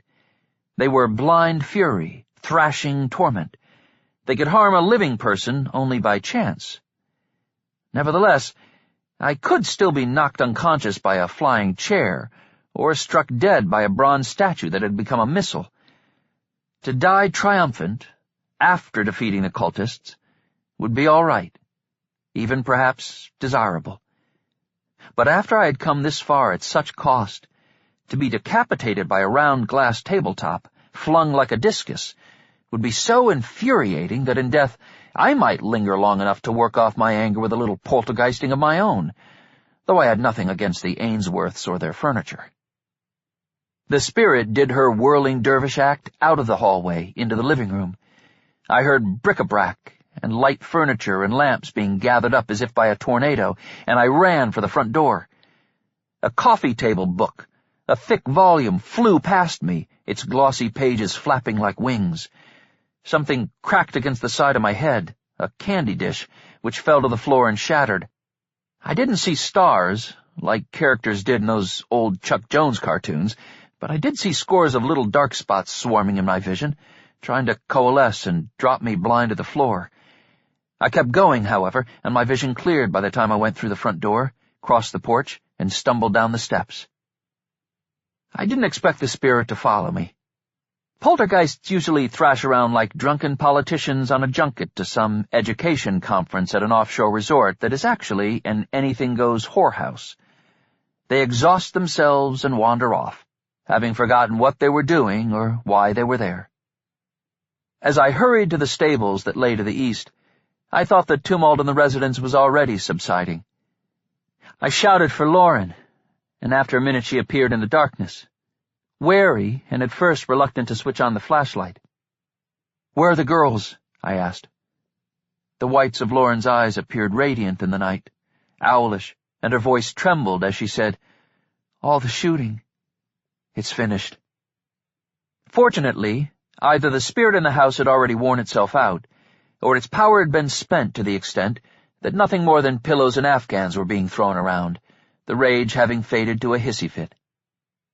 "What's happening?" Lauren asked. "What the hell was that all about? The explosions? My God! The gunshots, like machine guns." "Where are the girls?" I asked again. "I told them to wait and be ready to run, till I was sure it was safe." "You can't go back into the house. There are dead people in the house." "What dead people?" "Very bad dead people, 4 of them, 2 on the patio. You don't want the kids to see them. You don't want to see them.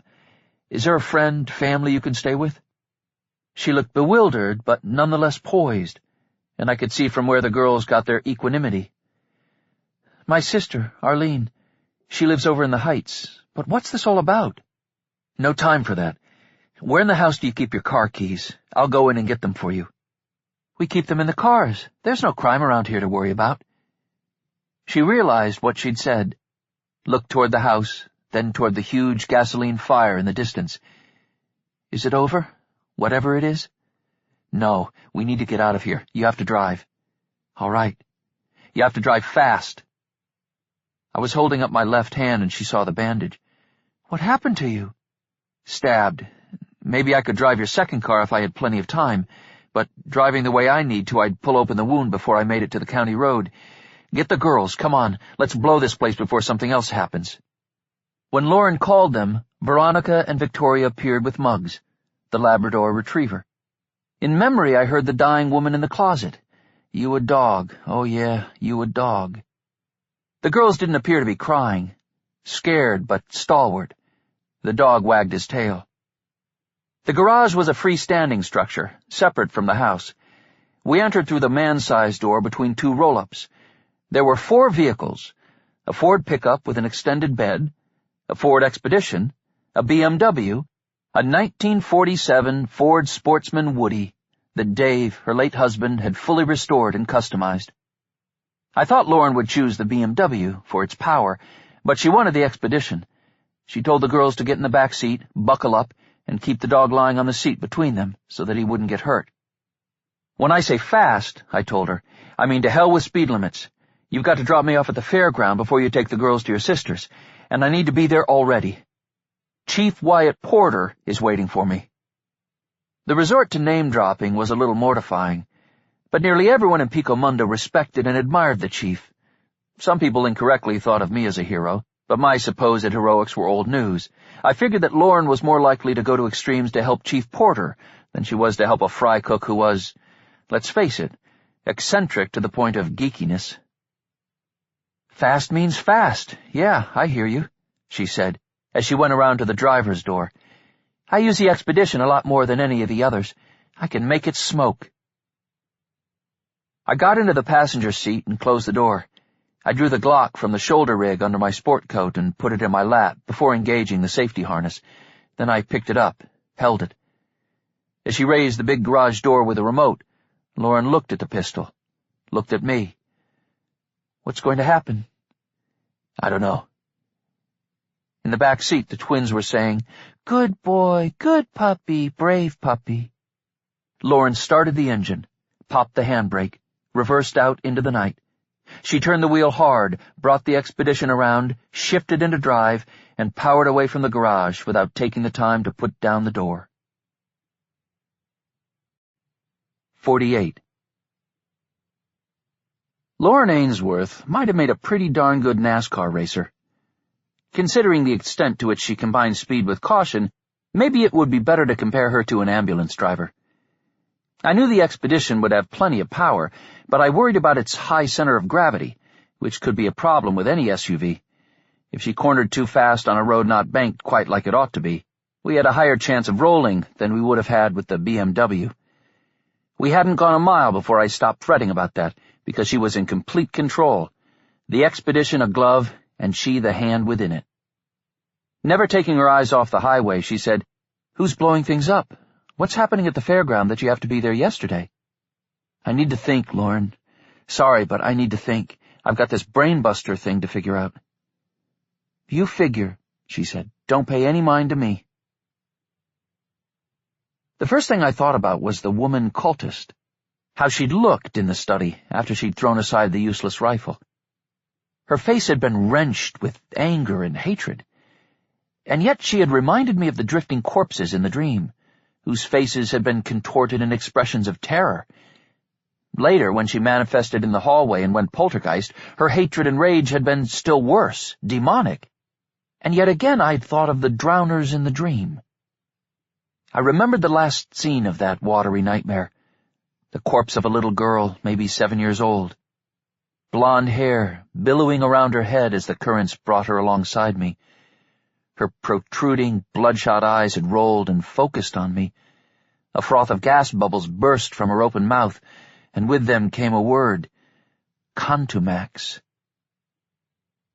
With that, I'd exploded out of the dream, sitting straight up in bed, flailing at the sheets, heart racing. I had been terrified not merely by the vision of a drowned Pico Mundo, but also, and perhaps primarily, by that blonde child who'd spoken the first word of the cult's two-word greeting, contumax potestas. Her expression hadn't been one of extreme fright, had it? No.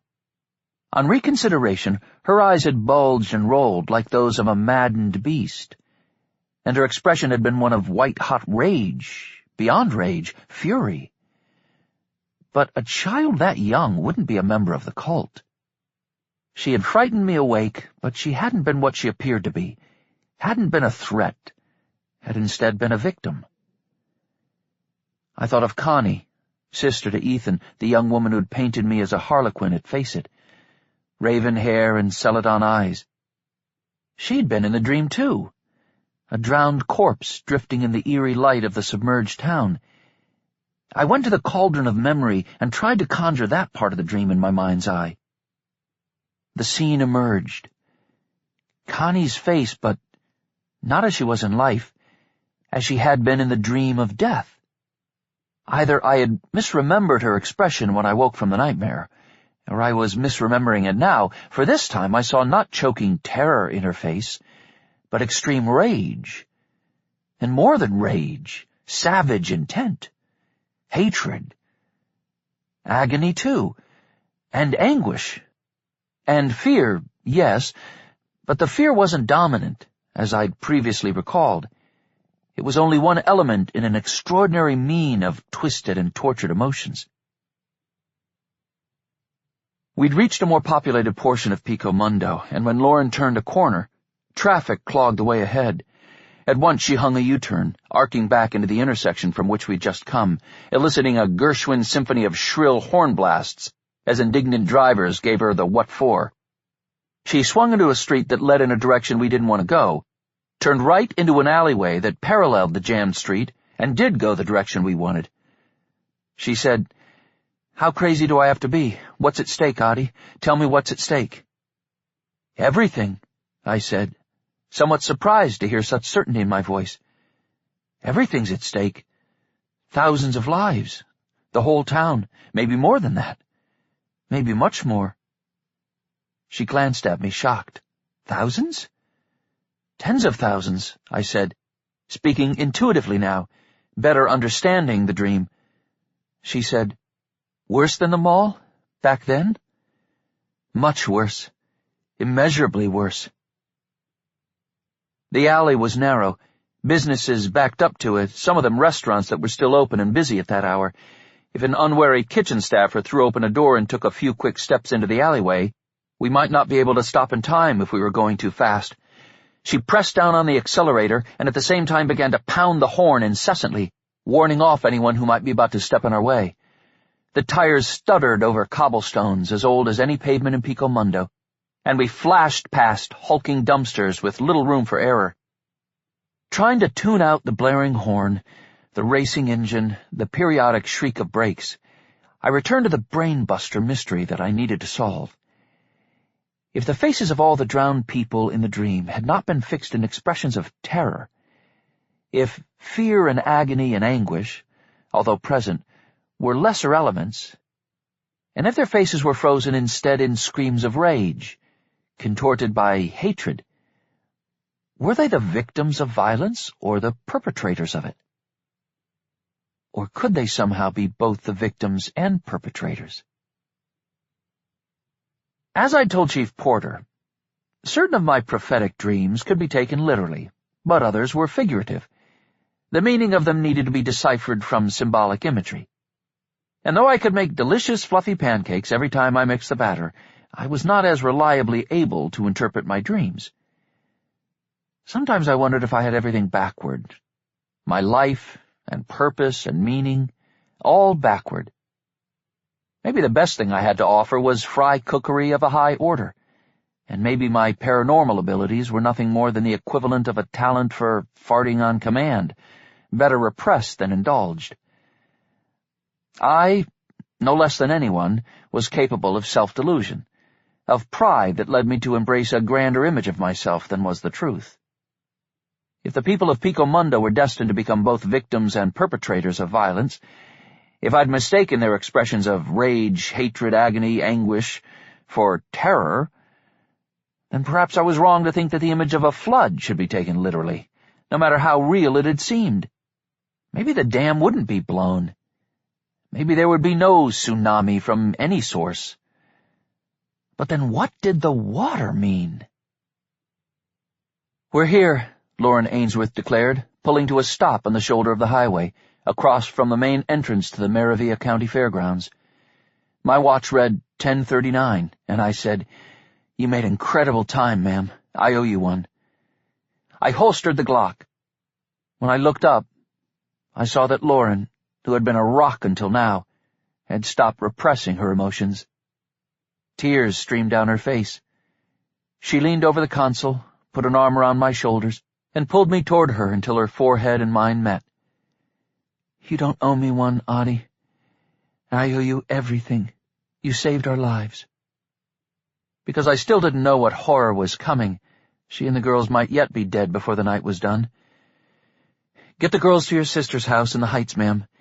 Maybe it'll be safer in the Heights." She kissed my cheek and let me go, but then the twins wanted to kiss me on the cheek too. Also in tears, Veronica leaned forward from the back, and then Victoria, weeping as well. But that wasn't the end of the goodbyes. Muggs scrambled off the back seat. Standing with his hind feet on the floor, he pawed forward between the front seats and came face to face with me. I would have been fine with a dog kiss as long as it was on the cheek. But Muggs had something else in mind. His eyes met mine, and he grew very still, his gaze penetrating, his demeanor solemn. As when I had met Lou Donatella, the dwarf in a bear suit, I thought, this is a moment. Stay with it. Also, as when I'd met that little person, I had no idea what I meant by a moment. Muggs and I remained eye to eye, just long enough for the girls and their mother to recognize the strangeness of this final goodbye, if that's what it was. Then the dog shook his head, flapping his floppy ears, and terminated our moment with a sneeze. "Gotta go," I said, and threw open the passenger door. 49. At this late hour, 3 of the ticket booths at the fairground were closed, leaving only the 4th and 5th. As previously, I went to ticket booth number 4. The plump woman with long ringlets of auburn hair remained on duty. She was reading a paperback book, and when she put it aside to take my money, I saw that it was The Last Good Bite by P. Oswald Boone, my friend and mentor, which wasn't surprising, considering that he had sold more than 100 million copies of his mysteries and that his fans were legion. Handing me an admission ticket, the cashier said, "Smart of you to come back. You should never have left before the big drawing. Got to be here to win. You're the one tonight, honey. You're the one tonight." The Midway was more crowded than I'd ever seen it, the recent explosions having been too distant for the sound to penetrate the ceaseless whiz-bang and ballyhoo of the carnival. People waited in line at every ride, stood too deep at the game booths, swarmed the concourse. I dodged and juked and slipped through the throng, using so many excuse-me's that I was glad they didn't cost anything. The first people I saw when I arrived at the Face-It tent were 3 lovely black girls in their late teens and early 20s, so similar that they must be sisters, 2 of them standing, one of them in the chair where Connie's mother worked on her face with a brush and sponge. The seated girl was being painted to match her sisters, and they were the bird women from my dream of the amaranth. In the dream, I'd been lying on my back, clutching an urn full of ashes, and these 3 pretty girls with white and gold feathered faces had been standing close, looking down at me, as had been Blossom Rosedale and Terry Stambaugh, who was an Elvis fan of the first rank, as well as my friend and boss from the Pico Mundo grill. Chief Porter stood on the farther side of the tent, talking to Connie. The artist saw me first and said, "You washed off your face." "Yes, ma'am. I liked it so much I would have worn it for days, except when I left the fairground for a while. It kind of freaked out people." "Want me to paint you again?" "Thank you, no. I need to talk to the chief here." She looked at my left hand. "Are you all right?" I realized the wound had opened. Blood slowly soaked through the thickness of gauze I'd taped over it. "Nothing serious," I assured her. "Just an accident with a stapler." "I wish my brother was here," Connie said. "You need an Ethan on your side." Evidently she didn't buy the stapler story. To give the chief and me privacy, she went to her mother's station to watch as the 3rd bird woman's face was completed to perfection. I expect that Wyatt Porter could maintain his cool through a volcanic eruption, although on this occasion he appeared undeniably harried. With his bloodhound jowls and his bagged, heavy-lidded eyes, he made people think of their favorite uncle.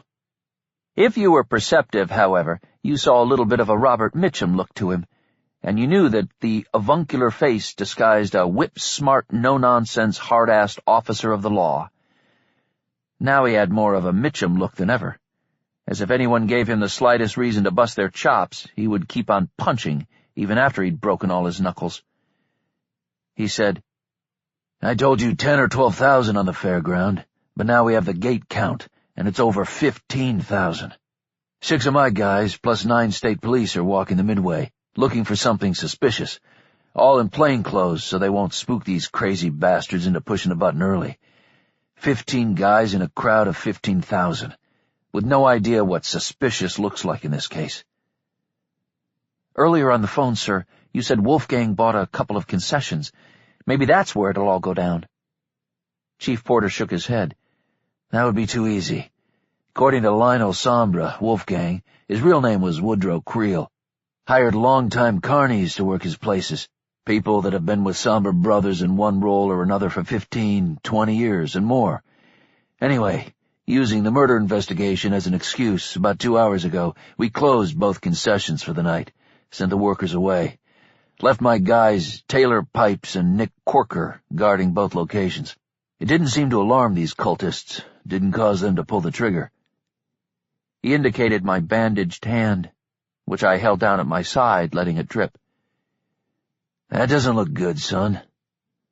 "It looks bad, but it doesn't hurt," I lied.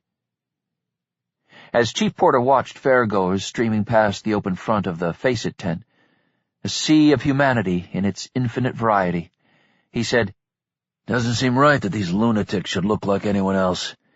Can't you do your magnetism thing and draw a couple of them to you? Don't have a name. Don't have a face. Don't have anything to focus on, sir. What about the other two who were executed in that motorhome, Jonathan and Celine? Do you know anything about them? Real names were Jeremy and Sybil von Witzelben. Husband and wife, both of them doctors of some kind. The 100 different tunes issuing from attractions up and down the long midway had usually before seemed more festive than not. Even if the many braided melodies were to the ear, what a line of prose would be to the eye of a dyslexic reader. But now the music began to slide slowly into a sour disharmony. Those two, the chief continued, had more stamps in their passports than a coyote has fleas. Spent most of the last year down in Venezuela, which is a sewer these days.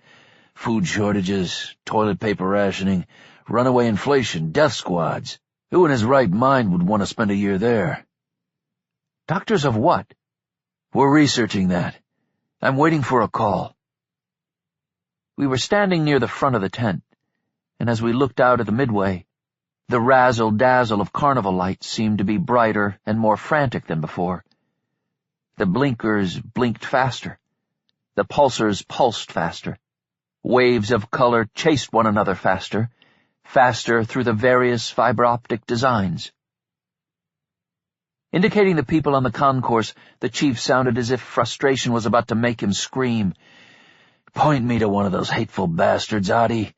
You see things I can't. You always have. See something for me. I really need you to see something for me, son. My mind was still awash with the flood dream that evidently wasn't about a flood. The coyotes that had been something more than coyotes. The sandpiper that had flown from Tim's hand and vanished from our perspective, only to come into view to people farther up the beach. The safe house that had appeared to be so Victorian but had been woven through with hidden high-tech defenses. The angelic face of the cult girl in Lauren's house, and the vicious face of the same girl gone poltergeist. As the chief's cell phone rang and he answered it, I tried to sweep clean the junk shop that was my mind, and began to study the people on the concourse, mere feet away. He was right. I had always seen things he couldn't, things that no one else could see. Why not here? Why not now, when it mattered so very much and so urgently? He had several short questions for his caller, and was terminating the call just as I saw two men ambling by as if they had never known a care in their entire lives, eating ice cream bars dipped in chocolate and served on sticks, chatting and laughing and enjoying the flash and bustle of the carnival. They were in their 20s, looked like surfer dudes from out of town, blonde and tanned and fit, dressed in jeans and T-shirts. One of them had a red and black tattoo that began at his wrist and wound up his right arm, where it disappeared under the sleeve of his T-shirt. It was not an ordinary tattoo of a dragon or a snake or a mermaid, but a series of hieroglyphics, a statement of some kind, maybe a scrap of satanic prayer, or a defiant pledge spelled in the singular symbols of the same pictographic language that I'd seen on the Covens estate in Nevada, that had been painted on the tailgate of the Cadillac Escalade that had tried to run me down during my motorcycle trip to Pico Mundo. "Sir," I said, and by my tone alerted him. "See the surfer guys eating ice cream? The one with the tattoo, he's one of them, which means the guy with him must be one of them too." "You're sure?" "Yes." Looking away from the cultists, lest they notice his interest and take flight, Chief Porter unclipped a walkie-talkie from his belt. It was the size of a cell phone. He pressed send and held it down while he talked. To the 15 plainclothes officers walking the midway, he said, "Contact, outside the Face-It tent." He described the two men. "Converge if you're nearby." One designated respondent said, 10-4, to confirm that the message had been received. "If they go in an attraction, off the concourse, maybe we can take them quietly, squeeze them hard for information." 10-4. "That phone call," the chief said to me, "was a prelim report on Jeremy and Sybil von Witzelben." The ice cream eaters had stopped to watch people playing a dart game involving a spinning wheel, an array of balloons, and a barker who distracted the players with amusing patter. The von Witzelbens were both microbiologists. She was also an epidemiologist, a specialist in epidemic diseases. He had an advanced degree in virology. What were they up to in Venezuela? I wondered. Having lost interest in the dart game, the ice cream eaters meandered east along the concourse. The chief said, "They were doing something that could be done only where the government, courts, and cops are all hugely corrupt." The ice cream eaters began to melt into the crowd. "Damn, where are my guys? Gotta keep those two in sight till I can turn them over to plainclothes." "I'll do it, sir." "You don't have one of these," he said, indicating the walkie-talkie, "and you can't have mine." As he hurried from the tent to trail the ice cream eaters at a distance, all the thoughts and memories ricocheting through my head at last coalesced. Standing at the sink in the half-bathroom at Lauren Ainsworth's house, watching the rushing water pour over the wound in my hand. The water too hot, exacerbating the pain, but I don't cool it down because I'm gripped by a sense of a pending revelation related to the water, and the blood, and the pain, aware that there is something I know but do not know I know. Something about blood and terrible pain and water. The plump cashier with the auburn hair saying, "You're the one tonight, honey, you're the one tonight." Gypsy mummy and the 4 blank cards. 4 blank cards suggesting no future at all. 4 when one would have conveyed the message. Perhaps the one thing I knew about the true and hidden nature of the world was that there were no coincidences. The Cadillac Escalade burning at the bottom of the desert arroyo. On the phone with Chief Porter while he's telling me about Wolfgang and Jonathan and Celine, now known to be Woodrow and Jeremy and Sybil, and he says, one or all 3 look to have been junkies. Hypodermic needles, ampules of drugs. Being chased through the pitch-black department store, relying on my special guide dog, my psychic magnetism. Eye to eye with mugs. Microbiologists, epidemiology, virology. 4 blank cards, 4 predictions of death. The 4 horsemen of the apocalypse. Pestilence, war, famine, and death. But no Botox. Why no Botox if mass murder is about to happen? The dying girl in the closet saying, "You a dog, oh yeah, you a dog." Blood and terrible pain and water. Blind in the death-black department store, led by my faithful guide dog, good old psychic magnetism. Led to the man-made cave of suburban bats. A minimum of 30% of any colony of bats is infected with rabies. The auburn-haired woman in ticket booth number 4, reading Ozzie Boone's The Last Good Bite, a novel in which death by bats was the red herring. There are no coincidences. The dying girl saying, "Hey, dog, you got papers." Papers meaning proof of vaccination. Hypodermic needles, ampules of some drug. No, ampules of a vaccine. Blood and terrible pain and water. Hydrophobia. Another name for rabies, hydrophobia. More facts courtesy of Ozzie Boone. The victim of rabies suffers intense thirst, but any attempt to drink induces violent, agonizing spasms of the throat, hence the word hydrophobia, fear of water. Eye and facial muscles become paralyzed. Infected dogs foam at the mouth, are wild with rage and quick to bite. Venezuela, a dictatorship, virtually a terrorist state. The first 2 of the 4 horsemen, pestilence and war. Pestilence is a weapon in the silent war that is part of the true and hidden nature of the world. Weaponized rabies. The cultists vaccinated, the rest of us not. No Botox because tonight involves only a quiet infection of thousands, no one aware. And the dying doesn't start for days. The dying and the violence, people raging like rabid dogs, which is when the Botox would show up in legions. The sandpiper winging through the air, vanishing to one observer, but visible to others. To infect the thousands on the Midway, the weaponized rabies would have to be airborne, invisible to those who breathed it in, its presence known only to the vaccinated cultists. The C4 was a distraction. The dam had never been a target. Nothing had been what it appeared to be. Or rather, everything had been more than it appeared to be. 15,000 infected.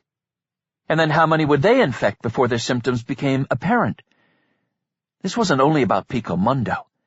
The secret war fought all around us by armies little noticed was about to escalate. "Norman, are you all right?" I turned to Connie, who had put a hand on my shoulder. My horror must have been evident, because she flinched as if something about my face, my eyes, frightened her. "No, you're not all right, are you?" "The man, Wolfgang Schmidt," I said. "Did you know him?" "Did I know him? Has something happened to him?" News of the 3 brutal murders in the Carney Park had not spread to every corner of the Midway in the 3 hours since they occurred, probably because Wyatt Porter had done his best to keep a lid on it. "Do you know him?" I asked. "I know who he is, but I don't know him." "He bought 2 concessions. Some say he never was from a Carney family. Norman, your hand needs medical attention." "What concessions did he buy?" "They belong to Solly Nichols. Solly got lung cancer, and it went fast with him. His kids didn't want a carnival life, so he took the best offer. Schmidt overpaid." "Which concessions, Connie?" "The duck chute and the fun house." In my mind's eye, I saw the facade of the fun house.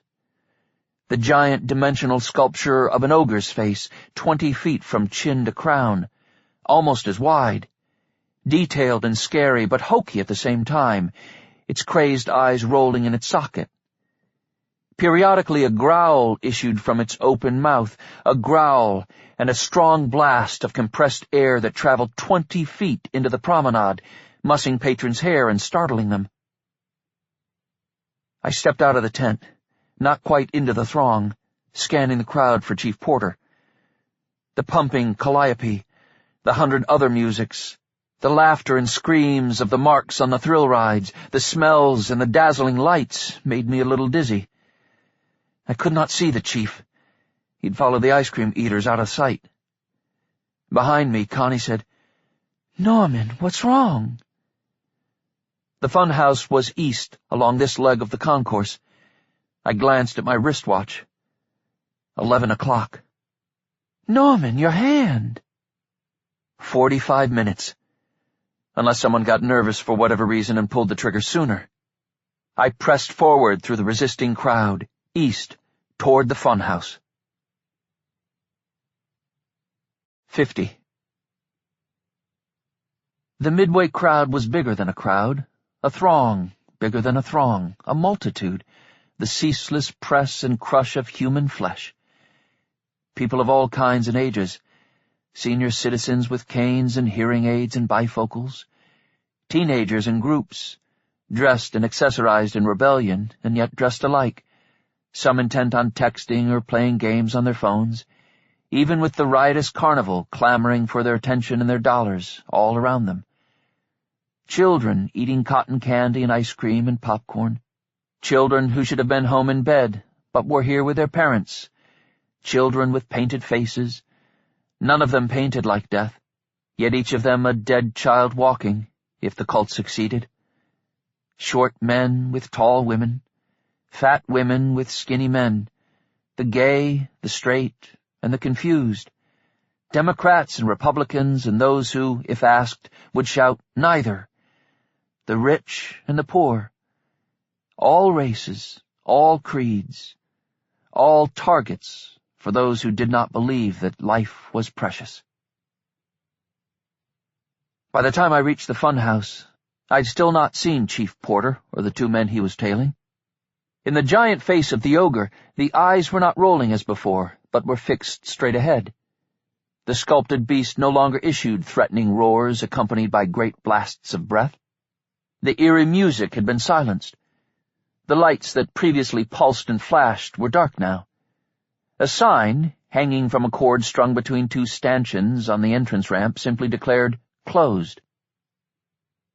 I didn't think it wise to enter the attraction by way of the ramp, in plain view of everyone on the concourse. Some people might recognize me, and a few of them might be cult members. In truth, I assumed that it wouldn't be wise to enter the funhouse by any means whatsoever, but I was exhausted and bleeding and terrified. It wasn't possible for me to buy an ice cream and go to the carousel instead, and ride around on one of the swan benches provided among the horses for those who were in no condition to climb into the saddle and hold onto a brass pole. Acting as if I was a person of authority in the Sombra Brothers operation, with my bleeding left hand thrust under my sport coat as if soothing an acidic stomach or doing a Napoleon imitation, I left the concourse. I walked between the funhouse and the Wall of Death, which featured performances by a motorcycle daredevil riding at high speed, parallel to the ground, around the wall of a circular arena about 15 feet deep, doing tricks, while the patrons on tiered bleachers looked down on him, waiting for something to go wrong that would turn him into Jell-O in a costume. They were between shows, but gasoline fumes lingered from the previous one. Most of the carnival's attractions were intense, but the funhouse had board walls with a canvas roof. They had probably put it up and torn it down 1,000 times without incident, but I doubted that there was a structural engineer in the world who, upon close inspection of the place, wouldn't have the vapors. Images of ghosts, vampires, and werewolves covered the side wall, but they were no more scary than Mickey Mouse. At the back of the structure, a loosely fitted wooden door was labeled, "Keep Out, Employees Only." Although few marks ever ventured behind the attractions, the former owner, Solly Nichols, evidently believed in consistency of presentation. The words on the door looked as if they had been written by the finger of a skeleton, using blood for paint. I thought the door would be locked, but it wasn't. I couldn't decide if that was a good or bad thing. When I stepped inside, I found myself in a small vestibule with a 10-foot ladder nailed to the wall in front of me. 4 steps to my left, 4 to my right. Each set of steps led to a door. I tried the door on the left. It opened awkwardly outward, because above it, on the inner side, hung a lighted emergency exit sign. Beyond lay a narrow corridor in which the walls, floor, and ceiling were painted flat black. This funhouse was a walk-through, rather than a ride-through palace of thrills and chills, a black maze in which monsters pop from walls or drop from ceilings, triggered by motion detectors. Ordinarily the maze would be all but pitch black, but at the moment a string of work lights revealed the way. Hanging overhead were rubber spiders the size of poodles, vaguely luminescent. I could hear the noises of the carnival and the boisterous crowd, but no sound that seemed to come from within the funhouse. I tried the door on the right and found the same situation, although instead of spiders there were shrunken heads. Chief Porter had said that he'd assigned Taylor Pipes and Nick Corker to keep watch at the 2 attractions. I knew them both, nice guys. I almost called out, but then decided to keep silent.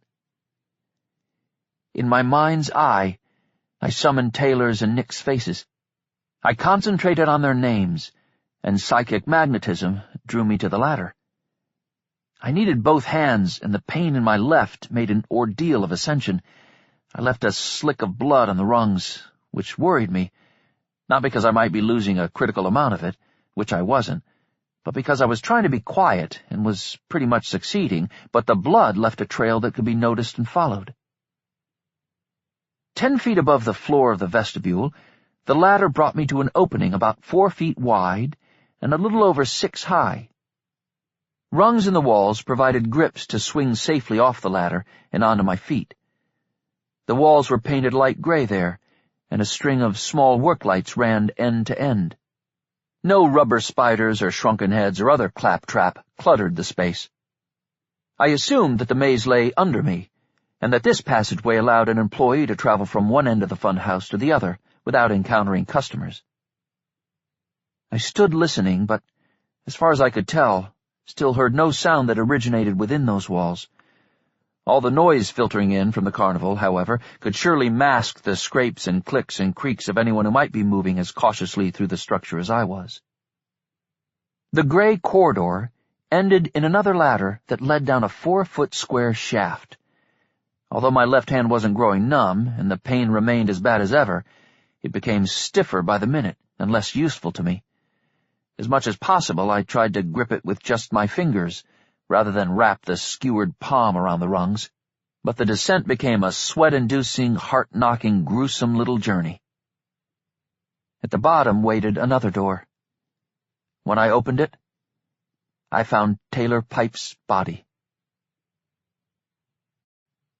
51. He'd been shot once in the back. There wasn't much blood because the round had gone through his heart, stopping it in an instant. He hadn't drawn his weapon. Taylor Pipes had been smart and quick, not a guy who allowed himself to be shot from behind. The room in which he'd met his end measured perhaps 10 feet from the door by which I'd entered, to the front wall of the funhouse, maybe 25 feet from side to side. I was behind the head of the ogre, looking at a reverse mold of the beastly face. From the midway, you couldn't discern that it had been cast in 2 pieces, but from this perspective, the joining bolts and the center seam were evident. The backs of the eyeballs, which rolled ominously when the face came to life, were maybe 6 feet above me, and the mouth just above floor level. In addition to the door beyond which lay the ladder to the high gray corridor, 4 other doors offered choices, a pair that flanked the first, and one at each end of the space. Between the doors were trick mirrors. In this one I swelled fat. In the next, I shrank thin as a pencil. Here, I stood with a huge head and diminutive body. There, I had an immense body and a head no bigger than a baseball. In another, my body and head were sinuous, twisting, as if I were a vaporous genie writhing out of a well-rubbed lamp. In every mirror, I bled from my left hand, and in every mirror, I held the Glock in my right. I assumed the 4 doors through which I had not entered all led to different sections of the maze, and that patrons returned more than once to this space behind the ogre's head as they tried to find their way out. The cultist who had taken Taylor by surprise might have left the funhouse for some reason, or he might still be lurking elsewhere within it. In either case, there were 5 doors by which he could return at any moment. Turning from the last mirror, I saw what had been so important to me in the dream of the amaranth. What I had thought of as the urn, a stainless steel cylinder about half again as tall and half again as wide as a carton of milk. The object stood beside a heavy-duty electric air compressor and associated equipment that, even to a mechanical ignoramus like me, couldn't be mistaken for anything other than the source of the ogre's blasts of breath that accompanied his roars of rage. A 4-inch diameter tube led from the compressor to the monster's mouth. The urn could be nothing else than a container of the weaponized rabies virus, suspended in some medium that would efficiently convey it into the ogre's exhalations, whereupon it would be spewed with force across the crowded concourse, through the happy, bustling crowd, toward the many rides and the other attractions in the center of the midway. The medium would be odorless and tasteless, but might appear as a faint mist. Because Ozzie Boone had written a novel about a killer virus, and because he was incapable of withholding from his friends the numerous fascinating details of the research he did for a novel, I knew a few things about viruses, just as I knew more than I ever wanted to know about bats, liver flukes, the incidence of psychopathic tendencies in clowns, and the capacity of hogs to be trained to kill. Bacteria were exceedingly small creatures, but viruses were smaller still. Big viruses were 1/5 the size of the average bacterium, but the vast majority of them were orders of magnitude smaller. The flu virus measured 80,000ths of a millionth of a meter in diameter. Viruses were so tiny they couldn't be seen with ordinary microscopes. Their structure wasn't known until the invention of the electron microscope in 1933. Billions of viruses could fit into 1 drop of water. Viruses have none of our 5 senses, but they have one sense, the only one they need, an unexplained ability to detect the chemical composition of the cell surface of whichever species makes the best hosts for them. Detecting it, they are drawn to it. You might say that viruses have one sense, and that it is pretty much the same one that I call psychic magnetism. For those of you who don't believe the world is a mysterious and deeply layered place, brood on that a while. The urn could hold megatrillions of the weaponized rabies virus, enough perhaps to infect the entire population of the planet. Pico Mundo might be the locus from which a plague spread across several counties in California and Nevada before being contained, or across the nation, or across the world. From the top of that shiny cylinder of death sprouted a nozzle encircled by what appeared to be a rotating petcock currently in the closed position.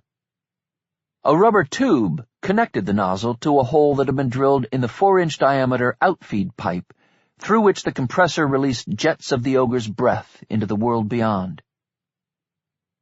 I knelt beside the cylinder and was about to pluck that tube from the nozzle when the door at the west end of the room flew open and a little man appeared there. Lou Donatella wasn't dressed as a bear cub this time, but pretty much like me, except that he had the good taste not to wear a powder blue sport coat. Holding the pistol in a 2-hand grip, he squeezed off 3 shots, killing the man behind me, who I had not heard come out of one of the other doors. More often than I could count in my eventful life, I'd been taken by surprise, but never more so than by Lou's in-the-nick-of-time arrival. After our brief encounter in the Kearney campground, he had decided to ally himself with me. Our eyes met in shared amazement and astonishment, which were not the same thing, which I knew to be true because Ozzie Boone had explained the difference to me. When he spoke, Lou revealed that he possessed psychic abilities, as I had thought he might. I foresaw this much, but not what comes next. I tore the rubber tube from the urn just as one of the mirrors, which proved to be a hidden door, flew open like the lid of a jack-in-the-box, and a cultist shot me. Lou shot the cultist, and in turn the cultist shot Lou dead. Although I'd taken a bullet in the right side of my chest and could not get my breath, I had the strength and balance to shoot the cultist, finishing the job that my short comrade had started. Aside from dying, there was nothing left for me to do but take the stainless steel cylinder, the urn and the amaranth dream, where the cultists couldn't get their murderous hands on it, to Chief Wyatt Porter, who would know what to do, who always knew what to do, who was one of the 2 surrogate fathers who had always been there for me, when my real father could not be bothered. 52. Leaving the fun house by the door through which Lou Donatella had entered to save me, I turned right, because to turn left would be to go into the maze. A short passageway brought me to the ramp that served as the public entrance. Having dropped my pistol to be able to hold the cylinder of weaponized rabies with both arms, I staggered down the ramp, sidled past the stanchions that supported the closed sign, and turned left into surging multitudes. I shouted at people to get out of my way, declared that I was wounded and dying, and they took me seriously when they noticed all the blood. They took me even more seriously when I shouted that I was diseased and dying, which was a bald-faced lie, but in crisis you say what you have to say and worry later about whether you screwed up or not. The people who were attracted by the novelty of seeing a man die from a gunshot were repelled by the prospect of contracting the disease with which I might be infected. At that moment, I saw something that I first thought must be a hallucination, a consequence of blood loss and shock. Among the people in the crowd, there were some into whom I could look, as if I had X-ray vision, though it was only their hearts that were visible to me, hearts not red, but black, hearts not of muscle, but of metal, cardiac machines ticking and thumping and glistening with oil. I'm sure that if autopsied, their hearts would have looked unremarkable. What I saw was the hidden truth of them. From each of those dark and seemingly robotic hearts, a black filament, an umbilical invisible to ordinary eyes, snaked away into the carnival, snaked away through the whirling amusements and the blinking lights, as if to some puppeteer in concealment. Somehow I knew that not all of them were cultists, that many of them did evil to their fellow man without the need of an organization to support them. When I looked up into their faces, I saw in every case what they did not see in their mirrors, eyes that were like pools of oil without color. And if they didn't know me for who and what I was, an entity of terrible power looked through their eyes from its remote lair and knew me, and caused them, one after another, to smile in pleasure at the sight of my suffering. I turned my eyes from them and did not look again. In this world, evil works through countless surrogates. Its name is Legion. But good works through surrogates as well, and they are Legion too. The rest of my time in the Midway ticked away pretty much as in the dream of the amaranth that I have already recounted. Somehow I found the strength to lumber forward while the carnival around me blurred and became a place without detail, where those luminous smears of red and blue and gold and white and green whirled and pulsed, swooped toward me and soared as if they were shapeless birds of light. Screams and panic shouting, tortured and shrill music. I see no need to describe the pandemonium again. Pain? Oh, yes. Devastating pain, like nothing I'd ever known before. And a frightening sense of walking a high wire, of falling for a moment, but then finding myself on the wire again, falling into a black void, but then rebounding from it once more. Blossom Rosedale appeared, as she had in the dream, and helped me to stay on my feet. I'd never seen the happy monster cry before, and I told her not to weep now, told her that I knew to what I was coming, that I had been coming to it for almost 2 years, and that whatever the place might prove to be, I was not afraid. If I didn't say all that, I thought I did, but she continued to cry as she helped me along. I didn't see the cultist behind us, the last assassin who would have shot me and no doubt Blossom too. Chief Wyatt Porter, who had always been there when I needed him, was there again. He loomed as in the dream, the muzzle of his service pistol swelling until it looked like the mouth of a cannon. He shot the lunatic before the lunatic could shoot us.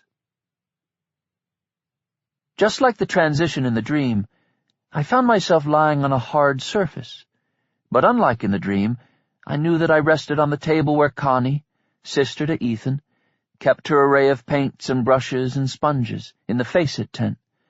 She'd swept all of her things to the floor with one arm, and they'd placed me upon the table to await the paramedics, who were already racing to the scene. All the noise of the carnival had faded, and there were only soft voices, murmuring and weeping, when no weeping was necessary. The 3 lovely black girls stood by me, looking down with solemn brown eyes, their faces painted with white and gold feathers, their hands upon my arms, my brow, as if to hold me to the world of the living. Terry Stambaugh was there too, for she'd been at the carnival that night. Terry and Blossom Rosedale, as in the dream. Someone said that everyone should stay back so as not to stress me, but I said no. I said I wanted to see them all, to see people. I wanted to see not just the people I loved and the people I knew, but also the people I didn't know. I wanted to see people, because people had been my life, the good and bad, but always so many more good people than bad. They had been my life, and I did not want to die without the faces of people as the last thing I saw of that beautiful and mysterious world. In the dream, Wyatt Porter had not been by the table on which I was lying, but he appeared there in the fulfillment of the dream, as did Edie Fisher, and Connie's mother, and I loved them all, those I knew and those I didn't. I think the last thing I said was, "Where is Anna Maria?" As in the dream, I closed my eyes and opened them and found myself alone. I seemed to be paralyzed, couldn't move a finger. Panic took me for a moment. But then Anna Maria spoke, and her voice at once calmed me, though I couldn't see her. "Well, young man, you've had quite a day." With dreamlike fluidity, I somehow transitioned to a chair in the Face-It tent, alone with Anna Maria, the table between us. I was no longer in pain. On the table stood a wide, shallow bowl containing an inch of water, and in the water floated a beautiful white flower, bigger than a cantaloupe, its petals radiant and as thick as wax. "The flower," said Anna Maria, "is the amaranth." She proceeded one by one to pluck the petals from the bloom, until she had completely deconstructed it. A couple of 100 pieces of the amaranth lay scattered on the table around the bowl. "You always said that you wanted to see the flower trick," she reminded me. "But it is not a trick. I have no trick to show you. This is only what is." "This is only what is," I said, still enigmatic. She smiled and shook her head. "No more enigma." The debris of petals on the table stirred, although no hand touched them. Before my eyes, the bloom reassembled and became again the exquisite flower that she'd taken apart. As the last petal reattached itself, the tiny bell around my neck began tinkling sweetly, the silver clapper beating against the silver strike and silver lip. "Who are you?" I asked. "You know what an avatar is, young man." "Yes, I know. It's the form in which a deity visits Earth." "I'm no deity. I'm no avatar in that sense. But I have been for you, and others before you, something like an avatar. I am only human. Once, long ago, I gave birth to a daughter, and later she gave birth to a little boy, and I am now for eternity a universal mother, a mother to love those who, like you, were unloved by their mothers on earth. You are, young man, as fine a son as any mother could wish to have, and you need not be afraid of what will happen now." The silver bell rang one more time, and suddenly I felt as if I were the flower, being dismantled, as it had been, pieces of myself falling away, showering away into a terrible darkness, until nothing remained of me. Nothing remained, and yet I was aware in the utterly lightless void. Before me appeared a form in the void, and it was, of all things, a golden question mark. It might have been an inch high, or 1,000 miles from dot to upper curve. Because I had no body, I had no sense of perspective. The question mark remained before me, or above me, or below me, long enough that I began to wonder if I was supposed to respond to it somehow. As I considered what to say, the question mark morphed into a golden exclamation point, like the one on the cell phone that I'd been given by Edie Fisher. After a moment, the exclamation point exploded soundlessly into a rushing abundance of light.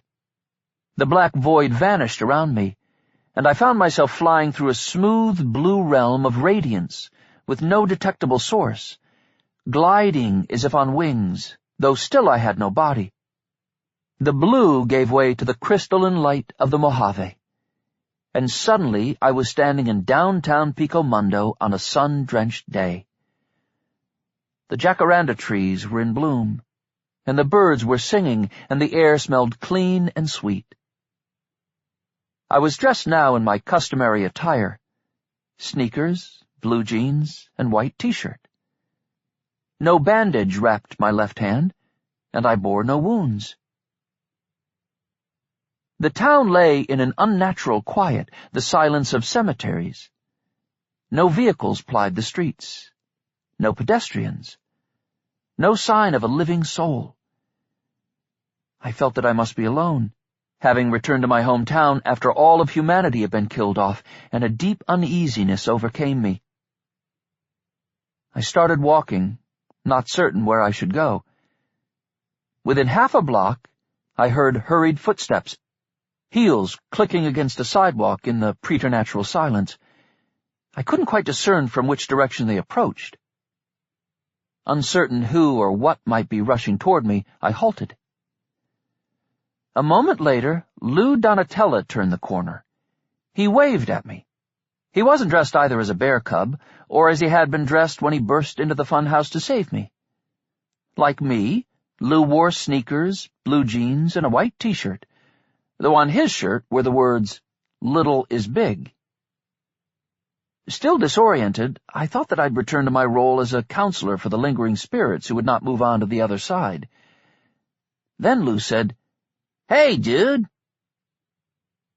If I could hear the dead, not just see them, I had to be dead as well.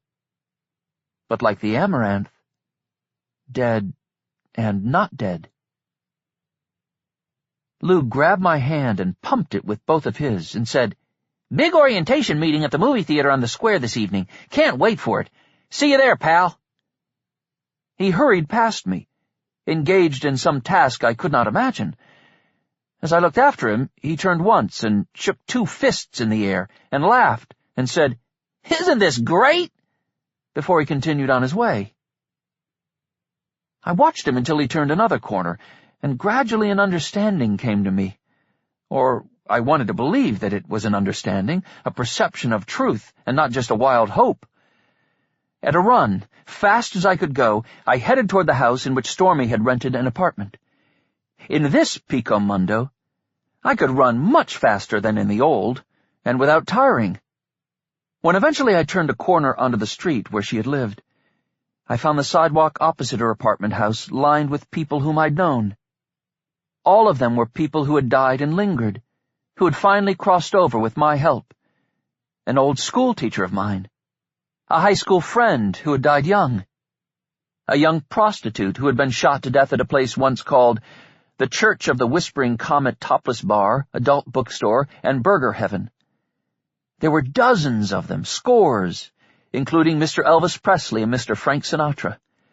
They were all dressed in sneakers and blue jeans and white t-shirts, both the men and women, but each of their outfits had a detail or two different from the others.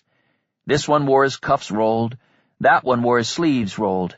This one sported an embroidered flower on her shirt. They started waving when they saw me, and I was so excited to see them that I almost dashed across the street to shake their hands and hug them.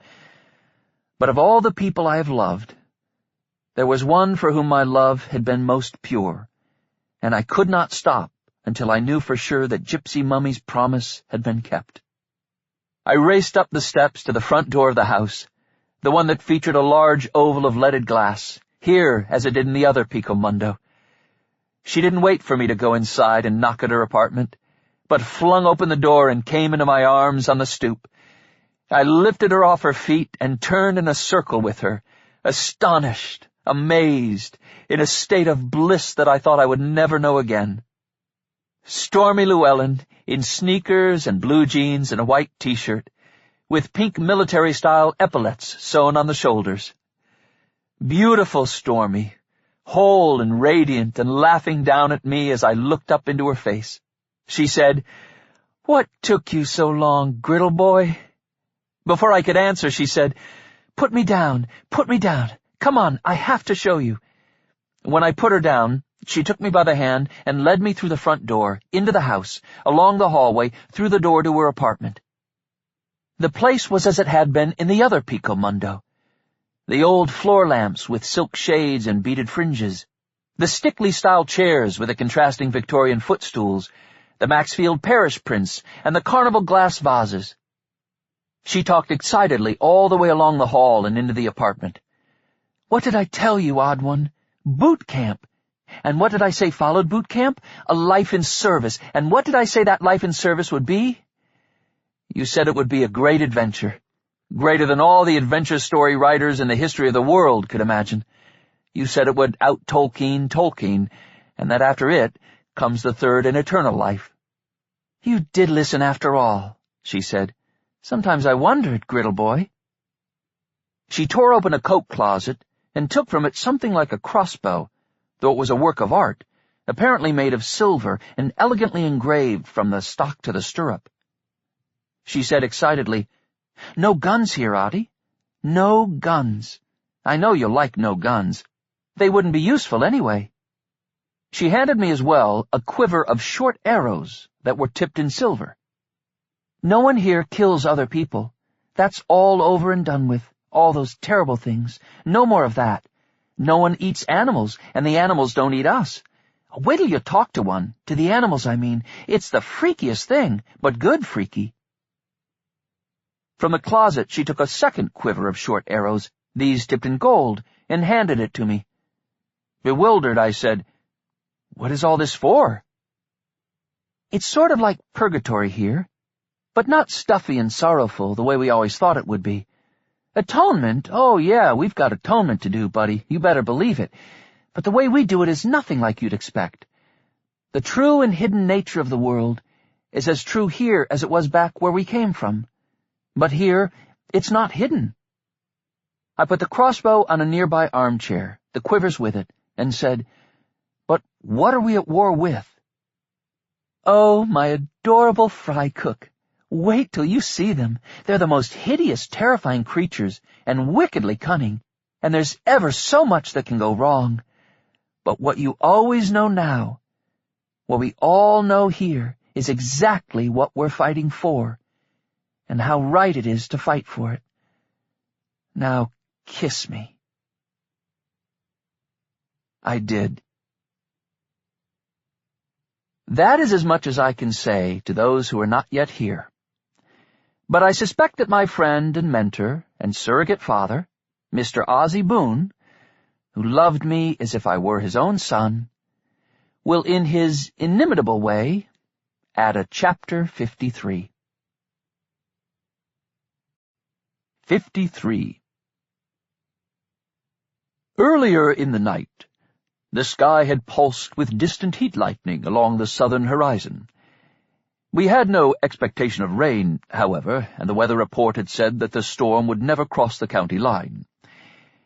In the last hour of the day, I was ensconced in my custom-built armchair, which had been constructed to serve me without any fear whatsoever of collapse, until I attained the magnificent weight of 500 pounds, if I ever did. My cat, Terrible Chester, curled on the sofa, alternately snoozing and glaring at me with what might have been mistaken for contempt, though I knew it to be a kind of amused and gentle scorn. Oblivious of the cult's heinous bombings in distant parts of Pico Mundo, I sipped Camus Cabernet Sauvignon, nibbled champagne cheese, and for the third time read Bleak House, which I found to be anything but bleak. I was on page 102 when precisely at 11:19 the meteorologists were proved wrong. Such a flash of lightning scorched the night and flared so brightly at every window that, had gravity not been a special challenge to me, I would have shot to my feet in alarm.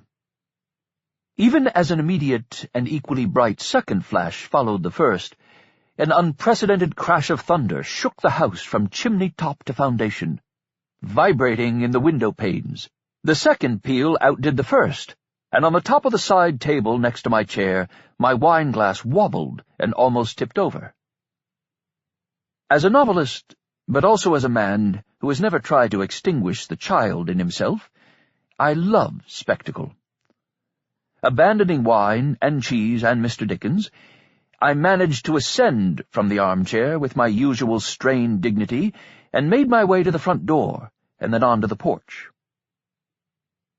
Never in my considerable experience had the sky been so crazed with stormlight.